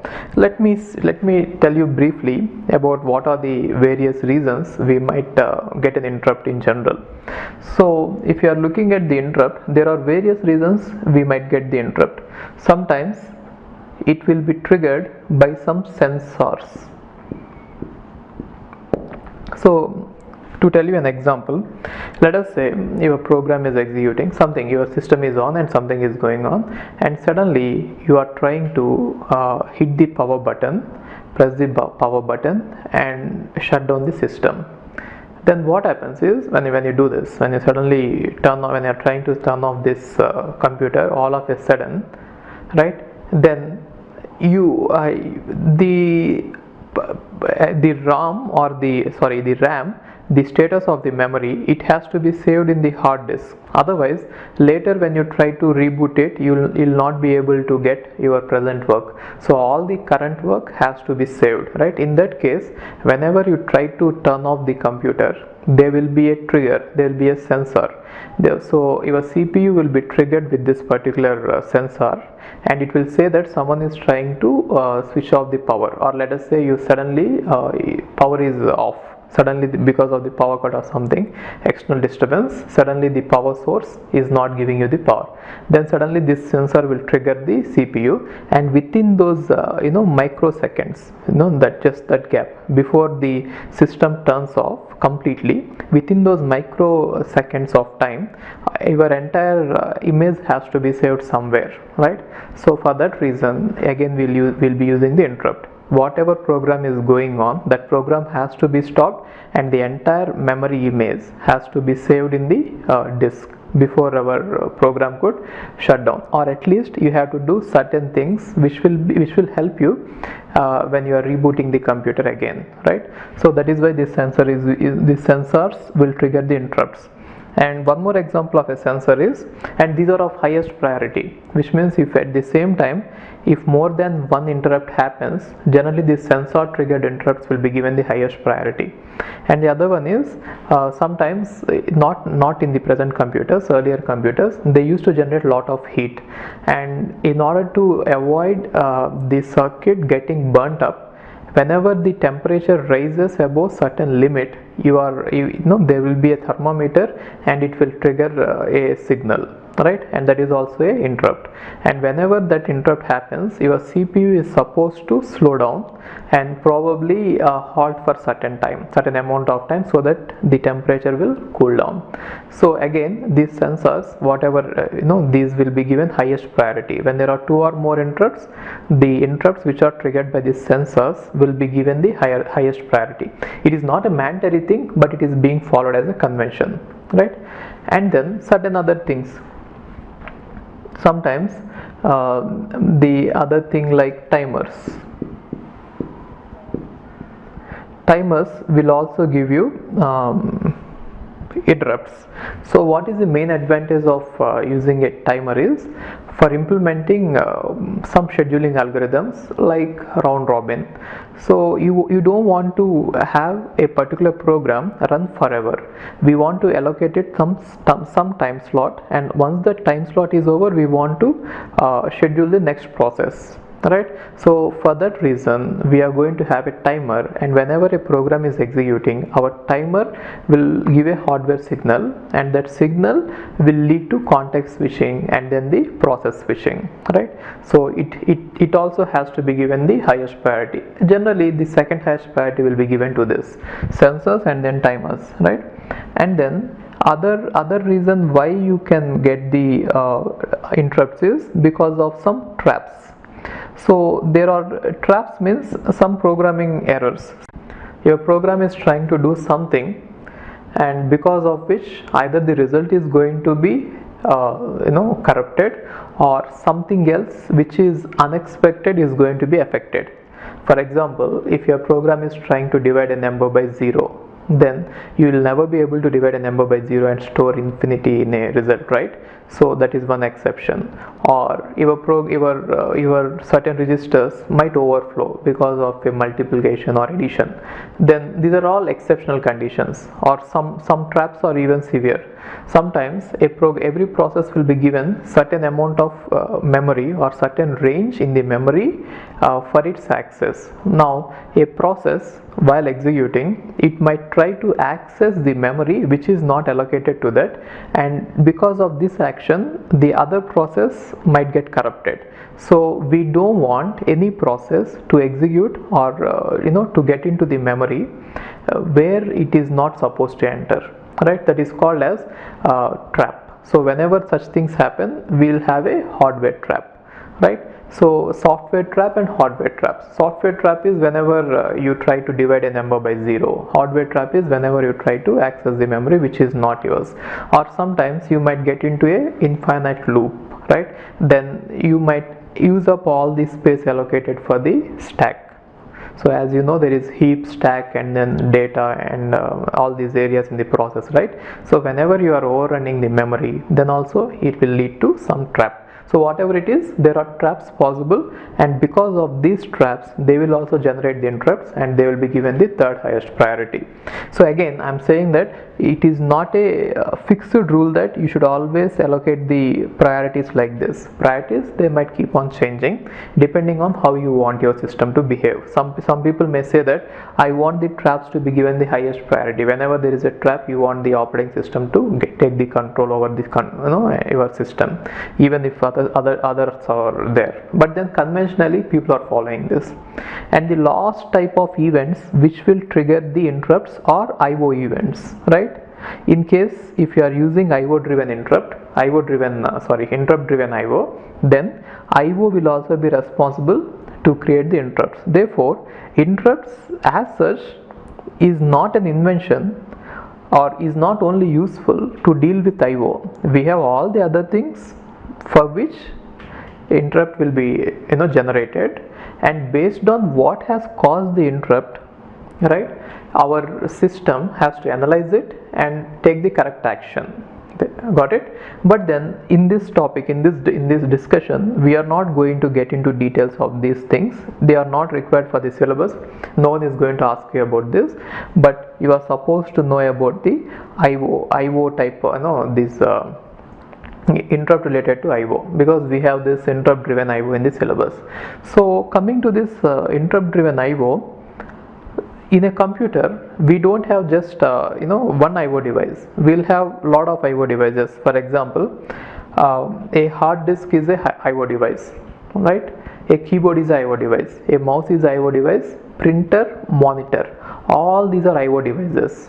Therefore any of these device might give you the interrupt, and once you get the interrupt, first thing that you should be able to know is who has generated the interrupt. With all these devices possible, now there are various things you should be looking at here, right?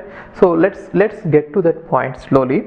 Now what I mean to say is IO devices which can generate the interrupts are of various types.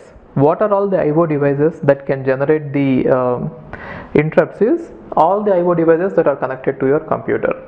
So typically, then which one should be given highest priority? Let us say you are having 4 IO devices connected to your computer, and now there is an interrupt, there is an interrupt, and now when you checked it, there are interrupts are generated by more than one IO device. Which one do you want to service first? Which one do you want to satisfy first before you go to the next one? So that is also called as giving the priority, right? Or priority interrupts.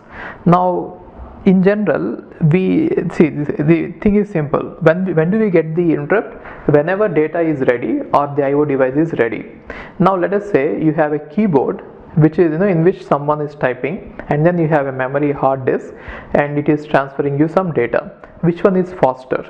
Generally memory device, this hard disk is faster compared to the keyboard. So if you don't process the interrupt generated by hard disk, there is a chance that you might lose the data. Let us say there is a hard disk, and from hard disk it is transferring the data onto a IO controller or an IO interface, and from IO interface you are supposed to transfer the data into the main memory through CPU, right?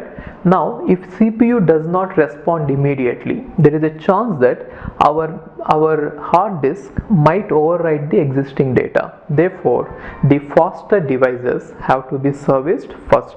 So if you are looking at the priority which has to be given to the IO devices, generally the fastest IO devices will be given the highest priority, right? So which means our hard disk will be given the highest priority, and after the hard disk, maybe if you have a mouse will be given the next highest priority compared to, see, it is all relative, right? Which one is faster, that is how we are going. So first the hard disk will be given and then the mouse will be given, because if you are just dragging a mouse, then what happens is the data generated by the mouse is going to be very fast, because you can drag a mouse from the top of the screen to the end of the screen and all those pixels have to be covered, right? Therefore the data that is required by a mouse has to be that is generated by the mouse is actually very huge. So after this hard disk, the speed of mouse is very high, and after mouse maybe printer. So a printer will be able to print the output very fast, right? Or maybe a scanner will be able to read very fast. And then finally keyboard is generally the slowest device, because when we are typing we will not be able to type more than probably 2-3 characters per second. So in that time, in 1 second, our CPU can execute 1 million instructions, right? And similarly in 1 second we can actually transfer in 1 microsecond a complete block of in 1 millisecond a complete block of data. Therefore the data that is being transferred by these devices, so depending on the speed of them, we are going to give the highest priority, right? So if you don't consider all these things, if you are consider only the IO devices, then when you are having these many IO devices, we are going to go in the priority according to the speed. So in the exam, if they mention that speed of this device is so and so, the speed of this device is so and so, which one do you think will be given highest priority in the priority interrupts? Then the answer has to be the device which has the highest speed. Got it? Okay, now we shall get into details, some more details about the interrupts. Okay, so the only way we can speed up the execution of a program is generally by using many processes, right? So that is called as parallel processing.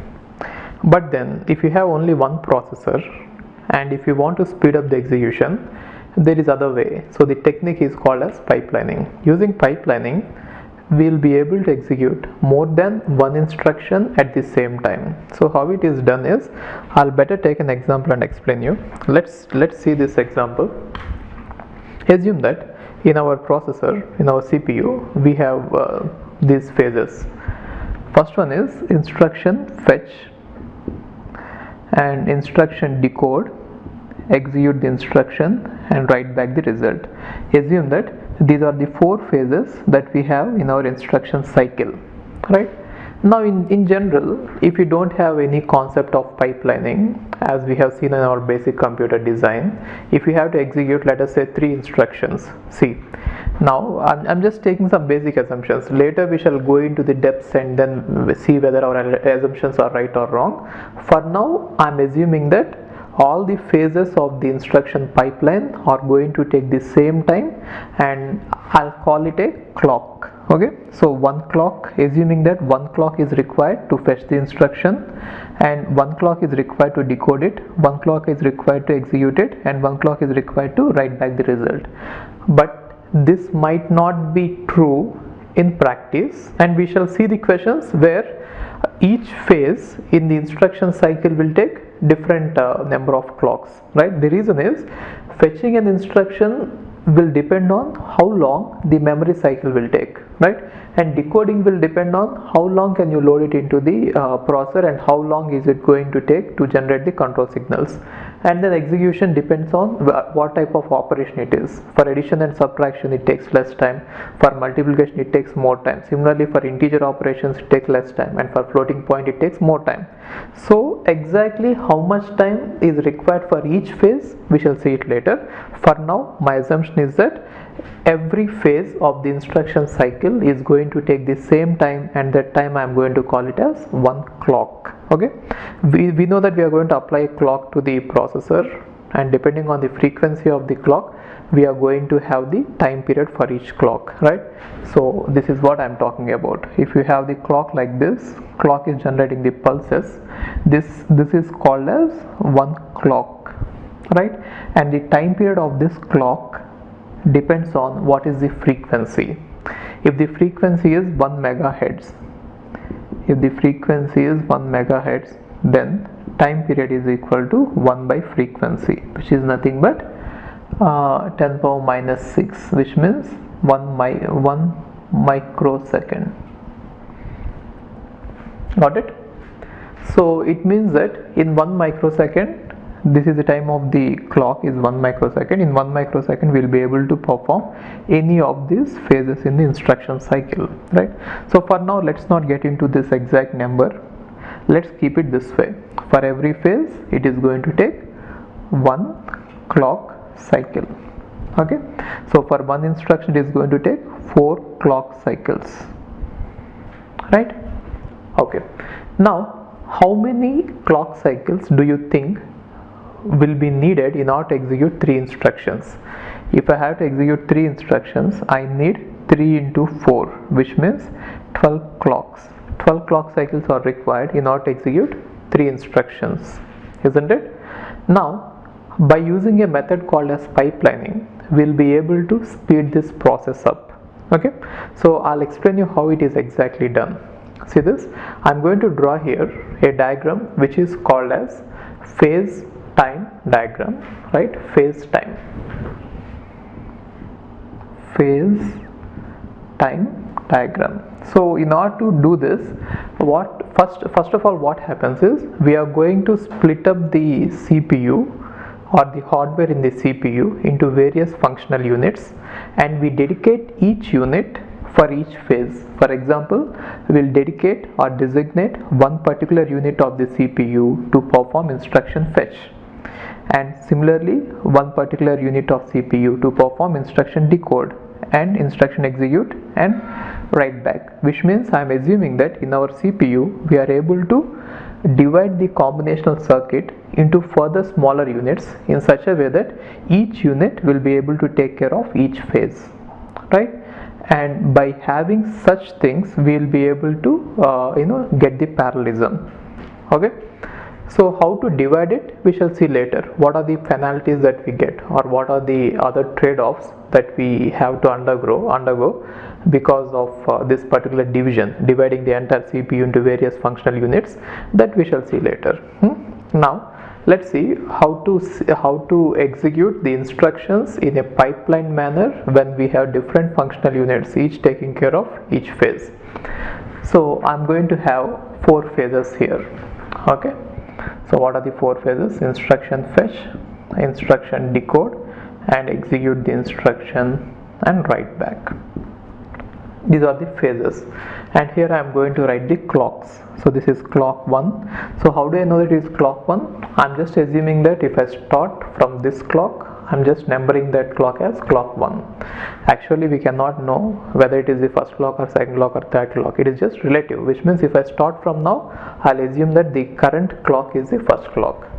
Clock 1, clock 2, clock 3, 4, 5, 6, 7, 8, 9, 10, 11, 12.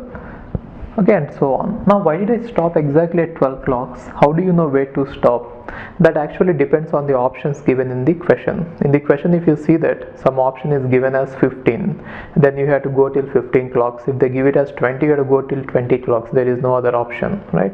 Here I know that it is going to take probably 12. That is why I stopped it there. Okay. So see, why did I stop at 12 is simple. We are already assuming that we are going to execute, for 3 instructions we are going to take 12 clock cycles. Here I wanted to see for the same 12 clock cycles how many instructions I will be able to execute. That is the only reason. Okay, so when we take up the questions, I will explain you clearly how to draw this diagram. How many clocks you should take it. Okay, and now you don't do this in the exam. Here, for the sake of explanation, I am going to do like this. For all the questions, I will be putting up the boxes just to make the things clear and visible for you. When you are doing it on the page with paper, with paper and pen, it will be very clear that you don't have to do this, all these boxes. It will just waste your time in the exam. Okay, when you are practicing it, or in case if it is very difficult for you to work without these boxes, then go for it. But my suggestion is don't do this in the exam. It might take up a lot of time. Okay, now at clock 1, I'll put instruction 1 in the instruction fetch phase, which means the functional unit which is dedicated to fetch the instruction will now be fetching instruction 1, right? Now after this, once the clock 1 is over, it means that instruction 1 is already fetched. Therefore I can send instruction 1 to the next functional unit, which is instruction decode. Once the instruction is fetched, it will be sent to decoding, right? I1. Now I1 at clock 2 is at instruction decoding. Now if you watch it, at clock 2 I1 is in decoding, but the fetch phase is idle. So why do you want to waste it? So this is where the parallelism comes into picture. This is the advantage of pipeline. So even when I1 is still under execution or under processing, we are able to start I2. That is the entire concept of pipeline. So even if the present instruction is currently under processing, we will be able to start the next instruction. That is called as pipelining, right? And now by the end of the second clock, first instruction is done with instruction decode, therefore it can start execution, right? Similarly, second instruction is done with fetching, so it can do instruction decoding. Similarly, at the same time, at the clock 3, if you see the functional unit instruction fetch, this fetching unit is completely idle. So why to waste it? You can start I3. This is the power of pipelining, right? At the same time, earlier there was only one instruction which is being processed. Now there are 2 instructions. Now there are 3 instructions which are currently being processed. Now after the completion of the third clock, I1 has completed its execution, therefore it can go into the write back phase. Similarly, I2 has completed its decoding, therefore it can go into execution, and I3 is done with the fetching, therefore it can go with decoding, and now this one is idle, so you can fill it up with I4, which means you can call I4 for fetching. So if you observe this, at the same time during one clock we are actually processing 4 instructions simultaneously. This is the power of pipelining. We are actually able to do many instructions at the same time. Now in case of normal execution, let us say it is not the pipeline execution, then what happens is at any time only one instruction will be working, right? Only one instruction will be processed, but here at a given time 4 instructions are currently being processed. This is the power of pipelining. Now I'll just fill it up first. Okay, now I4 is out, which means I4 is completely done at 4th one. Now if you see this, I2 will be here, I3 will be here, I4, I5, right? I3, I4, I5, I6, I4, I5, I6, I7, I5, I6, 7, I8, I6, I7, I8, I9, I7, I8, I9, I10, I8, I9, I10, I11, that I9. Okay, so let's assume that we have only 9 instructions to execute, and let me not execute I10, I11. So let's say I have only 9 instructions, and now if you observe it, watch this one. If you observe it, by the end of the 4th clock, I1 has finished its execution because it needs only 4 clocks, isn't it?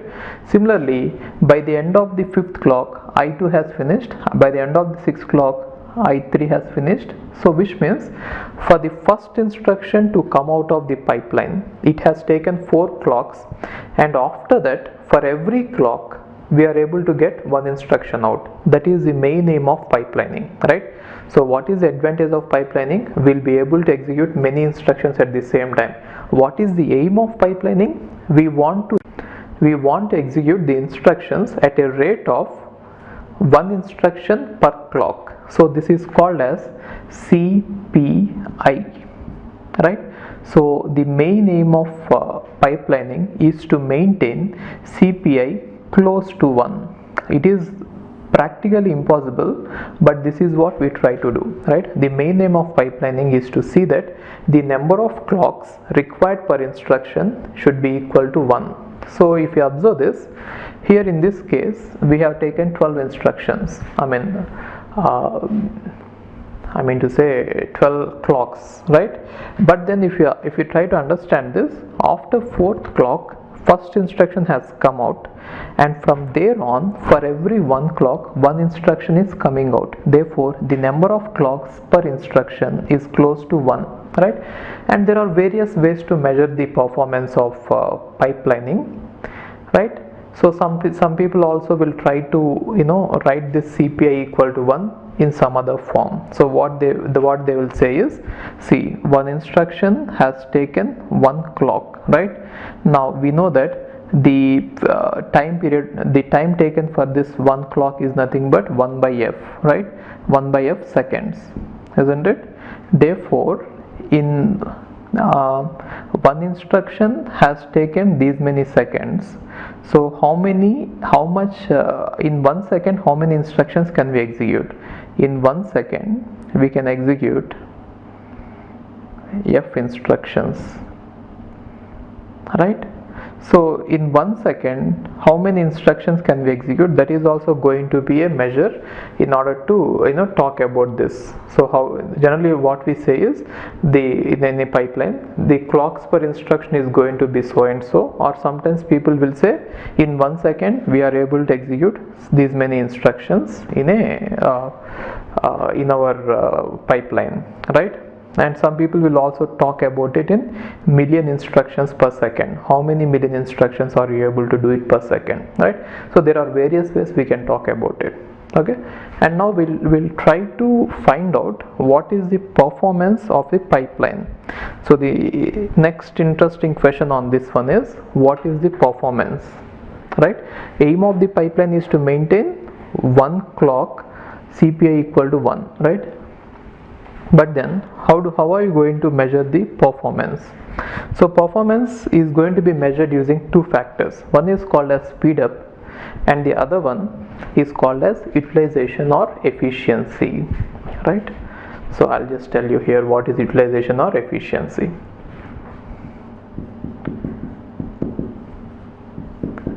Utilization or efficiency of a pipeline. So once you draw this diagram, this is called as phase time diagram for a given load. So in this case the load is 9 instructions, right? So this one is given for 9 instructions.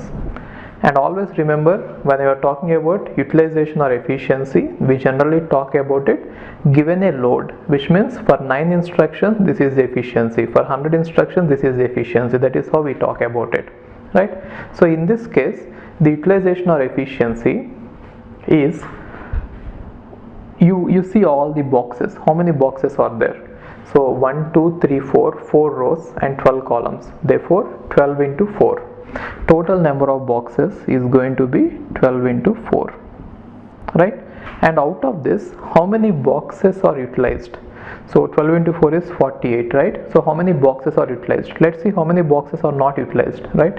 Which means this is inefficiency, isn't it? See, you could have used this space also, but then you are not able to use it because unless you finish this I1's fetching, you cannot start I2's fetching. Therefore you will not be able to fill it up directly, which means pipeline will be filled up gradually. It will not be filled up directly with all the phases, right? So all these 6 are wasted at the beginning, and at the ending these 6 are wasted, if you see it, right? So 48 minus 12 is 36.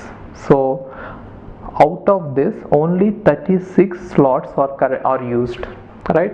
And the remaining are not used. So efficiency is nothing but out of the total, how many are you able to use? So out of 36 you are able to use only 48. Sorry, out of 48 you are able to use only 36, which means the efficiency or utilization is 3 by 4, right? And this is one way they might ask you the question. Given the load, they will ask you the efficiency. Then you can say like this. And the other way is they will ask you speed up. What is the speed up? So speed up also can be asked in two ways. When load is given, when load is not given. In this case, assume that load is given. What is the load? 9 instructions. In order to execute these 9 instructions, when we execute these 9 instructions this way, like this, then what is the speed up we got here? So that is nothing but, speed up is nothing but time taken without pipelining divided by time taken with pipelining in order to execute these 9 instructions. In case if you have 9 instructions to execute and if you don't have a pipeline, then how much time will it take? 9 into 12, 9 into 4, isn't it? Divided by how much time did it take here? 12. Right, so it is 36 by 12, which means 3. So speed up in this case for a load of 9 instructions given this 4-stage pipeline, right, is actually 3 here. Okay, so by looking at this you can derive a relation between these two, speed up and efficiency. In general, the efficiency equal to speed up equal to efficiency into this one, right? So m into, you can say like this, m into efficiency equal to speed up. Yeah, so you can check this. So this is the relationship between these two. Speed up is equal to m into efficiency, right? So by looking at this, you can say one thing. The maximum value of speed up we can get is equal to number of stages, where m is the number of stages. Okay, so in this case m is the number of stages, which means 4. If you want, you can check it out. See this. So speed up, this m is 4 into efficiency is 3 by 4 is equal to, of course, 3 speed up, right? So it is satisfied. Now you can check this one. speed up is going to be the number of phases multiplied with efficiency. And now if you look at this efficiency, the value of this efficiency will be anything between 0 to 1, right? Which means if you are going to have 100% efficiency, then speed up will be equal to m. So in the question they might ask you this, let us say the utilization of a pipeline is 100%, then what is speed up? Then the speed up is going to be number of phases, right? In case if they say like this, if the efficiency is 75%, then what is the speed up? Then we have to know what is the number of stages. Then depending on the number of stages in the pipeline, you multiply that with 0.75, right? But one thing is very clear here, always see, in practice we'll never get 100% efficiency, isn't it? You can see it clearly. Here some of it is wasted and here some of it is wasted, right? So we might go close to 100%, but we might never get 100% efficiency, right? So as long as this figure is not equal to 1, our speed up will never be equal to m. Therefore in practically always speed up will be less than m,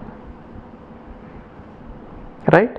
But in theory speed up will be almost close to m, right? So we shall see why it is so. I think you understood this one, right?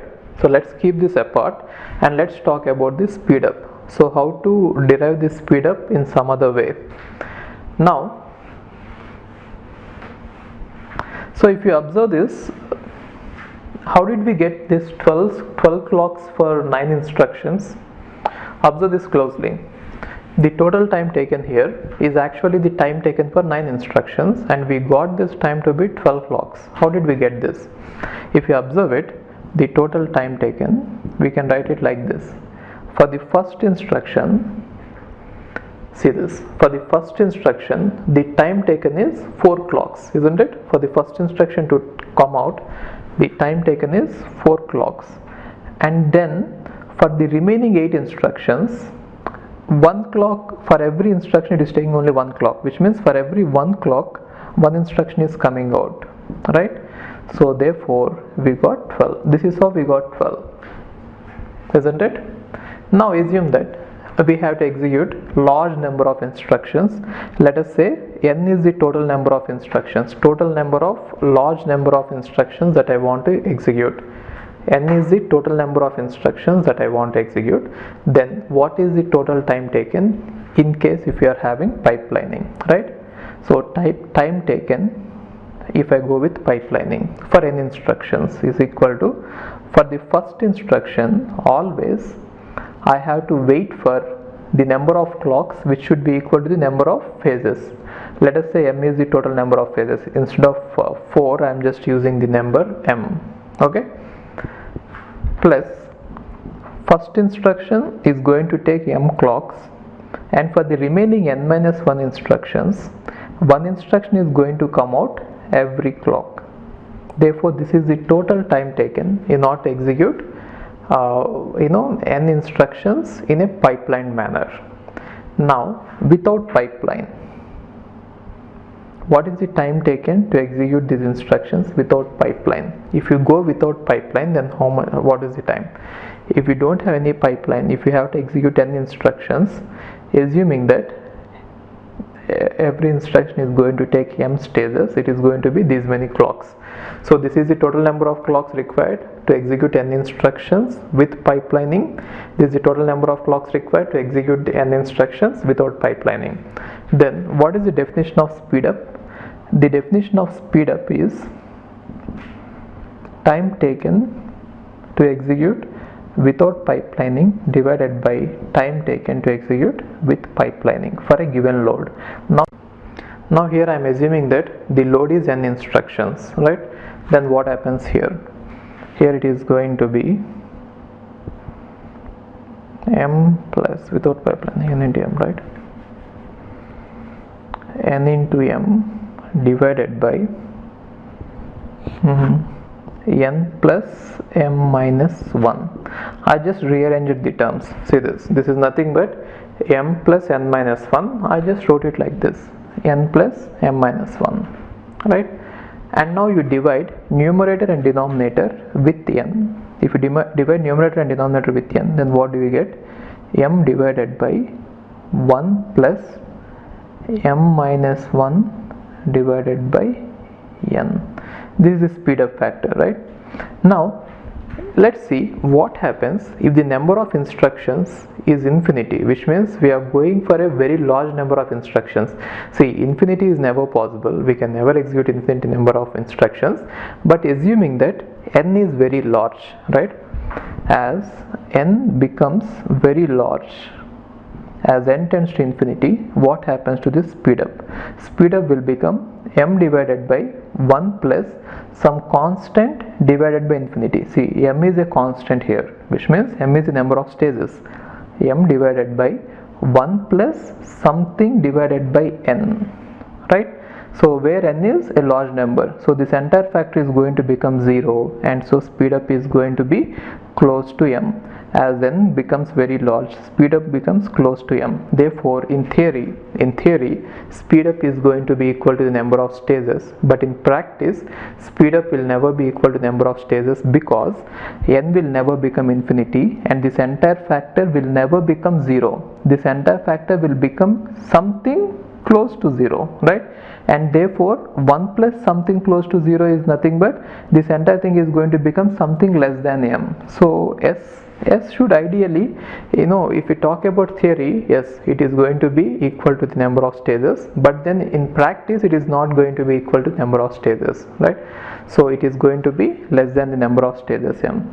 So speed up is always less than m. So if you want one more reason why the speed up may be less than m is simple. See this, the time taken to execute one instruction without pipeline may be less. So if you assume like this, the time taken to execute an instruction without pipeline, let's say is this one, this time will be less than m into clock time taken to execute p. So this is somewhat difficult for you to understand. I don't know if you are getting this or not. I'll just try explaining it. If you don't understand this part, skip this video. It is okay. If you understood till here, it is okay. Now let's try how this is right. See, what happens is, when we don't have this pipelining, the CPU is completely one single combinatorial circuit, right? Now when we try to get this pipelining into picture, we try to divide it into various functional units, and then we try to place buffers or registers between every unit, right? Therefore, as a result, the time taken to execute an instruction in the pipeline, m into this one, will be greater than time taken to execute it without this. Are you understanding this? In case if you don't have pipelining, entire CPU is going to be one single combinational circuit. In that case, what happens is, your instruction will start here, and without any restriction or without any stopping, it will complete its execution smoothly. But with the introduction of pipelining, we have to divide this entire combinational circuit into many smaller units, and between every unit we are supposed to place the resistors or buffers, which are going to take which are going to give some delays, right? Because of which the time taken to pass a single instruction through all these phases is going to be more with these added delays, right? So time taken to execute without pipelining is less than m into tp, isn't it?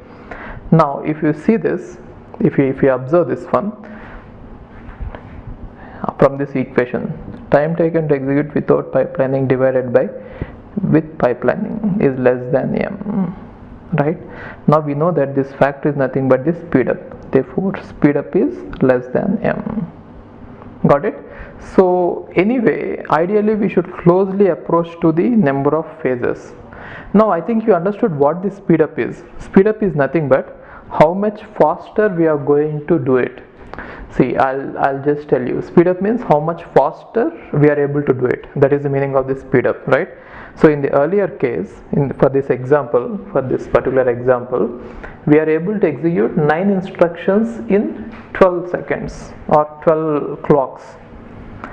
9 instructions, it took 12 clocks in pipelining, right? But the same 9 instructions without pipelining has taken 9 into 4, which means 36 clocks. Therefore, we are able to execute it 3 times faster with pipelining. That is the meaning of this speed up. Speed up says how much faster will you be able to execute it, right? 3 times faster. We are able to do it 3 times faster, right? Now this equation says that with enough number of instructions, if you go on increasing the instructions, our speed up might reach 4 times faster, which means this one is saying that we might be able to go to a speed of 4 times, right, maximum. So why is this so? Why will we be able to reach 4 times faster? Is because at any time, if you observe this, in most of the phases we are able to execute 4 instructions at the same time. That is why we should be able to get the speed up as 4 times faster. We should be able to do it, right? Now what does efficiency said? Now we found out that efficiency was actually 3/4. So what did it say? It is saying that our pipeline is capable of executing the instructions 4 times faster, but we have used it in such a way that we are able to execute it 3 times faster only. That is what efficiency has said, 3/4. Got it? Okay, anyway, if you are not able to understand it, just by heart it. So what I mean to say is, our main aim of having this pipelining is 2 things. First one is to maintain the CPIs, clocks per instruction, as 1, and the second one is to have a speed up equal to the number of stages. You might get one doubt.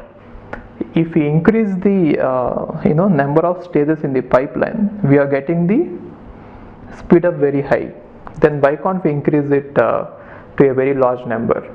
In practice, most of the computers, they are using a pipelining ranging from 3 to couple of dozens, 24 stages. Right now our present computers are able to go till 24 stages in the instruction pipeline, 24 stages, right? But beyond that, when we go, there are various factors like cost.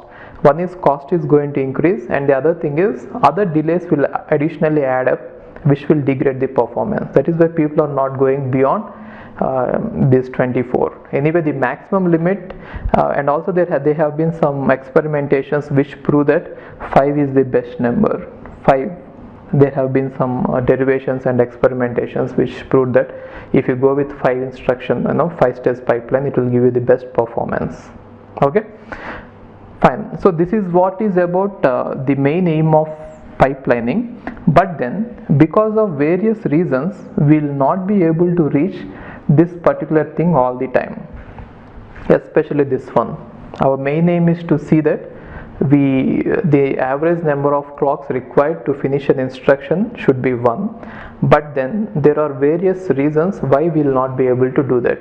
So one reason is there are various things that they are called as dependencies, right? So there is something called as data dependency, control dependency, structural dependency, right? So these things are going to affect the performance of the pipeline, and we'll be able to overcome them somehow by using certain techniques, and these techniques might not be useful in all the cases. We'll see in detail what these are and how to solve them. If you see that is the concept of pipelining. Okay, fine. Now we have seen that the main aim of the pipelining is to get one instruction every clock. But sometimes what happens is we will not be able to get one instruction every clock. There are various reasons for this, and all the reasons, they have been classified into 3 types. They are also called as hazards. Okay, so something called as hazards or dependencies. Hazards or dependencies, various names. These two names are generally most popular, and anyway from the question you will understand what they are talking about. Hazards and dependencies are the most frequently used names. And why is it called a hazard? Because it is a problem. Okay, so why is it called dependency? Because it arises mainly because of the dependencies. So I'll explain you. Okay, let me take them. So one reason why we get these hazards are because of structural hazards, and the other one is control hazard, and the other one is data hazards or data dependencies. So what is the main problem is, I'll just take one example and explain you how we are going to, what is that we are going to face here, and then we can take one by one and examine. Assume that we are having 4 phases. One instruction is going to be executed like this: instruction fetch, instruction decode, let's say operand fetch, execute, and maybe write back. Okay, 5 stages. Let us assume that we have these 5 stages which are in the instruction cycle. Then what happens is, if everything goes on well, we are supposed to start the next instruction exactly here, and we are supposed to finish it exactly here, right? So one clock cycle, which means if this instruction is going to be completed in this clock, the next instruction is supposed to be completed in the next clock, right? So that is what the main aim of pipelining is. But because of some problems, this will not happen always. So one problem is, you can think of the instructions which are branch instructions.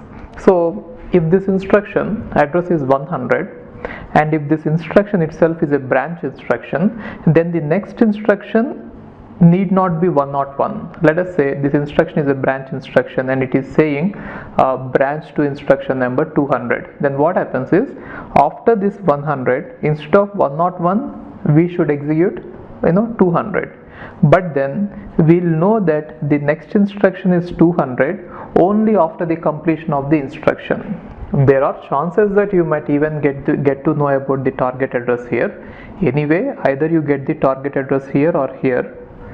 Whatever instruction you have fetched and executed in all these cycles, they all have to be stopped, right?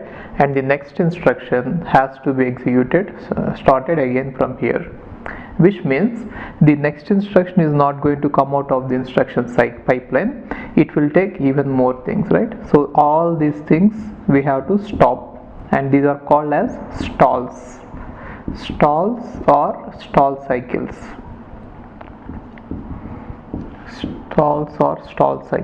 Okay, so we are going to have stalls or stall cycles, or some people even call it stones.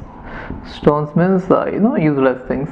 So these are completely a waste of time, isn't it? So because of such instructions, what happens is, on average, if you see, instead of getting an instruction every 1 clock, we'll be getting on average, let's say 1.2 or 1.5 or something like this, which means the number of clocks per instruction on average is going to increase because of such instructions like control instructions. And this particular example which I have shown you falls under the category of control dependency. Now what we shall see is, we shall take each category one by one, and we'll examine what it is, and later we shall see how to overcome this. What are the various possible solutions we could, what are the various things we can do in order to fix this. Okay, so we shall take one by one. Next we shall see about structural hazard. Now let's see this structural dependency. So structural dependency mainly occurs because one or more phases of the pipeline will try to use the same resources. So let's take this example. Assume that we have a 4-stage pipeline, and every stage is going to have its own operation. So here, first stage is about instruction fetch. So this is the logic which is required by instruction fetch, and the registers which are required are nothing but, one is this program counter, because we are going to fetch the instruction pointed by the program counter, and after fetching it we are going to load it into IR. That is why these two registers we are keeping it with that phase. Okay, and after that we are supposed to read the data. So that is why this is the data read logic, and this is the second stage. In this stage, the required operands are going to be loaded. So this stage is operand load, and the next stage is ALU. So here all the ALU operations are going to take place. So again we have ALU logic here, and the next stage is operand store, which is going to store the result into the memory. For example, if you try to perform A equal to B plus C, then we are supposed to load B and C into the registers, and later we are supposed to store the result into A, right? So what is the problem with such a organization is, it is very clear here. Okay, so see this. Assume that one instruction is currently being executed. For the first instruction there will be no problem. First instruction fetch will be, and operand load will be there, and then the next one is ALU, let's say it is execution, and the next one is operand store. There are the 4 stages. And the next instruction, while the first instruction is in this phase of operand load, the next instruction will start with instruction fetch here, and then operand load will be here, and execute will be here, and then operand store is supposed to be here if everything goes on well. But the problem is, if you observe instruction fetch, we need the access of the bus and the access to the memory. If you have only one particular memory, then what happens is, say this, if you have only one memory, then what happens is, let's not call it a memory, let's call it cache. So you know cache, right? We have already discussed about it, cache, and cache will be communicating with the memory. So memory is somewhere here. So we are going to load the program into cache, and then from cache we'll be reading it. Okay, now let's see this. So instruction fetch. So in order to fetch the instruction, we need to access the cache, and then in order to load the data, we need to access cache again. At the same time, when instruction I1 is loading the data, at the same time instruction I2 will also try to load the instruction, which means both these phases, operand load and instruction fetch, in this case are trying to use the same resource, but only one of them can use. So this type of dependencies are called as structural dependencies.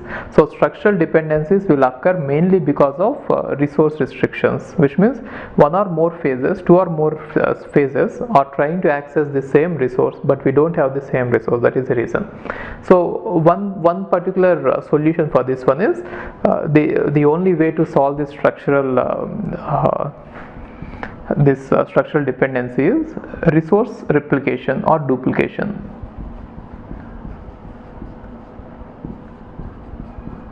Resource duplication. So resource duplication means, instead of having only one resource, you try to have multiple copies of the resources, so that every stage will have its own copy. So in this case, how does this method work is, we are going to divide this cache into 2 parts. One part, let's call it as instruction cache, and the other one data cache.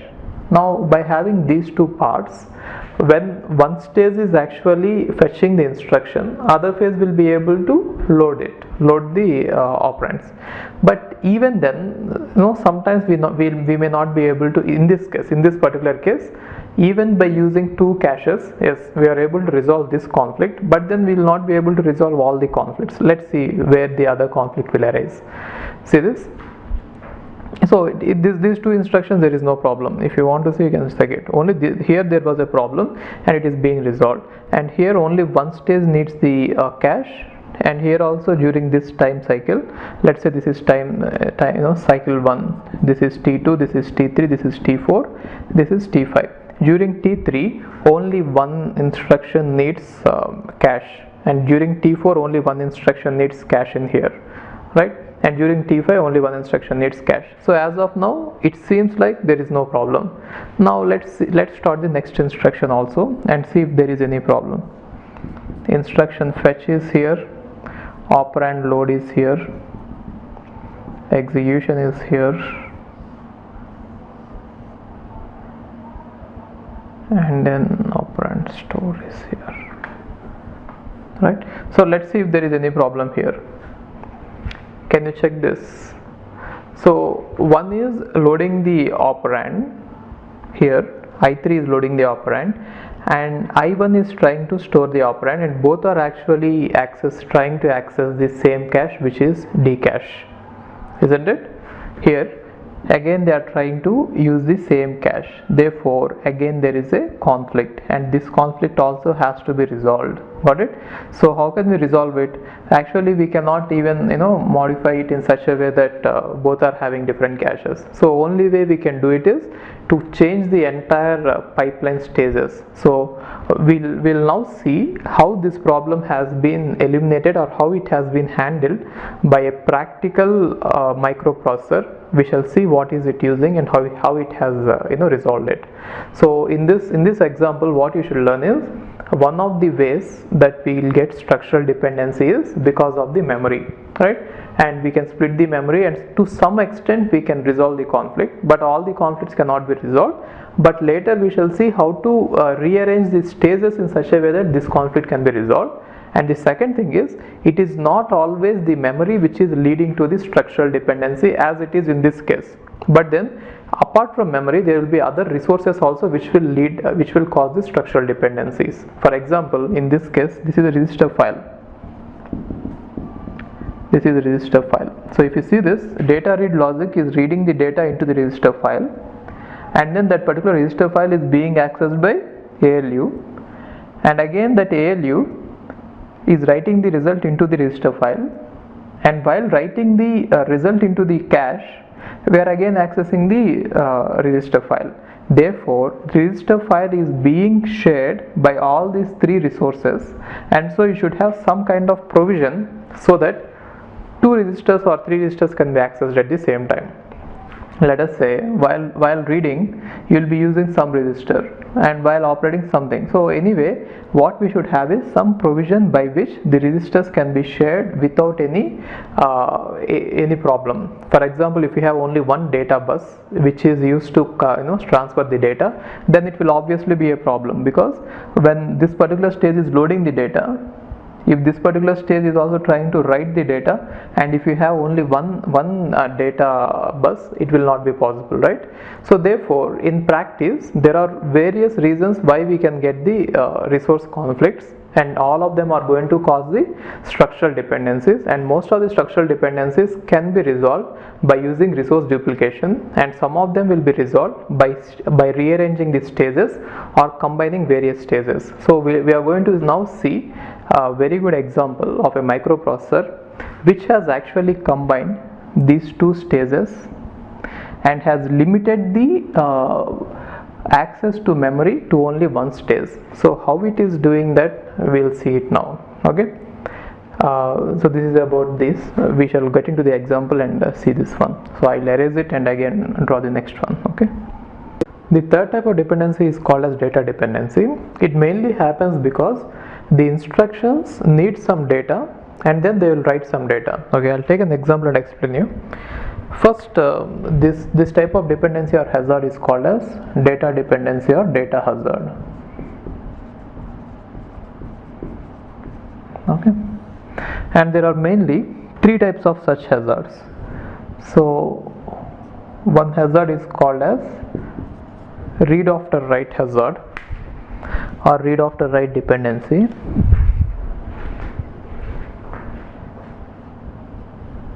And the second one is called as write after read dependency, and the third one is called as write after write dependency. So we have already seen such type of examples in databases also while dealing with the transactions. They are exactly the same, but then here we'll, instead of talking about the transactions, we'll talk about the instructions.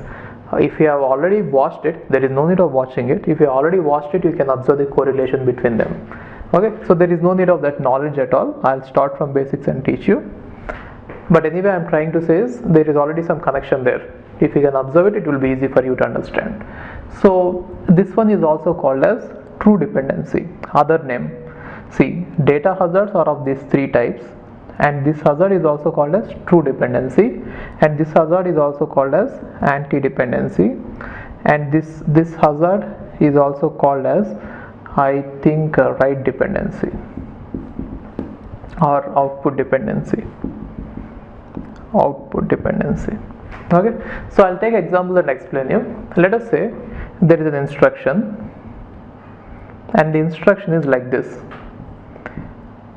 R1, R2 plus R3. Let's say this instruction is II, and then there is an instruction, and this instruction is following II, and this instruction is R4 needs something like this. Now if you observe this, whatever is written, whatever is computed into R1 by this instruction II is used by the next instruction IJ, right? Now the problem with this one is, in case if this particular instruction has not yet been completed, and if this particular instruction is trying to read that value, then it will read a wrong value. Got it? So if you want to see it, maybe you can think of it like this. Let us assume that we have a 5-stage pipeline: 1, 2, 3, 4, 5. Okay, so stage 1, stage 2, stage 3, stage 4 and stage 5. Okay, now this particular II is going to be executed in this one. Now IJ is going to start here. Stage 1 of IJ like this: S1, S2, S3, S4 and S5. Okay, now the value of R1 will be stored into R1 only after the execution of the 5th stage. Let us say this is the stage where write back happens. So whatever is being computed, it is going to be written back there. Okay, just for the sake of understanding, let me give some names to these stages, that way we will understand it better. Assume that it is instruction fetch / decode. So fetching and decoding of instruction happens in S1, and assume that it is where operands are being read. Okay, operands are being read, and in here it is executed. Instruction is executed, and if there is any kind of memory access, it happens here, and finally write back is going to happen here. If you remember, we have already discussed this type of pipeline in one of the videos. Okay, so now coming to the meaning of this, for this instruction, it means that we have to fetch it and decode it here in the first stage, and the second one is we have to read the operands, which means we are going to read R2 and R3 from the register file, and we are going to provide them as an input to the execution phase for the next one, which means this one. Now by the time I start S3, the inputs for this S3 are being fetched from the register file at S2. Got it? Therefore, in order to execute this, we can go ahead and execute it. Now whatever result is computed, that will still be inside the ALU phase in its output register, and that particular result will not be available in R1, right? And in case of memory access, we are going to use this, but for this instruction, since there is no load or store, we are not going to use memory. This phase is simply idle, and by the end of this phase, we are going to take whatever is computed as a sum of R2 and R3, which is R1. Only at the end of this phase we will be storing it back in the actual register R1. So till this phase is completed, the value of R1 is not going to be available. Got it? Now let's see what happens if I start second instruction. Now it will just fetch and decode it, and here it is going to fetch the operands. So which means the operand value R1 is not available till here, but it is going to, even before operand R1 is available, it is going to read a wrong value of R1, and it is going to provide it to the execute phase. Therefore, there is a chance that it is not a chance, it is definitely possible that whatever you are going to provide to the ALU here is a wrong value. It is not the right one. Now if you observe it, the reason why this has happened is this instruction has to wait until this instruction has written, which means it should read after the write. So since it is not doing it, it is a problem here, right? So because in order to handle this problem, you have to postpone this particular execution phase, or even this operand fetch phase till this point. Got it? So what is the solution? You should not start this, you should start S2 again here. S2 has to be started here and then S3 like this. Got it? So till you finish the execution, you are not supposed to fetch the operands. This is the problem with this. So this is a dependency which is going to lead to some kind of problems, right? And this dependency has occurred because we are not waiting until until it is written. So that is why it is called as read after write dependency, right? And the next type of dependency is write after read. So this is a special type of dependency. So assume that we have some instructions like this, II and let us say IJ, some two instructions which are consecutive like this, and say we have let us say R1, R2 plus R3, and let us say there is something called as load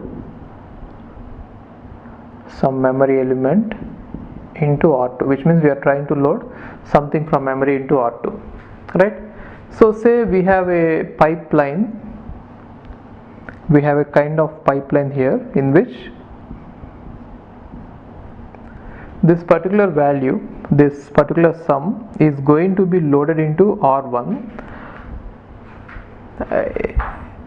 Assume that here, okay? So this is operand fetch, let us say, and this is operand instruction fetch and instruction decode, and assume that there is some other activity is going to happen here. So reading operand read, okay? So because of some reason, let us say this operand decode is going to take a lot of time here, 2 cycles, and it is going to take 1 cycle, and it is going to take 4 cycles, something like this, and the next instruction has to start here and say before the operands are being read, if this is going to be changing, right? So which means this particular II has to read a old value of R2, but assume that because of some uneven delays in the pipeline or the way the pipeline has been constructed, it might so happen that before this particular instruction has read the value of R2, it is being updated. Are you getting this? Let us assume that initial value of R2 is 10, right? And this particular instruction is going to change it to 20.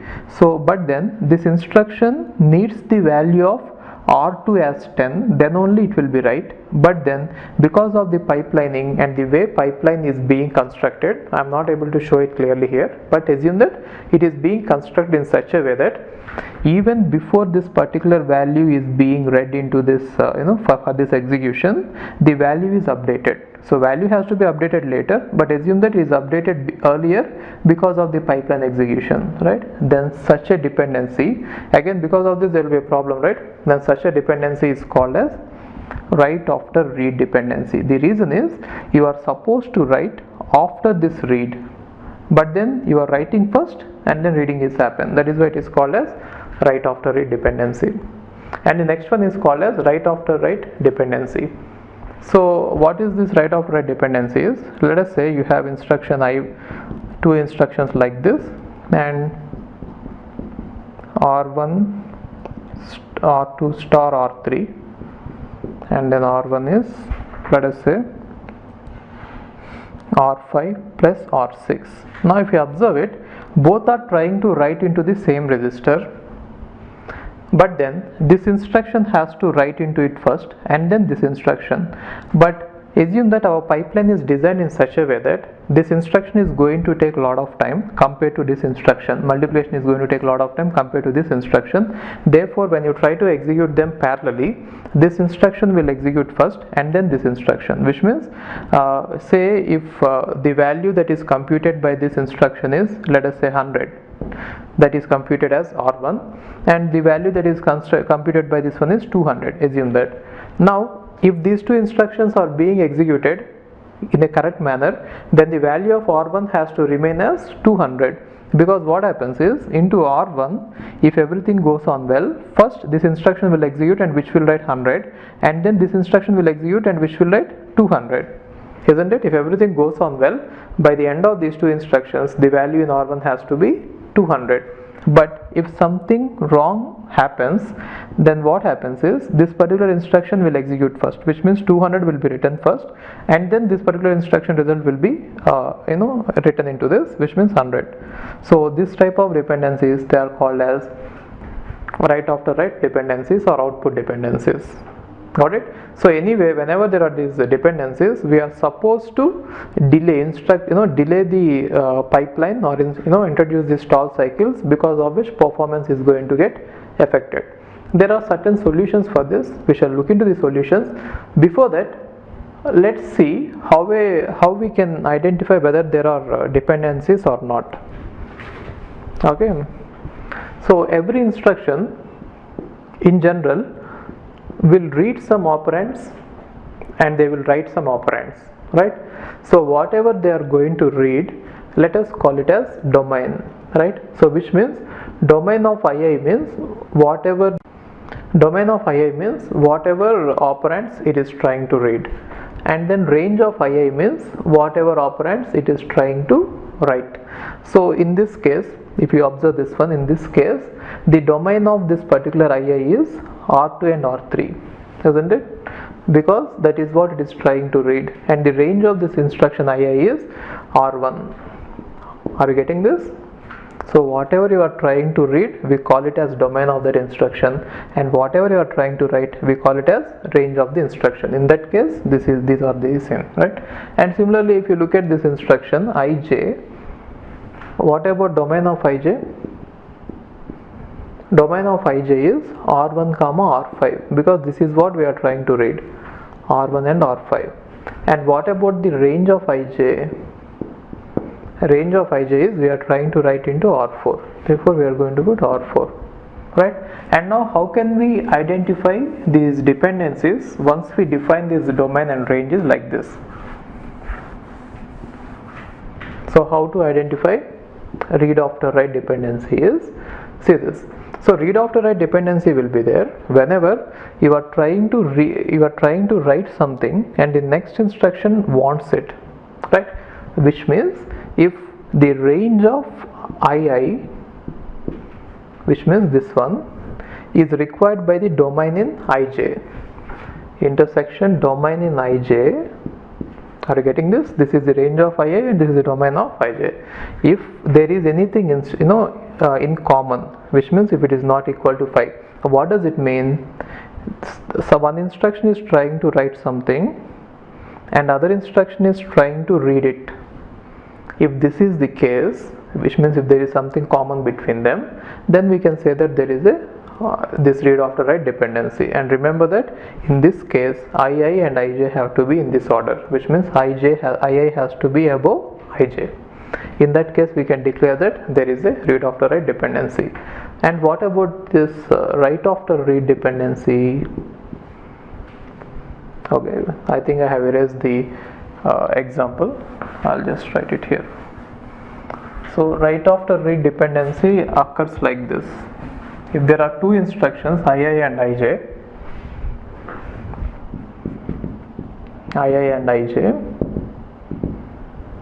okay.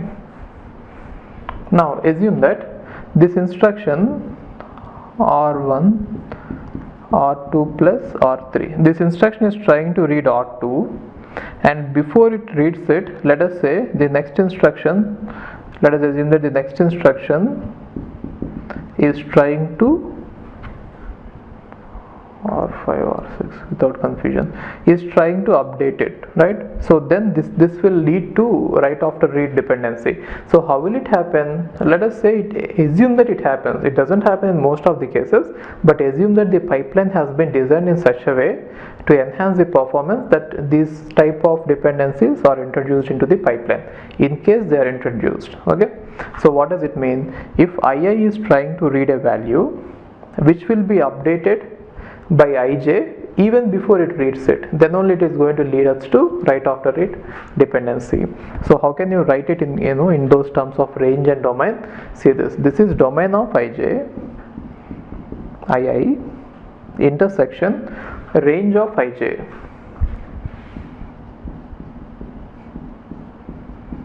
if this is not equal to 5.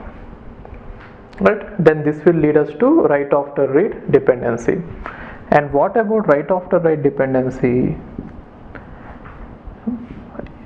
Both the instructions are supposed to write, even in this case also, write after read dependency also, II has to be before ij. This is the order, II and ij, this is the order. II has to be before and then this one has to be after it.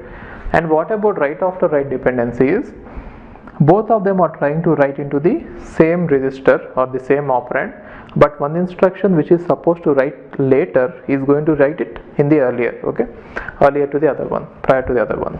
So how can I write it? Both are going to have the range only. II intersection range of ij is not equal to 5. So these are the conditions. You need not by heart them, they are so logical, I guess. You can simply remember it even mugging up. Okay, there is no need of by hearting it. Now there are certain solutions which are proposed in order to decrease the stall cycles. So if you observe this, in this case we are supposed to stop the operand loading till this spot, but then there are certain solutions which will help us without without even having these stall cycles. We will be able to perform the operations. We shall see what are the solutions. Okay.